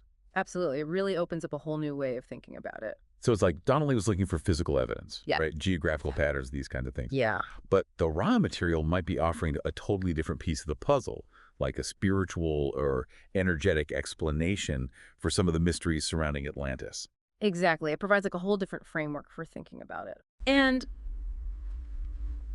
the raw material talks about Earth going through these cycles of 75,000 years, right? And each cycle offers opportunities for souls to experience different densities and learn specific lessons. Oh, wow. So are you suggesting that Atlantis could be like tied to one of these grand cycles, like its rise and fall was part of this larger cosmic pattern? It's a possibility to consider, isn't it? Yeah, that's wild. And think about this. Donnelly highlights evidence suggesting Atlantis might have possessed advanced technology. Right. Maybe even technology that we still don't understand today. Right. Well, the raw material states that higher density beings can manipulate energy in ways that would seem miraculous to us. So could some of what Donnelly attributed to advanced Atlantean technology actually be explained by the influence or intervention of higher density beings? Whoa, okay. That's making me rethink everything I thought I knew about Atlantis. Right. So we've got Donnelly piecing together this picture of Atlantis from physical evidence and cultural connections. And then we have the raw material potentially offering this cosmic context, Yeah. suggesting the involvement of these beings from different levels of spiritual evolution. And that's where I think it gets really exciting, is where those two perspectives intersect, right? Yeah. What happens when we combine Donnelly's grounded observations with the more metaphysical perspective of the raw material? Right. What new insights can we uncover? That's what we're going to delve into as we continue our deep dive. Awesome. I can't wait. All right. So last time we were really getting into the mysteries of Atlantis and trying to kind of reconcile Donnelly's historical research with the more, metaphysical lens of the raw material. Right. It's like we're trying to fit these two very different puzzle pieces together. Exactly. Yeah. But, there are some points where they do seem to connect. One of the things that really jumped out at me when I was reading Donnelly was his focus on these cyclical catastrophes. Oh, yeah. Like, he saw evidence of floods, earthquakes, volcanic eruptions, all these cataclysmic events throughout history. Right. And he believed that these events played a major role in the rise and fall of civilization. So he wasn't just arguing for the existence of Atlantis, but for this pattern of, cyclical destruction and renewal throughout history. Exactly. Like Right. civilizations get built up, they Yeah. reach a certain point, and then boom, something happens, and the cycle starts all over again. And that's where I think the raw material offers a really fascinating perspective. Remember those 75,000-year cycles we talked about? Yeah, the cycles of spiritual evolution. Right. Well, within those grand cycles, there are also these smaller cycles of growth and decay that correspond to the rise and fall of civilizations. So Donnelly saw these cataclysmic events as like wiping out civilizations and resetting the clock. Uh-huh. But the raw material suggests that they're actually part of a larger pattern of spiritual evolution. Right. It's like these events aren't just random disasters. They're like milestones in this much larger journey. Okay, so that makes sense. But Yeah. it also kind of raises the question of like, why, right, why would these cycles be necessary? Well, that's where things get really interesting. The raw material suggests that these cyclical events aren't just about destruction, they're actually opportunities for souls to learn and evolve. Okay. It's like each cycle presents a new set of challenges, and the choices we make during those challenges determine our individual and collective spiritual progress. So like if Atlantis was a real civilization and they experienced one of these cyclical events, their fall might not have been a failure, but rather a turning point in their spiritual journey. Exactly. It's a shift in perspective, right? Yeah. And it raises some pretty profound questions. What choices did the Atlanteans make that led to their downfall? What lessons were they meant to learn from that experience? And maybe most importantly, like what can we learn from their story to help us navigate the challenges we face today? Especially now, right? Yeah, it feels like we're living in a time of, immense change, all these challenges, climate change, social and political upheaval. Yeah. It's easy to look around and think like, are we heading for our own Atlantean-style collapse? I understand that feeling, but it's important to remember that the raw material really emphasizes the importance of free will. Right, we're not just puppets in some cosmic play. Exactly. We have the power to choose our path, both individually and collectively. So while history might repeat itself in certain ways, we're not necessarily doomed to repeat the mistakes of Atlantis. Right. We had the opportunity to make different choices, to learn from the past, and to create a more positive future. And that's where I think Donnelly's work, with its focus on historical patterns and cultural connections, can be so valuable. I agree. By understanding the past, we can gain insights into the present and make more informed choices about the future. Absolutely. Okay, so we've got these cyclical events shaping civilizations, free will playing a role in our choices, and the possibility of higher density beings influencing the course of history. It's a lot to process. It is. And remember, we're looking at this through the combined lens of historical research and channeled material, right? There's room for interpretation, for questioning, for exploring different perspectives. And that's part of what makes this deep dive so fascinating.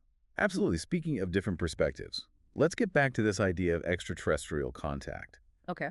Donnelly kind of hints at it with his descriptions of the Atlanteans' advanced technology. Mm-hmm. And the raw material explicitly mentions beings from other densities visiting Earth. Right. And it's interesting to consider how those two perspectives might overlap. What if some of what Donnelly attributed to Atlantean ingenuity was actually the result of contact with higher density beings? Like imagine you're an ancient Egyptian and suddenly you see this, flying machine descending from the sky. You'd probably think it was a god or some kind of supernatural being. Exactly. And who knows what kind of knowledge or technology might have been exchanged during those encounters? Could it be that some of the advancements we attribute to ancient civilizations were actually inspired or aided by beings from other densities? It's a mind-blowing possibility. It is. It makes you wonder if we've been looking at history with blinders, like missing this whole other layer of influence. It really does. And, it leads us to another crucial point of connection between Donnelly's research and the raw material. This idea that power, especially technological power, can be a double-edged sword. Oh, yeah. Right? Both Donnelly and the raw material emphasize that advanced technology without a corresponding level of spiritual development can be really dangerous. Exactly. It's like giving a child a loaded gun, right? Yeah. They might not have the wisdom or the maturity to use it responsibly. Right. And Donnelly describes how the Atlanteans, in their pursuit of knowledge and power, they eventually lost sight of their spiritual connection. They became obsessed with control, with manipulating the forces of nature. And ultimately that led to their downfall. It's like they got so caught up in the material world and the pursuit of progress that they forgot about the importance of compassion, of interconnectedness, of these core spiritual values. And that's a warning we need to heed today. We're living in a time of unprecedented technological advancement, but are we keeping pace with our spiritual growth? Are we using our technology wisely, or are we letting it control us, distract us from what truly matters? It's a sobering thought. It is. So the question becomes, how do we avoid making the same mistakes as the Atlanteans?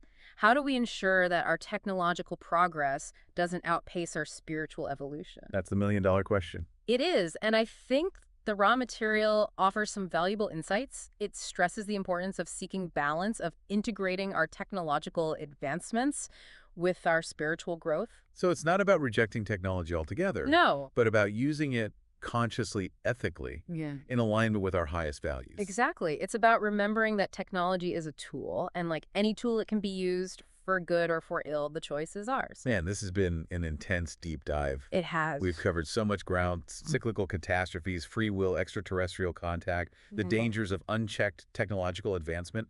It's a lot to take in. It is, and we're not done yet. Oh, there's more. In the final part of our deep dive, we'll explore what lessons we can learn from Atlantis, both individually and collectively, and how we can apply those lessons to create a more positive future. Stay tuned. All right, welcome back to our deep dive into Atlantis. It's been quite a journey. It really has. We've covered a lot of ground, cyclical catastrophes, Right. the interplay of free will and destiny, Right. the possibility of extraterrestrial contact, and the dangers of unchecked technological advancement. Right. It's a lot to take in, It is. but I think it all points to some really profound lessons that are relevant to us today. So we've uncovered all these potential connections between Atlantis and the raw material, but what does it all mean for us? Yeah. What can we learn from Atlantis, whether it was a real civilization or a powerful myth that can help us navigate the challenges we face in the world today? Well, I think one of the most important takeaways from both Donnelly's work and the raw material is this idea that spiritual growth needs to go hand in hand with technological advancement. Right, because we talk about how the Atlanteans achieved these incredible technological feats, Yeah.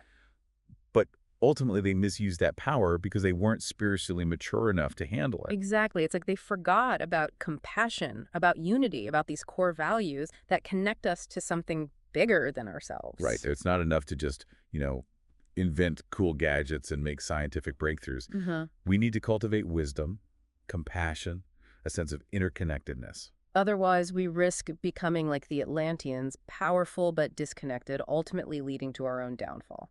Okay, so we need to balance technological advancement with spiritual growth. Mm-hmm. But how do we actually do that? It's easy to talk about in theory, but how do we put it into practice in our daily lives? Well, the raw material suggests that meditation is a powerful tool for cultivating that inner balance.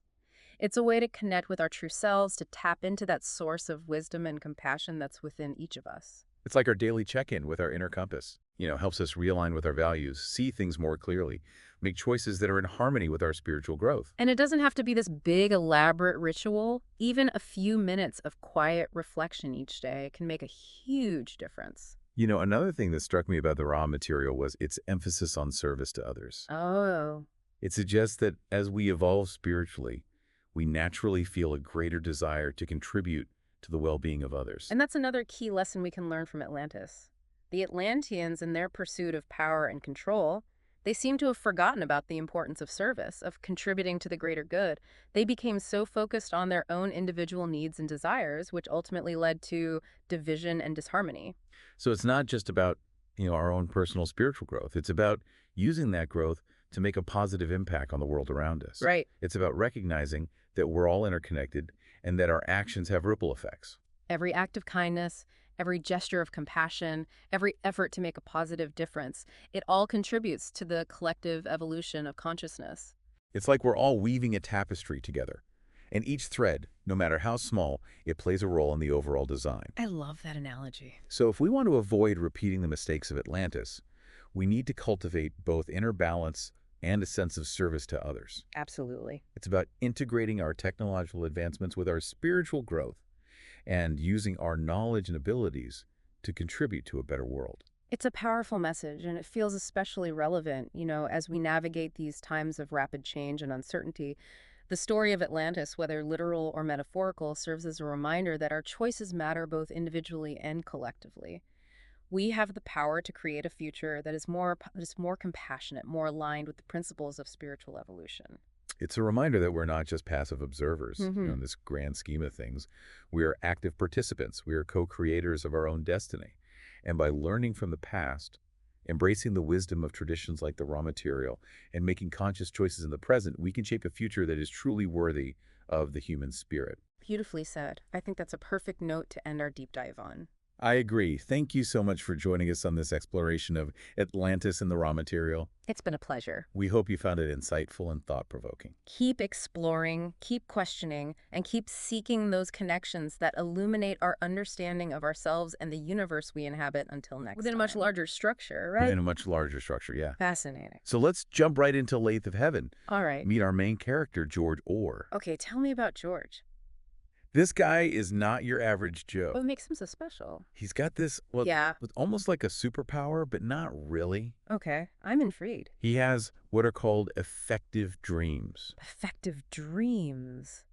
What are those? And these aren't just dreams that happen in his head. Uh-huh. They actually change reality. Whoa, hold on. So his dreams actually affect the real world? Exactly. It's like the book starts with this crazy scene. Okay. He dreams his Aunt Ethel dies in a car crash in LA. Oh, wow. And then he wakes up and poof, she's just gone. Gone. Like vanished. Yeah, completely gone. No trace. No trace, like she never existed. That's pretty wild. Ah. I know, right? And it's such a powerful way to show you the kind of power this guy has, even though he doesn't even know it. Yeah, it makes you wonder how that would even feel. Right. Like, can you imagine waking up and someone you knew was just erased? I can't even wrap my head around it. It really messes with your idea of what memory is, what our experience even means. Absolutely. And Le Guin uses this whole idea to explore how fragile our reality might be, how much it could change. Yeah, like if one person's dreams can rewrite reality, what does that say about all of us? Exactly. And the thing is, Yeah. Orr isn't doing this on purpose. It's all coming from his subconscious. So he doesn't even have control over it. Which makes it even scarier. Right, because it shows you just how much power our minds have. Huge power, maybe more than we even realize. Untapped potential, maybe even danger. Yeah. And naturally, Orr is terrified of this whole thing. I can imagine. He tries to stop these dreams with drugs. Oh, wow. And that's actually how he ends up meeting this psychiatrist, Okay. Dr. William Haber. Dr. Haber, what's his deal? So Haber, he doesn't see Orr as just a patient. Uh-huh. He sees him as a tool. Cool. That sounds kind of ominous. Yeah, he built this device called the Augmenter. The augmenter, what does it do? It's based on some technology. Okay. It's called orthothalamic transceiver technology, OTT. Fancy. I know, right? So what does this OTT do? Basically, it can trigger and control Orr's dreams. Whoa, so he can manipulate Orr's dreams? Yeah, by stimulating his brainwaves, it's crazy. That's pretty intense. At first, you might think Haber's trying to help or, manage his anxiety about all this. Right, seems like a logical goal. But things take a dark turn pretty fast. How so? Haber gets this idea that he can use Orr's power to fix the world. Oh, no.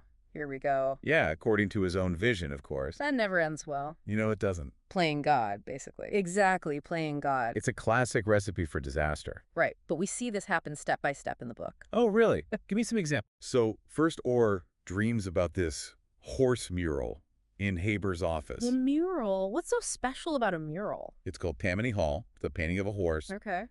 And then, bam, suddenly there's an actual horse standing there in the office. Wait, what? Yeah, a real horse. That's nuts. It's almost funny, like how ridiculous it is. Yeah, it's like something out of a cartoon. Right.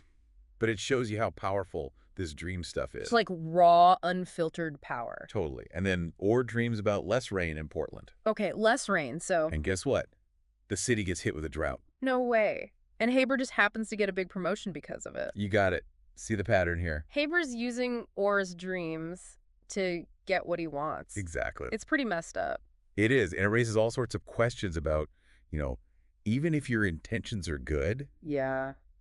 messing with reality like this is super dangerous. Especially when you're doing it through someone else, like Orr. Absolutely. And it just gets crazier from there. Oh, I bet it does. The changes get bigger and bigger. Like what? The Near East War, boom, ends overnight after Orr dreams about it. Well, that sounds like a good thing, right? Yeah, on the surface, maybe, but then aliens show up on the moon. Aliens on the moon. That escalated quickly. Yeah. things get really weird. And I bet Orr isn't too happy about it. He's freaking out. He's completely lost control. Right. It's not even his subconscious driving these changes anymore. It's Haber's twisted vision. Exactly. And there are other changes too, like with the human population. What do you mean? Different races start merging together. It's all messed up. Wow, that's heavy. People are confused, scared.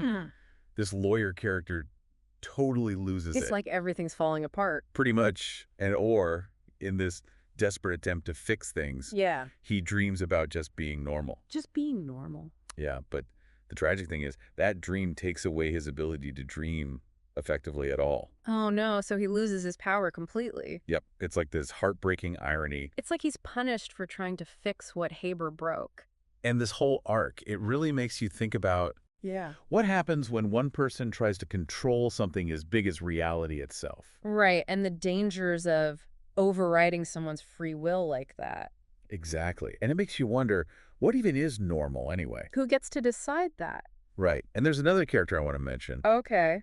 Heather Lalache. Heather Lalache. Who's she? She's an observer from HQW, like a government agency. So they're keeping an eye on Haber. Yeah, at first she's skeptical, like she doesn't believe any of this. But then she sees it all happening. Exactly, all the weird changes. And she realizes Orr's power is real. Wow, so she becomes a witness to all this chaos. Yeah, and there's this crazy dream sequence with a dried up riverbed and this alien invasion thing. That's intense. It's wild. It really shows you just how out of control things have gotten. All thanks to Haber's ambition. Totally. But in the end, Orr does find some peace. No. After he loses his effective dreaming, things kind of settle down.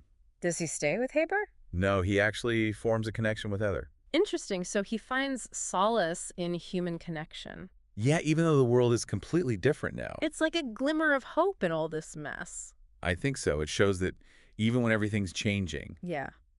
human connection can still be a constant. I like that. A bit of optimism. Right. So the Lathe of Heaven is this exploration of the subconscious Huh. and how it can change reality. Right. But it's also a warning about the dangers of trying to control something so powerful. Especially when it involves messing with someone else's mind. Absolutely. So let's shift gears a bit Okay. and talk about the Law of One. The law of one, right? See what it has to say about reality, the Yeah. mind, and, those external influences that might be at play. On a much grander scale, right? Exactly, on a cosmic scale. I love it. So in Law of One, we meet Ra. Ra. Who or what is Ra? It's called the social memory complex. A social memory complex. That's a mouthful. I know, right? What does that even mean? Basically, it's like a unified consciousness, communicating information about how everything is connected. Everything is connected, huh? Yeah, and it all comes from this one infinite creator. So it's like a divine messenger of sorts. You could say that, and a core idea in Law of One is this concept of intelligent infinity. Intelligent infinity. What's that all about? It's basically the unlimited potential from which all of creation comes. So the source of everything. Exactly. And Yeah. tied to that is the idea of free will, Free will. Okay. which is described as a primal distortion. A distortion. That sounds kind of bad. I know, but distortion here doesn't really mean something negative. Oh, okay. So what does it mean then? It's more like it's the inherent freedom within this one creator Okay. to experience itself in all these different individual ways. So free will is like the key to experiencing creation. Exactly. And this is a huge difference from Lathe of Heaven. How so? In Lathe, Haber's manipulating Orr's mind, taking away his choice. Right. But in Law of One, this freedom to choose your own path. Yeah. It's like the most important thing. Interesting contrast. It's like the universe is governed by non-interference, like a hands-off approach. Yeah, everyone's allowed to learn and evolve through their own choices. Even if those choices lead to, what we might see as bad stuff. Exactly, even the bad stuff. Huh. That's a different perspective. And then Rod talks about these densities of consciousness. Densities of consciousness. Okay, I'm all ears. This is where it gets really relevant to us. How so? Third density, that's where we're at right now. Third density, what's that like? It's all about self-awareness. Oh, okay. Developing our mind, body, and spirit. Makes sense. And learning through interacting with each other and experiencing all these contrasts in life. So basically, being human. Yeah, basically. And according to Law of One, Earth is actually shifting to fourth density right now. Whoa, hold on. Fourth density, what's that like? Well, that makes you think, doesn't it? It does. What does that shift even feel like? Both individually and as a whole planet, Yeah. big question. It's not like these densities are physical places. Okay. It's more like states of awareness, I see. different frequencies of vibration, you could say. So we're vibrating at a third density frequency right now. Right. And in third density, we're all about separation, feeling like we're separate individuals. Yeah, that sounds about right. It creates this whole playground for learning through challenges, through relationships, all that. But fourth density is different. Yeah, it's about moving towards a greater sense of connection, empathy. More like a unity consciousness. Yeah, exactly. Like becoming aware of that interconnectedness. Interesting. And then there's this idea of harvest. Harvest. Like reaping what you sow. Kind of. It's like a cosmic graduation. Now, Okay. you move to higher densities based on, whether we're more service to others Yeah. or service to self. So are we graded on our behavior? It's not about being good or bad. It's more about the overall direction you're leaning towards. Interesting. So what determines which way we lean? Well, that's the whole journey, right? Figuring that out. Makes sense. But it's this big cyclical view of how we evolve spiritually. I'm starting to see how this connects to the lathe of heaven. Oh, yeah? How so? Well, both of them deal with this idea of choice, of shaping reality. Yeah, but in very different ways. Definitely. And then there's this thing about wanderers. Wanderers? Who are they? They're beings from sixth density. Sixth density, wow. Yeah, pretty advanced. So what are they doing here in third density? They've chosen to incarnate here. Why would they do that? To be of service. To help us out. Yeah, but here's the thing. What? They're super vulnerable to negative influences down here. Oh, because our vibe is so low. Exactly. It's like they're stepping down into a denser, more chaotic environment. That makes sense. It's like a huge sacrifice. And that brings us to the Orion group. The Orion group. Who are they? They're like the opposite of the Wanderers. So they're not here to help? No, they're a negatively oriented social memory complex. What's their agenda? Conquest, basically. Conquest, like taking over. Yeah, and they want to harvest negative entities. Harvest negative entities. That sounds pretty dark. It is, and they use all sorts of methods. Like what? Programming, magical means, it's all pretty intense. Magical means? What does that even mean? It's not like waving a wand or anything. Wow. It's more about manipulating energy, influencing people on a subtle level. So it's like a psychic attack. Yeah, and Law of One talks about how the instrument channeling Ra Okay. actually experienced these attacks. Seriously. Yeah, physical discomfort, mental distortions, the whole works. That's crazy. So they can actually harm people. It's not like physical harm, but it can definitely mess with you. Wow. So there's these negative forces out there According to Law of One, yes. trying to influence us. In subtle ways, sometimes not so subtle. And it all ties back to this idea of free will, right? Exactly. We have the choice to align with those negative influences. Or resist them. It's all about choice. And Law of One also talks about thought forms. Thought forms, what are those? They're like these energetic creations Oh, yeah. made from our thoughts and beliefs. So our thoughts have power. Big time. They can That- influence our experiences, even manifest in reality. Wait, so you're saying our thoughts can create things? Not necessarily in a literal poof a car appears kind of way, Okay. but they can shape our perception, attract certain experiences, even influence events on a subtle level. That's a lot to take in. It is. And it even suggests that some UFO sightings. You mean like close encounter stuff? Yeah, those might be manifestations of these thought forms, either collective or individual. Wow, so our beliefs about aliens could actually be drawing them to us. It's a possibility. And it even goes into how to tell the difference between Okay. ships from the Confederation, which is the positive group, Uh-huh. and ships from the Orion group. Based on their energy. Exactly. Based on their energetic signature. That's pretty wild. It really makes you think about how much power our collective consciousness has. Right, if our beliefs can shape reality, that's a huge responsibility. Totally. And then there's all this stuff about chakras. Chakras, those are the energy centers in our bodies, right? Yeah, and Law of One goes into how important they are for our mind, body, and spirit. So keeping them balanced is important. Very important. It talks about how blockages can affect us physically and emotionally. And how do we keep them balanced? Through meditation, energy work, being mindful of our thoughts and actions. So it's all connected, our inner and outer worlds. Absolutely. And it even mentions pyramids. Pyramids, like the ones in Egypt. Yeah, it describes them as these energy-focusing tools.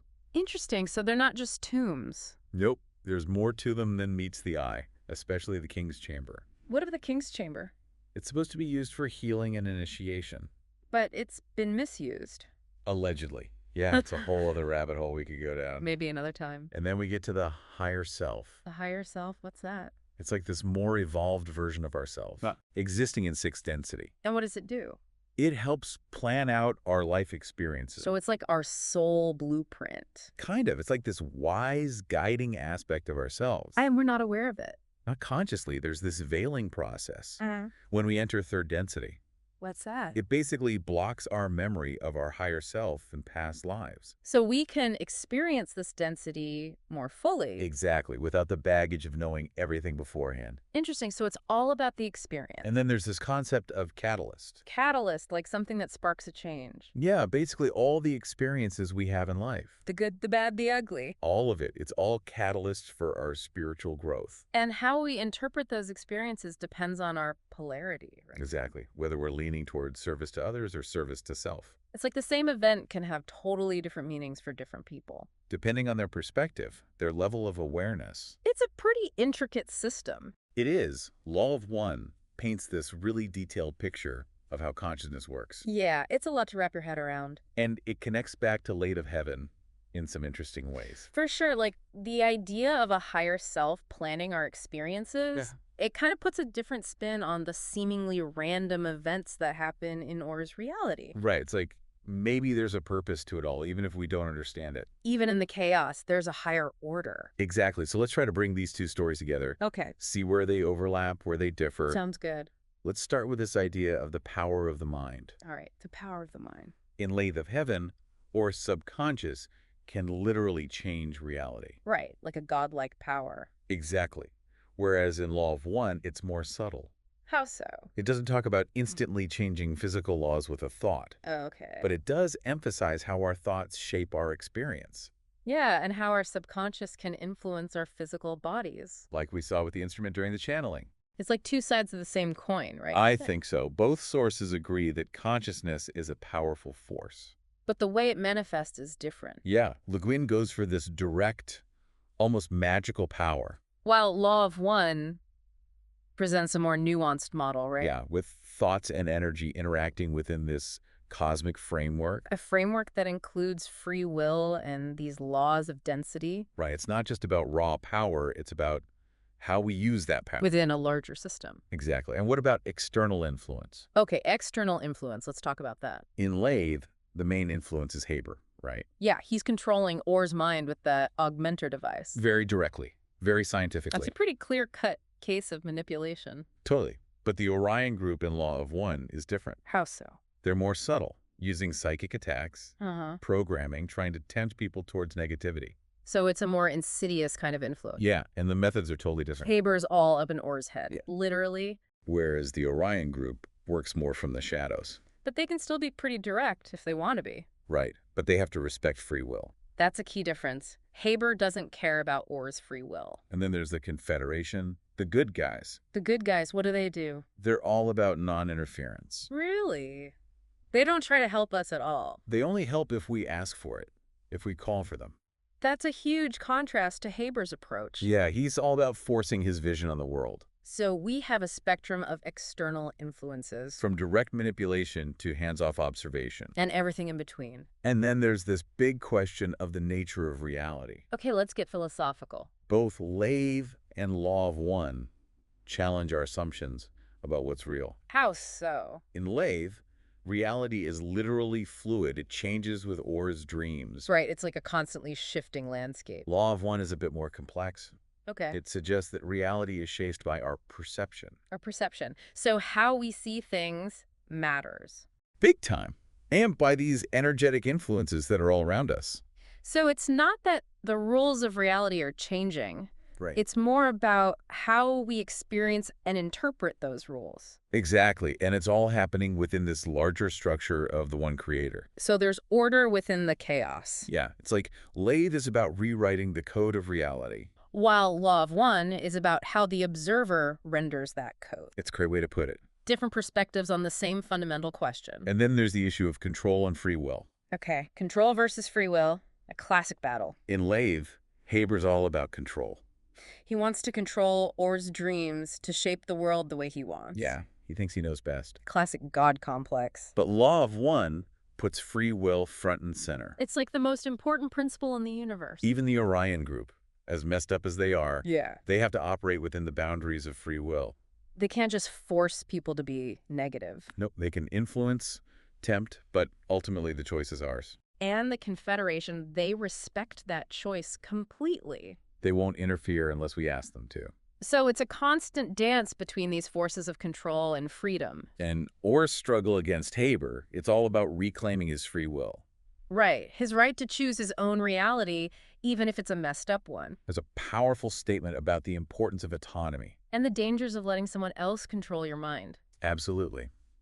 So here we are. Back from our deep dive. We've explored this dream world of Lathe of Heaven. And the cosmic framework of Law of One. What stood out to you the most? Yeah, what resonated with you from this unusual pairing? We've seen two very different perspectives on the mind. On reality, on the forces that shape our lives. And it all leads to this one big question.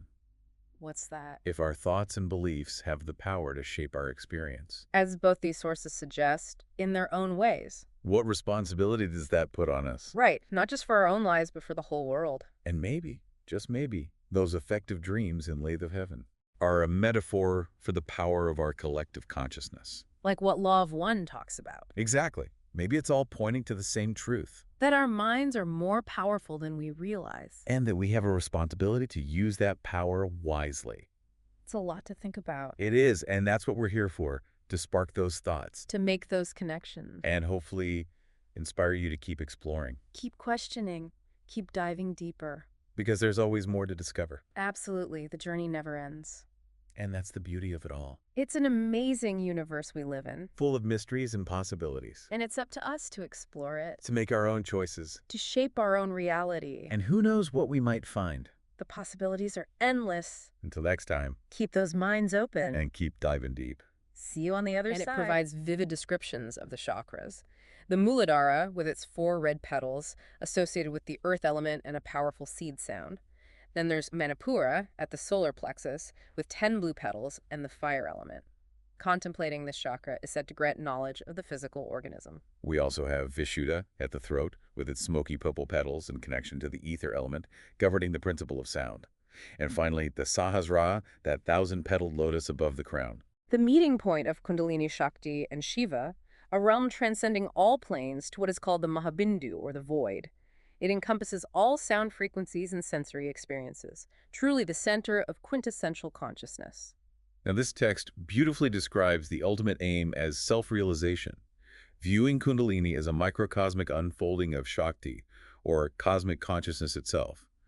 It also references the Yoga Upanishads' organization of the chakras in relation to the elements, starting with earth at the feet and ascending to ether at the crown.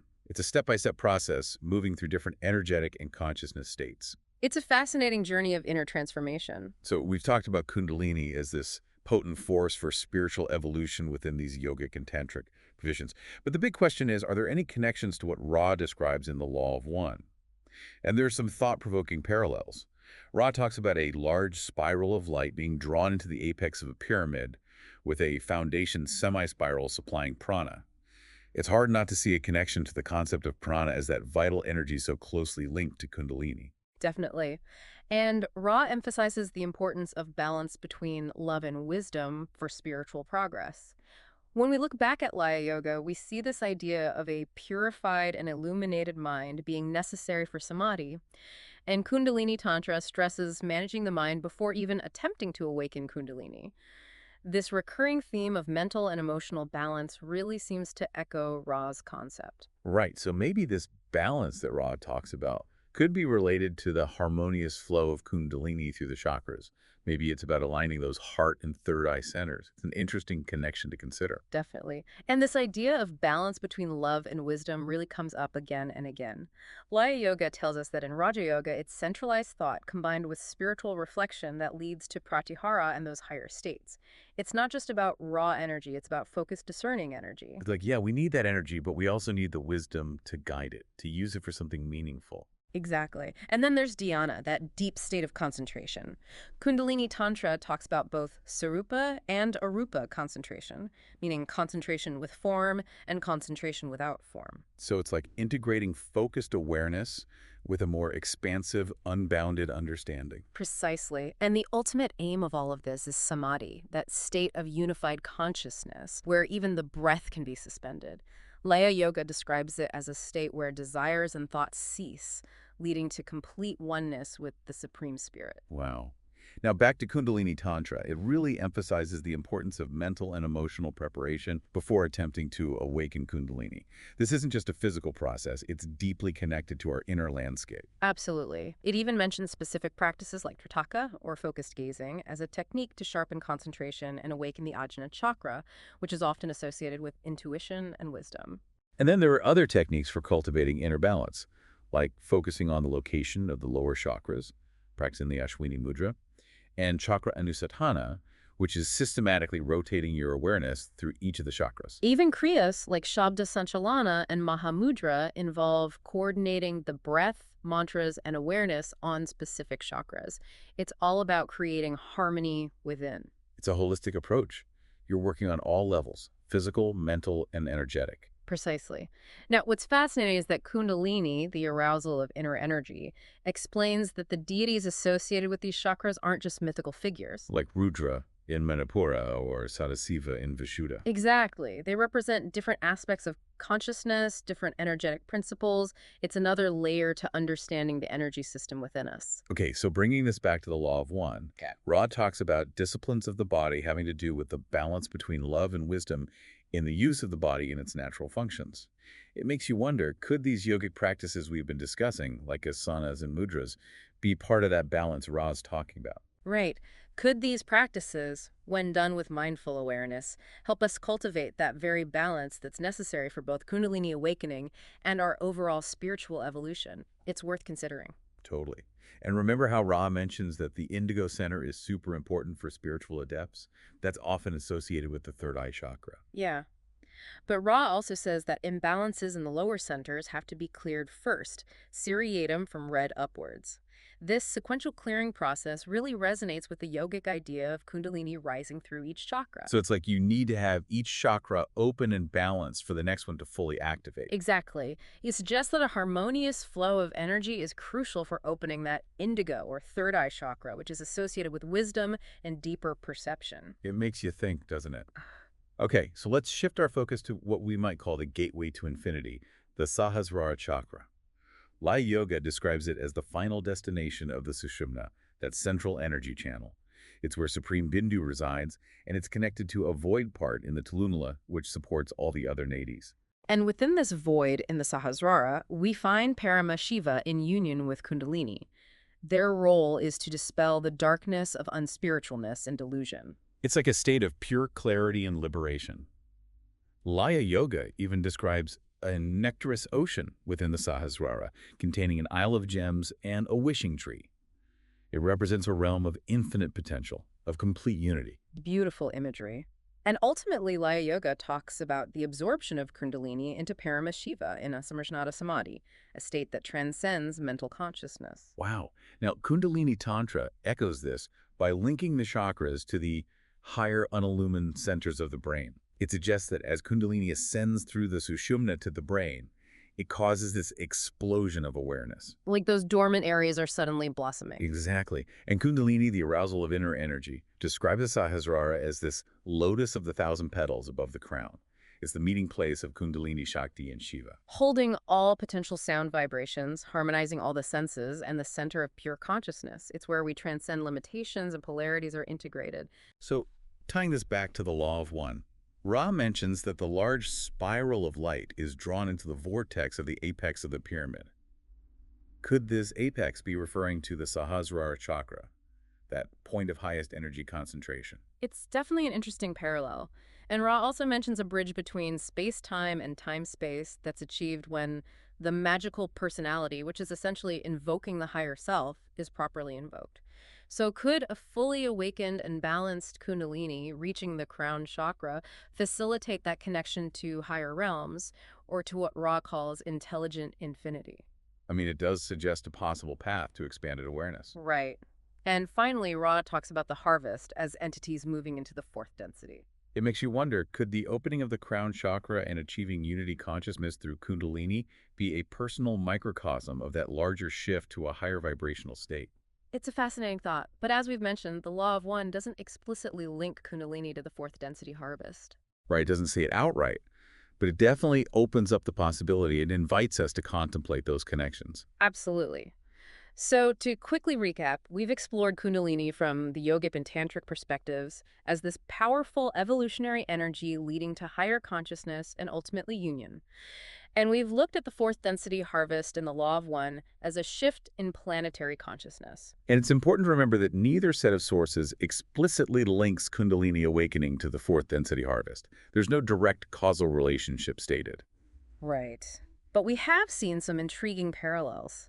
The raising of vibration and consciousness through Kundalini could be a form of preparation for a potential shift in density. And the emphasis on balance, particularly between love and wisdom, in Kundalini practices, might align with the principles of positive polarity that Ra talks about. And the opening of the crown chakra and the experience of unity consciousness in advanced Kundalini practice could be seen as a personal reflection of a larger shift towards greater interconnectedness. But remember, these are just potential interpretations, possibilities to consider as you explore these ideas further. Exactly.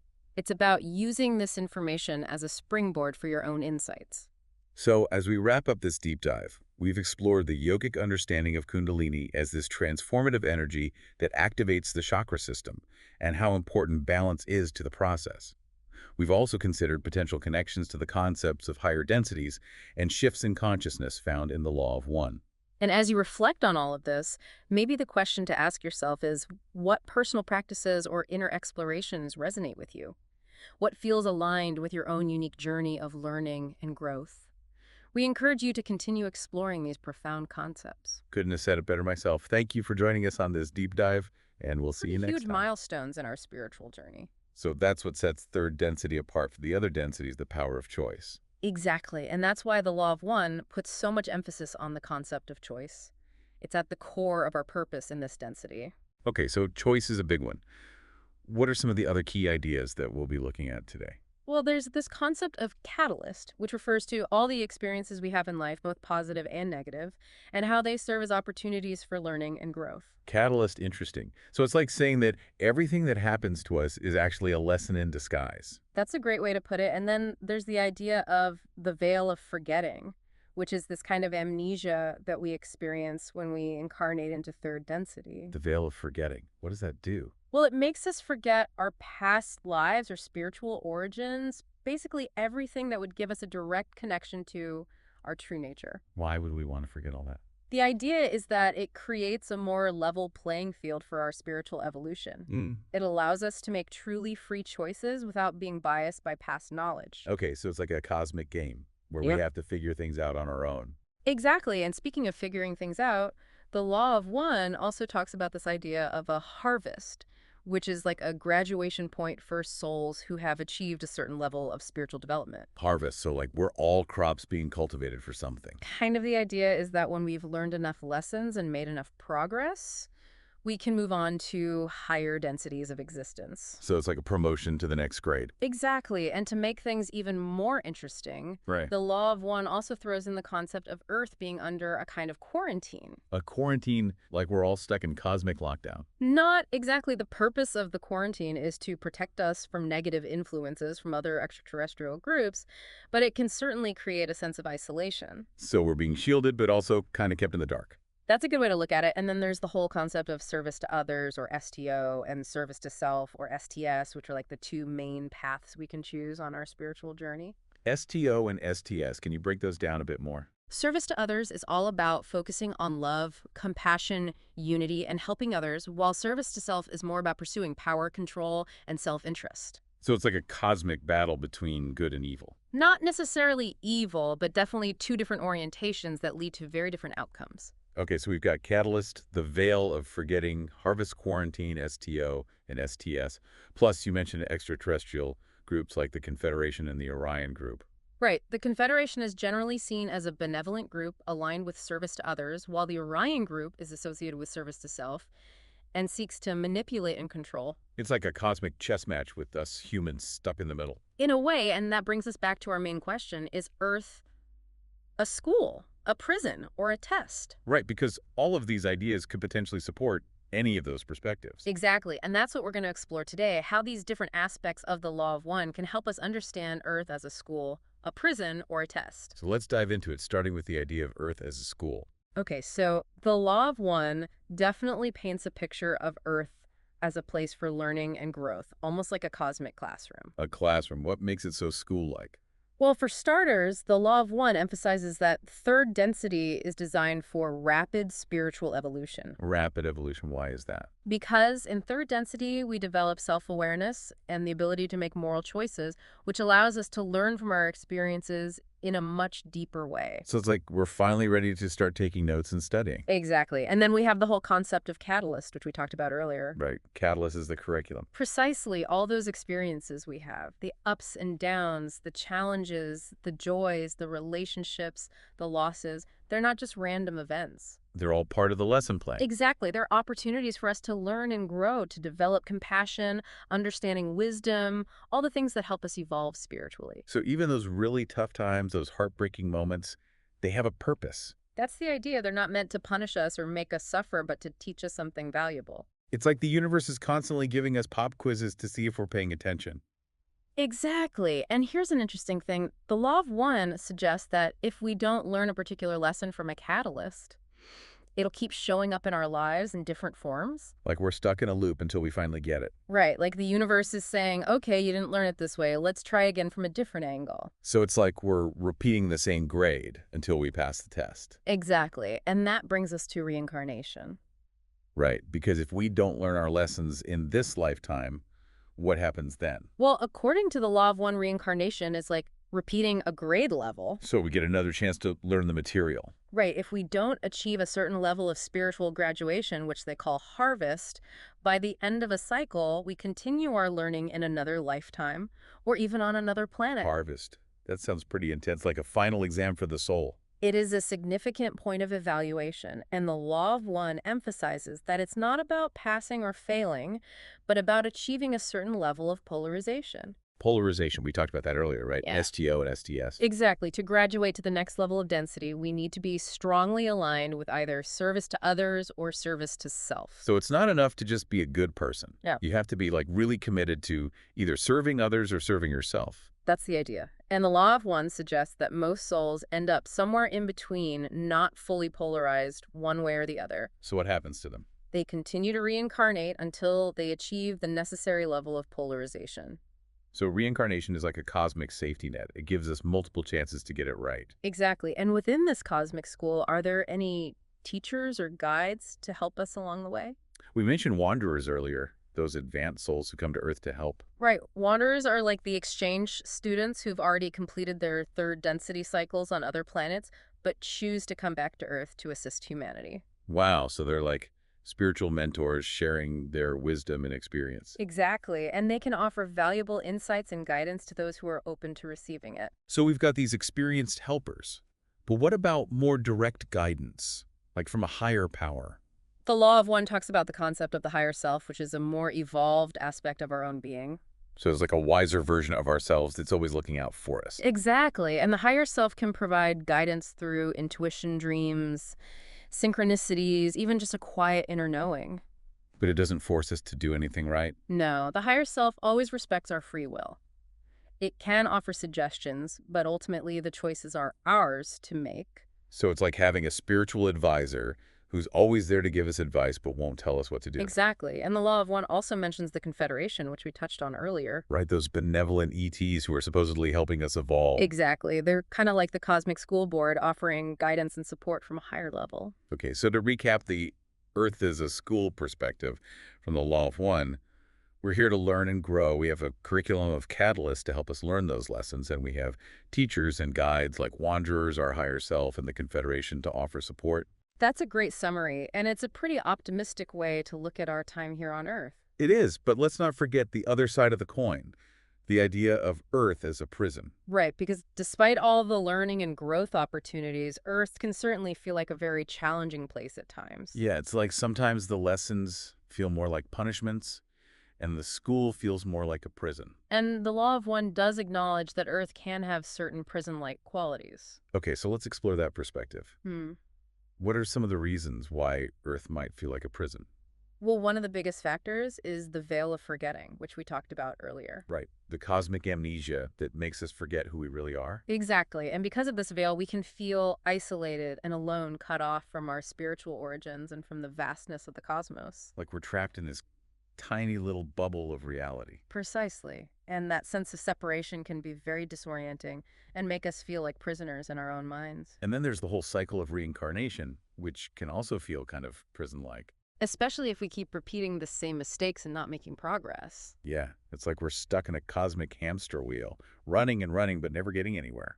And some people might look at karma as a form of cosmic punishment, which can also contribute to the feeling of imprisonment. Right, like we're being held accountable for past actions and there's no escape. But the Law of One doesn't see karma that way. It views it more as a system of energetic balancing. So it's not about punishment, but about restoring harmony. Exactly. And reincarnation is seen as an opportunity for us to learn and grow, not as a sentence. Okay, so it's not a literal prison with bars and guards, Yeah. but more like a prison of perception. Exactly. The bars are created by our own limited awareness, and the feeling of being trapped is often a result of not remembering who we truly are.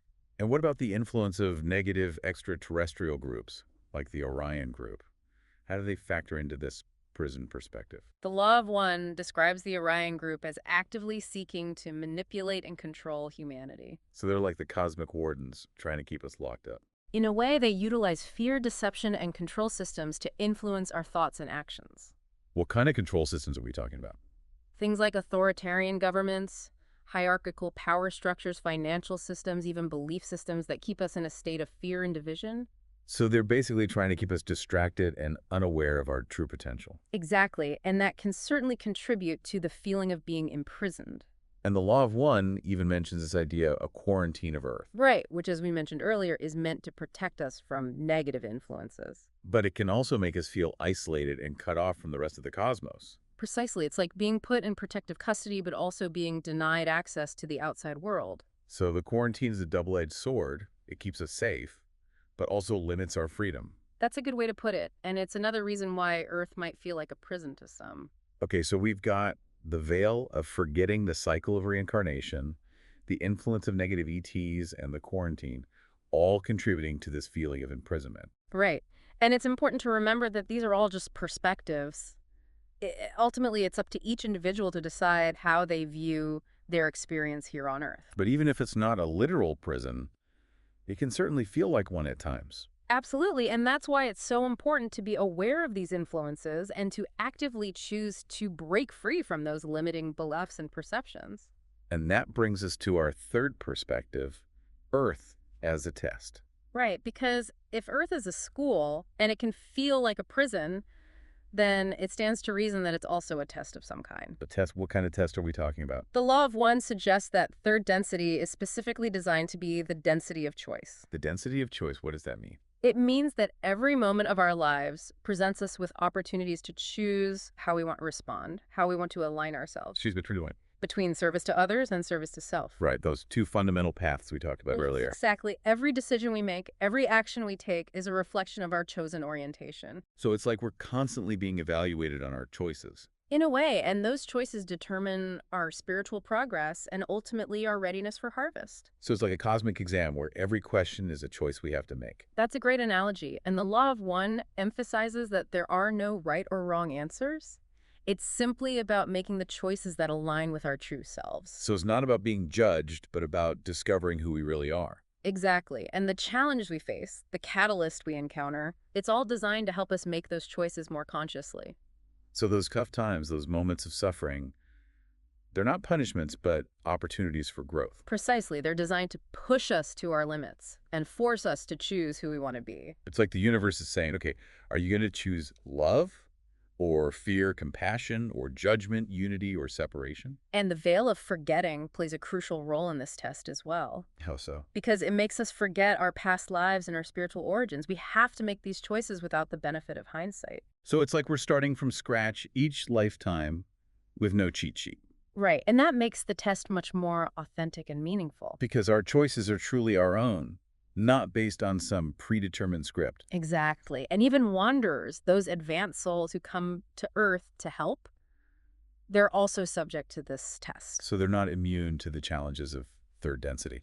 No. They choose to incarnate here knowing that they'll face the same veil of forgetting and the same temptations as everyone else. So it's a real test of their commitment to service to others. Absolutely. And it shows that even those who are further along on their spiritual journey can still stumble and fall. So it's a humbling reminder that we're all in this together. Precisely. And the Law of One also highlights the influence of both positive and negative extraterrestrial groups in this test. Right, the Confederation and the Orion group. Exactly. Yeah. The Confederation acts as a kind of guiding force, offering wisdom and support, while the Orion group seeks to manipulate and control. So it's like a cosmic battle between good and evil playing out on the stage of Earth. In a way, but ultimately the outcome of the test is determined by our own choices as individuals and as a collective. So it's up to us to decide whether we pass or fail. Exactly. And the Law of One emphasizes that failure is not the end. It just means we get another chance to learn and grow. So it's a test that we can't really lose. Right. And that's a pretty reassuring thought. It is, but it also makes you wonder what happens when we do finally pass the test. Well, according to the Law of One, we graduate to fourth density, a higher level of existence where love, compassion, and unity are the dominant forces. So it's like a promotion to a better school. In a way, and it's something to strive for even though the journey can be challenging. Okay, so we've explored these three perspectives. Earth as a school, Earth as a prison, and Earth as a test. And we've seen how the Law of One offers insights into each of these viewpoints. So what's the final verdict? Which one is it? Well, the Law of One doesn't really give a definitive answer. It suggests that all three perspectives are valid, depending on your level of awareness and your personal experience. So it's not an either-or situation, it's more of a both hand. Exactly. Earth can be a school, a prison, and a test all at the same time. And how we perceive it depends on our own choices and our own understanding. Precisely. And it's important to remember that these are just metaphors. They're not meant to be taken literally. Right. They're just different ways of understanding the complexity of our existence here on Earth. Exactly. And each perspective can offer valuable insights and help us to navigate the challenges of third density. So let's break down one last time just to make sure we're all on the same page. Okay, sounds good. From the Earth as a school perspective, what are the key takeaways? The key takeaways are that we're here to learn and grow, that our experiences are designed to teach us valuable lessons, and that we have teachers and guides to help us along the way.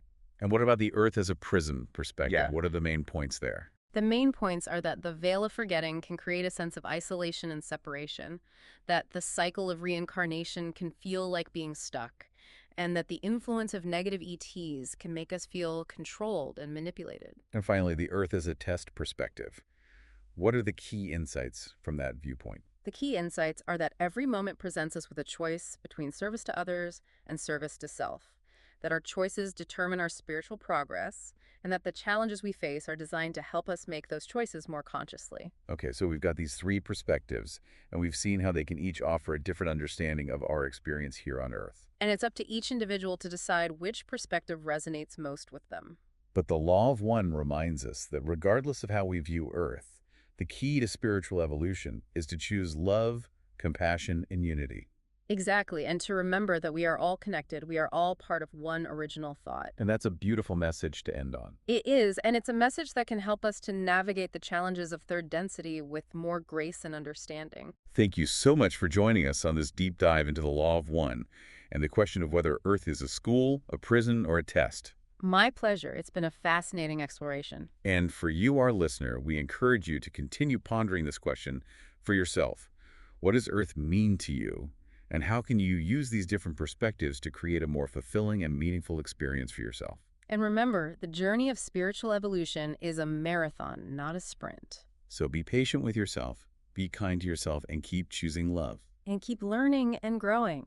Thank you for listening. Okay, so what else did Ra have to say? Well, they talked a lot about the Great Pyramid of Giza. Oh, the pyramids. Yes, but not as tombs. Really? What were they then? Ra suggests they were designed for healing and learning. Healing and learning inside the pyramids. Precisely, the king's chamber specifically is mentioned as being for healing practices. And there's also a chamber below ground. That's right, and interestingly, Ra mentions a specific apex angle. Apex angle, like the angle at the top of the pyramid. Yes, about 76 degrees, 18 minutes. Okay, and why is that angle significant? Well, Ra says it's particularly effective for facilitating healing within a pyramid structure of sufficient size. So it's like the pyramid itself becomes a healing tool. Exactly. And it makes you wonder if there's something about that specific geometry that creates a resonant energy field. Like a giant energy amplifier. Perhaps something to ponder. Definitely. Okay, and what about the learning that took place in the pyramids? Well, it was described as a solitary process. Oh, so no classrooms or teachers? Not in the traditional sense, it was more about individual introspection and connection with the higher self. And Ra also talked about space-time and time-space. Yes, these are key concepts in their cosmology. Okay, remind me what those are again. Sure, so space-time is what we normally experience, the physical world. The seen illusion, as they call it. Okay, and time-space. It's the unseen realm, the realm of the soul and the higher self. So it's like the flip side of reality. In a way, yes, and the mystical pursuit of unity involves transcending these illusory systems. How do you do that? By seeking the one through a state of balanced self-awareness. Balanced self-awareness. Yes, recognizing both our perceived flaws and our inherent perfection. So it's about accepting all parts of ourselves. Exactly, and seeing the divine spark within, even in our imperfections. That's a powerful message. And what about this spiral energy movement in the pyramid? Oh, yes, that's a very evocative image. Tell me more. So Ra describes this spiraling energy that originates near the queen's chamber. Okay. And then it moves upwards through the king's chamber, intensifying as it approaches the apex. So it's like the energy is being drawn upwards towards the tip of the pyramid? Precisely, like a vortex of energy, and this image of spiraling energy, it appears in many spiritual traditions. It does. Suggesting it's a fundamental pattern in the way energy organizes and moves. And what about the Confederation? The confederation of planets in the service of the infinite creator. Okay. What's their role in all of this? They act as guides and helpers, offering information and assistance to those who call upon them. So they're like cosmic mentors. In a sense, yes, but their information is always tailored to the seeker's current level of understanding. So they meet you where you are. Exactly. And the goal is to support spiritual evolution through practices like meditation and service to others. Okay, so no shortcuts or instant enlightenment. Not quite. It's about gradual growth and understanding. And then there's this idea that each entity is a potential polarized portion of an other self. Yes, the very intriguing concept that ties into the theme of interconnectedness. So we're all part of something larger. Precisely. And the balancing of our physical sensations is linked to finding equilibrium between love and wisdom. Love and wisdom. Yes, or what they call positive and negative polarity. Okay, so it's not about getting rid of one or the other. No, it's about finding the right balance between them, allowing what's lacking to come into being. This is like yin and yang. A perfect analogy. It's about harmonizing those complementary forces within us. And what about vital energy? Well, they define vital energy as the integrated energy levels of mind, body, and spirit.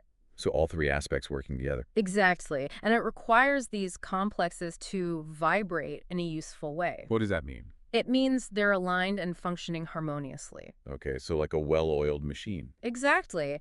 And while willpower can temporarily compensate for a lack of vital energy, it's not a sustainable solution. So it's about addressing the root cause, not just masking the symptoms. Exactly. And what about this concept of harvest? Right. So in the Law of One cosmology, there's this cyclical process of harvest. Like reaping what you've sown. Sort of. It's about entities graduating from one density to another based on their predominant polarity. Polarity, like positive or negative. Exactly. So those who are predominantly positive move to fourth density on this planet, Okay. while those who are predominantly negative move to another planet suited to their polarity. So there are different destinations based on your spiritual orientation. Yes, and those who haven't sufficiently polarized move to another third density planet. To keep learning and growing. Precisely, it's all about continuing the journey of evolution. And what about these wanderers you mentioned earlier? Ah, yes. Wanderers are entities who've come from higher densities to help humanity. So they're like volunteers from higher realms. In a sense, yes. And they often feel a deep sense of purpose and mission here on Earth. And what about individuals from other third density planets? Well, they can also participate in the harvest process here on Earth. So it's like a cosmic melting pot. In a way, yes, with beings from different planets coming together to learn and evolve. That's pretty amazing. Okay. Okay, so moving on, Rock also talked about the mechanism of healing. Yes, specifically healing involving a crystallized healer. Crystallized healer. It's basically an individual with a highly refined and balanced energy field. Okay, so like a spiritual master, You could say that, and they act as a conduit for healing energy. like a channel. Exactly, but their own balanced energy centers are crucial. So it's not just about channeling external energy. No, it's also about the healer's own inner alignment and purity. And they mentioned spiraling light energy from a small pyramid. Yes, one too small to physically enter. Okay, so what happens with this mini pyramid? Well, Ra says it interacts with the individual's energy field, irradiating their cells, and the time-space yellow ray body.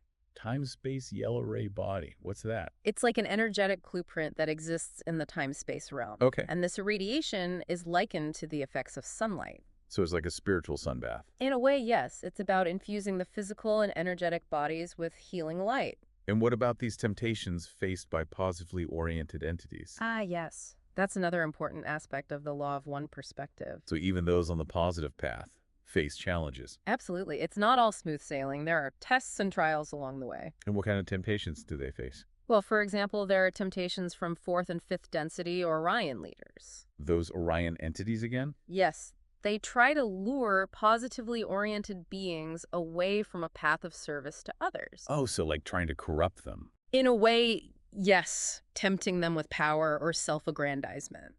And what happens if they resist?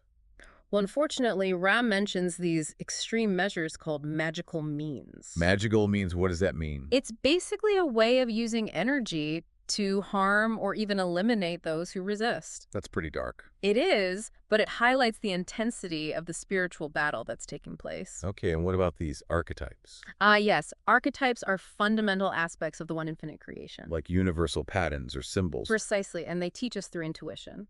So how do we access these archetypes? Well, the spirit acts as a kind of shuttle. A shuttle. Yes, based on the seeker's harmonized electromagnetic configuration. So our energy state determines which archetypes we connect with. Exactly, and it's all about aligning ourselves with those universal patterns. And what about this first distortion of the law of one free will? Right, free will is paramount, but it can be misused. Oh, how so? Well, negatively polarized entities, they misalign the mind-body-spirit complex Okay. into what's called negative time-space. Negative time-space. What's that? It's like a distorted reflection of the true reality, a place where negativity reigns. And how does positive polarity differ? Positive polarity sees love in all aspects of creation. So it's a fundamentally different way of perceiving reality. Exactly. And while negative polarity uses free will to manipulate and control, Positive polarity uses it to serve and uplift. precisely it's about choosing love over fear, unity over separation. And where does the higher self fit into all of this? The higher self resides in mid-6th density. 6th density. Wow, that's high up. It is, but the key concept here is that entities exist simultaneously at all levels of being. So we're not just limited to our current level of awareness. Not at all. We're multidimensional beings with aspects of ourselves existing across the entire spectrum of densities. That's mind-boggling. And what about negative time-space? Well, it's described as being analogous to a specific vibration of space-time. So it's like a frequency within the physical realm. Exactly, and entering it leads to the appropriate space-time experience for incarnation. So it's like a gateway to a specific kind of reality. In a way, yes, it's how we manifest our experiences based on our vibrational alignment. And finally, what about this magical personality? Ah, yes. That's the key for advanced spiritual work. What does it involve? It encompasses emotional will, polarity, and purity. So it's about aligning your will with your spiritual purpose. Exactly, and purifying your thoughts and intentions. And this magical personality, it's important whether or not you use sound vibrations. That's right. It's the foundation for any kind of advanced spiritual practice. Okay, and just to wrap up the key takeaway from the Law of One. It's this vision of an interconnected universe where energy and consciousness are deeply intertwined. Right, and where spiritual evolution is driven by understanding and embodying this principle of unity. Exactly. It's about recognizing the divine spark within ourselves and within all beings. Okay, so we've explored these two very different but incredibly complex perspectives. We have, and now for the fun part. Yes, the part where we try to connect the dots. I love this part. So the big question is, could there be any connections, any underlying similarities between quantum mechanics and the Law of One? It's a bold question, but that's what makes it exciting. Right, so let's start with energy. Okay. The Law of One talks about this in-streaming light, this vital energy that flows through us. Yes. Could that be related in some way to the energy levels and energy transfers that physics describes? It's a big leap, but both frameworks are fundamentally concerned with energy. Right, and how it transforms and interacts. Exactly. So maybe they're both describing different aspects of the same underlying phenomenon. Maybe. And what about vibration and frequency? Ah, yes. That's a very interesting connection. So in quantum mechanics, we see that quantum jumps have specific frequencies associated with them. Right, and those frequencies determine the color of light that's emitted. Exactly. And in the law of one consciousness, and even different densities of being are described in terms of vibration. So could there be a deeper connection there? Right, like maybe frequency and vibration are fundamental properties of both the physical and the spiritual realms. It's a fascinating possibility, and it raises the question of whether those energy centers, those chakras, Yes. could they be related to the way that atoms and molecules selectively absorb and emit photons? So like a spiritual resonance. Exactly. Maybe Yeah. our chakras are tuned to specific frequencies of spiritual light. And then there's the concept of jumps itself. Right. In the quantum world, energy changes happen in these discrete, instantaneous leaps, those quantum jumps. Yes. And in the law of one, could moments of sudden spiritual insight or understanding, Be seen as analogous jumps on a higher level. like a quantum leap in consciousness? Exactly. Maybe those aha moments are actually tiny quantum jumps in our spiritual evolution. It's a really cool idea. Now, it's important to remember that these are all speculations. Of course, we're venturing into uncharted territory here. But even just contemplating these connections can be really mind-expanding. Absolutely, especially for someone like you who loves exploring different perspectives. Right.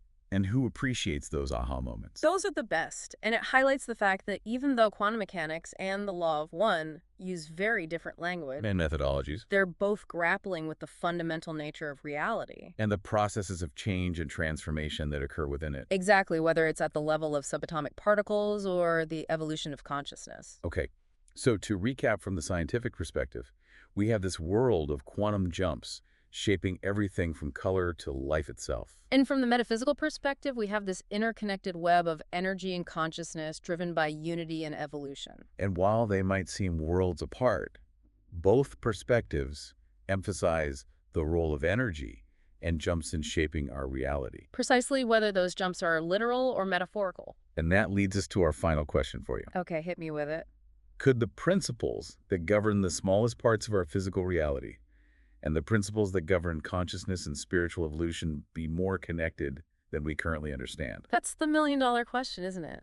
It is. And maybe energy is the key that could one day unlock a deeper, more unified understanding. It's a tantalizing thought, and it certainly gives us a lot to ponder. Well, thank you so much for bringing these fascinating sources to the deep dive. It's been a pleasure exploring them with you. And thank you for joining us on this journey of discovery. We hope it sparked some new ideas and inspired you to keep digging deeper. Keep asking those big questions. And who knows, maybe one day we'll have some answers. Or even more exciting questions. That's the beauty of it. The journey never really ends. Humility isn't just a virtue. Right. It's like absolutely fundamental. It's fundamental to spiritual growth. Yeah. Yes, And it's- it's about navigating free will without getting trapped in ego. Okay. Consciously choosing service to others, Yeah. balancing love and wisdom, Uh-huh. recognizing the shared nature of our journey. Right. Like emphasize Yeah. dismantling the illusion of separation, Yeah. finding our inherent worth in being, Yeah. and maintaining a pure dedication to service. Yeah. And this is an ongoing thing. Yes, it's a continuous process. Yeah. It's not a set of rules to memorize. Okay. It's an invitation to constant self-reflection, Yeah. to gently observe the ways the ego tries to sneak back in, Right. and to continually choose the path of humility Yeah. and interconnectedness. Yeah. Okay. Yeah. So I think this has been a really interesting Yeah. It's been a really great exploration. exploration. Yeah. And we're left with a question for you, the listener. Yes. How might cultivating deeper humility in your life Yeah. shift your understanding of your spiritual journey Yeah. and your connection with others? It's something to think about. Yeah. It's a good question. And we encourage you to continue exploring Absolutely. the law of one material Yes. and to ponder these ideas in your own unique way. That's the beauty of it. Yeah. Yeah. So thank you for joining us on this deep dive. Yes, thank you for being here. And to experience love. That's the root of it all. So it's not just about existing, it's about expressing and loving. Exactly. And Elgin in Living Universe He talks about the universe as this interconnected whole, right? Like a mother universe, constantly creating through our experiences. It's like we're all part of this huge ongoing story. And our lives are like chapters in that story. Right, and a key point Elgin makes is that our experience is her experience. We're not separate from that. So there's this deep connection between us and the universe. Yeah, both sources, in their own ways, they're pointing to that unity. All right, so everything is connected and comes from this one source. Where does consciousness fit in? I mean, Living Universe talks about consciousness maybe being a fundamental property of the universe, not just in us, but everywhere. Yeah, that's where it gets really trippy. Elgin brings up physicists like Freeman Dyson. Okay, and what did Dyson say? Well, he wondered if even tiny particles like electrons could have some basic form of choice or awareness. Whoa, an electron making a choice. That's wild. Right. And then there's Max Planck. He straight up said that consciousness is fundamental and matter comes from it. Like our minds create matter. It's more like consciousness is the foundation of reality and matter arises from that, a kind of primary perception that's everywhere. Okay, so it flips the script on how we usually think about it. Yeah. Mind first, then matter. And what does the law of one say about all this? Ra is totally on board with this idea. They talk about the original creative thought having a specific vibration. So consciousness is like energy. In its purest form, yeah. And Ross says what they call mind-body-spirit complexes, we're constantly trying to align with that original vibration. Like tuning ourselves to the right frequency. Exactly. And Ra talks about intelligent infinity, right? This energy that's everywhere and can even be channeled to things like the pyramids. Right, and the fact that it's called intelligent infinity tells us something. This energy is smart, it's aware. It's not just some blind force. Okay, so we're building this picture of the universe as energetic, conscious, interconnected, living universe. Talks about the universe being created anew every moment, kept going by this massive flow of energy. What's Rye's take on that? Oh, Rod's got a lot to say about energy. They describe this spiraling light energy. It's everywhere, they say. Omnipresent is the word they use. Yeah. Right? And this light, through vibration and spinning, it creates the different densities we experience, even the tiniest particles like photons. So light is the building block. And get this, those densities are connected to colors. Each color has a specific energy, a quality. That's deep. Oh, and remember the pyramids. Ra says they were built to collect and focus this light energy. Like giant antennas. Yeah, drawing the energy from the base and spiraling it upwards. Not just Earth energy, but this cosmic light. And the law of one talks about these densities, right? Different levels of consciousness. It sounds like a journey evolving through these levels. Absolutely. Ra describes an octave of densities, each one a stage in the evolution of consciousness. Like right now, our planet's moving from third density to fourth. From self-awareness to understanding love and compassion. Wow. And while Living Universe doesn't use the term densities, Elgin talks about a similar idea. The universe is evolving towards greater complexity, greater consciousness. So even though the language is different, they both see this upward movement, things getting more complex, more aware. Exactly. And it's not just happening out there in the cosmos, it's happening within us too. Now, something else Ra talks about. Wanderers. Beings from higher densities who come to help us. But they forget who they are when they enter our density. That's fascinating. Like they have to go through a veil of forgetting. And by activating certain energy centers, they can remember bits of their past. Is there anything similar in the Living Universe? Elton doesn't talk about wanderers specifically, but he touches on the idea of a soul's body, a deeper level of consciousness that goes beyond our physical form. Like a part of us that remembers even when we don't. Yeah, and he suggests that when we die, we don't necessarily keep all the specific memories of our lives, but the wisdom, the understanding we've gained, it gets integrated into that deeper part of us. So it's not about remembering every detail, but carrying the essence of our experiences forward. That's the idea. Both sources really emphasize experience as crucial for growth, right? Absolutely. Living Universe sees our journey as this sacred unfolding. The universe itself is helping us evolve, become more self-aware. And Ra says beings come to third density to learn about love. All the stuff we go through, good and bad, helps us learn and balance our energy. They call those experiences catalyst. And Ray even says that before the veil, before we started forgetting our past lives, third density lacked a certain edge. This forgetting actually makes things more interesting, more impactful. Like we're really in it, making choices without knowing the whole script. Yeah. Okay, let's talk about healing. The law of one goes deep on the 7 energy centers, the chakras. It says we need to activate and balance them for growth and healing. does Living Universe talk about that stuff? Not the chakras specifically, but Elgin explores the idea of being intuitively connected to the cosmos. Like we can tap into that energy. Exactly. And he talks about things like psi functioning, psychic abilities, but he says it's about participation, not control. Not about forcing things, but working with the energy. Right. And he mentions tools like crystals and pyramids for accessing that energy. And Ray actually describes healers working with that spiraling light energy to help heal people. It fits with that idea of being connected to a larger energy field. All right, another key idea from the Law of One is this illusion of separation. Ray says we think we're separate, but really we're all part of the One. And that ties into free will. We have the choice to act as if we're separate, even though we're not. And Elgin, in Living Universe, he talks about us needing to recognize that connection, to consciously participate in this living universe. It's about moving beyond that illusion and seeing ourselves as co-creators. So it's not just about believing in oneness, it's about living it. And what about this idea of what's alive? Ray even says the stones are alive. That challenges how we usually think about things. Right.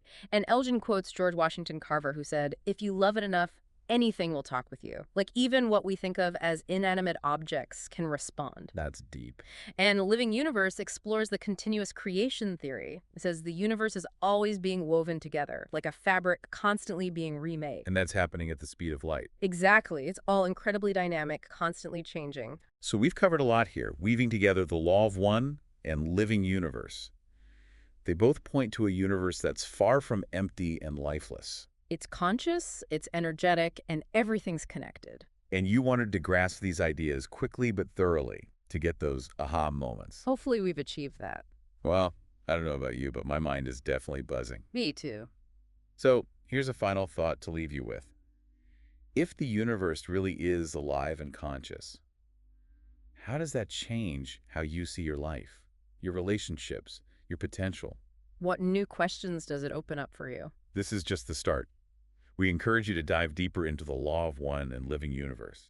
Explore these ideas further, see where they lead you. Because this deep dive is just the beginning. Thanks for joining us. It's been a pleasure. Okay, so picture this. You're at a dinner party, and the conversation turns to, those topics that everyone has an opinion on, Yes. like ESP, Yeah. extrasensory perception. Sure. And you've got Harry on one side of the table, red-faced, practically yelling, ESP. Come on, that's just wishful thinking. It's nonsense. If science can't prove it, it's not real. Yeah. Classic skeptic. And then across from him, you have Shirley, calm as can be, just sipping her wine. And she's like, well, maybe you just haven't considered all the possibilities. That's a great way to set the stage, because what you've done there is you've illustrated this sort of fundamental tension that we're going to be exploring in this deep dive today. Exactly. Because we're going to be delving into a topic that's both intriguing and controversial, psychic phenomena from a scientific perspective. Yes. And this deep dive is really for you, our listener, because you're the kind of person who likes to think outside the box. Yeah. You're curious about ideas that challenge conventional wisdom, Yeah. and you want to understand the evidence. Exactly. So we're going to be looking at this fascinating book, The Conscious Universe, by Dean Radin, which you recommended. Yeah. And it's packed with research spanning over a century. So we're going to try to distill the key takeaways, make it clear and accessible, even if you're not familiar with all the scientific jargon. Absolutely. But before we get into the specifics, I think it's important to define what we're actually talking about. What exactly is psi-I?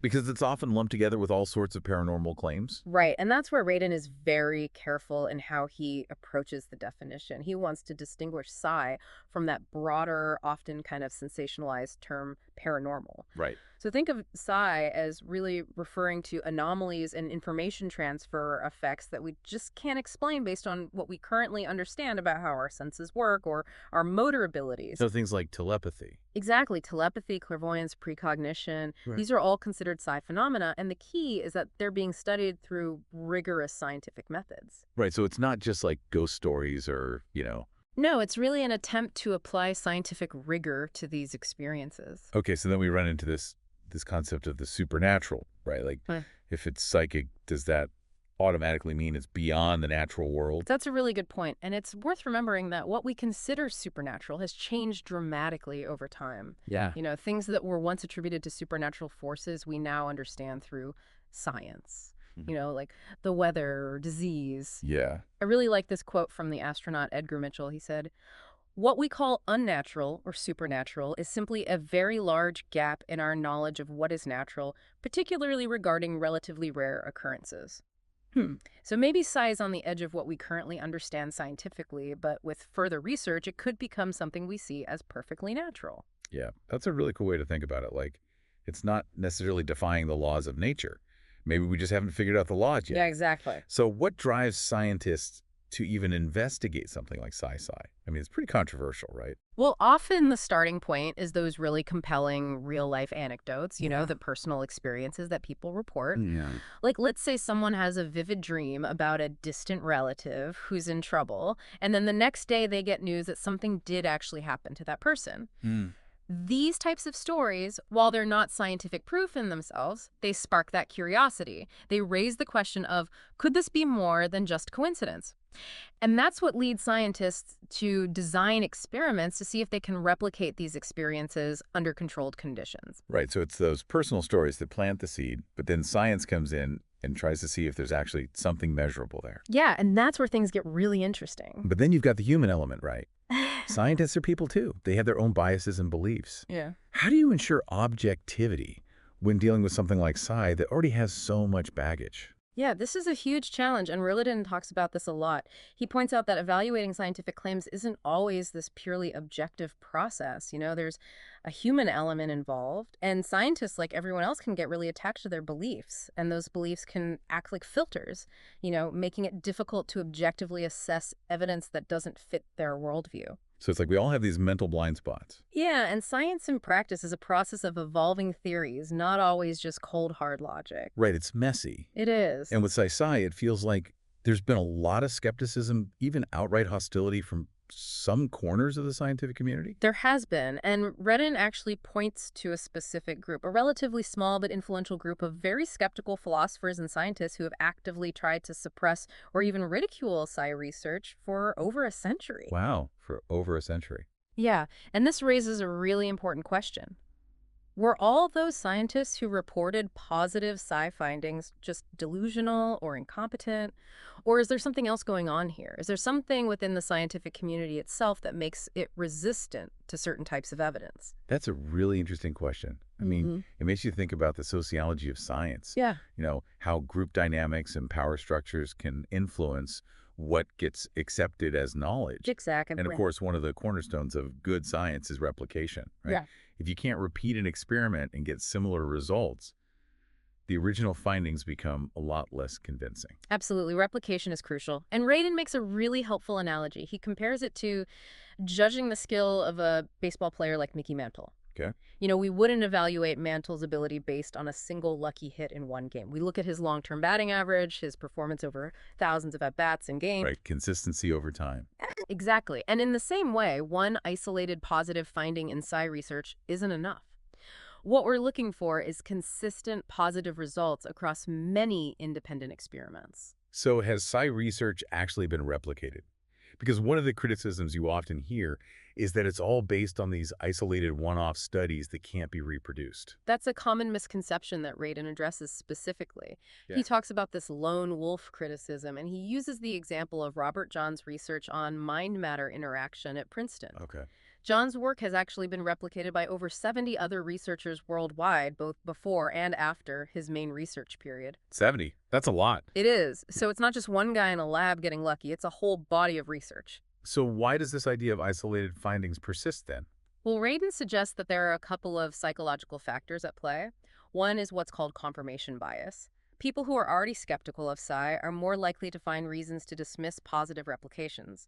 They'll focus on any potential flaws in the methodology, no matter how small. So it's like they're looking for reasons to say, I told you so. Yeah, exactly.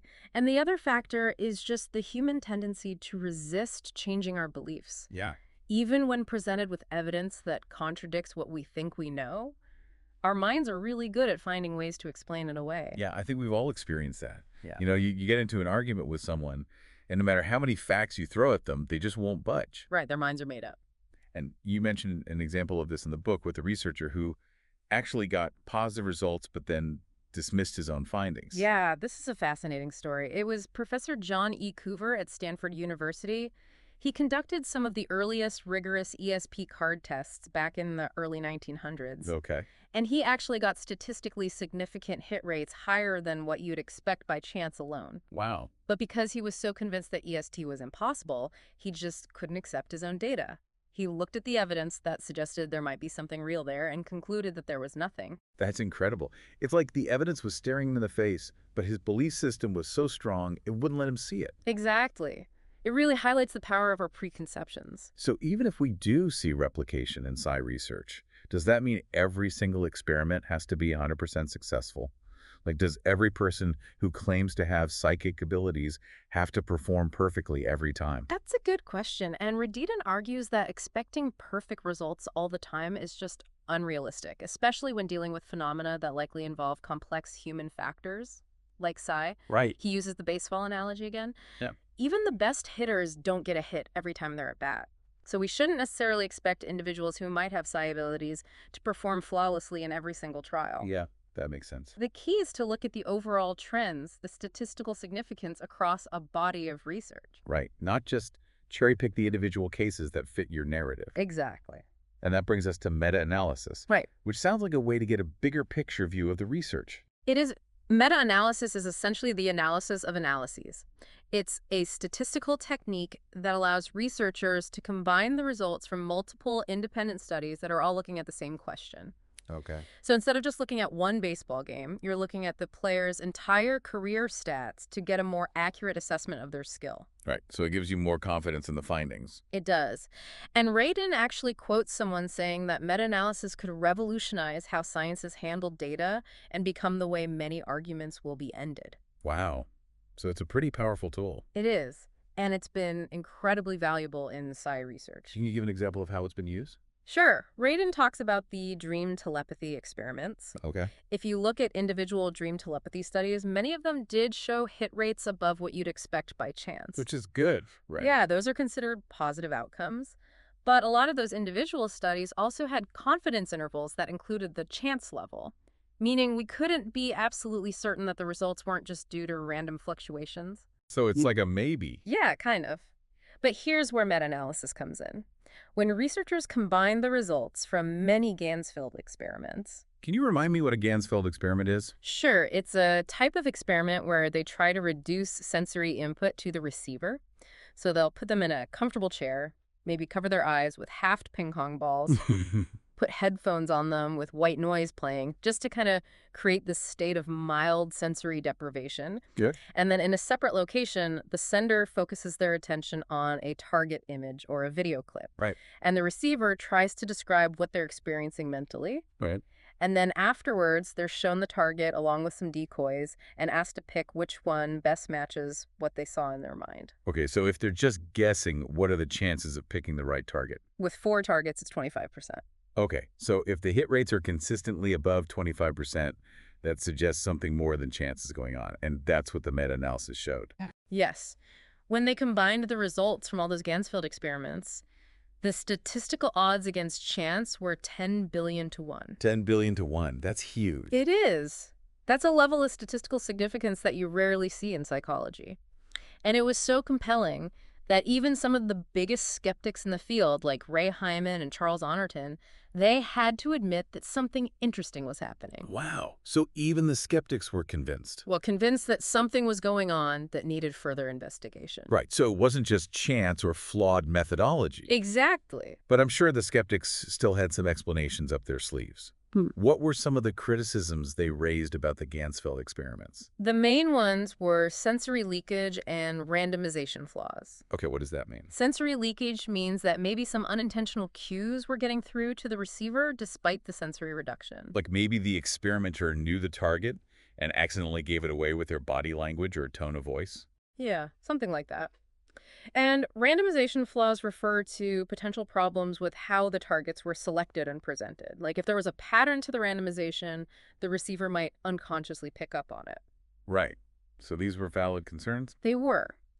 But Radin points out that the overall body of evidence, particularly from the meta-analyses, doesn't really support these criticisms as the main explanation for the positive results. Okay. For example, one study that was actually designed to have a potential sensory leakage flaw ended up showing results slightly below chance. Interesting. And regarding randomization, there was some debate about how significant those flaws were in earlier studies, but most researchers agree that they can't account for the strong overall effects seen across the Gansfeld research. Okay, so it seems like there's something more going on than just chance or methodological errors. That's what the evidence suggests. But then there's the argument that even if a psi effect exists, it's so tiny, so weak, that it's practically meaningless. Right, that's the argument about effect size. Some skeptics say, okay, maybe there's a statistically significant effect, but it's so small, who cares? So it's like saying, yeah, maybe you can move that feather with your mind, but you can't lift a car. So what's the point? Kind of.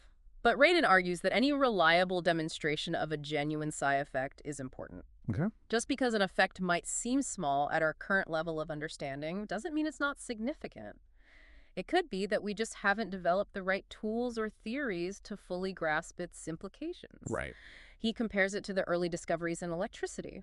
The initial effects were probably pretty subtle, small sparks and currents, but look at the impact electricity has had on our world. Yeah, that's a good point.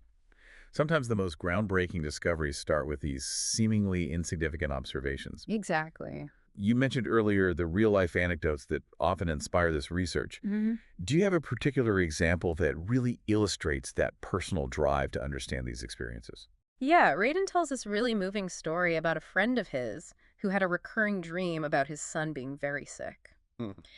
In the dream, the son was calling out for his father on a specific night in March.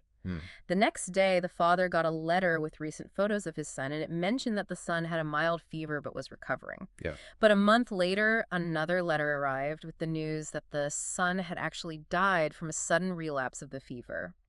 And it turned out he died on that same night in March that the father had the dream. Wow. And right before he died, the son had been calling out for his father just like in the dream. That's chilling. It is. Yeah. And it wasn't until friends reminded the father about the dream and its timing that he even realized the connection to the actual date of his son's death. So it's like a premonition. It seems that way. And these kinds of deeply personal, seemingly precognitive experiences, they really fueled the desire to understand if there's something more to them than just coincidence. Yeah. I can see how that would be a powerful motivator. Now, are there any other issues within the research itself that could skew the results? I remember reading about something called the file drawer problem. Yeah, the file drawer problem is a big concern in all areas of science, not just sci-psych. Okay, what is it? It refers to the tendency for studies that get negative or non-significant results to just never get published. Oh, so they end up hidden away in a file drawer somewhere. Yeah, exactly. And this can create a bias in the published literature because it makes it seem like an effect is stronger or more consistent than it really is. Right, because we're only seeing the positive results. Exactly. So how do you account for that? Well, researchers have developed statistical methods to estimate how many unpublished negative studies would be needed to completely wipe out the significant findings in a particular area of research. Okay. Radin gives the example of those rigorously controlled ESP card studies from the 1930s. He says they estimated that you'd need a whopping 29,000 unpublished, unsuccessful studies to bring those results down to a non-significant level. 29,000, that seems unlikely. It does. It would mean that there were 861 unpublished studies for every one that was published, which just doesn't seem plausible. So it seems like the file drawer problem, while it's a valid concern, probably isn't enough to explain away all the positive findings in psi research. That's what the evidence suggests. And what about the government? Had there been any official investigations into psi? Radin does mention the SAIC studies on remote viewing. SAS Applications International Corporation. Right. They were a private company, but they conducted research for the government. Okay. And these remote viewing studies were actually pretty rigorous. They had a committee of prominent scientists overseeing the research, even a Nobel laureate in physics. Wow, they were taken seriously. They were. Yeah. And interestingly, after some earlier remote viewing studies at SRI convinced the government sponsors that something real was going on, the later SAI experiments focused more on trying to understand how psi perception works rather than just proving that it exists. So they were moving beyond just trying to establish whether it was real and into the realm of, okay, so how does this thing actually work? Exactly. Remote viewing is fascinating. The idea of perceiving distant places or events without using your normal senses. Does the research distinguish between different types of sci-fi, like telepathy and clairvoyance? Yeah, researchers do try to differentiate between those terms, even though in everyday language we often use them interchangeably. Right. So telepathy would be specifically mind-to-mind communication, Okay.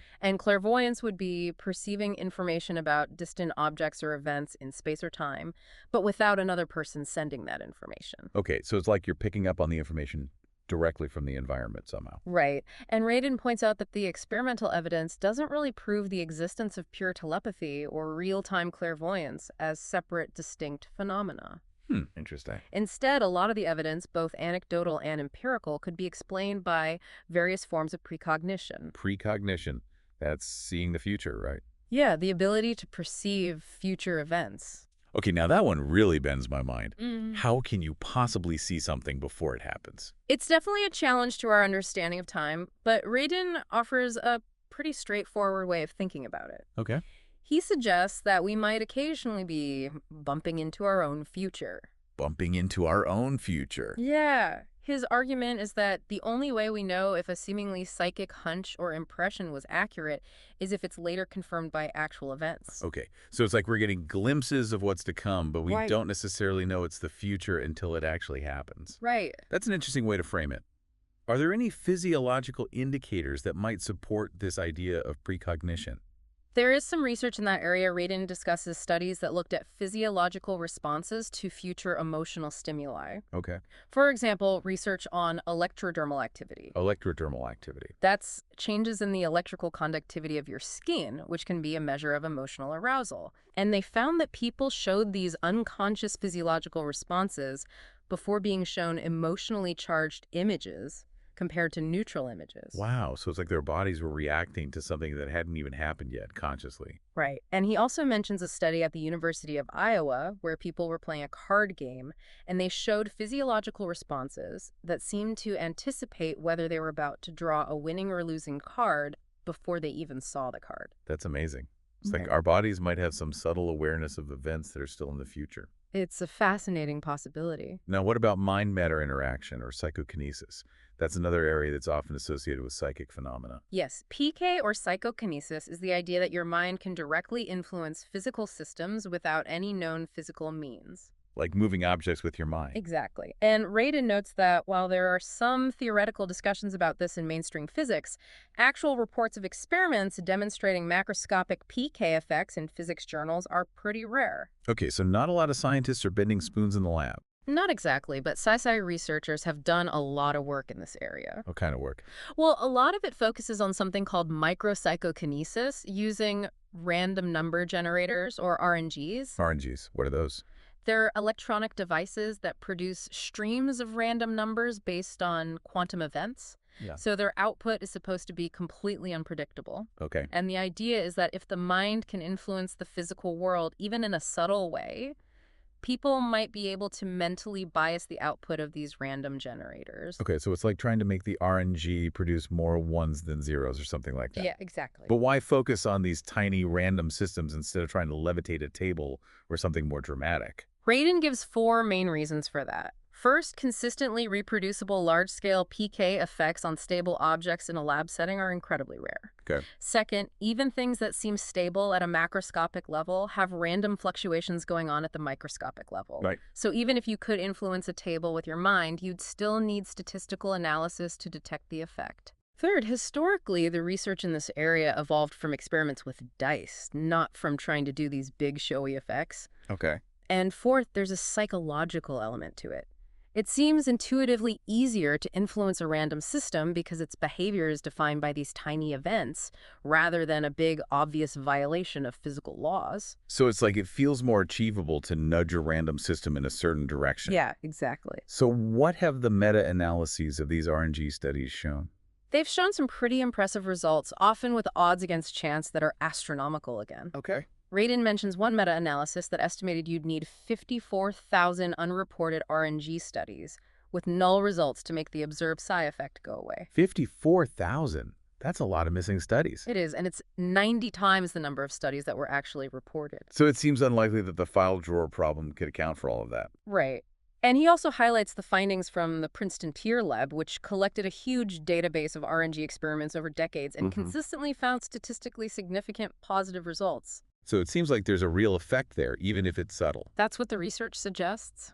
What about the idea of influencing living organisms from a distance?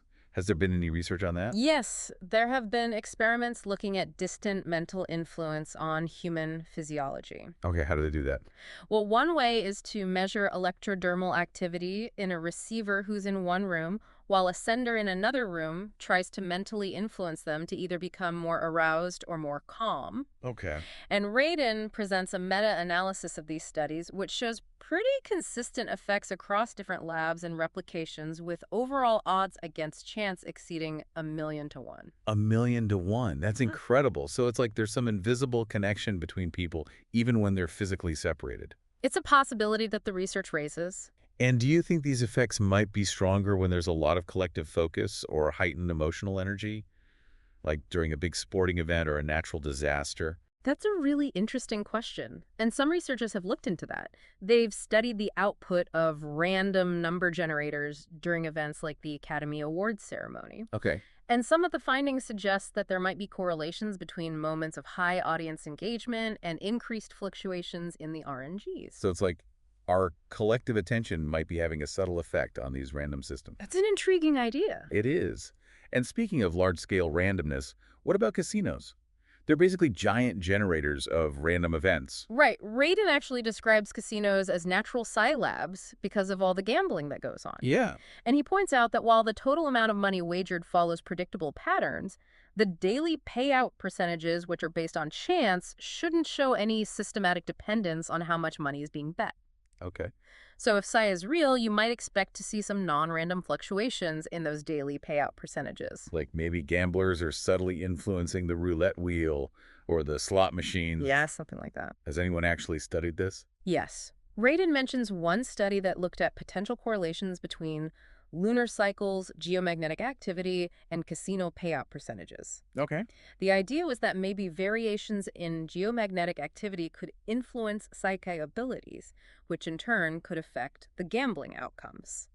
Interesting. So did they find anything? The results were complex. The study didn't find a clear, consistent link between lunar cycles, geomagnetic field strength, and overall casino payouts. Okay. But even the fact that they were looking for these subtle connections in a system as chaotic as a casino shows how creative researchers are getting in trying to find real-world evidence for psi. Right. It's like they're looking for needles in a haystack. Exactly. So after looking at all this research, what are your thoughts on the reality of psyche? Do you think it's real?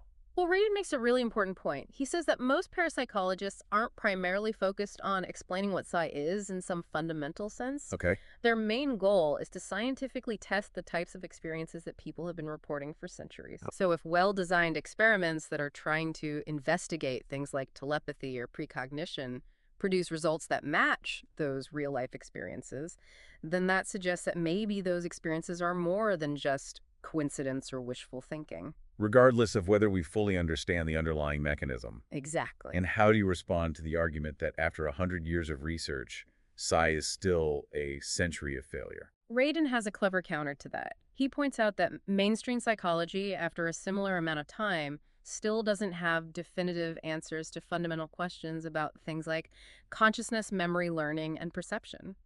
Yeah. So if you apply the same level of skepticism to psychology that's often directed at psi research, you could say that psychology is also a failure. Right. It just highlights how complex these fields are. Exactly. Yeah. Especially when you're dealing with things like consciousness and subjective experience. And of course, you can't talk about psi without mentioning the skeptics, the people who offer alternative explanations for the findings. Right. And Radin introduces some of the key figures in psi skepticism, like Price and Hensel, who often focused on fraud and methodological flaws as explanations for positive psi results. Okay. They basically started with the assumption that ESP was impossible, and therefore any positive results must be due to cheating or mistakes. Right. So they were already coming in with a strong bias. They were, and that kind of skepticism has definitely shaped the field of parapsychology. And have they specifically targeted certain areas of research for criticism? They have. For example, some skeptics, like Zusne and Jones, try to explain away the positive findings in dream telepathy studies by saying that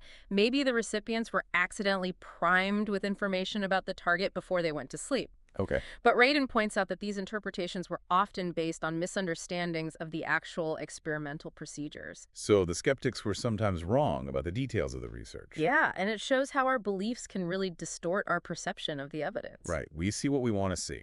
Exactly. And Radin talks about how our minds are like story generators. We're constantly constructing mental models of the world based on our expectations, biases, and desires. So we're not just passively observing reality. We're actively shaping it with our minds. Right. And that applies to both believers and skeptics. Mhm. We all have a tendency to filter information in a way that confirms what we already think. And that makes it really hard to change people's minds, even when presented with strong evidence. It does. And Radin uses a great historical example to illustrate this point, the theory of continental drift. Oh yeah, Alfred Wegener, the guy who said that the continents were once all joined together. Exactly. And at the time, that was a radical idea.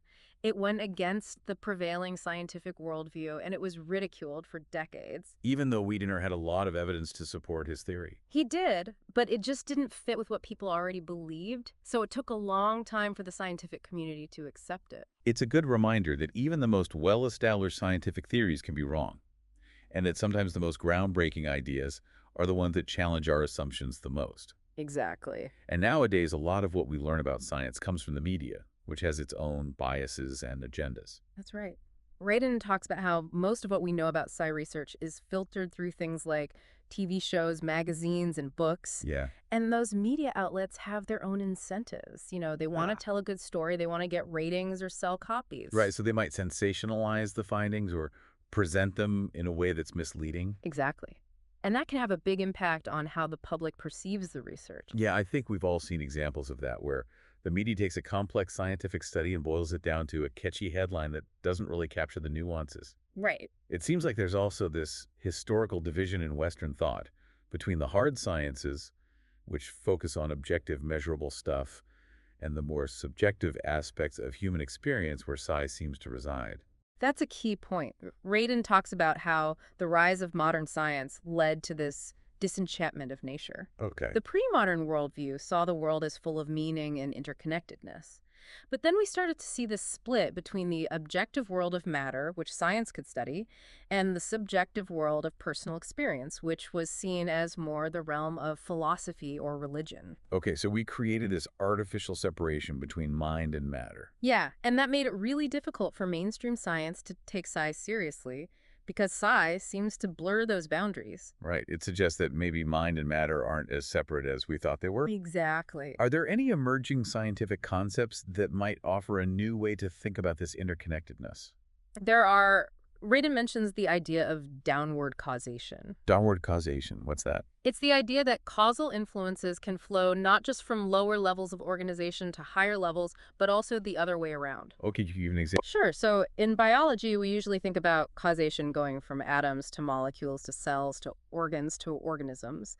But downward causation suggests that maybe the mind, which is at a higher level of organization, can also influence those lower levels. Okay, so it's like our thoughts and intentions can have a real impact on our physical bodies. Yeah, that's the idea. And it could potentially explain things like the placebo effect or even mind-matter interaction. And quantum physics has also challenged our traditional ideas about the separation between mind and matter. Absolutely. Quantum theory, with its emphasis on the observer effect and the interconnectedness of things, really shook up the classical Newtonian view of the world. Yeah, in quantum physics, it seems like the act of observation actually plays a role in shaping reality. Right.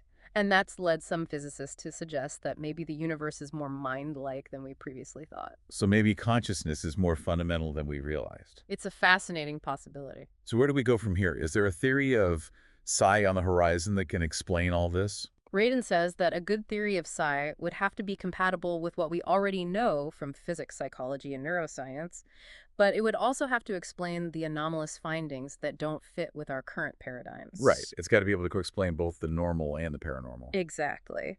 And he suggests systems theory as a potential starting point for developing a more holistic understanding of these phenomena. Systems theory. Yeah, it's a way of looking at complex systems as a whole rather than just focusing on the individual parts. Okay. And it might be helpful for understanding how psi fits into the bigger picture of reality. What about those more extraordinary claims like apparitions, hauntings, and out-of-body experiences? Does Reagan address those in the book? He does acknowledge them, but he says he chose not to focus on them in detail. Okay, why not? Mainly because the evidence for those types of phenomena is mostly anecdotal. It comes from spontaneous experiences that are hard to control or replicate in a lab. Yeah, it's tough to design a scientific experiment to study a ghost. Right, and it's Have you ever just sat and thought about time? You know what I mean? And what if our lives are kind of more connected than we think? Well, buckle up because today we are going deep into some really wild concepts from the Law of One. We're talking past lives, time, and even the possibility that you're living more than one life, like right now. Yeah, we're going to be exploring the Law of One books by Ra today and really unpack how past, present, and future might actually all be happening at the same time. We're also going to look at deja vu and if it could be more than just a weird feeling and how this thing called the higher self might be the key to all of it. Okay, so Ross' concept of time is the first big whoa. They basically say, forget linear time as we know it. There's space-time, which is our normal everyday experience of, one moment and the next. And then there's time-space, where all moments, past, present, future, they're all existing right now. It's kind of like imagine looking at a map of the world. London and Sydney, they both exist at the same time, even though you can only be in one place physically. Ra uses a similar analogy with time. All those different points in your life, they're like cities and villages all existing and functioning at the same time in this now of time space. So it's not just that our past lives happened way back when and our future is some unknown thing out there. They're all happening right now. And that raises such a big question, right? Like, what does that even mean for how we understand ourselves if every life we've ever lived and every life we will live is happening at this very moment? I mean, it's kind of a lot to think about. It really is. And this leads us to deja vu. Yeah. That strange feeling of wait, I've done this before. Could it be because we're actually getting glimpses of these other simultaneous timelines? It's interesting because Ra talks about the illusory system of space-time. It's like the way we experience reality in this linear way is kind of a construct. So maybe in time-space, those boundaries between moments are kind of fluid and we get these little flashes of familiarity from those other experiences. Yeah, makes you wonder. And while Rod doesn't come right out and say deja vu is you remembering other timelines, the idea that all these lives are happening at once certainly leaves that possibility open, right? But let's step back a bit and talk about reincarnation in the Law of One and these parallel realities we're touching on. Reincarnation in the Law of One isn't just about being born, dying, and being reborn again. It's about learning. Souls keep coming back until they learn certain lessons, mainly around love light and helping others. Right. And those repeating patterns we sometimes see in our lives or even feel like we've experienced in past lives. Rod doesn't really call them time loops like in sci-fi movies. It's more like similar situations coming up again and again, giving us a chance to make different choices based on, what we learned or didn't learn last time. Exactly. And this connects to the idea of intelligent infinity. Think of the universe as this massive, conscious, intelligent energy. Every choice we make creates what Ra calls branches of experience, which we might understand as parallel realities. So it's like with each decision point, the universe doesn't just go one way, but splits into multiple paths. So every choice every being makes is like weaving this huge, ever-growing tapestry of possibilities. Yeah, and Ra is very clear that the Creator gives us total freedom to explore and understand ourselves through all these infinite experiences. It's mind-blowing when you think about the sheer scale of it. It means there could be countless versions of you right now, all living out different realities based on different choices. Wow. And now we come to the higher self. Where did this fit into all this talk of time and reincarnation and parallel realities? Ra describes the higher self as existing in what's called mid-sixth density.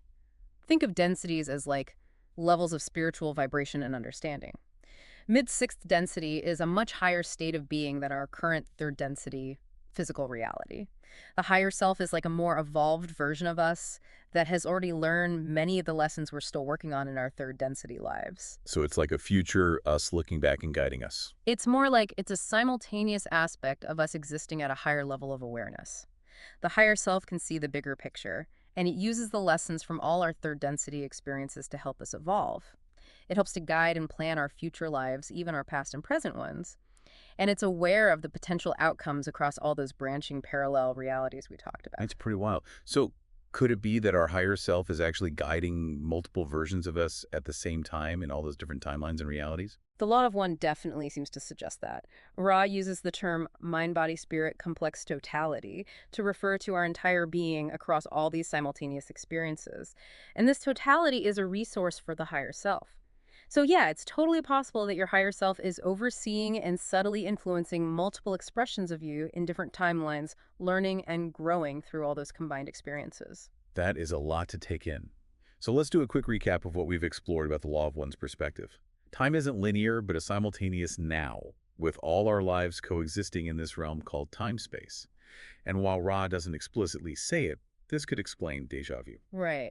And we talk about how reincarnation in this framework is about learning through recurring themes and choices, not just repeating the same life over and over.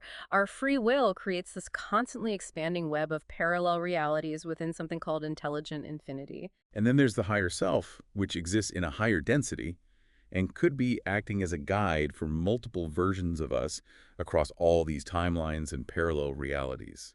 It's a pretty incredible framework for understanding our existence. It really is. And it's important to remember that these are complex and unconventional ideas presented by the Law of One.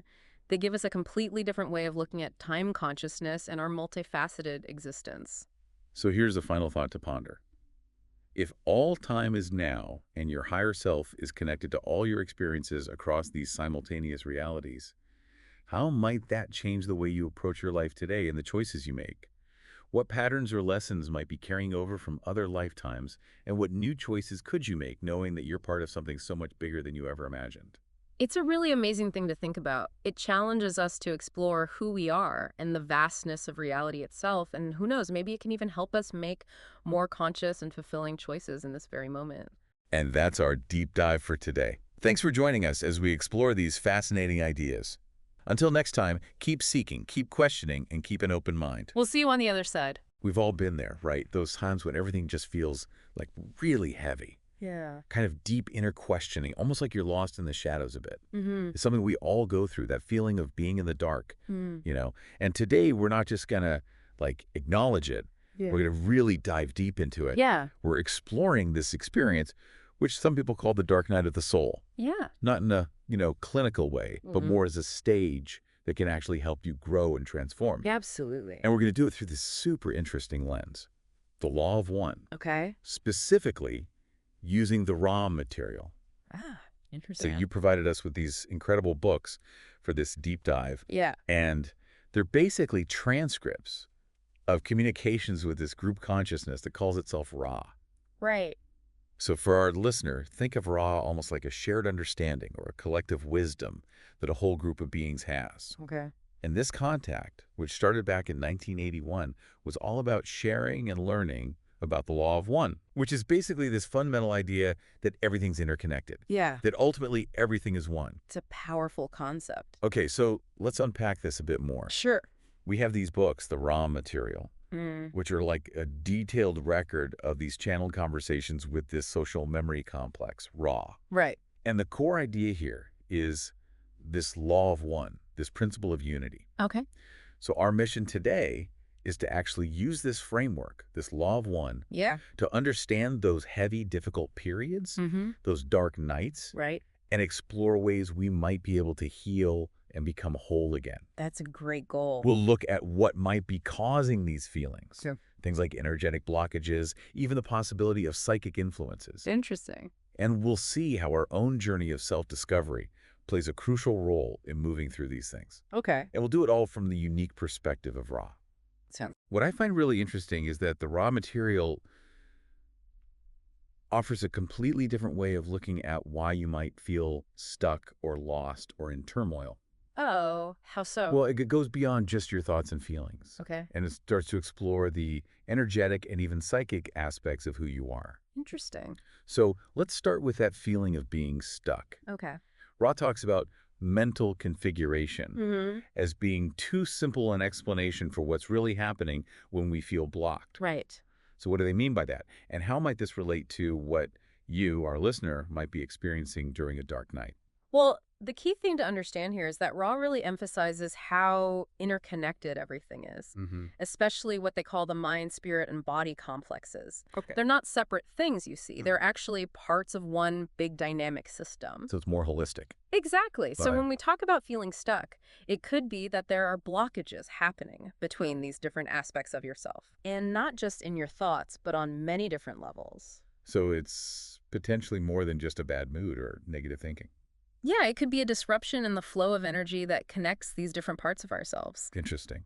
Ra gives us a way to understand this subtle energetic landscape through the idea of 7 energy centers. I mean, like chakras. Exactly. You might know them as chakras. Okay. But here's what's fascinating. Ra says that each of these 7 centers has 7 subcolors. Whoa, so there's even more nuance. A lot more. Wow. This really highlights how delicate and complex achieving balance can be. Right. So if you're feeling that deep sense of being stuck or in a difficult place, this framework suggests it might be related to imbalances or blockages within this intricate energetic system. So it's not just about changing a thought. It's about bringing your whole energetic being into harmony. Yeah, you could say that. That's a much more intricate picture than I think many of us consider. It is, yeah. Now, something that also comes up is this idea of psychic influences. This might sound a bit unusual to some people, but what does Ra have to say about this? And how might it connect to these difficult times we're talking about?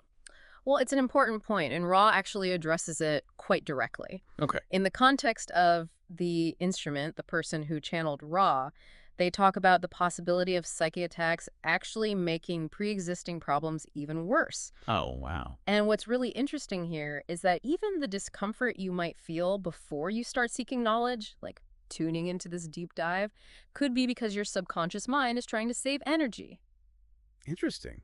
or even potentially due to some kind of psychic interference. So that feeling of resistance you might have towards self-exploration or seeking help Okay. could actually be a sign of something more It could be, yeah. than just feeling reluctant. Exactly. Yeah. Now, Ra also introduces this idea of the Orion group, Okay. which they describe as a negatively oriented social memory complex. So for our listener, it's almost like a group consciousness focused on self-service. Yeah, you could think of it that way. Okay. And according to Ra, this group can engage in psychic influence. It's contrasted with the Confederation, which is a positively oriented group that's focused on service to others. Okay, so we have these two seemingly opposing forces that might be influencing us energetically or psychically. Right. How can we tell the difference between them? According to Ra, I mean, Well, Ra suggests that you look at the core of the interaction or the influence and how it makes you feel. okay. What's the intention behind it? Does it leave you feeling stronger and more connected, or drained and manipulated? That makes sense. Ra emphasizes that their own contact is all about service, with those receiving the information trying to purify themselves to become better channels. On the other hand, the Orion group, if they mistakenly contact someone who's leaning towards positivity, can cause a lot of disruption, Oh. unless they can depolarize that person. However, they tend to focus more on people they see as having a weaker mind. Okay, so the intention and the impact are really key indicators here. Right. Now, if we were experiencing these blockages or even these potential psychic influences, Yeah. what can we do about it? The sources mention energy balancing and activation.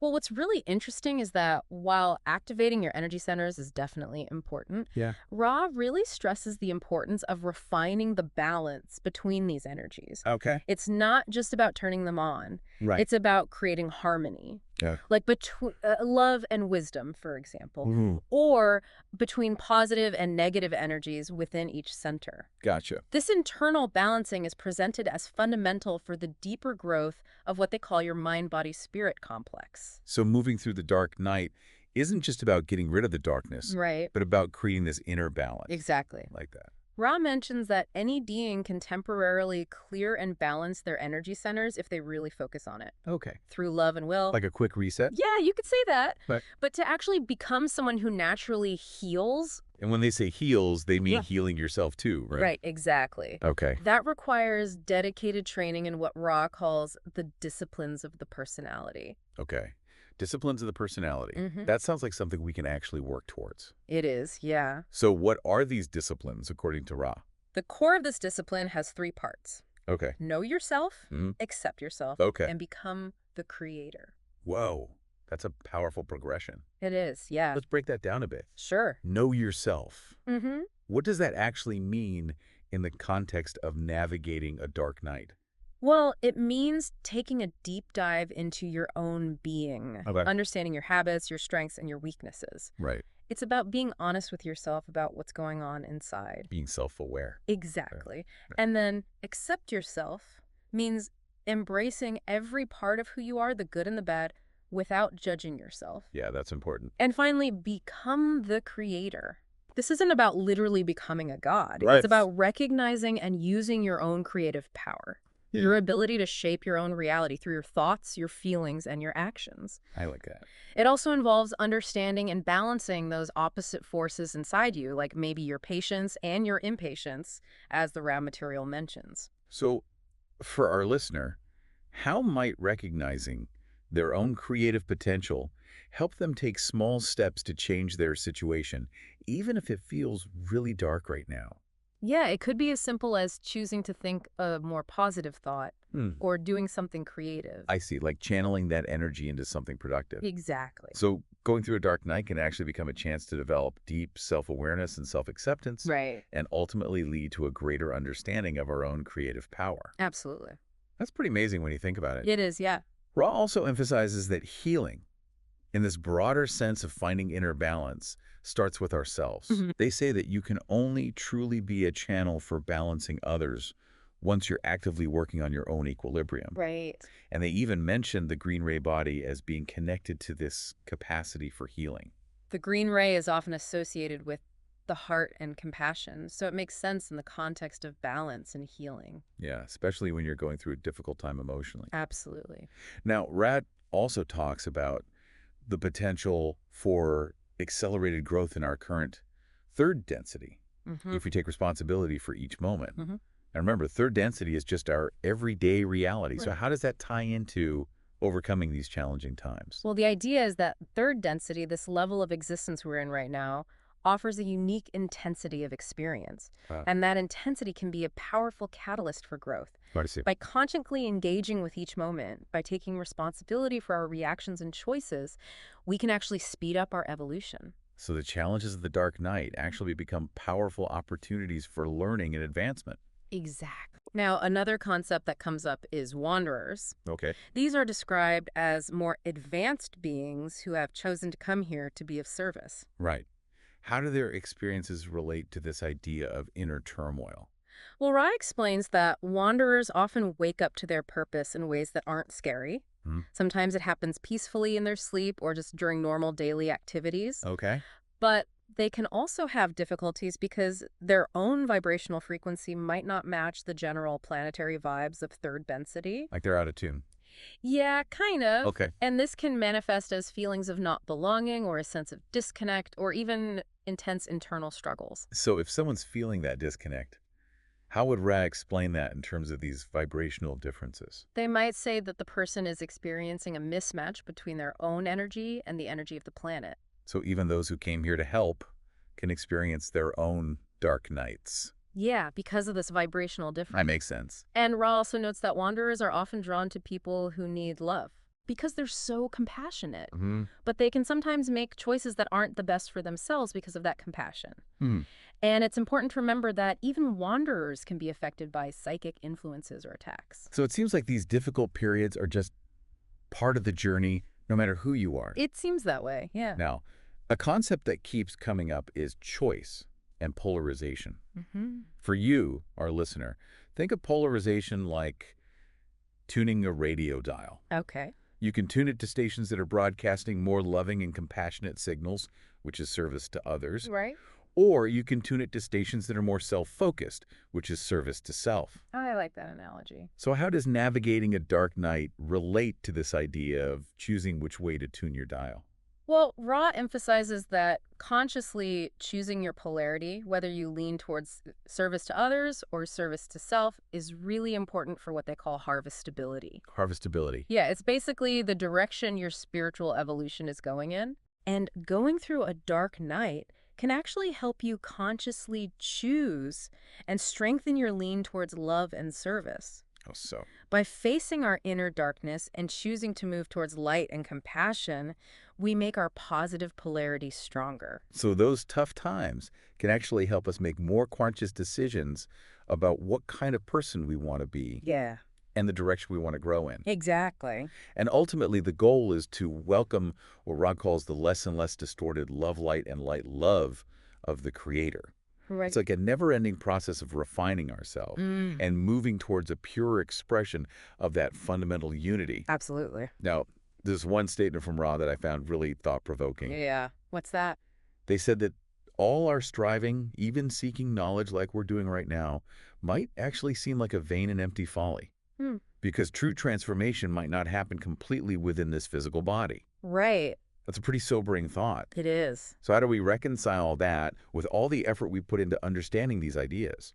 Well, I think it raises a profound point about what this journey is really about. Okay. Ra is suggesting that true service isn't just about doing things. It's about being. Okay. It's about allowing your true, open-hearted self to just radiate love and light. That's beautiful. Even if we don't reach complete transformation in this lifetime, Yeah.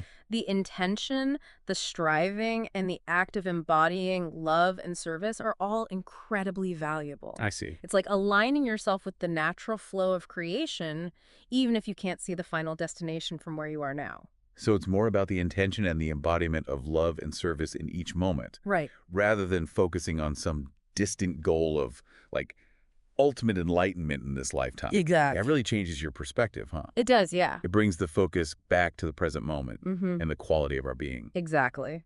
Well, this has been a really deep dive into a complex and fascinating topic. It has. To recap some key takeaways for you, our listener, we've explored the energetic nature of our inner struggles, the possibility of psychic influences from outside sources, and the importance of self-awareness, self-acceptance, and balancing those energies within us. And we've looked at how navigating these difficult dark nights can actually help us grow towards love and service. Right. It's important to remember that everyone's journey through these tough times is unique. It is, yeah. The insights from the Law of One give us a really interesting framework to understand and navigate this process.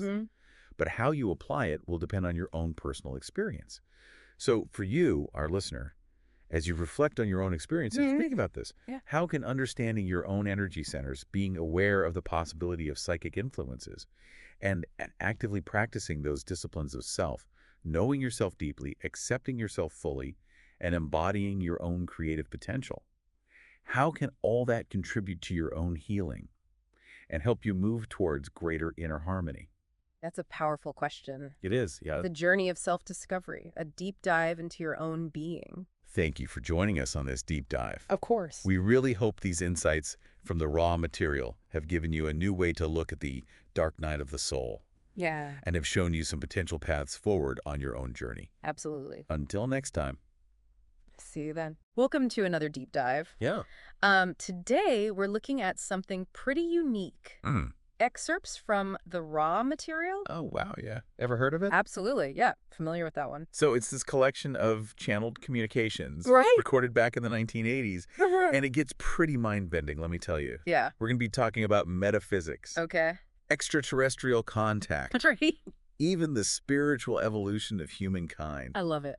Buckle up. Yeah, the material really doesn't shy away from the big questions. No, it doesn't. It goes right into the nature of reality, Right? reincarnation, Yeah. the purpose behind UFO encounters, Uh-huh. all revolving around this core concept called the Law of One, Well, awful. which Ra describes as the fundamental principle governing the entire universe. Whoa. Okay, the Law of One. Yeah. That sounds a little intimidating. Where do we even begin to unpack something that big? Well, think of it like this.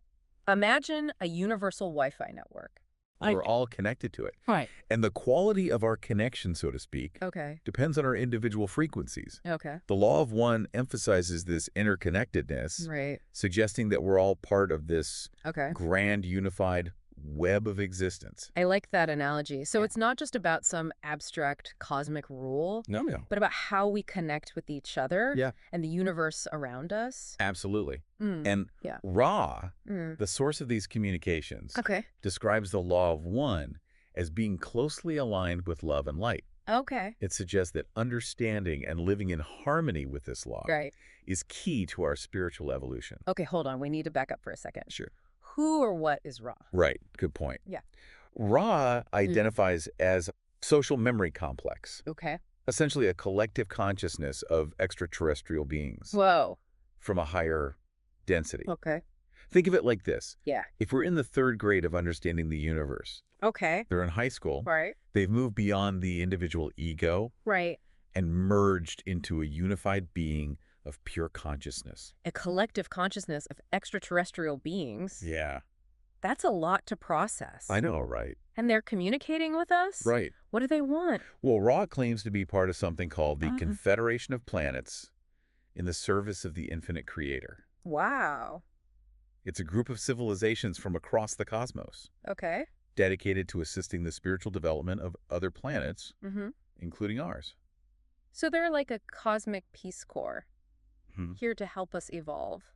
You could say that. Okay. And according to Ra, Yeah. their involvement with Earth goes way back. Okay. They claim to have contacted ancient civilizations, Oh, really? like the Egyptians Right. and South America. You know, now that you mention it, Hmm. I've always been fascinated by those ancient cultures, Yeah. especially the pyramids. Did Ra have anything to do with those? Ra claims to have influenced the construction of pyramids, Really? not as tombs, Right. but as tools for healing and spiritual initiation. Wow. Imagine harnessing that kind of energy. I know. It definitely adds a whole new dimension to how we view those structures. Yeah, it's blowing my mind. Right. Okay, so they've been nudging us along for centuries. It seems so. But are they just working from afar? Mm. Or are they more Yeah. hands-on? Well, this is where things get really interesting. Okay. The raw material introduces this concept of wanderers. Wanderers. Yeah. As in space nomads. Not quite. Okay. They describe wanderers as beings from higher densities Okay. who choose to incarnate on Earth, Mm. essentially taking on human form to help us evolve. So like undercover agents? In a way, yeah. Wow. Imagine Yeah. you might be one of the 65 million wanderers yourself. 65 million. Yeah. Wow. But if they're from higher densities, Right. as you put it, Yeah. wouldn't they remember who they are? Well, that's the catch. Okay. The material describes a forgetting process that Oh. occurs when they incarnate. Right. It's like a cosmic veil obscuring their memories and origins. Mm-hmm. It adds a level of challenge and complexity to their mission. Makes sense. Yeah. Otherwise, it would be a bit like cheating, wouldn't it? Right. But is there any way for them to remember who they are? Interestingly, the material mentions a case of hypnotic regression, Oh, wow. where someone recalled a life on another planet. Really? It's just one example, Right. but it raises fascinating questions about the nature of memory Yeah. and our hidden potential. Yeah, definitely. Yeah. Okay, so we've got this confederation guiding us. Right. Potentially millions of wanderers among us, Uh-huh. all working towards Mm. what exactly? Yeah, what's the end game here? What's the end game? Well, Ray describes a concept of cyclical evolution. Okay. Imagine it like levels in a video game. Yeah. Each level presents new challenges, Okay. unlocks greater abilities. Right. We're currently in level 3, Okay. developing our self-awareness Yeah, right. and making choices Uh-huh. that determine our next level. Okay. And guess what? What? We're approaching the end of this level. Wait, so you're saying there's a time limit? Yeah. Like a cosmic deadline? Well, Ron refers to it as a harvest. A harvest? Yeah. Okay. It happens at the end of a 75,000-year cycle. A And we're nearing the end of that cycle right now. harvest. What exactly does that mean? Mm. Are we the crop? In a way, yes. Okay. Based on our individual choices in Mm. spiritual development, Right. we'll graduate to the next density, Okay. which is like leveling up to a plane of greater understanding and connection. This is getting pretty intense. Yeah. So we're not just talking about individual growth here, Right. but a collective shift in consciousness. Exactly. But are we all headed to this next level together? Unfortunately, no. RAS suggests that not everyone will be ready to make that transition. So what happens to those who aren't ready? Do they get left behind? It's not about punishment or being left behind. Okay. Ross suggests they'll simply repeat the third density cycle on another planet. Okay. It's like repeating a grade in school. Right. Another chance to learn and grow. That makes me feel a little better. Yeah. It's not about pass or fail, but about moving at our own pace. Exactly. But if we're all working towards this harvest, wouldn't it be easier if everyone was on the same page? Yeah, I mean, Surely there are some forces working against this collective evolution. right. Yeah. Rad does describe another group, Okay. the Orion group, Orion group. which has a very different agenda. Okay. I have a feeling these are the bad guys you alluded to earlier. You could say that Right. they're portrayed as a service to self-oriented group Mm. focused on control and manipulation. Okay. Imagine a cosmic tug of war, with the Confederation pulling us towards unity, Uh-huh. and the Orion group trying to keep us separate and in fear. Wow.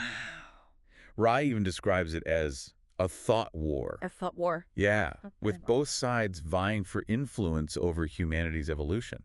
That sounds a little like science fiction. It does, right? But it does make you wonder about all the conflicting information and ideologies we're bombarded with every day. Right. Could that be part of this cosmic struggle? It's certainly a possibility. Yeah.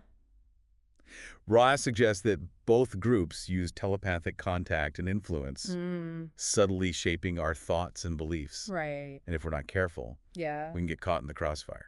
Okay, so we've got these two cosmic forces pushing and pulling us in different directions. Yeah, the cosmic dance. But where do UFO sightings fit into all of this? Are they evidence of this extraterrestrial intervention? That's a great question. Yeah. And one that the material addresses directly. Okay. Ra suggests that some UFO encounters Okay. are indeed genuine interactions with extraterrestrials, Okay. both from the Confederation and the Orion group. So some are real, Yeah, but not all of them.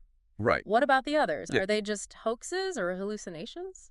Ra suggests that some encounters could be what they call thought form projections. Thought form projections. Think of it like a very vivid dream, Okay. but shared by multiple people. So our own minds are playing a role in shaping these encounters. It seems so. That's pretty wild. Yeah. But what's the purpose? Hmm.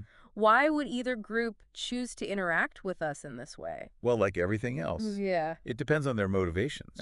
The Confederation, Mhm. as you might expect, Yeah. aims to inspire spiritual growth, Okay. to subtly nudge us towards the law of one. Mm. They're like the cosmic whisperers, Mm-mm. planting seeds of awareness. Okay, that makes sense. Right. It's in line with their overall mission. Yeah. But what about the Orion group? Why would they bother with UFO encounters? Right. It can't all be about scaring people, can it? One person in the material described their hypnotic regression experience Okay. as being on an alien spacecraft Right. and undergoing an intense examination. They woke up terrified. Oh, wow. The raw material claims the Orion group projects these thought form experiences, Right. not to physically harm anyone, Okay. but to exploit and manipulate. Mm. They feed off our fear and doubt, All right. trying to keep us trapped in lower densities. That's unsettling. Yeah. But it makes me think about how my own thoughts and fears Right. might be contributing to the negativity I see in the world. Exactly. If our minds are that powerful, Mhm.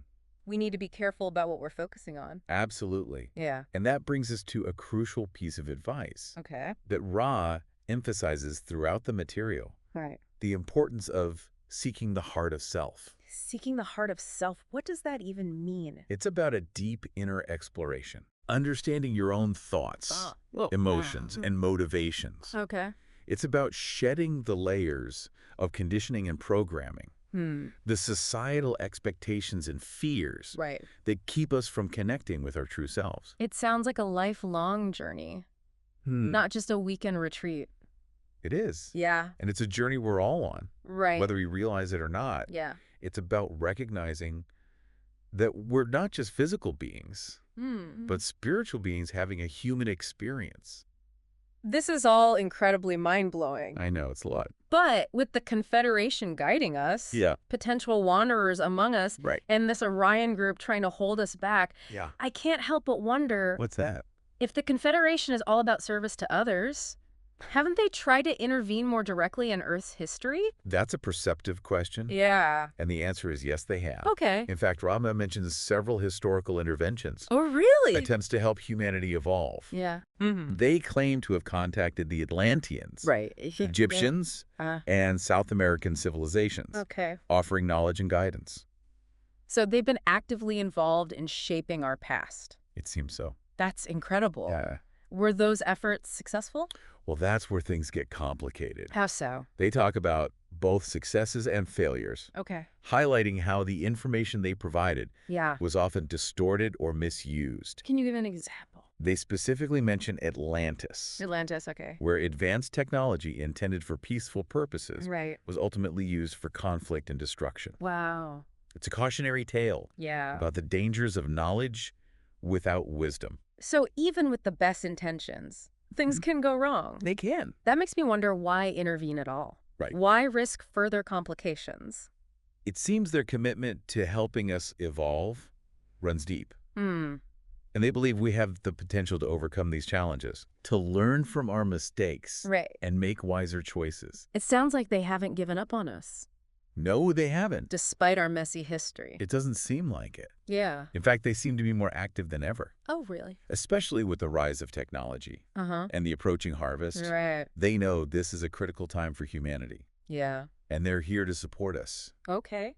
in making the leap to the next level of consciousness. This is all so much to process. It is a lot. It's like we're characters in a cosmic drama, caught between these forces of light and darkness, Right. with the fate of humanity hanging in the balance. That's a powerful way to put it. Yeah, and it underscores the importance of the choices we make. Not just for ourselves, but for the collective. Absolutely. Wow, okay. So, stay tuned for part 2 of this deep dive into the raw material, Right. where we'll explore more about spiritual evolution, Okay. the harvest, and what it all means for each of us. Looking forward to it.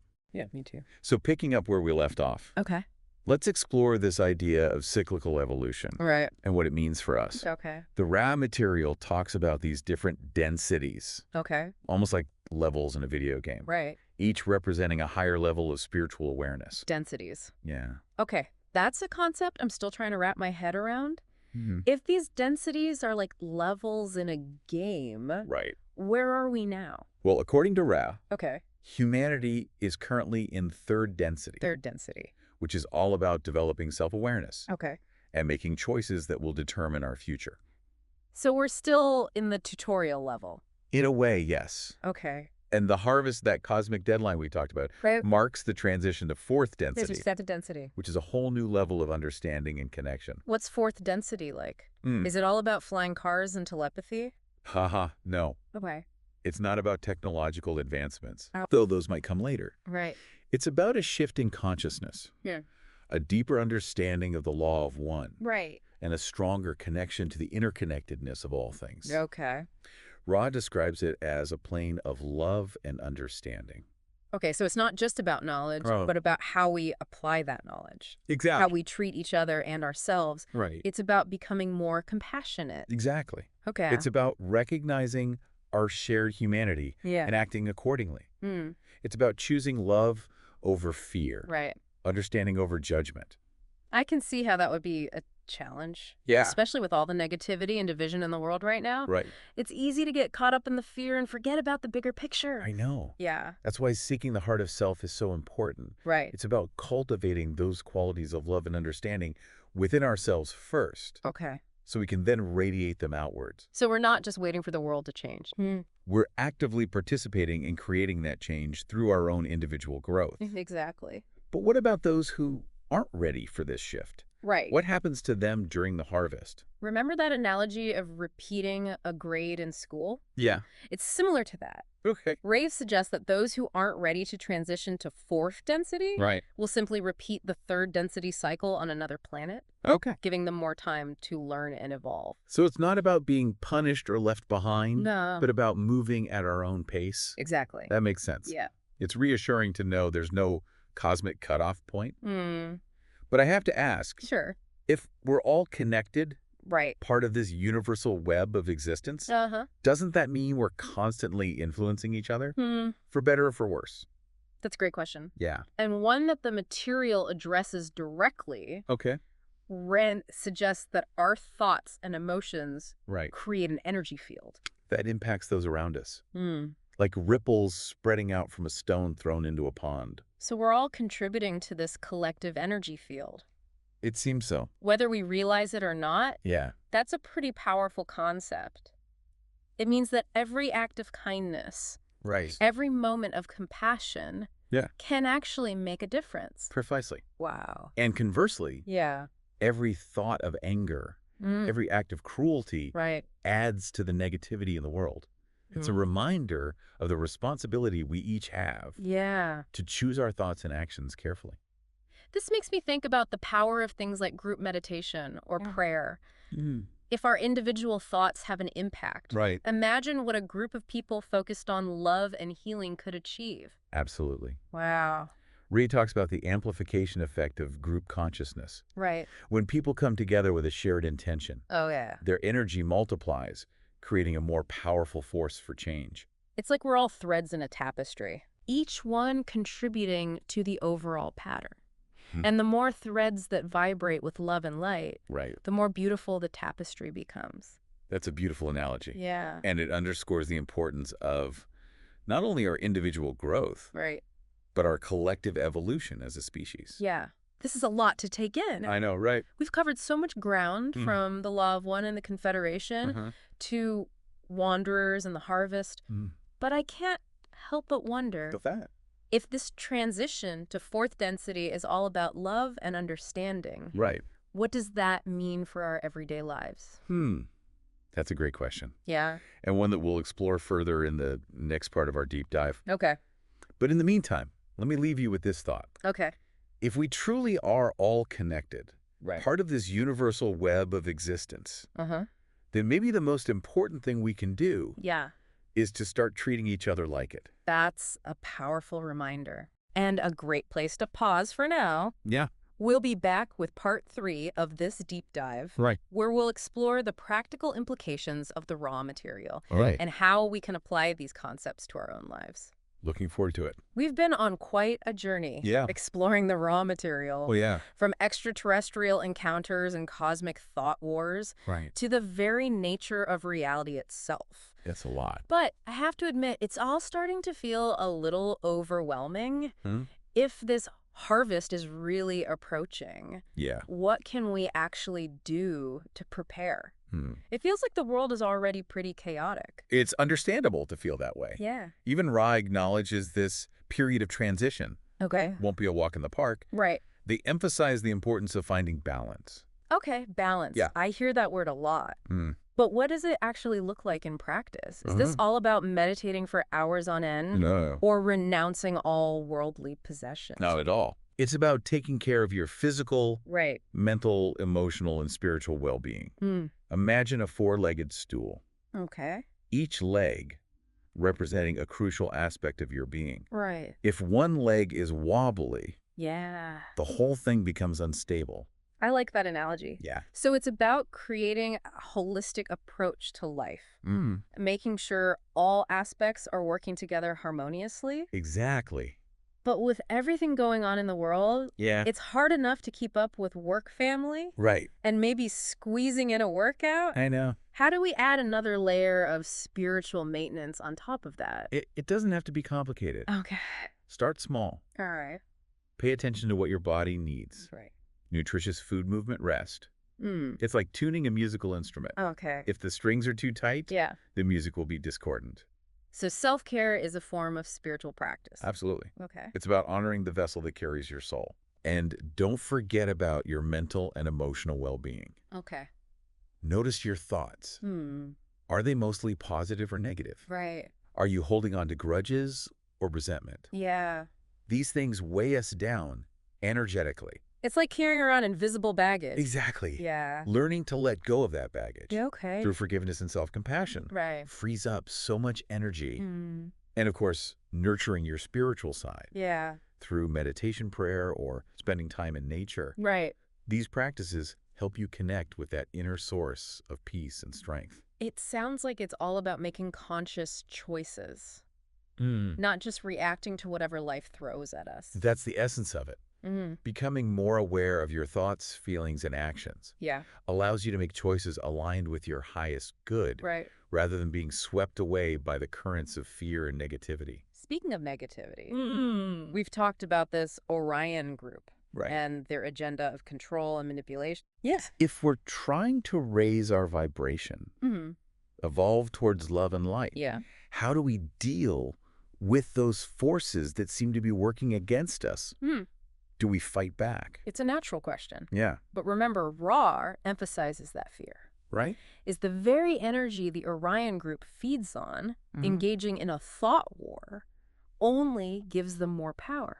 So what's the alternative? Do we just ignore them and hope they go away? The most powerful weapon we have against negativity, according to Ra, is love. Okay, love. Not the sentimental kind of love, Right. but a powerful, unwavering love that recognizes the interconnectedness of all things. Okay, love is a weapon. I'm not sure I understand. Right. How How does that work? It's about shifting your focus. Okay. Instead of getting caught up in battling darkness, concentrate on radiating light. Oh? Cultivate love and compassion within yourself. Right. And let it overflow into your interactions with others. Remember that analogy of the ripple effect? Yeah. Every act of kindness, every moment of understanding Right. contributes to the collective shift towards a higher vibration. It's like we're each holding a candle in the darkness. Yeah. And the more candles that are lit, the brighter the world becomes. Exactly. Yeah. It's about becoming beacons of love and light. Right. Not just for ourselves, but for those around us. And remember, the Orion group is not all powerful. Okay. They can only influence us if we allow them to. So it's about choosing love over fear, even when it's difficult. It can be. But with all the challenges we're facing in the world right now, Yeah. climate change, social unrest, political division, Right. it's hard to stay positive sometimes.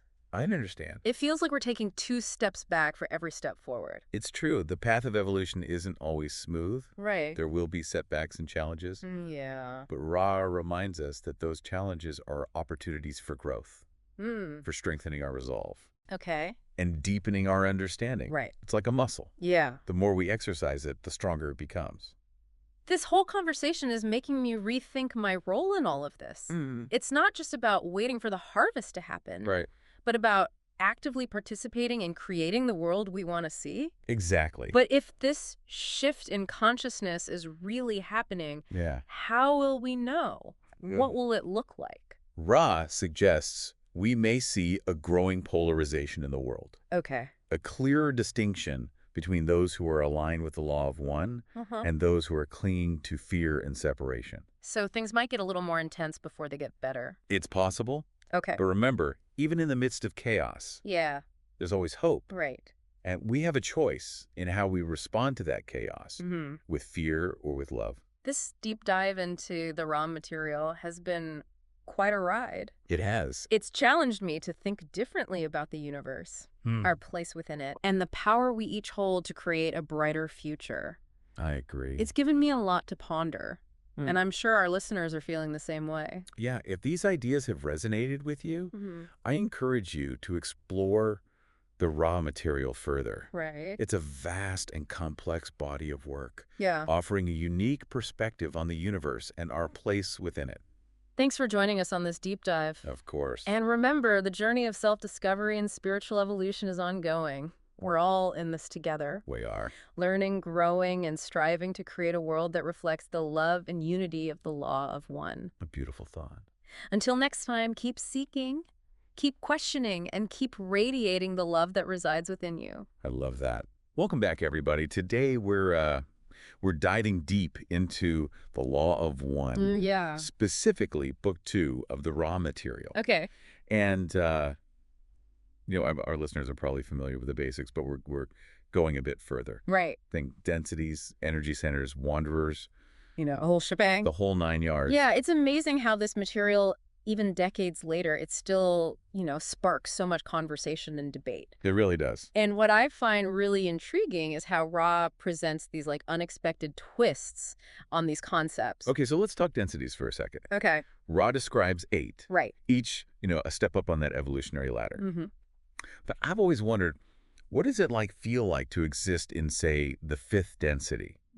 We know it's about wisdom and understanding. Sure. Can you expand on that a bit? Yeah, that's a great question. And Ra actually delves into that a little bit. Okay. They suggest that in the 5th density, individual identity starts to kind of dissolve. Imagine a state where knowledge isn't something you learn, but something you just are. Wow. There's this profound sense of unity with all beings. Okay. And actions stem from a place of pure compassion.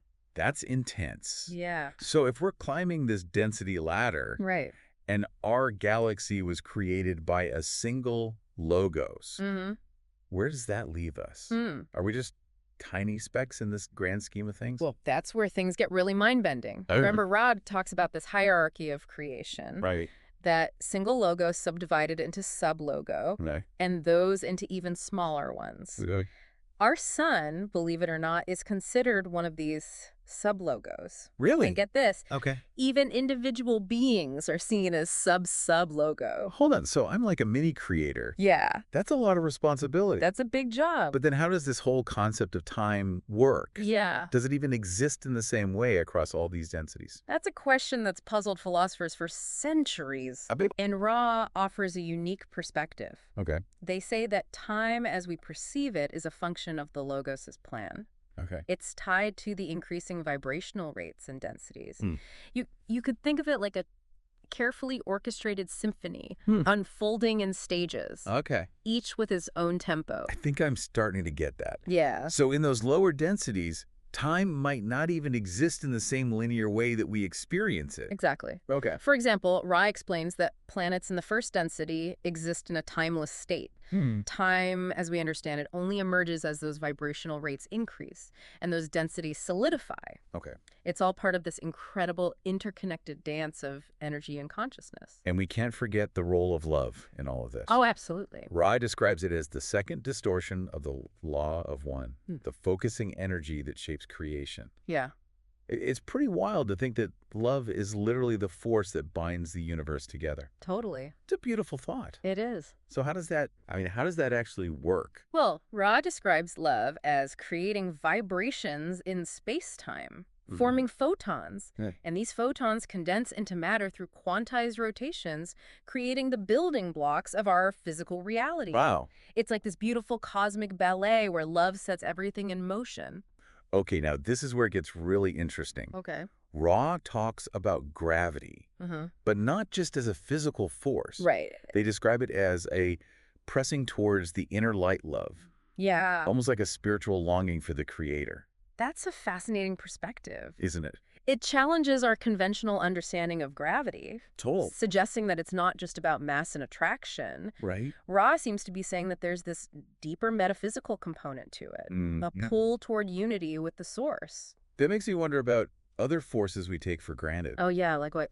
Could there be hidden spiritual dimensions to things like electromagnetism? Mm. Or even the strong and weak nuclear forces? But for now, let's bring it back to us. Okay. How do we, as third density beings, start to tap into these deeper realities? Yeah. Ra mentions crystals as potentially playing a role here. Right. You're familiar with the idea that crystals hold energy? Sure. But Ra takes it a step further. Yeah. They suggest that crystals can be used to connect with intelligent energy, but not because of some inherent magical property of the crystal itself.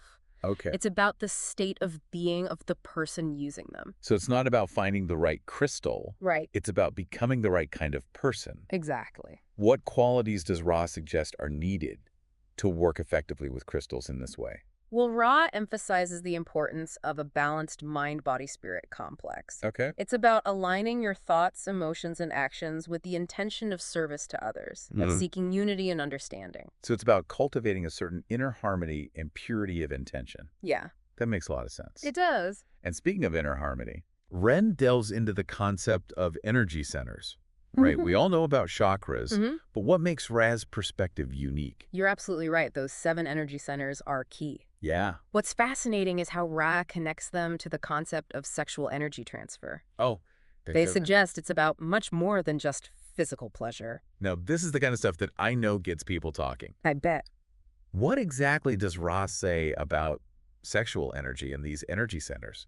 Well, they describe it as a flow of energy between individuals Okay. during intimate interactions. And get this, the type of energy exchange depends on the nature of the interaction itself. It can range from basic red ray energy associated with survival and procreation, Right. all the way to the incredibly rare and powerful indigo ray energy. Whoa, indigo ray. Yeah. That sounds intense. It is. I'm assuming that's not something you encounter in your average casual encounter. You're probably right about that. Probably not. Ra associates indigo ray energy with a profound spiritual connection. Okay. a merging of energies that transcends the physical realm. Wow. It's about a deep shared desire for mutual growth and evolution. So we're talking about a spectrum of potential within something we often consider purely physical. Right.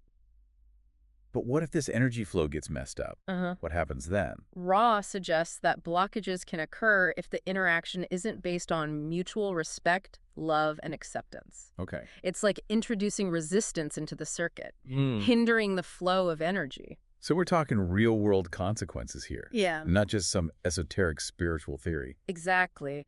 Ra seems to be saying that these blockages can even manifest as imbalances in the energy centers, impacting our physical, emotional, and spiritual well-being. This all circles back to those two paths of spiritual evolution that Ra outlines, Right. service to self and service to others. And this is where free will comes back into play. Right. Ra suggests that even sexual energy transfer can be used to fuel either path. The choice is ours. So it all comes down to intention. Yeah. Are we using this energy to manipulate and control, Mm-hmm. or to uplift and empower? Precisely. And this brings us to another captivating concept. Right? Wanderers. You know, the idea, beings from higher densities incarnating here to help with Earth's evolution. Right. So some of us might be extraterrestrial souls on a mission of mercy. Could be. Okay, I'm hooked.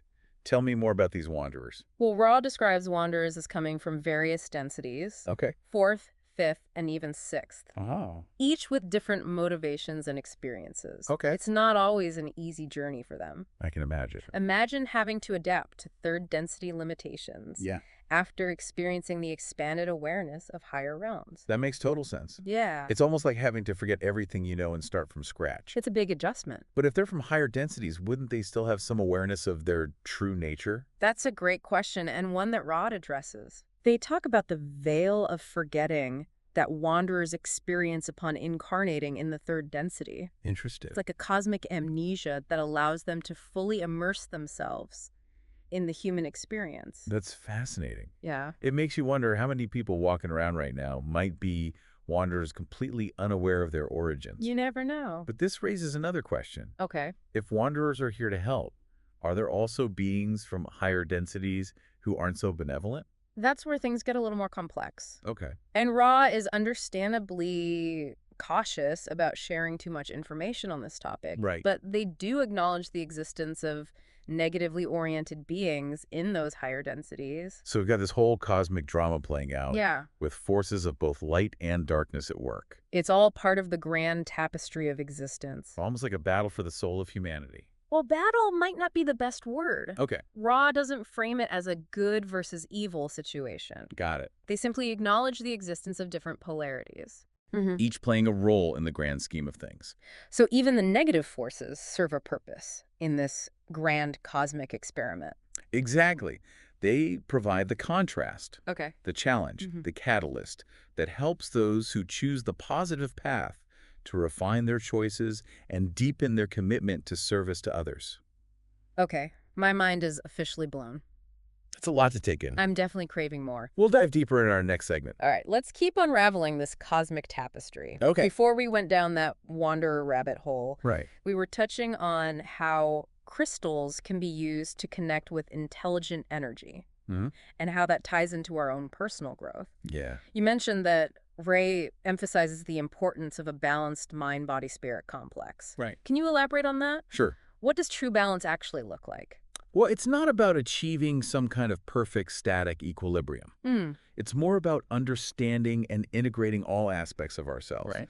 both the light and the shadow. Ra suggests that true balance comes from recognizing and accepting all of our emotions, even the ones we might consider negative or undesirable. That's a really interesting point. Yeah. It's not about suppressing those so-called negative emotions, but learning to work with them constructively. Right. So how do we go about achieving that kind of balance?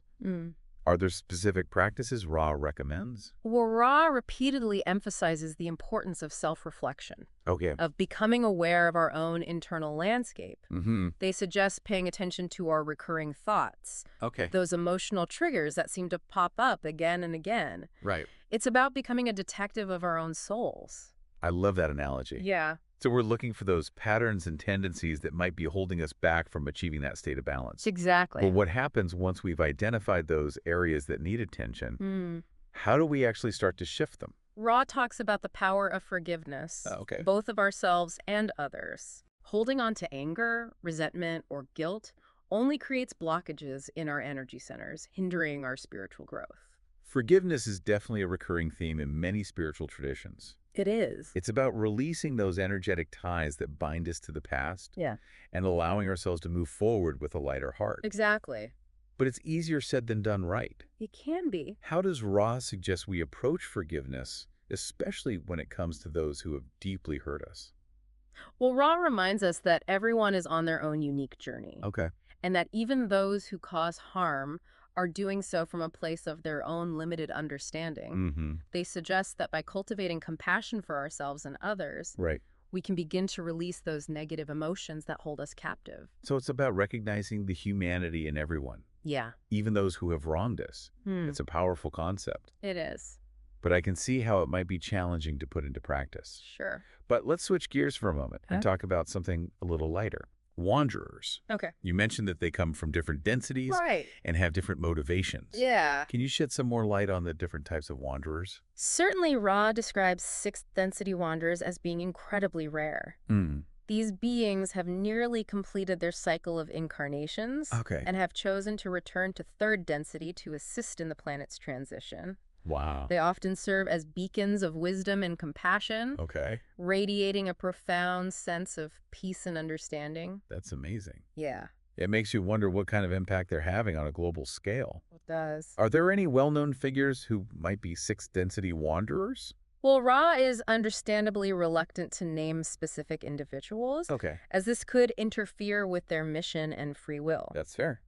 But they do suggest that many spiritual teachers and leaders throughout history might have been wanderers, drawn to incarnate at pivotal moments in human evolution. That makes a lot of sense. It does. And what about wanderers from the fourth and fifth densities? Okay. What are their unique characteristics? Ra describes fourth density wanderers as being focused on exploring the emotional realm. Okay. They're often drawn to creative pursuits and helping others understand and express their emotions. Interesting. Fifth density wanderers, on the other hand, are more focused on knowledge and wisdom. Mm-hmm. They might be drawn to careers in science, education, or spirituality, Yeah. seeking to share their understanding with the world. So we have these different types of wanderers, each with their own unique gifts and contributions to offer. Yeah.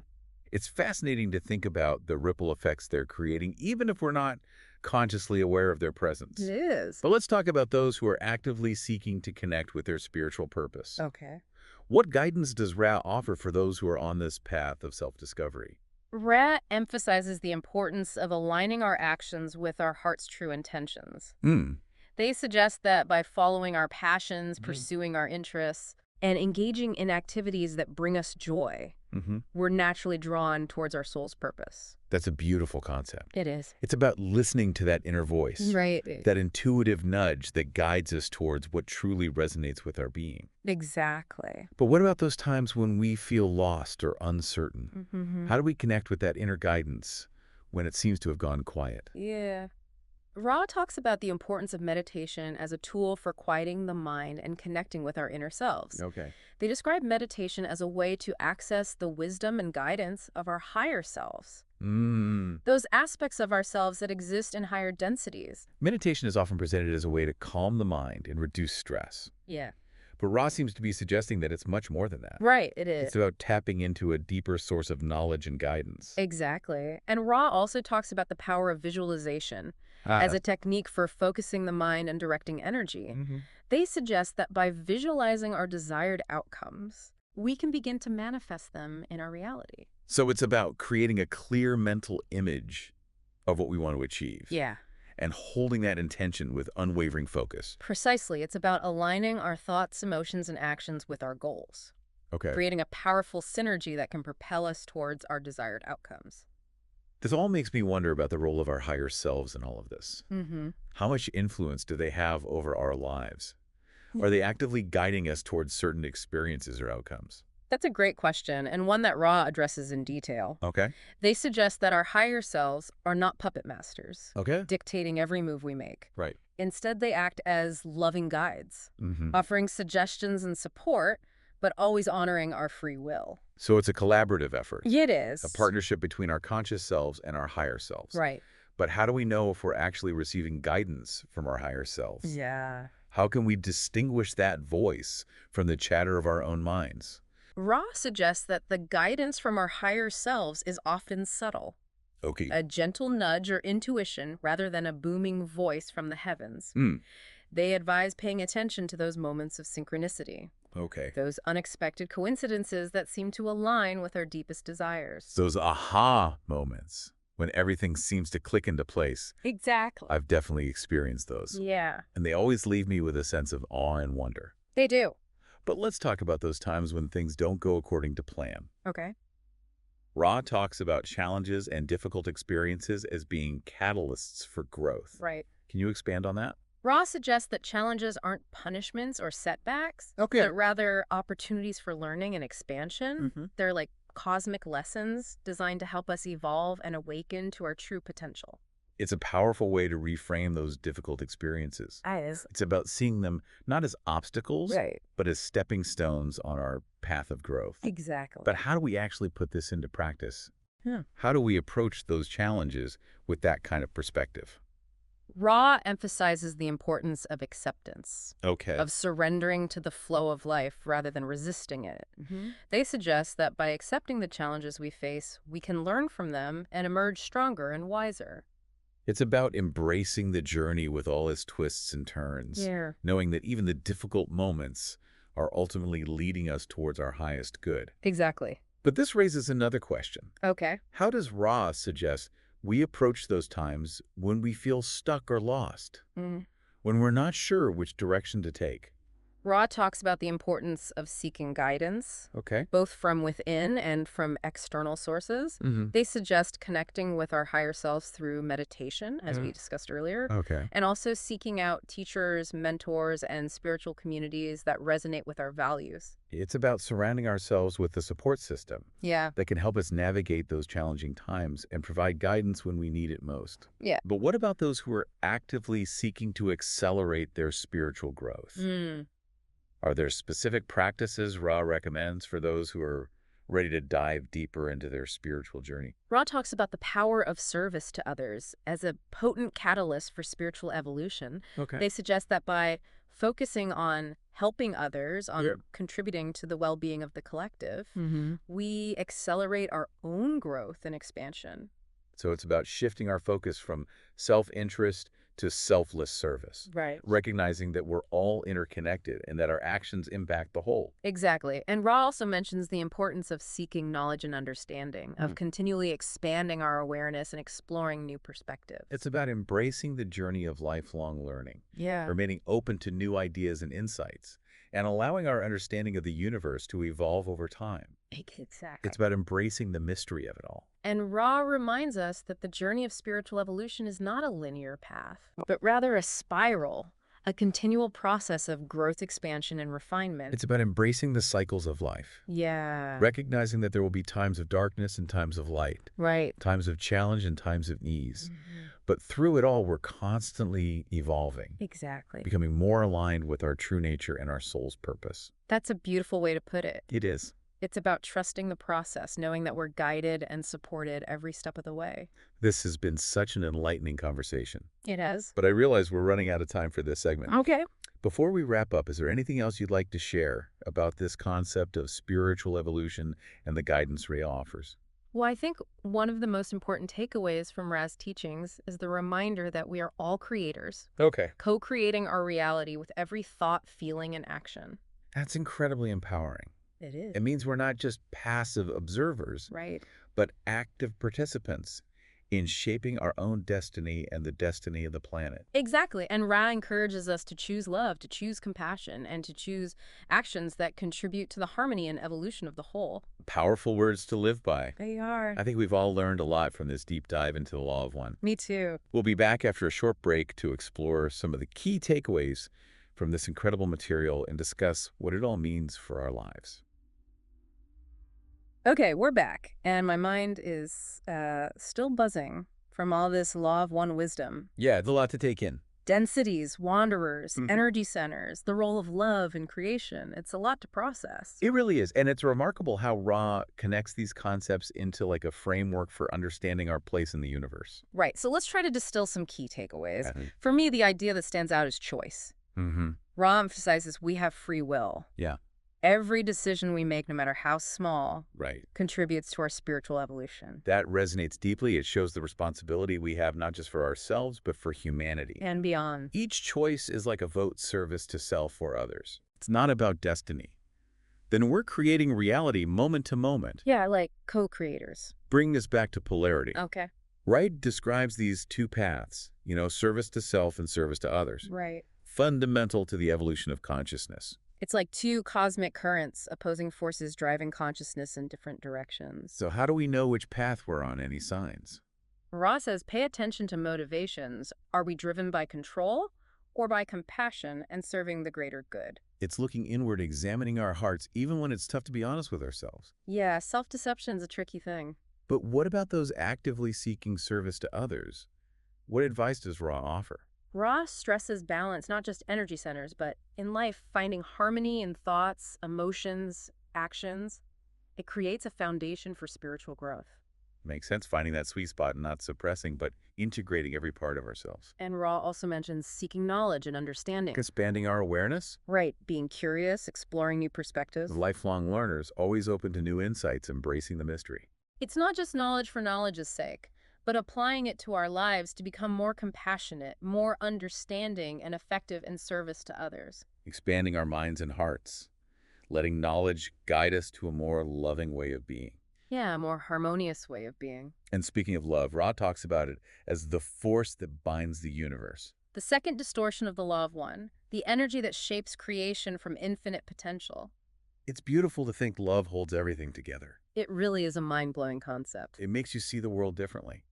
So if love is this powerful, how do we tap into it more? Ra suggests forgiveness, forgiving ourselves and others, releasing grudges and old wounds to create space for love. Forgiveness is a common theme. It seems letting go of the past and embracing the present with an open heart. And Ra also talks about gratitude, appreciating the beauty and abundance around us to raise our vibration and attract positive energy. Shifting our perspective, focusing on the good, training our minds to see love and appreciation. It's about making love an action, not just a feeling, expressing it through kindness and a genuine desire to serve others. Putting love into practice, making it a guiding principle in our daily lives. Embodying love in everything we do. And as we cultivate love within, we radiate it outward, creating a ripple effect. Exactly. We become like beacons of love, illuminating the world with our inner light. Let's talk about something more practical. Mm-hmm. Ra offers tools like meditation and visualization. How do those help us? Meditation quiets the mind, connects us with our inner selves to access wisdom from our higher selves. Creating stillness within a sanctuary to connect with our truth and receive guidance. And visualization focuses, the mind directs energy, we can visualize outcomes and manifest them. Holding that intention with unwavering focus. Aligning our thoughts, emotions, and actions with our goals to achieve what we desire. Meditation for our inner world. Visualization for our outer world, both are valuable tools. They are, and Ra says they work best with a sincere desire for growth and commitment to service. Not for personal gain, but for the betterment of ourselves and the world. Remembering that we are all interconnected and our actions have ripple effects. This has been a profound exploration of the law of one. We've just scratched the surface. But I have a question that's been lingering. If gravity is not just physical, but metaphysical, a pressing towards the inner light love, as Ra says, what other aspects of our reality might have deeper meanings we haven't considered? That's a great question, and it gets to the heart of Ra's message, challenging us to look deeper, question our assumptions, and consider that everything is interconnected and full of meaning, to become explorers of consciousness with open minds and hearts. And in doing so, we might find the most profound truths are right in front of us, waiting to be seen. A wonderful thought to end on. The journey of exploration never ends. There's always more to discover both within and in the universe around us. So to our listeners, keep exploring, keep questioning, keep diving deep. Until next time, may your journey be filled with love, light, and the joy of discovery. Welcome to the Deep Dive. Today, we're going to be exploring excerpts from The Law of One. Okay. It's a series of channeled communications with an entity named Ra. Yeah. And you've provided some really fascinating material about space travel, energy centers, and even pyramid power. Yeah. So we're going to dive into how these concepts might connect to like personal growth Okay. and the choices that we make every day. The law of one can be a little bit dense, Yeah. but what's really captivating about it is how Ra relates these seemingly out there ideas Yeah. back to our everyday experiences. Okay, let's jump right in. Sure. You shared a section about how some beings travel between stars using a slingshot effect, Right. which sounds kind of wild. Yeah. What exactly is that? Well, imagine if you could harness the speed of light Okay. to propel yourself across vast distances. Wow. Ra describes this as an advanced technique used by beings who have mastered energy manipulation. Really? It's kind of like a cosmic shortcut, but it requires a profound understanding of the universe's subtle energies. And Ra also mentioned beings who travel using modified hydrogen. Right. What's fascinating is that even though they're advanced enough for interstellar travel, they still face challenges. Yes. They even have to use hypothermia to slow down their bodies and minds to withstand these journeys. That's right. Wow. It seems that there are many paths to exploring the cosmos, Yeah. each with its own unique set of hurdles and triumphs.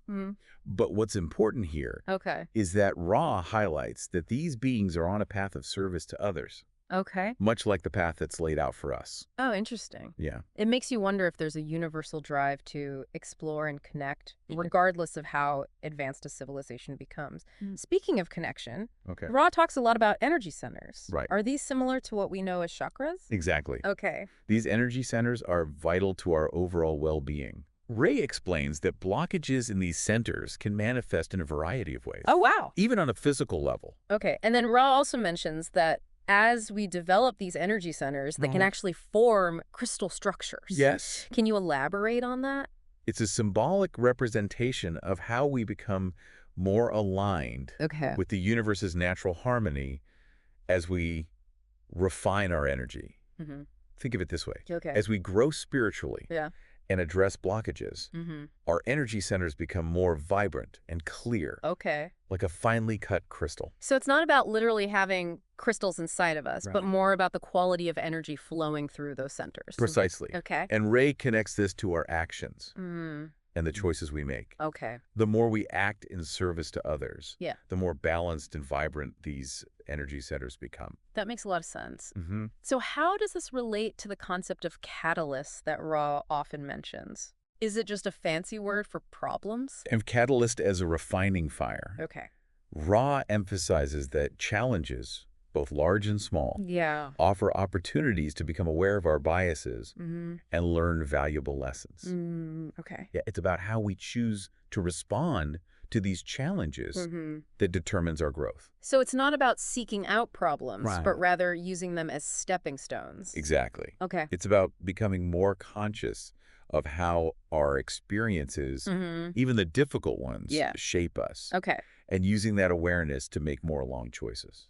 What about pyramids? Yeah, Ra mentions them frequently, right. and not just the ones in Egypt. Mm. What's their significance? It's fascinating how Ra describes pyramids as energy-focusing tools. Okay. They aren't simply tombs, but structures Yeah. that can amplify and direct specific types of energy, Okay. which has implications for us even today. Okay, I'm curious, how do pyramids supposedly amplify energy? Imagine a pyramid as a giant funnel Okay. that concentrates light energy into a spiraling vortex. Okay. Ra suggests this energy can be harnessed Yeah. for various purposes, from healing to meditation. So the shape itself is significant, not just the material. That's right. Okay. The pyramid's geometry creates a natural flow of energy. Wow.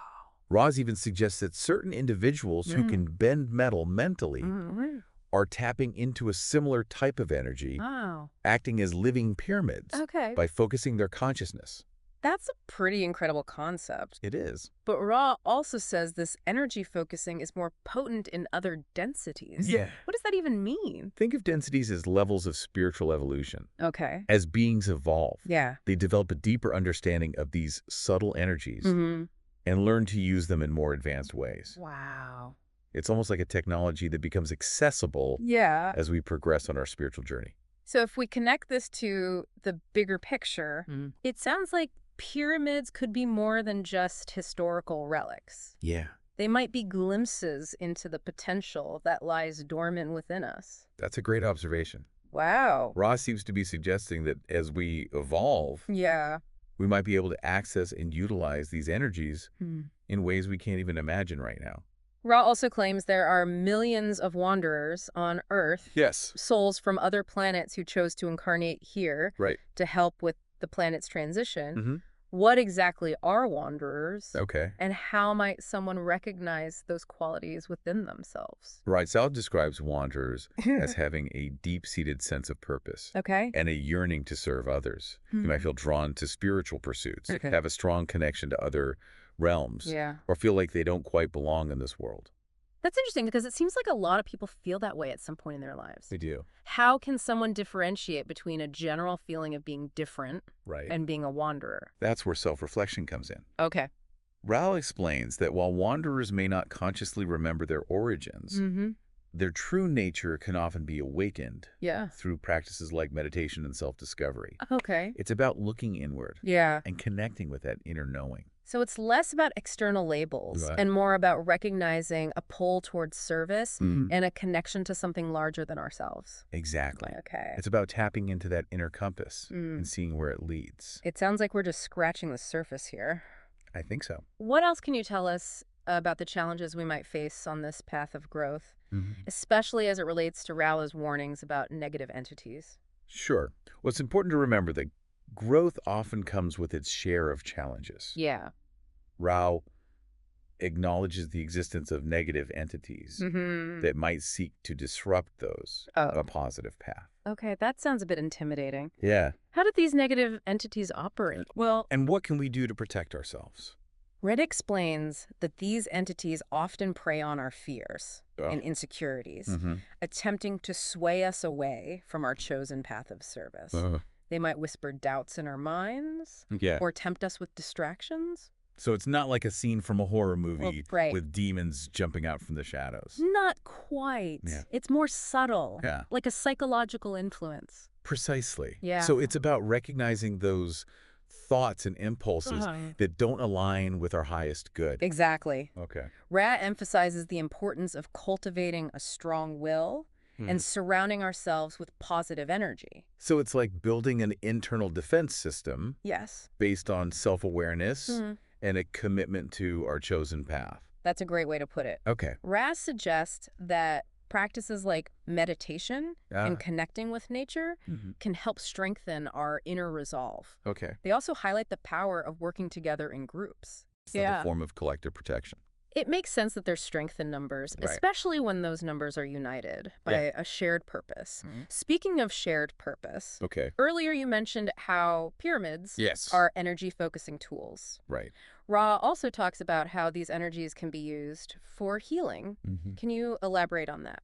Rod described how the spiraling energy within a pyramid can create what they call a probability vortex. Okay. It's like a swirling energy field Yeah. that temporarily disrupts Mhm. the usual flow of energy Okay. within a person's body. I'm trying to picture how that would work. Yeah. What does disrupting the energy field actually do in Okay. terms of healing? Think of it like hitting a reset button Okay. on a computer. Mm-hmm. By temporarily disrupting the energy patterns, Okay. the body is given a chance to recalibrate and realign. Okay. This can facilitate healing on multiple levels, from physical ailments Yeah. to emotional blockages. So it's less about the pyramid directly fixing something Right. and more about creating an optimal environment Yes. for the body's own healing mechanisms to kick in. That's right. Okay. It's about facilitating a shift in energy Yeah. that allows for healing to occur more naturally. Ra also mentions that this energy vortex doesn't necessarily require a pyramid. Right. Other shapes can create a similar effect. Exactly. It's about the geometry and how it directs Mm. the energy flow. Okay. Ross specifically mentions tipis Yeah. and other circular structures Okay. as examples. So the principles of sacred geometry are at play here. It makes you wonder about the intention Right. behind the construction of ancient structures, Yeah. like Stonehenge Mm. or the mounds found in various cultures. Yeah. Maybe they understood these principles on a deeper level Yeah. than we currently give them credit for.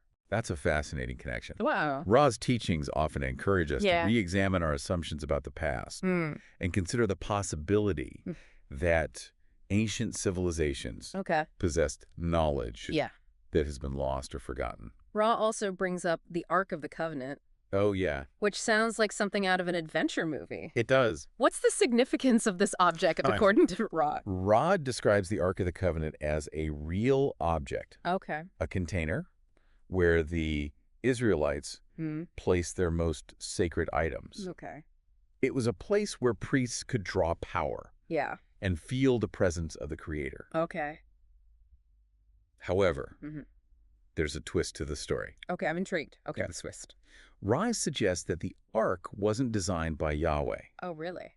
but by negative entities Okay. who sought to create an elite group Yeah. within the Israelites. Oh, okay. They wanted to use the Ark as a tool Yeah. for control and manipulation. Yeah. So it's a cautionary tale about how even objects or symbols Right. with spiritual significance Yeah. can be misused. Precisely. Okay. It highlights the importance of discernment Mm. and recognizing that true power comes from within, Okay. not from external objects. Ray also touches on some rather intense topics, Yeah. like the challenges facing our planet Mm-hmm. and the possibility of global upheaval. Right. How does the concept of catalyst play a role Okay. in these global events? Ray explains that Earth is undergoing a significant transition Okay. as we move from third to fourth density. Okay. This transition is causing disruptions and upheaval Yeah. as part of a natural evolutionary process. So it's like growing pains on Yeah. a planetary scale. That's a good analogy. yeah. And Ray suggests that the increasing intensity of these challenges Yeah. is partly due to the disharmony Okay. within humanity's collective consciousness. Uh, Our negative thoughts and actions contribute to the imbalance. So we're not just passive bystanders. Right. Our individual choices play a role in the larger picture. That's right. Wow. We have a responsibility Okay. to become more conscious of our thoughts and actions Yeah. and align ourselves with love and harmony. What about specific techniques for navigating these times? Right. Did Ra share any insights on how we can best evolve Mm. through this transition? Ra is careful not to impose specific instructions, Okay. emphasizing our free will Yeah. and the importance of finding our own path. Okay. However, they offer some general guidance Yeah. on practices Right. that can be beneficial. Such as? Ra highlights the importance of balancing our energy centers, working with the catalyst presented to us, Yeah. and seeking unity with the Creator. Those are pretty broad concepts. Yeah. What about more tangible practices like meditation? Did Let's- Ra talk about that? Yes, Ra emphasizes meditation as a powerful tool Oh. for connecting with our inner selves Mm. and the Creator. Okay. They also talk about working with cycles Okay. and rhythms in nature. Can you give an example of what working with cycles and rhythms Sure. would look like in practice? Roa mentions an 18-day cycle Okay. that can be beneficial for spiritual work and personal growth. Okay. By tuning into this natural rhythm, Yeah. we can enhance our practices Mhm. and align ourselves Okay. with the flow of cosmic energy. It's like we're learning to dance with the universe Yes. rather than fighting against it. Mm-hmm. But Ron also mentions that as we evolve, Right. we become less dependent Mm-hmm. on these external cycles. Exactly. It's Yeah. like training wheels Yeah. for our spiritual development. Right. Eventually, we learn to create our own internal rhythms Mm. and align ourselves with the universal flow Okay. more intuitively. I'm starting to see how all these seemingly unrelated topics, Yeah. space travel, energy centers, Mhm. pyramid, and even the Ark of the Covenant are actually Mhm. connected Yeah. through this lens of energy and consciousness. That's one of the fascinating things about Yeah, rest yeah. teachings. Yeah. They offer a holistic perspective Okay, I of get the nature of reality Yeah. and our place within it. It's like we're slowly piecing together a cosmic puzzle. It is. What else can you tell me about these teachings, Okay. particularly around personal growth and spiritual evolution? Okay. I'm curious to know more about balancing our energy centers. Race explains that each energy center corresponds to different aspects of our being. When they are balanced, Yeah. we experience greater harmony and well-being. Okay. However, Mm-hmm. these centers can become distorted. What causes these distortions? Yeah. And how do they manifest in our lives? Distortions can arise from various factors, Sorry. such as negative thoughts, Mm-hmm. repressed emotions, Yeah. or traumatic experiences. Okay. Think of them like energy blockages Yeah. that impede the natural flow. Okay, so it's not just about positive thinking, Right. but also about addressing the root causes of Yeah. these blockages. Yeah. How do we go about clearing them Okay. and restoring balance? Ron suggests various techniques Okay. for addressing these distortions, including meditation, visualization, Yeah. and working with crystals. Ron mentioned crystals earlier. Right. Can you elaborate on how they might help with balancing our energy centers? Ron explains that crystals have a unique ability Okay. to amplify and focus energy, making them powerful tools Okay. for healing and balancing. Okay. Different crystals have different properties and can be used to target specific energy centers or imbalances. So it's almost like crystals act as amplifiers for our intentions. Right. We're not just relying on the crystal's power, Exactly. but using it to enhance our own energy. That's a great way to put it. Okay. It's about using tools to support our own inner work. Ra also emphasizes the importance of working with catalyst. Can you remind me again how that principle works, especially in relation to personal growth?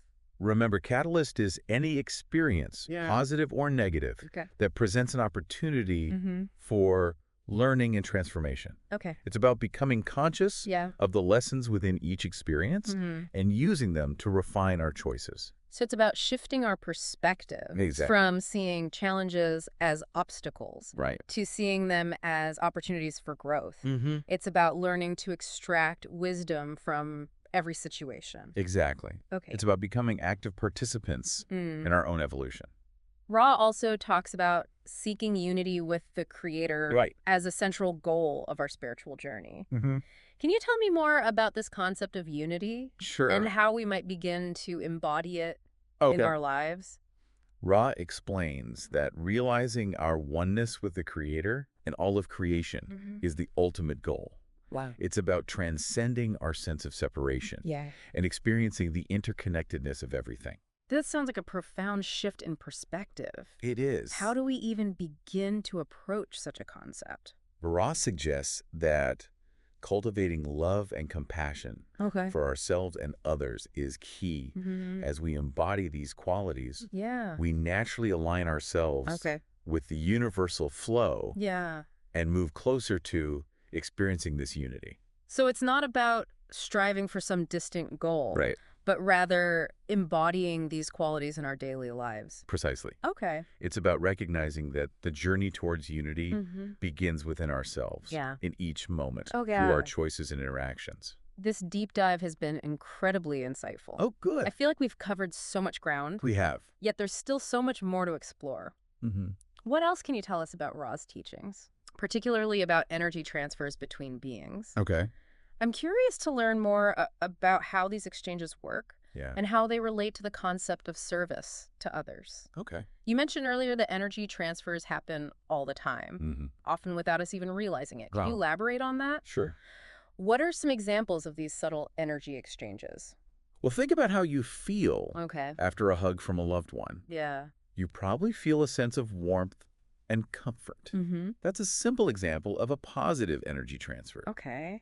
On the other hand, have you ever walked into a room and felt a heavy or tense atmosphere? Oh, yeah. That could indicate a more negative energy exchange taking place. So it's not just about physical touch. It's about the energy we radiate and absorb in our interactions with others and even with our environment. Every thought, emotion, and action carries a certain vibrational frequency when we interact with others. These energies intermingle and influence one another. It's like we're constantly swimming in a sea of invisible energy currents. That's a great way to visualize it. Wow. And Ra suggests that the more conscious we become of these exchanges, the more skillfully we can navigate them. So how do we become more aware of these subtle energy shifts? Okay. Are there any practical tips for tuning into this energetic realm? Ra emphasizes the importance of paying attention to our feelings and intuition. Okay. They suggest that our bodies are incredibly sensitive instruments that can detect subtle energy changes. Notice how you feel around different people or in different environments. Yeah. So if we feel drained or uneasy around someone, Right. that could be a sign of a negative energy transfer. It's certainly a possibility. Okay. Of course, there could be other factors at play. Yeah. But it's worth paying attention to those subtle cues. Yeah. Similarly, if we feel uplifted and energized in someone's presence, that could indicate a positive energy exchange. Okay. Yeah. It sounds like learning to discern these energetic nuances is crucial for making conscious choices Yeah. about who we spend time with Right. and the environments we expose ourselves to. Exactly. Okay. And about taking responsibility for our energy field and choosing experiences that support our well-being and growth. Okay. Ra also suggests that as we become more attuned to these subtle energies, Yeah. we can learn to consciously direct them Wow. to help others. That makes sense. Earlier, we discussed how healers work with energy. Are you saying we all have the potential to do that to some degree? Ra suggests that every act of kindness, Okay. compassion, or love Yeah. is a form of energy transfer. Wow. It's about radiating those positive vibrations outward, not just to those we're close to, Yeah. but to the world at large. So it's not necessarily about performing formal healing sessions? But about embodying those qualities in our daily lives. Exactly. Okay. It's about recognizing that our energy has a ripple effect. Every thought, word, and action Wow. contributes to the collective energy field. This is quite a shift in perspective. It is. It makes me realize the importance of being mindful Yeah. of the energy I'm putting out into the world. That's a key takeaway from Ra's teachings. Wow. We're not just isolated individuals. We're interconnected beings, Yeah. participating in a vast energetic exchange. It's both empowering and humbling at the same time. It is. But what about the negative entities you mentioned earlier? Right. How do we protect ourselves from their influence? Okay. Especially as we become more sensitive to energy. Ra emphasizes the importance Yeah. of maintaining a strong spiritual foundation. Yeah. That means staying connected to our inner guidance, practicing discernment, Okay. and surrounding ourselves with positive energy. Okay. They also highlight the power of love Yeah. as a protective shield. Love as protection. How does that work? Raid explains that love is a high-frequency vibration Okay. that naturally repels negativity. Wow. When we're centered in love, Yeah. we're less susceptible to manipulation and psychic attack. So it's not just a feel-good emotion, it's a powerful force. It Exactly. can safeguard our energy. And Ray suggests that working together in groups Yeah. amplifies this protection. It seems there's a recurring theme here There is. about the power of unity and collective intention. That's a great observation. Wow. Ray emphasizes that when we unite with a shared purpose of love and service, Yeah. we create a powerful force field Okay. that can transmute negativity Wow. and uplift the collective consciousness. This has been an incredible deep dive. It has. I feel like I've gained a whole new understanding of energy consciousness Yeah. and the interconnectedness of everything. It's amazing how much wisdom is packed into these excerpts from the Law of One. It's a reminder that there's always more to learn and that the journey of discovery never truly ends. And perhaps that's the most important takeaway from all of this. Yeah. To stay curious, keep asking questions, and remain open to new perspectives. That's what the deep dive is all about. Yes, it is. We've explored a lot today, but it's just a starting point. Right. What stands out to you from this exploration? What will you investigate further? Yeah. That's the real power of a deep dive. Welcome back, everyone, for another deep dive. This time, we're going to be exploring some pretty far-out ideas. Far out indeed. Yeah, from this book called The Raw Material. Oh, Now, before you think we've completely jumped the shark here. coming off the deep end. Yeah, gone off the deep end. This source claims to be like channeled communications from an extraterrestrial being named Ra. Right. So I know it sounds a little Out there. out there, Yeah. but trust me, even if you're skeptical, and I totally get it, if you are, the concepts themselves are really thought-provoking. Yes, definitely some interesting stuff. Yeah. We're going to be trying to unpack Ra's ideas about archetypes and this thing called the veiling process Okay. and how those might impact our spiritual evolution. Okay, so let's start with this whole veil concept. Yeah. Have you ever felt this sense of disconnection from like Mm-hmm. everything, like a deep existential loneliness? I think most of us have at some point, yeah. Exactly. And Ra suggests that this feeling might be like a result of this thing called the veil. It's like a cosmic curtain Yeah. that separates our conscious minds from well, deeper knowledge. Right. And it's not some accident. Ra claims that it was intentional. Intentional. Yeah. The logos, the creator of our universe put this veil in place at the beginning of like our current cycle Oh, well. of evolution. So before the veil, Rod describes this like blissful state of unity where we were all connected, aware of the creator and each other. So it was like a cosmic paradise, but maybe too easy. A little too easy, like no challenges, no growth. Right, right. That's kind of Ra's point. This veil, as strange as it sounds, Yeah. is meant to actually speed up our spiritual evolution. Really? Yeah, it's like a cosmic experiment. The separation forces us to face challenges and make choices Right. and really grapple with who we are. Okay, I get the potential upside, but this whole veil thing, Yeah. isn't that kind of disempowering? Like we're stuck in this like limited reality Right. with no control. Yeah, that's a valid point, and it's a tension that runs through all of Ra's teachings. Like, Right. on the one hand, we have this veil creating separation, but on the other hand, Ra's talks about free will.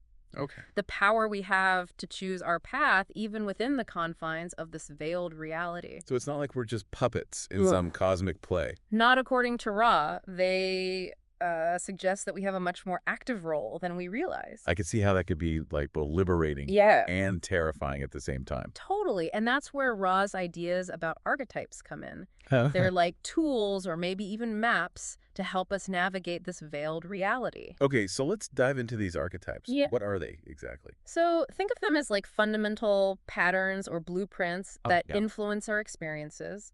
They reside in what Ra calls the archetypical mind, this deep level of consciousness we all supposedly share. So not like literal beings or things, but more like underlying energies shaping our understanding. Precisely. And Ra connects these archetypes to the tarot. Oh, really? Suggesting that the cards were originally meant to be tools. Okay. For exploring these deeper patterns, not for fortune telling like they're so often used today. Wait, so Ra is saying they introduced tarot to the ancient Egyptians. Well, that's what they claim, but the point isn't necessarily whether you believe the historical connection. It's about using the archetypes themselves as a framework for self-discovery. All right, so we've got this veil creating separation, pushing us to evolve. Right. And these archetypes as like potential tools for navigating this whole experience. Yeah. Where do we even begin to apply all this? No, Ra groups the archetypes into 3 categories: mind, body, and spirit. Okay. And what's fascinating is that each archetype within these categories represents like a stage in how we process experience and move toward greater awareness. So it's like a step-by-step guide for our evolution. In a way, yes. And remember, it's not about taking this literally or getting lost in specific details. It's about understanding the core principles at play. Got it. So we're not going to get bogged down in every single tarot card interpretation. Exactly. We're going to focus on the big picture. Okay. And to make things more relatable, we'll pull out a few key archetypes from each category that really highlight how this whole system works. That's good. Let's start with the mind. Okay. Which archetype did you choose as the most illustrative example? I think the potentiator of the mind, represented by the High Priestess card, offers a really powerful way to grasp how this works. Okay. Think of it as your intuition. Okay. That gut feeling you get guiding you from beneath the surface. You know, I've always struggled with trusting my intuition. Yeah. I tend to overthink things relying on, like, logic and reason. Sure. But hearing it explained this way, as this archetype shaping my experience, makes me think about it differently. That's exactly what we're aiming for, helping you to see things from a fresh perspective. And Ra suggests that the potentiator is like this hidden power source, this connection to a wellspring of creative energy that's always available to us. So it's like we all have this inner guidance system, but we just need to learn how to tap into it. Exactly. And Ra argues that the veil makes this even harder. Oh, really? Because it disconnects us from that intuitive knowing. All right, so the potentiator of the mind is all about tapping into our intuition. Yes. What about the body? Which archetype stands out there? Let's jump to the significator of the body, represented by the Hanged Man. Okay, now the Hanged Man, isn't he usually depicted upside down? He is, but it's not about being literally suspended. It's about perspective. Okay. Ra describes it as a surrender to a higher power, a willingness to let go of our usual ways of seeing things. So how does this relate to the body specifically? It's about trusting the body's innate wisdom. Okay. You know those times when you just know you need rest or a certain kind of nourishment, even if your mind is telling you to push through? Oh, I know that feeling all too well. Ignoring my body's signals has gotten me into trouble more than once. Right, and Ra is suggesting that the hangman archetype is reminding us to surrender to that deeper knowing, to let the body guide us. This is making me think about how often we try to control and manipulate our bodies Hmm. instead of listening to them. That's a key insight, and it connects back to the whole idea of the veil, Right. the separation from our true nature. Yeah. We're trying to force things instead of flowing with the natural intelligence of our being. Wow, I'm already seeing how these concepts are starting to connect in a new way. Yeah. Okay, we've touched on the mind and body. What about the spirit? Which archetype did you pick for this category? I think the catalyst of the spirit represented by the star card is a great example. Think about those moments in your life that have sparked a sense of wonder, a connection to something bigger than yourself. Like gazing at a starry night sky or feeling deeply moved by a piece of art or music. Exactly those moments that awaken your heart and inspire you to connect with something beyond the everyday. Yeah. That's the catalyst of the spirit at work. And it's not just about fleeting feelings. Ross suggests that these experiences are designed to help us remember our true nature, our Right. connection to the divine. So it's like the universe is sending us these little nudges, reminding us that there's more to life than what we see on the surface. That's the idea, and it ties back to the veil, this idea that we've forgotten our true nature. The catalyst of the spirit is like a beacon guiding us back home. You know, this whole discussion is making me realize how often I get caught up in the day-to-day grind and lose sight of the bigger picture. That's something we all struggle with, but the point is to become aware of these patterns, these archetypes that are shaping our experience. Right. So we can make more conscious choices. Okay, so we've got these three key archetypes. No way. The potentiator of the mind, reminding us to tap into our intuition. Yes. The hanged man, urging us to surrender to the wisdom of our bodies. And the catalyst of the spirit, sparking that sense of wonder and connection to something greater. What I'm starting to realize is that these archetypes aren't just like abstract concepts. They're playing out in our lives all the time. That's a powerful insight, and it leads us to a crucial question that Ra raises. If our reality is shaped by these archetypes, what role do WE play in directing the unfolding story of our lives? That's a big question. It is. I guess we'll need to keep digging to find out. Yeah, we'll have to explore that more. We'll be back in a moment to explore that question and delve a bit deeper into this idea of polarity. The choice between service to others and service to self. It's a central theme in the raw material, and it's one that might just change how you view the world. Stay tuned.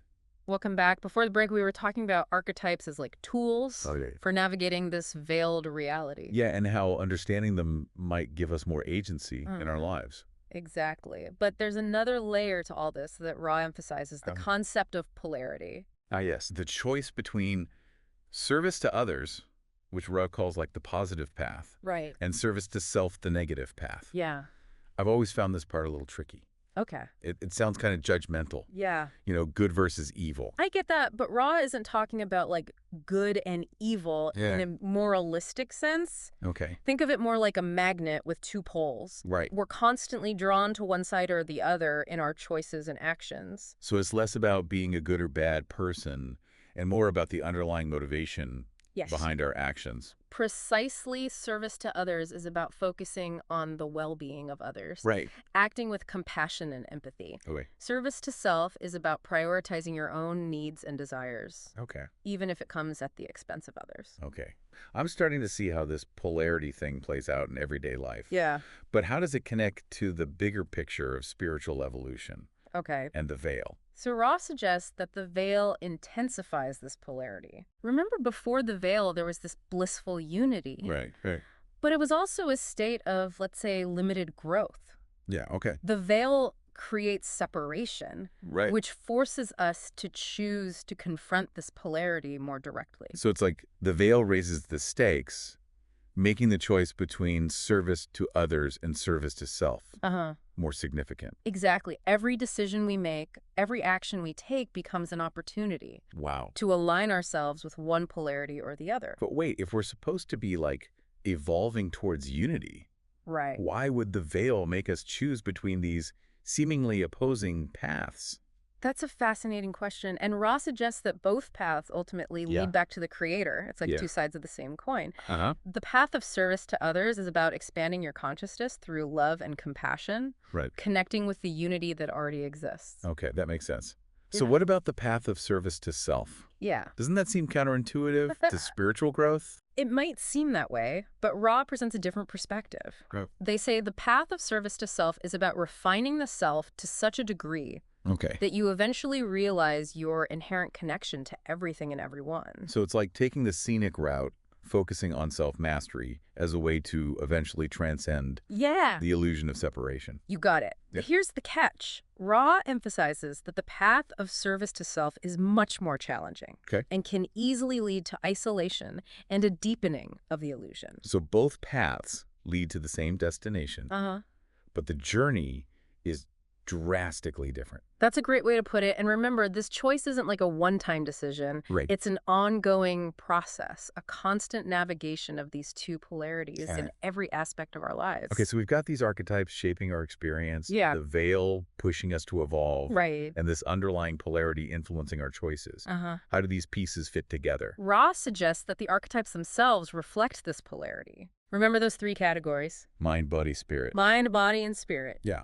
Each archetype within those categories can be experienced through either the lens of service to others or service to self. So it's like every archetype has two sides, Uh-huh. a positive expression Yeah. and a negative expression. Exactly. Think about the potentiator of the mind, or intuition. Right. We can use that intuition to help others, to guide us towards compassionate action. Okay. Or we can use it to manipulate and control, focusing only on our own gain. Wow, that's a whole new way of looking at it. Yeah. It's like every moment, every choice is Yeah. an opportunity Right. to align ourselves with one polarity or the other. And this brings us back to the question we posed earlier. Yeah, what role do we play? What role do we play in this whole cosmic drama? Right. If our reality is shaped by these archetypes and this underlying polarity, Yeah. are we just passive players? I'm starting to think that we have more agency than we realize. Uh-huh.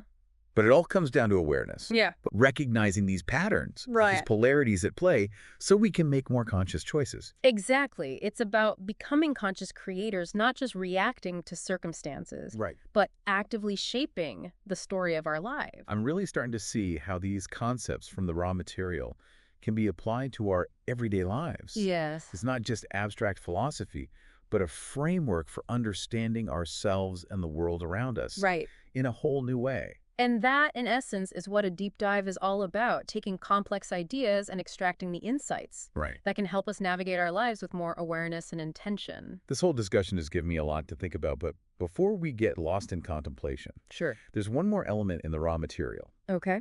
that adds another layer of complexity, the idea of entities from other densities, Right. influencing our reality. Yeah. Ron even claims that their communication was disrupted by a negative entity from a higher density. Right. And this ties directly into the concept of polarity playing out on a cosmic scale. It suggests that this choice between service to others and service to self isn't just happening within us, but it's happening all around us, even on levels we might not fully comprehend. Okay, that's a bit mind-blowing and honestly a little creepy. Yeah. But it also makes this whole conversation feel even more relevant. Right. If these cosmic forces are at play, then understanding how to work with these archetypes and this idea of polarity feels even more crucial. Absolutely. And while the raw material might present some pretty wild ideas, Right. it also offers a powerful invitation to step into our role as conscious creators, Yes. to choose our path, and to navigate this veiled reality with intention and awareness. This deep dive into the raw material has been quite a journey. We've explored the veil, archetypes, polarity, and even touched on the idea of entities from other densities. It's been a lot. And while it's a lot to take in, I'm already feeling a shift in my own awareness, a deeper understanding of the forces at play in my own life. And that's the beauty of exploring these kinds of concepts. They challenge our assumptions, expand our perspectives, and ultimately empower us to live more consciously and intentionally. We'll be back in a moment to wrap up our deep dive into the raw material and offer some final reflections on how you can apply these ideas to your own life. Stay with us. All right, we're back and ready to wrap up our deep dive into the raw material. I have to admit, my mind is buzzing a little bit Yeah, after exploring all these ideas about the veil and archetypes and this whole it's a lot. cosmic polarity thing. It is. What's really sticking with me is this idea that, like, we're not just passive observers Yeah. in this veiled reality, you know? Yes. we have the power to choose to shape our experiences and to align ourselves with the kind of energy we want to bring into the world. That's the empowering message at the heart of the raw material, I think. Yeah. Even with all the mind-boggling concepts, it's about realizing we're not just along for the ride, we're active participants in this grand cosmic experiment. And the archetypes, those underlying patterns, they're not just abstract ideas. Right. They're tools we can use to navigate this whole experience. Precisely. It's like Ra is giving us a language to understand the forces at play in our lives. I like that, a language. Yeah. Think back to the 3 archetypes we focused on. The potentiator of the mind, Right. the hanged man, Yeah.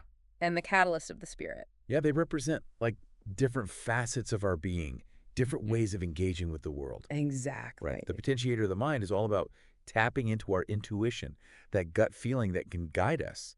The hanged man reminds us to surrender to a higher power, Yeah. to trust the wisdom of our bodies and the flow of life, Right. and the catalyst of the spirit. Yeah. Sparks that sense of wonder and connection to something greater, Yeah. inspiring us to seek meaning and purpose. And the beauty is that these archetypes are always operating, Oh, yeah. whether we're conscious of them or not. Right. So by becoming aware of their influence, we can start to make more deliberate choices.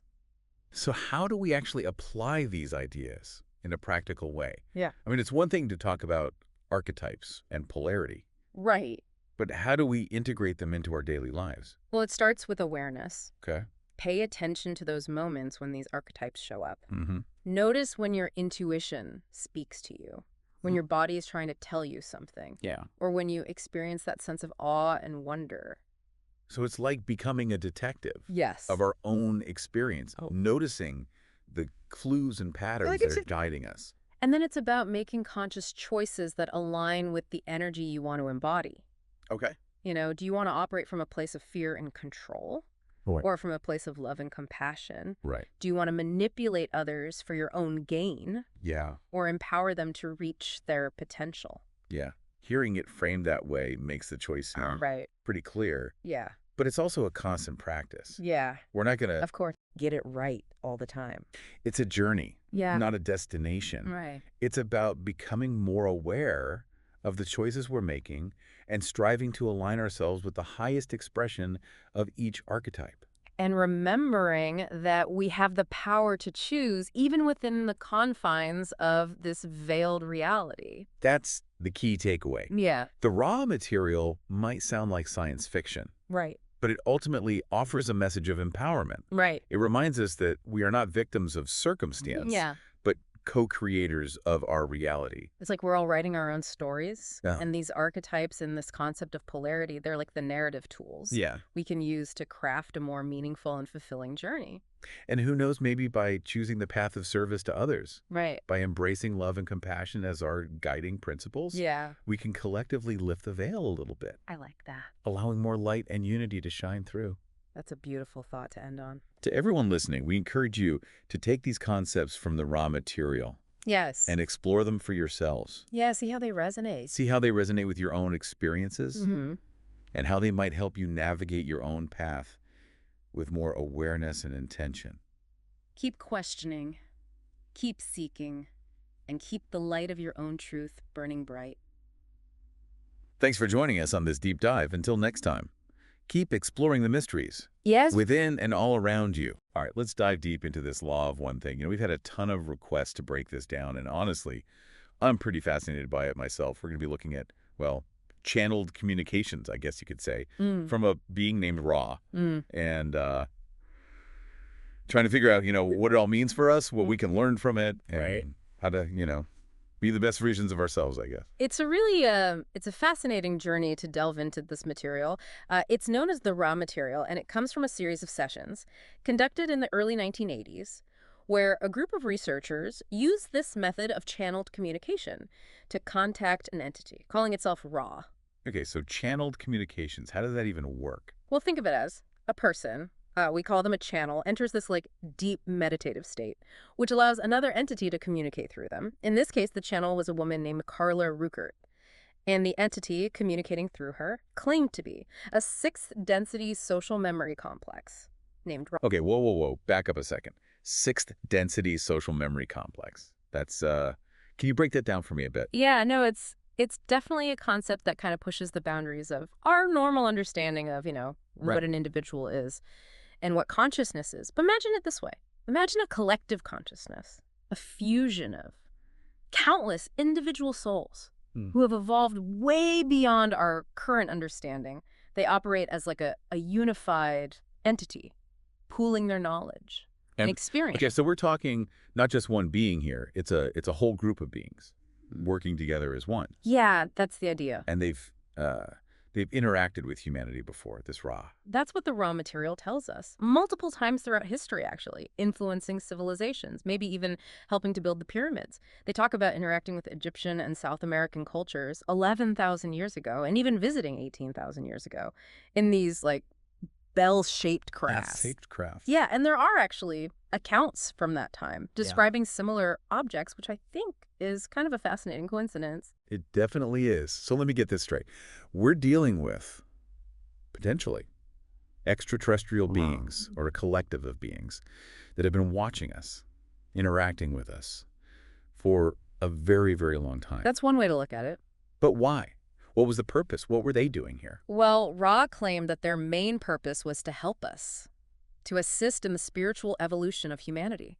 They saw potential in us, a capacity for growth and understanding that they wanted to nurture. So they were, like, cosmic mentors. You could say that. But why all the secrecy? If they wanted to help, why not just, come out and say hi, share their wisdom openly with everyone? Well, that's where the concept of free will comes in, which was very important to Ra. They believed that any kind of direct intervention would mess with our ability to make our own choices, learn from our own experiences. So they offered guidance, but in subtle ways. So kind of like give a man a fish, you feed him for a day, teach a man to fish, you feed him for a lifetime kind of thing. Yeah, I think that's a good analogy. So what kind of guidance did they offer? Like, what were the main things they were trying to tell us? Well, the core of the law of one is this principle that all is one, meaning that everything in the universe is interconnected. We are all part of the same divine source, even you and me. We are part of a unified consciousness, expressions of the same fundamental energy. Okay, so we're not just, separate individuals. We're all part of something much bigger. Yes, and that's a really profound shift in perspective. It is. But how do we grasp that? How do we even begin to understand that? Well, Rao talked about this idea of densities. Think of it like octaves of vibrational frequencies. Like imagine a staircase, each step representing a different level of consciousness and spiritual evolution. Okay, so it's not just about physical dimensions. There are like levels of awareness, levels of understanding. Exactly. And Earth, right now, is in third density, characterized by self-awareness, development of the ego. This is where we grapple with duality, good and evil, light and darkness. Yeah, we're definitely in the thick of that right now. So where do we go from here? According to Ra, we're on the verge of transitioning into fourth density, a realm of love and understanding. Compassion and empathy become more dominant, and the illusion of separation starts to dissolve. Sounds pretty good to me. Yeah. So does that mean some souls progress faster than others through these densities? That's a good question. That brings us to the concept of harvest. It's a natural process of transition as souls evolve through the densities, like a cosmic graduation, you could say. Cosmic graduation, I like that. But what are the criteria? How do we pass this cosmic exam? The key is balance between service to others and service to self. As we move through this third density, we're always making choices, and those choices shape our spiritual orientation. Are we motivated by self-interest or by a desire to serve the greater good? So it's not about being, like, good or bad. It's about the motivation behind our actions. Precisely. And all those little choices add up, shaping the vibration of our soul, so to speak. During this harvest, those whose vibrations align with love and service to others naturally transition to fourth density. Okay, so what about those focused on service to self? Do they just, like, fail the exam? Not necessarily. They may transition to a different fourth density reality, one that aligns with their dominant vibration. But everyone keeps evolving. It's just that the path we take is determined by the choices we make. Okay, so we have some control over our destiny. I can get behind that. But I'm still kind of stuck on this. If we're all part of the same divine source, why is there even this separation between service to others and service to self? That's a great question, and it gets to the heart of this idea of free will. Ra explained that the Creator, wanted to experience itself in all of its infinite possibilities, and that includes the experience of separation, of individuality, exploring the full spectrum of polarity. So it's not about one path being right and the other wrong. It's about experiencing the full diversity of creation. Yes, exactly. Wow, okay. We've covered a lot here. Channeled communications, social memory complexes, densities, harvest. It's a lot to process. It is, but it's just the beginning. But I have a feeling you're right about that. I'm definitely intrigued, though. This idea that we're not just these physical beings. We're souls on a journey of evolution. And that our choices have real consequences.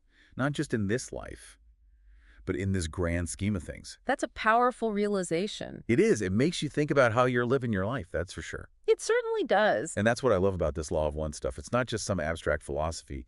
It has real-world implications.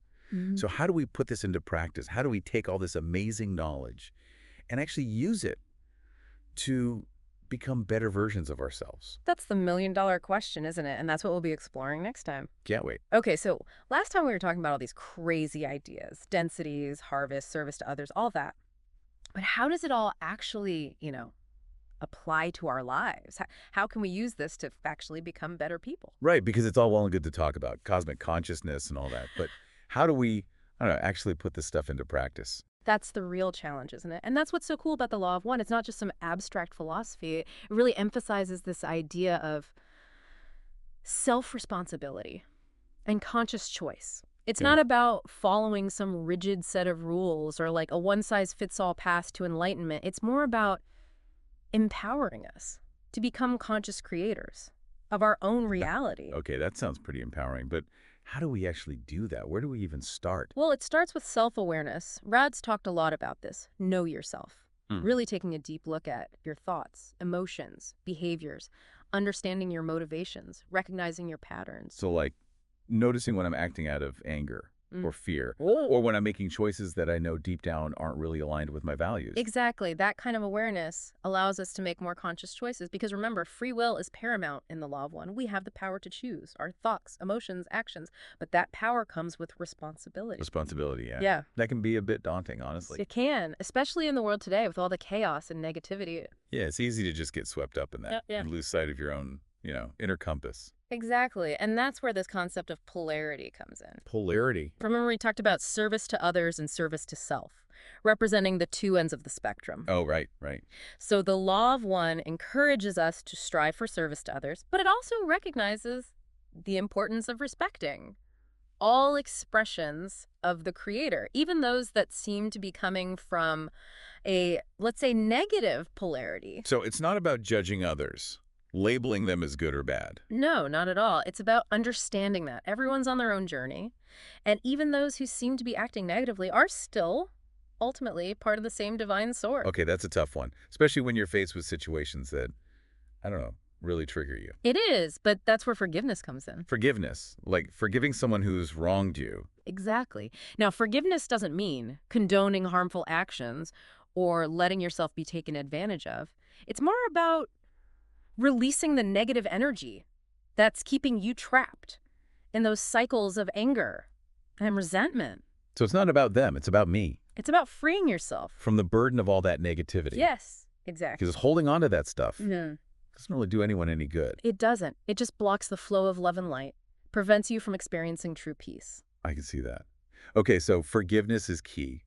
Mm. What else? What are some other things we can do to, align with this Law of One? Rad talked a lot about the importance of meditation. Meditation. They described it as a tool for connecting with your higher self, accessing universal wisdom, deepening your understanding of the interconnectedness of all things. So it's not just about Yeah. relaxing or clearing your mind. It can be that too. Yeah, But it's also about tapping into a higher source of knowledge and guidance. I'll be honest. Yeah. Meditation has always been a bit tough for me. It's a common challenge. Ross stressed the importance of patience and persistence.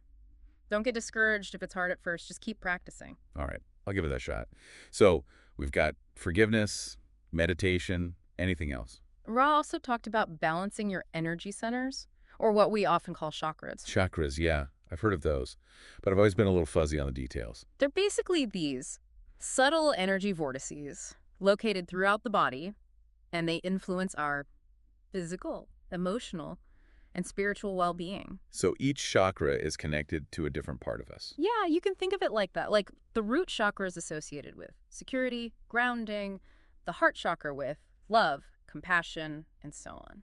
So if our chakras are balanced, We're in good shape, pretty much, but when they're blocked or imbalanced, it can manifest as all sorts of problems. Physical, emotional, spiritual. okay, so we need to keep our chakras in check. It's a good idea. But how do we even know if they're out of whack? That's a whole other conversation. But But there are different techniques. Meditation can help.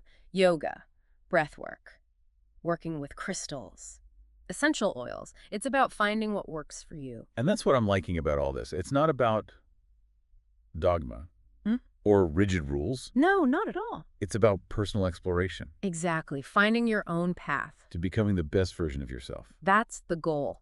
So we've been talking a lot about this law of one stuff. And I think it's really starting to paint this picture of like how we can be our best selves, But there's one more piece of the puzzle I think we should talk about. Okay, I'm all ears. Lay it on me.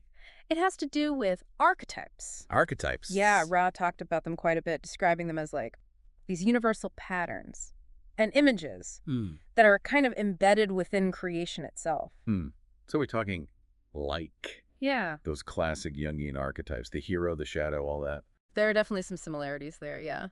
But Ra's take on it goes even deeper, I think. They suggest that these archetypes are more than just psychological constructs. They're like fundamental energies within creation, facets of the creator's infinite being. Whoa, okay, so they're like blueprints for the universe, or like characters in this cosmic play. I like that, yeah. Cosmic characters, that's a good way to think about it. But how do they connect to us? Like on a personal level? Well, Ra said that archetypes communicate to us through our intuition. Intuition. Yeah, that inner knowing, that gut feeling. Oh, okay, so it's about listening to that inner voice. Exactly, tuning into your subconscious mind. Makes sense. But if these archetypes are universal, why do we each experience them so differently? That's a good question. It's because while the archetypes themselves are constant, the way we perceive them is influenced by our own experiences, beliefs, biases, It's like looking at a prism, the light is the same, but the colors it refracts depend on the angle you're viewing it from. Oh, I see. So it's subjective. Our own personal lens shapes how we see these universal patterns. Exactly. This is fascinating. But I'm still trying to wrap my head around, like, how this actually plays out in real life. Sure. Well, let's take an example. The magician, the first archetype in the major arcana of the tarot. The magician and the tarot. Okay, hold on. We're not talking about fortune-telling here, are we? No, not in the traditional sense. Ra saw the tarot in its deeper metaphysical meaning as a symbolic representation of the soul's journey, each card, and its corresponding archetype represents a stage in that journey, a lesson to be learned, a challenge to be overcome. So the tarot is like a roadmap for spiritual evolution. You could say that, yeah. And the magician. The magician symbolizes the power of the will, the ability to manifest your intentions in the world. It's about recognizing yourself as a co-creator with the universe, harnessing your energy to shape your reality. So when I'm feeling empowered, Yeah. taking charge, Yeah. making things happen, that's the magician archetype in action. Could be. But remember, each archetype also has a shadow side, a potential for distortion. If the magician's power isn't balanced, with wisdom and compassion, it can lead to egotism, manipulation, a sense of separation. Ah, so it's not just about power. No, It's about using it responsibly. that's the key. And that's where self-awareness comes in again. Exactly. So understanding these archetypes Yes. can help us be more aware of our own patterns. Yes, both the positive and the negative. Like holding up a mirror to our inner landscape. I like that analogy. But what's a practical benefit of all this? How does understanding archetypes actually help us, be better people? Well, Ross suggested that working with the archetypes can help us identify and transform limiting beliefs and patterns. It can also help us access our full potential, live more authentically, and navigate challenges with more grace and ease. Okay, so it's about self-discovery, growth, and ultimately becoming the best versions of ourselves. Exactly. This has been quite the deep dive. Densities, harvest, service to others, archetypes. It's a lot to take in, It is. but it's also incredibly inspiring. I think so too. This law of one. Yeah. It's not about giving us all the answers. It's not a rule book. It's about empowering us to ask the right question, to think for ourselves. so be more conscious. In every aspect of our lives. And that's something I can really get behind. Me too. So for those listening, if you're intrigued by this Law of One stuff, I encourage you to explore it further. There's so much out there to discover. Read the RAM material. Learn about the tarot. But most importantly, listen to your own inner voice. That's where the real journey begins. Absolutely. Thanks for joining us on this deep dive. Until next time, keep seeking Keep questioning. and keep diving deep. Welcome back, everybody. I'm so glad you could join us for another deep dive. Today, we're going to be exploring some practical applications of the Law of One. Oh, this is going to be fun. It sounds like from the sources you sent me, you're interested in how we can actually apply these teachings to help create a more peaceful and loving world. Yes, absolutely. I mean, there's so much talk about global harmony and, raising our vibration.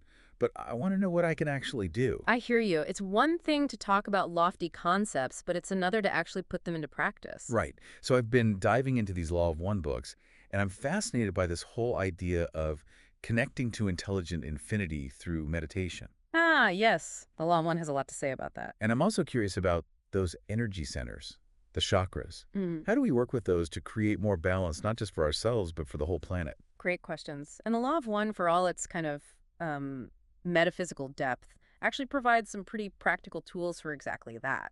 Okay, good. I'm ready for practical. So maybe we should start with the basics. Like, what does it actually mean when Raya keeps saying all is one? Right. That's the core principle, isn't it? Imagine, I guess, that every single being, every rock, every tree, everything is a part of the same fundamental energy. Okay. I'm trying to wrap my head around that.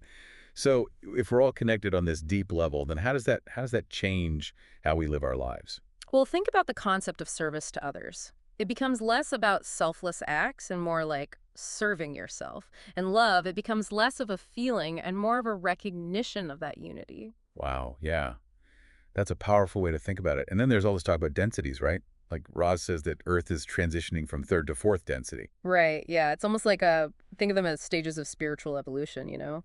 Third density is like where we are now, we're developing self-awareness. And then fourth density is all about love and understanding. So we're graduating to a higher level of consciousness where we're, I guess, less focused on ourselves and more focused on, well, everything. Yeah, and the question is, how do we navigate this transition?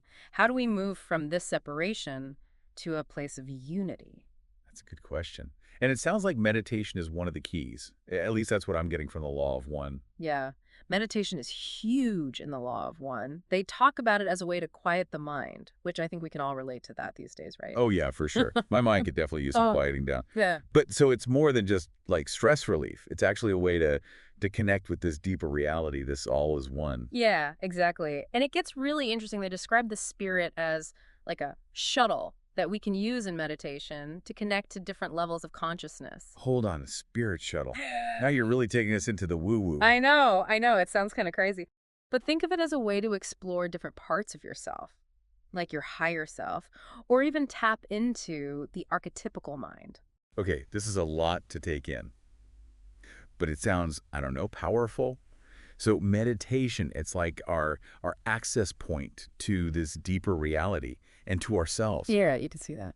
But how does all of this translate into actual change in the world? Like, I keep hearing about creating peace and harmony, but how do we actually do that? Well, the Law of One suggests that change starts within, like as we cultivate this inner peace, we become almost like a beacon radiating that outward. So it's like that ripple effect. We had to smooth out the surface of the pond to see a clear reflection. Exactly. And meditation helps us do that. And then speaking of smoothing things out, it also helps us to balance our energy centers. Okay, yeah, the chakras. So what are those exactly? I feel like I've heard about them, but I'm not really sure what they are. Right. The chakras, think of them as they're like swirling energy centers in your body, each associated with certain qualities and colors. Okay, and they're all like stacked up on top of each other. You got it. From the root chakra, which grounds us to the earth, all the way up to the crown chakra, connecting us to the cosmos. So like each chakra has a specific function. What's the heart chakra all about, for example? Oh, the heart chakra. That's the green ray center, according to Ra. It's about love, compassion, empathy. Those key ingredients for peace and harmony. Okay, that makes sense. So if we want to create more love and harmony in the world, we need to start by working on our heart chakras. You got it. But here's the thing. Ra emphasizes that the heart chakra, it's actually really vulnerable. Fear, jealousy, possessiveness, Yeah. all those block the flow of love. So if I'm feeling stressed or anxious, Hmm. that can actually affect my ability to connect with others on a deeper level. Exactly. And those blockages, they can manifest in other ways too. Physically, emotionally, mentally, it's all connected. Wow, so it really is all about energy. But how do we actually work with these chakras? Is it just through meditation? Meditation is a big one for sure. But Ra also mentions other techniques like working with, get this, pyramid shapes. Like pyramids, like the ones in Egypt? Yep, those pyramids. Rohr claims to have been involved in their construction, and they describe them as like energy funnels, amplifying and focusing light. They even suggest experimenting with small pyramids. Okay, now that's interesting. I'm picturing little pyramids all over my house. But before we get to building pyramids, can we talk more about healing, both personal and global? Like, what are some concrete actions we can take? Absolutely. We definitely need to delve deeper into that. And there's one more piece of the puzzle we need to explore. Sexual energy transfer. It might sound a bit unexpected, but Ray has some fascinating insights on how this relates to all of this. Okay, now you've really got my attention. Sexual energy transfer. Eh, That definitely sounds like uncharted territory for me. It's worth exploring, trust me. We'll dive into all of that in the next part of our deep dive. All right, so we left off on sexual energy transfer, and honestly, I'm still a little unsure how this fits into everything. I get that. It's definitely a topic that can bring up all sorts of, reactions and preconceptions. Right. But how can something so personal affect the whole world? Like, how does that work? Well, I think it goes back to that idea of all is one that we talked about earlier. The law of one suggests that we're all energetically connected, and that includes our sexual energy. Okay, so my energy is somehow entangled with everyone else's, even during intimate moments? Yes, exactly. And Ross suggests that this energy is particularly potent. It's like a raw, creative force that can either be harmonized or distorted. Okay, so then how do we make sure we're, like, harmonizing it instead of messing things up? Well, Ross talks about a time before the veiling, which is what they call the separation of our conscious and unconscious minds. And before this veiling, they suggest that sexual energy transfer was a very natural and harmonious process. So basically, because everyone was aware of their connection to the creator, Hmm. right? To that all is one. Exactly. There was no ego or shame involved. But then the veiling happened, and it created a kind of forgetfulness, a separation. So we forgot our true nature, and that's when all the fear and possessiveness and, all that stuff started to come in. Right, and those distorted expressions of sexual energy like jealousy or manipulation, they create these blockages, not just within individuals, but in the collective energy field as well. So it's not just about our personal relationships, it actually affects the whole planet. Yes, so healing those distortions on a personal level, that's actually a huge part of global healing. Okay, that makes sense. So how do we actually do that? How do we heal those distortions? Well, it starts with awareness. Being mindful of your intentions and emotions during those intimate moments. Are you approaching it with love and respect, or is it coming from a place of fear or neediness? So it's about bringing that all is one awareness into the bedroom. Yeah, exactly. And it's also about addressing those deeper wounds, those insecurities, because they can really impact how we relate to others intimately and otherwise. Right, so it all comes back to self-love, right? Healing ourselves so we can heal the world. Exactly. And remember those pyramids we were talking about? Ross suggests that they can be powerful tools for amplifying energy, even on a personal level. Oh yeah, the pyramids. So just having a small pyramid in my home could actually shift the energy in a positive direction. That's what Ross suggests. They describe the pyramid shape as a conduit for what they call intelligent infinity. And that's like a universal energy source. Right, and the pyramid shape seems to amplify and focus that energy. So yeah, having a small pyramid around could definitely be helpful. Okay, I'm definitely going to try that. And what about those other practical tips that Rod mentions? Like, are there other things we can do to raise our vibration and contribute to global healing? Well, one of the biggest things Ra emphasizes is aligning our actions with our intentions. Because every choice we make, every thought we have, has an energetic impact. So if I want to see more peace and love in the world, I need to, like, actually embody those qualities in my everyday life. Exactly. Even small actions can make a difference, like offering a genuine compliment or choosing to see the good in others. Wow, that's really powerful. So we really do have the power to change the world just by changing ourselves. Absolutely. And speaking of change, there's another aspect of the law of one that we haven't talked about yet, and that's the idea that there are actually forces that are working against this harmonious evolution.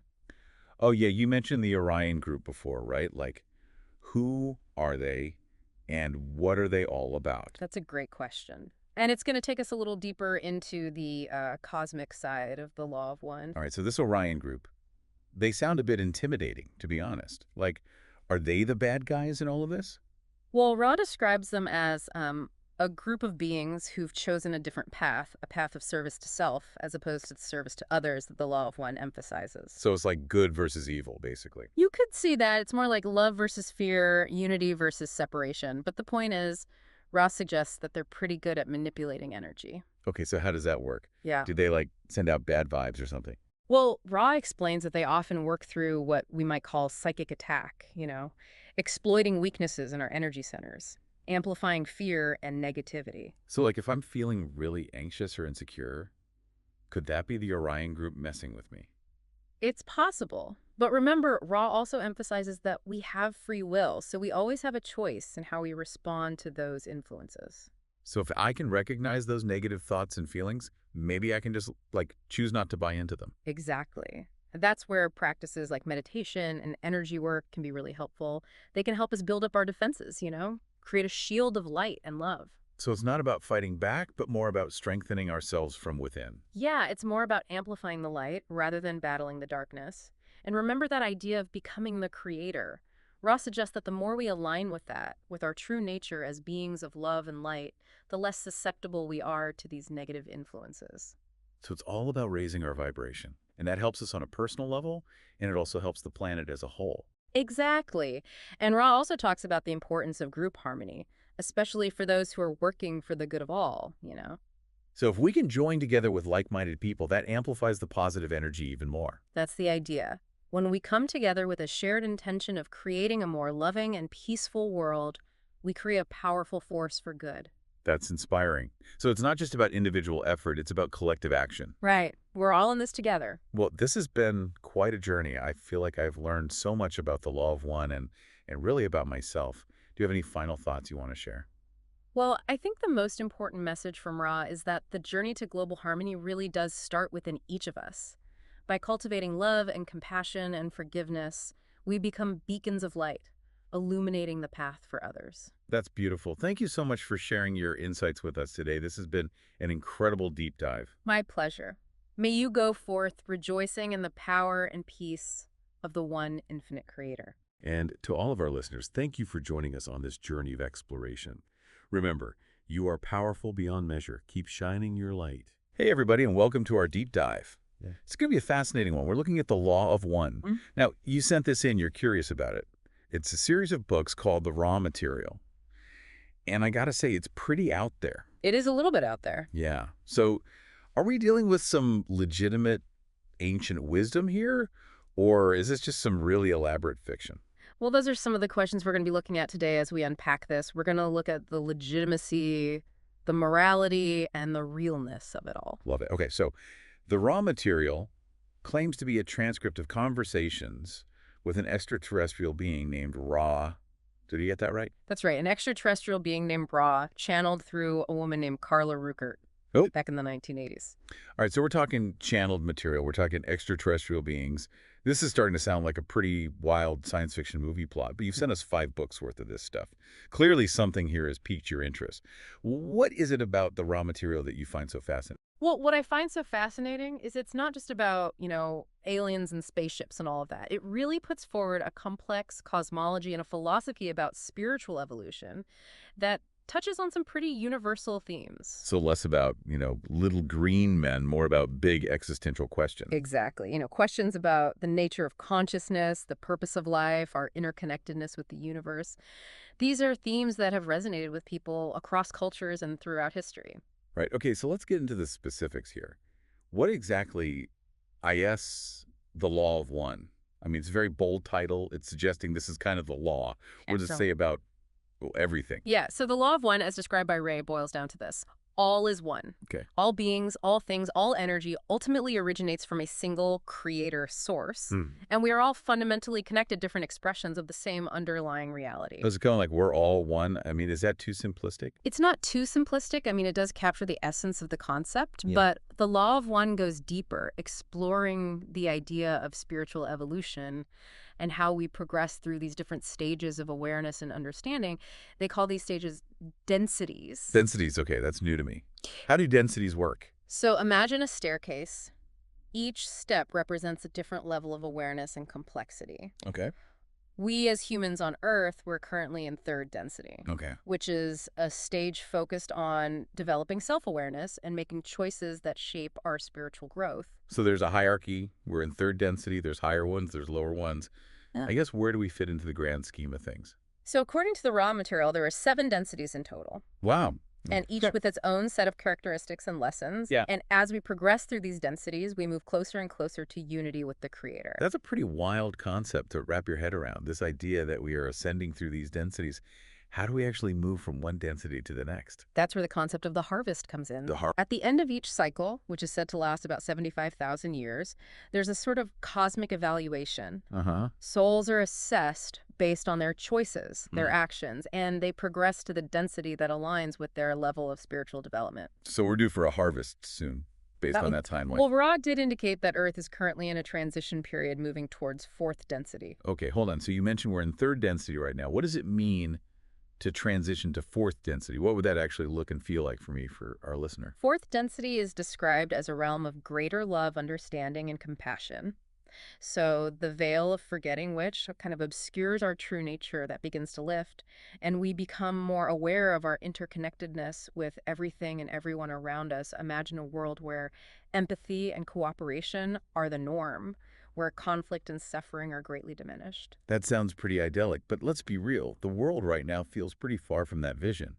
How does all this chaos, all this negativity we see in the world every day, how does that fit into this picture of spiritual evolution?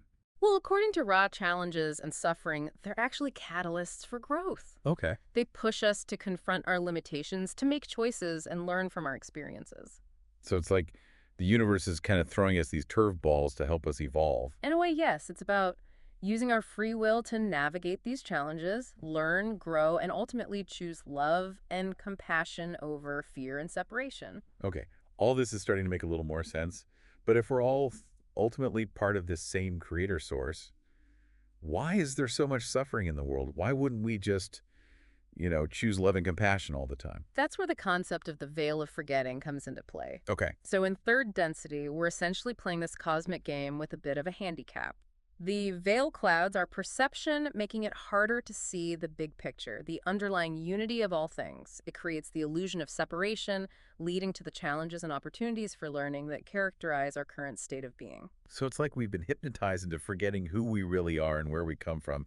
That's a great analogy, and it explains why we often make choices that seem to go against our own best interests, or why we struggle with things like fear, anger, and greed. Okay, so how do we lift this veil? How do we start remembering? Rowan emphasizes the importance of seeking knowledge and understanding, of cultivating self-awareness, and of practicing compassion in our daily lives. Okay. It's about making choices that align with the law of one, choices that promote unity, love, and service to others. So it's not just about believing in a certain set of ideas, it's about actually living them out in the real world. Exactly. It's about embodying these principles in our actions, our thoughts, and our interactions with others, and that's where the real challenge lies. Picking up where we left off, I want to go back to one of the more intriguing, maybe perplexing concepts from the Law of One. Okay. This whole idea of wanderers. Oh, yeah. The wanderer. I'm fascinated by that. Yeah, so for our listeners who may not be familiar, this is the idea that there are these beings, these souls from higher densities who've incarnated on Earth. Right. To help with our evolution. Yeah, it's pretty out there. It is pretty out there. I mean, imagine being so advanced, so full of love and wisdom, that you choose to come to this planet with its veil of forgetting all the challenges we face and just to help others on their spiritual journey. It's a pretty selfless act, I guess, but wouldn't it be easier just to help from, their higher density? Why bother coming down here and going through the hassle of being human? Well, according to Ra, it's all about service to others. Okay. It's about stepping into the mud, so to speak, Right. and offering a helping hand to those who are struggling. So it's like cosmic volunteering. It is like cosmic volunteering. And these wanderers, they walk among us. Okay. There are friends, there are family members, there are colleagues. Uh-huh. They might not even be aware of their true origins. Right, right. Because they're veiled by the same forgetfulness that we all experience. So someone listening right now could be a wanderer. It's possible. Ra estimated that there are around 65 million wanderers on Earth at this time. Wow, that's a lot of cosmic helpers. Yeah. Okay, but how does this tie into this whole harvest idea we were talking about earlier? Well, the harvest is essentially a time of reckoning where souls are assessed for their alignment with either service to others or service to self. Gus. And the presence of wanderers with their inherent inclination towards service is seen as a way to kind of tip the scales, so to speak. To help more souls make the cut, so to speak. Yeah, to raise the overall vibration of humanity Yeah. to make it easier for others to progress. So with all these wanderers and this upcoming harvest, what does that mean for Earth's future? I mean, what's in store for us as we supposedly transition to fourth density? Well, Ross spoke of a period of significant change, both in terms of our planet and our collective consciousness. Okay. And they called them Earth changes. Earth changes. And that's kind of ominous sounding, I think. Yeah, Earth changes. What kind of changes are we talking about here? They didn't get into specifics, but they alluded to natural disasters, social upheaval, and just a general acceleration of energy that would challenge our current paradigms. So a bit of a cosmic shakeup, but is it going to be all doom and gloom? Not necessarily. Remember, the purpose of these changes is to kind of wake us up, Yeah. to help us break free from that illusion of separation and reconnect with our true nature. Right. It's about pushing us towards greater understanding, compassion, and unity. So it's like a cosmic boot camp for the soul. It is like a cosmic boot camp for the soul. I love it. And just like in any boot camp, it's going to be challenging. Sure. There will be times of difficulty and uncertainty, but ultimately it's about pushing us to become stronger, more resilient, and more aligned with our true purpose. Okay. All right, let's shift gears just a little bit. The Law of One also talks about these energy centers or chakras. Yes. How do those fit into all of this? Yeah. So Ra describes chakras as these energy centers that correspond to different aspects of our being: physical, emotional, mental, and spiritual. And they're kind of like these pathways for energy to flow through us. Yeah, I've heard of chakras before, from things like yoga and meditation. How does this relate to the Law of One, though? Well, according to Ra, these energy centers can become blocked or distorted by negative thoughts, emotions, actions. And when they're blocked, it can create disharmony in our lives, both physically and emotionally. Okay, so if I'm feeling stressed or anxious, could that be a sign of a blocked chakra? It's possible. The Law of One suggests that by working to unblock and balance these energy centers, we can enhance our overall well-being and accelerate our spiritual growth. So how do we actually do that? I mean, what are some practical steps? Well, Ra recommends things like meditation, mindfulness, energy healing techniques to clear these blockages. Okay. They also spoke of the importance of seeking knowledge and understanding, cultivating positive thoughts and emotions, and aligning our actions with that principle of service to others. So it's starting to sound a little bit like a self-help manual. Is this all just about personal growth and improvement? In a way, yes, but it's not about achieving some kind of superficial sense of well-being. Right. It's about aligning ourselves with the Law of One, with that underlying unity of all things. Okay. It's about recognizing that our personal growth is inextricably linked to the growth of everyone and everything around us. So it's not just about me, me, me. It's about recognizing that we're all in this together and that my actions have an impact on the whole. Exactly. And that's a key point that the Law of One emphasizes over and over again. We're all in this together. This is a lot to absorb. We've gone from cosmic beings to energy centers and everything in between. I think our listeners are probably thinking at this point, is this real? Should I take this seriously? And those are valid questions. Yeah. We're going to dive into that more in the next part. Yeah. Really looking at the legitimacy, the morality, the realness of all this. All right, we'll try to answer those big questions, and then we'll even make a prediction about the future of the Law of One. Will AI pay attention to this? Will it continue to grow? Will its legacy last, stick with us? All right, so we've talked about densities and harvests and wanderers and chakras, and I think it's time to address the big question you sent to us in this deep dive. Yes. Should you take this seriously? Right. I mean, is this legit? Is it morally sound? Is it real? Or are we dealing with some really interesting, elaborate fiction? That's the million-dollar question, isn't it? And like with any complex and unconventional material, there's no easy answer. No. So how do Never. we even begin to approach a question like that? Mm. Well, I think we have to look at it from multiple angles. First, the source itself, channeled material by its nature, requires a leap of faith. Yeah. We're relying on the claims of individuals who say they're communicating with beings from other realms. Right. And that's where the skepticism comes in. It's very easy to dismiss this all as fantasy or delusion. Of course, but I think it's also important to consider the content itself. Does it align with our own ethical and moral compass? Does it promote values that resonate with us on a deeper level? All right. So let's apply that lens to the law of one. What are some of the key moral principles that it puts forward? Well, a central message is one of unity, love, and compassion. Yeah. It emphasizes the interconnectedness of all beings and the importance of service to others. Those are pretty solid principles. I don't think anyone would really argue with, the idea of being kind and helpful to others. Indeed, and it goes beyond just being nice. The law of one suggests that by aligning ourselves with these principles, we're actually contributing to the evolution of consciousness itself. So it's not just about individual actions. It's about being part of something much bigger. Exactly. It suggests that our choices have a ripple effect, influencing the energy and consciousness of the entire universe. That's a pretty powerful idea. But does that make it real? Is there any way to verify these claims? That's where it gets tricky because the law of one itself acknowledges that ultimate truth is subjective and that each individual has to discern for themselves what resonates as true.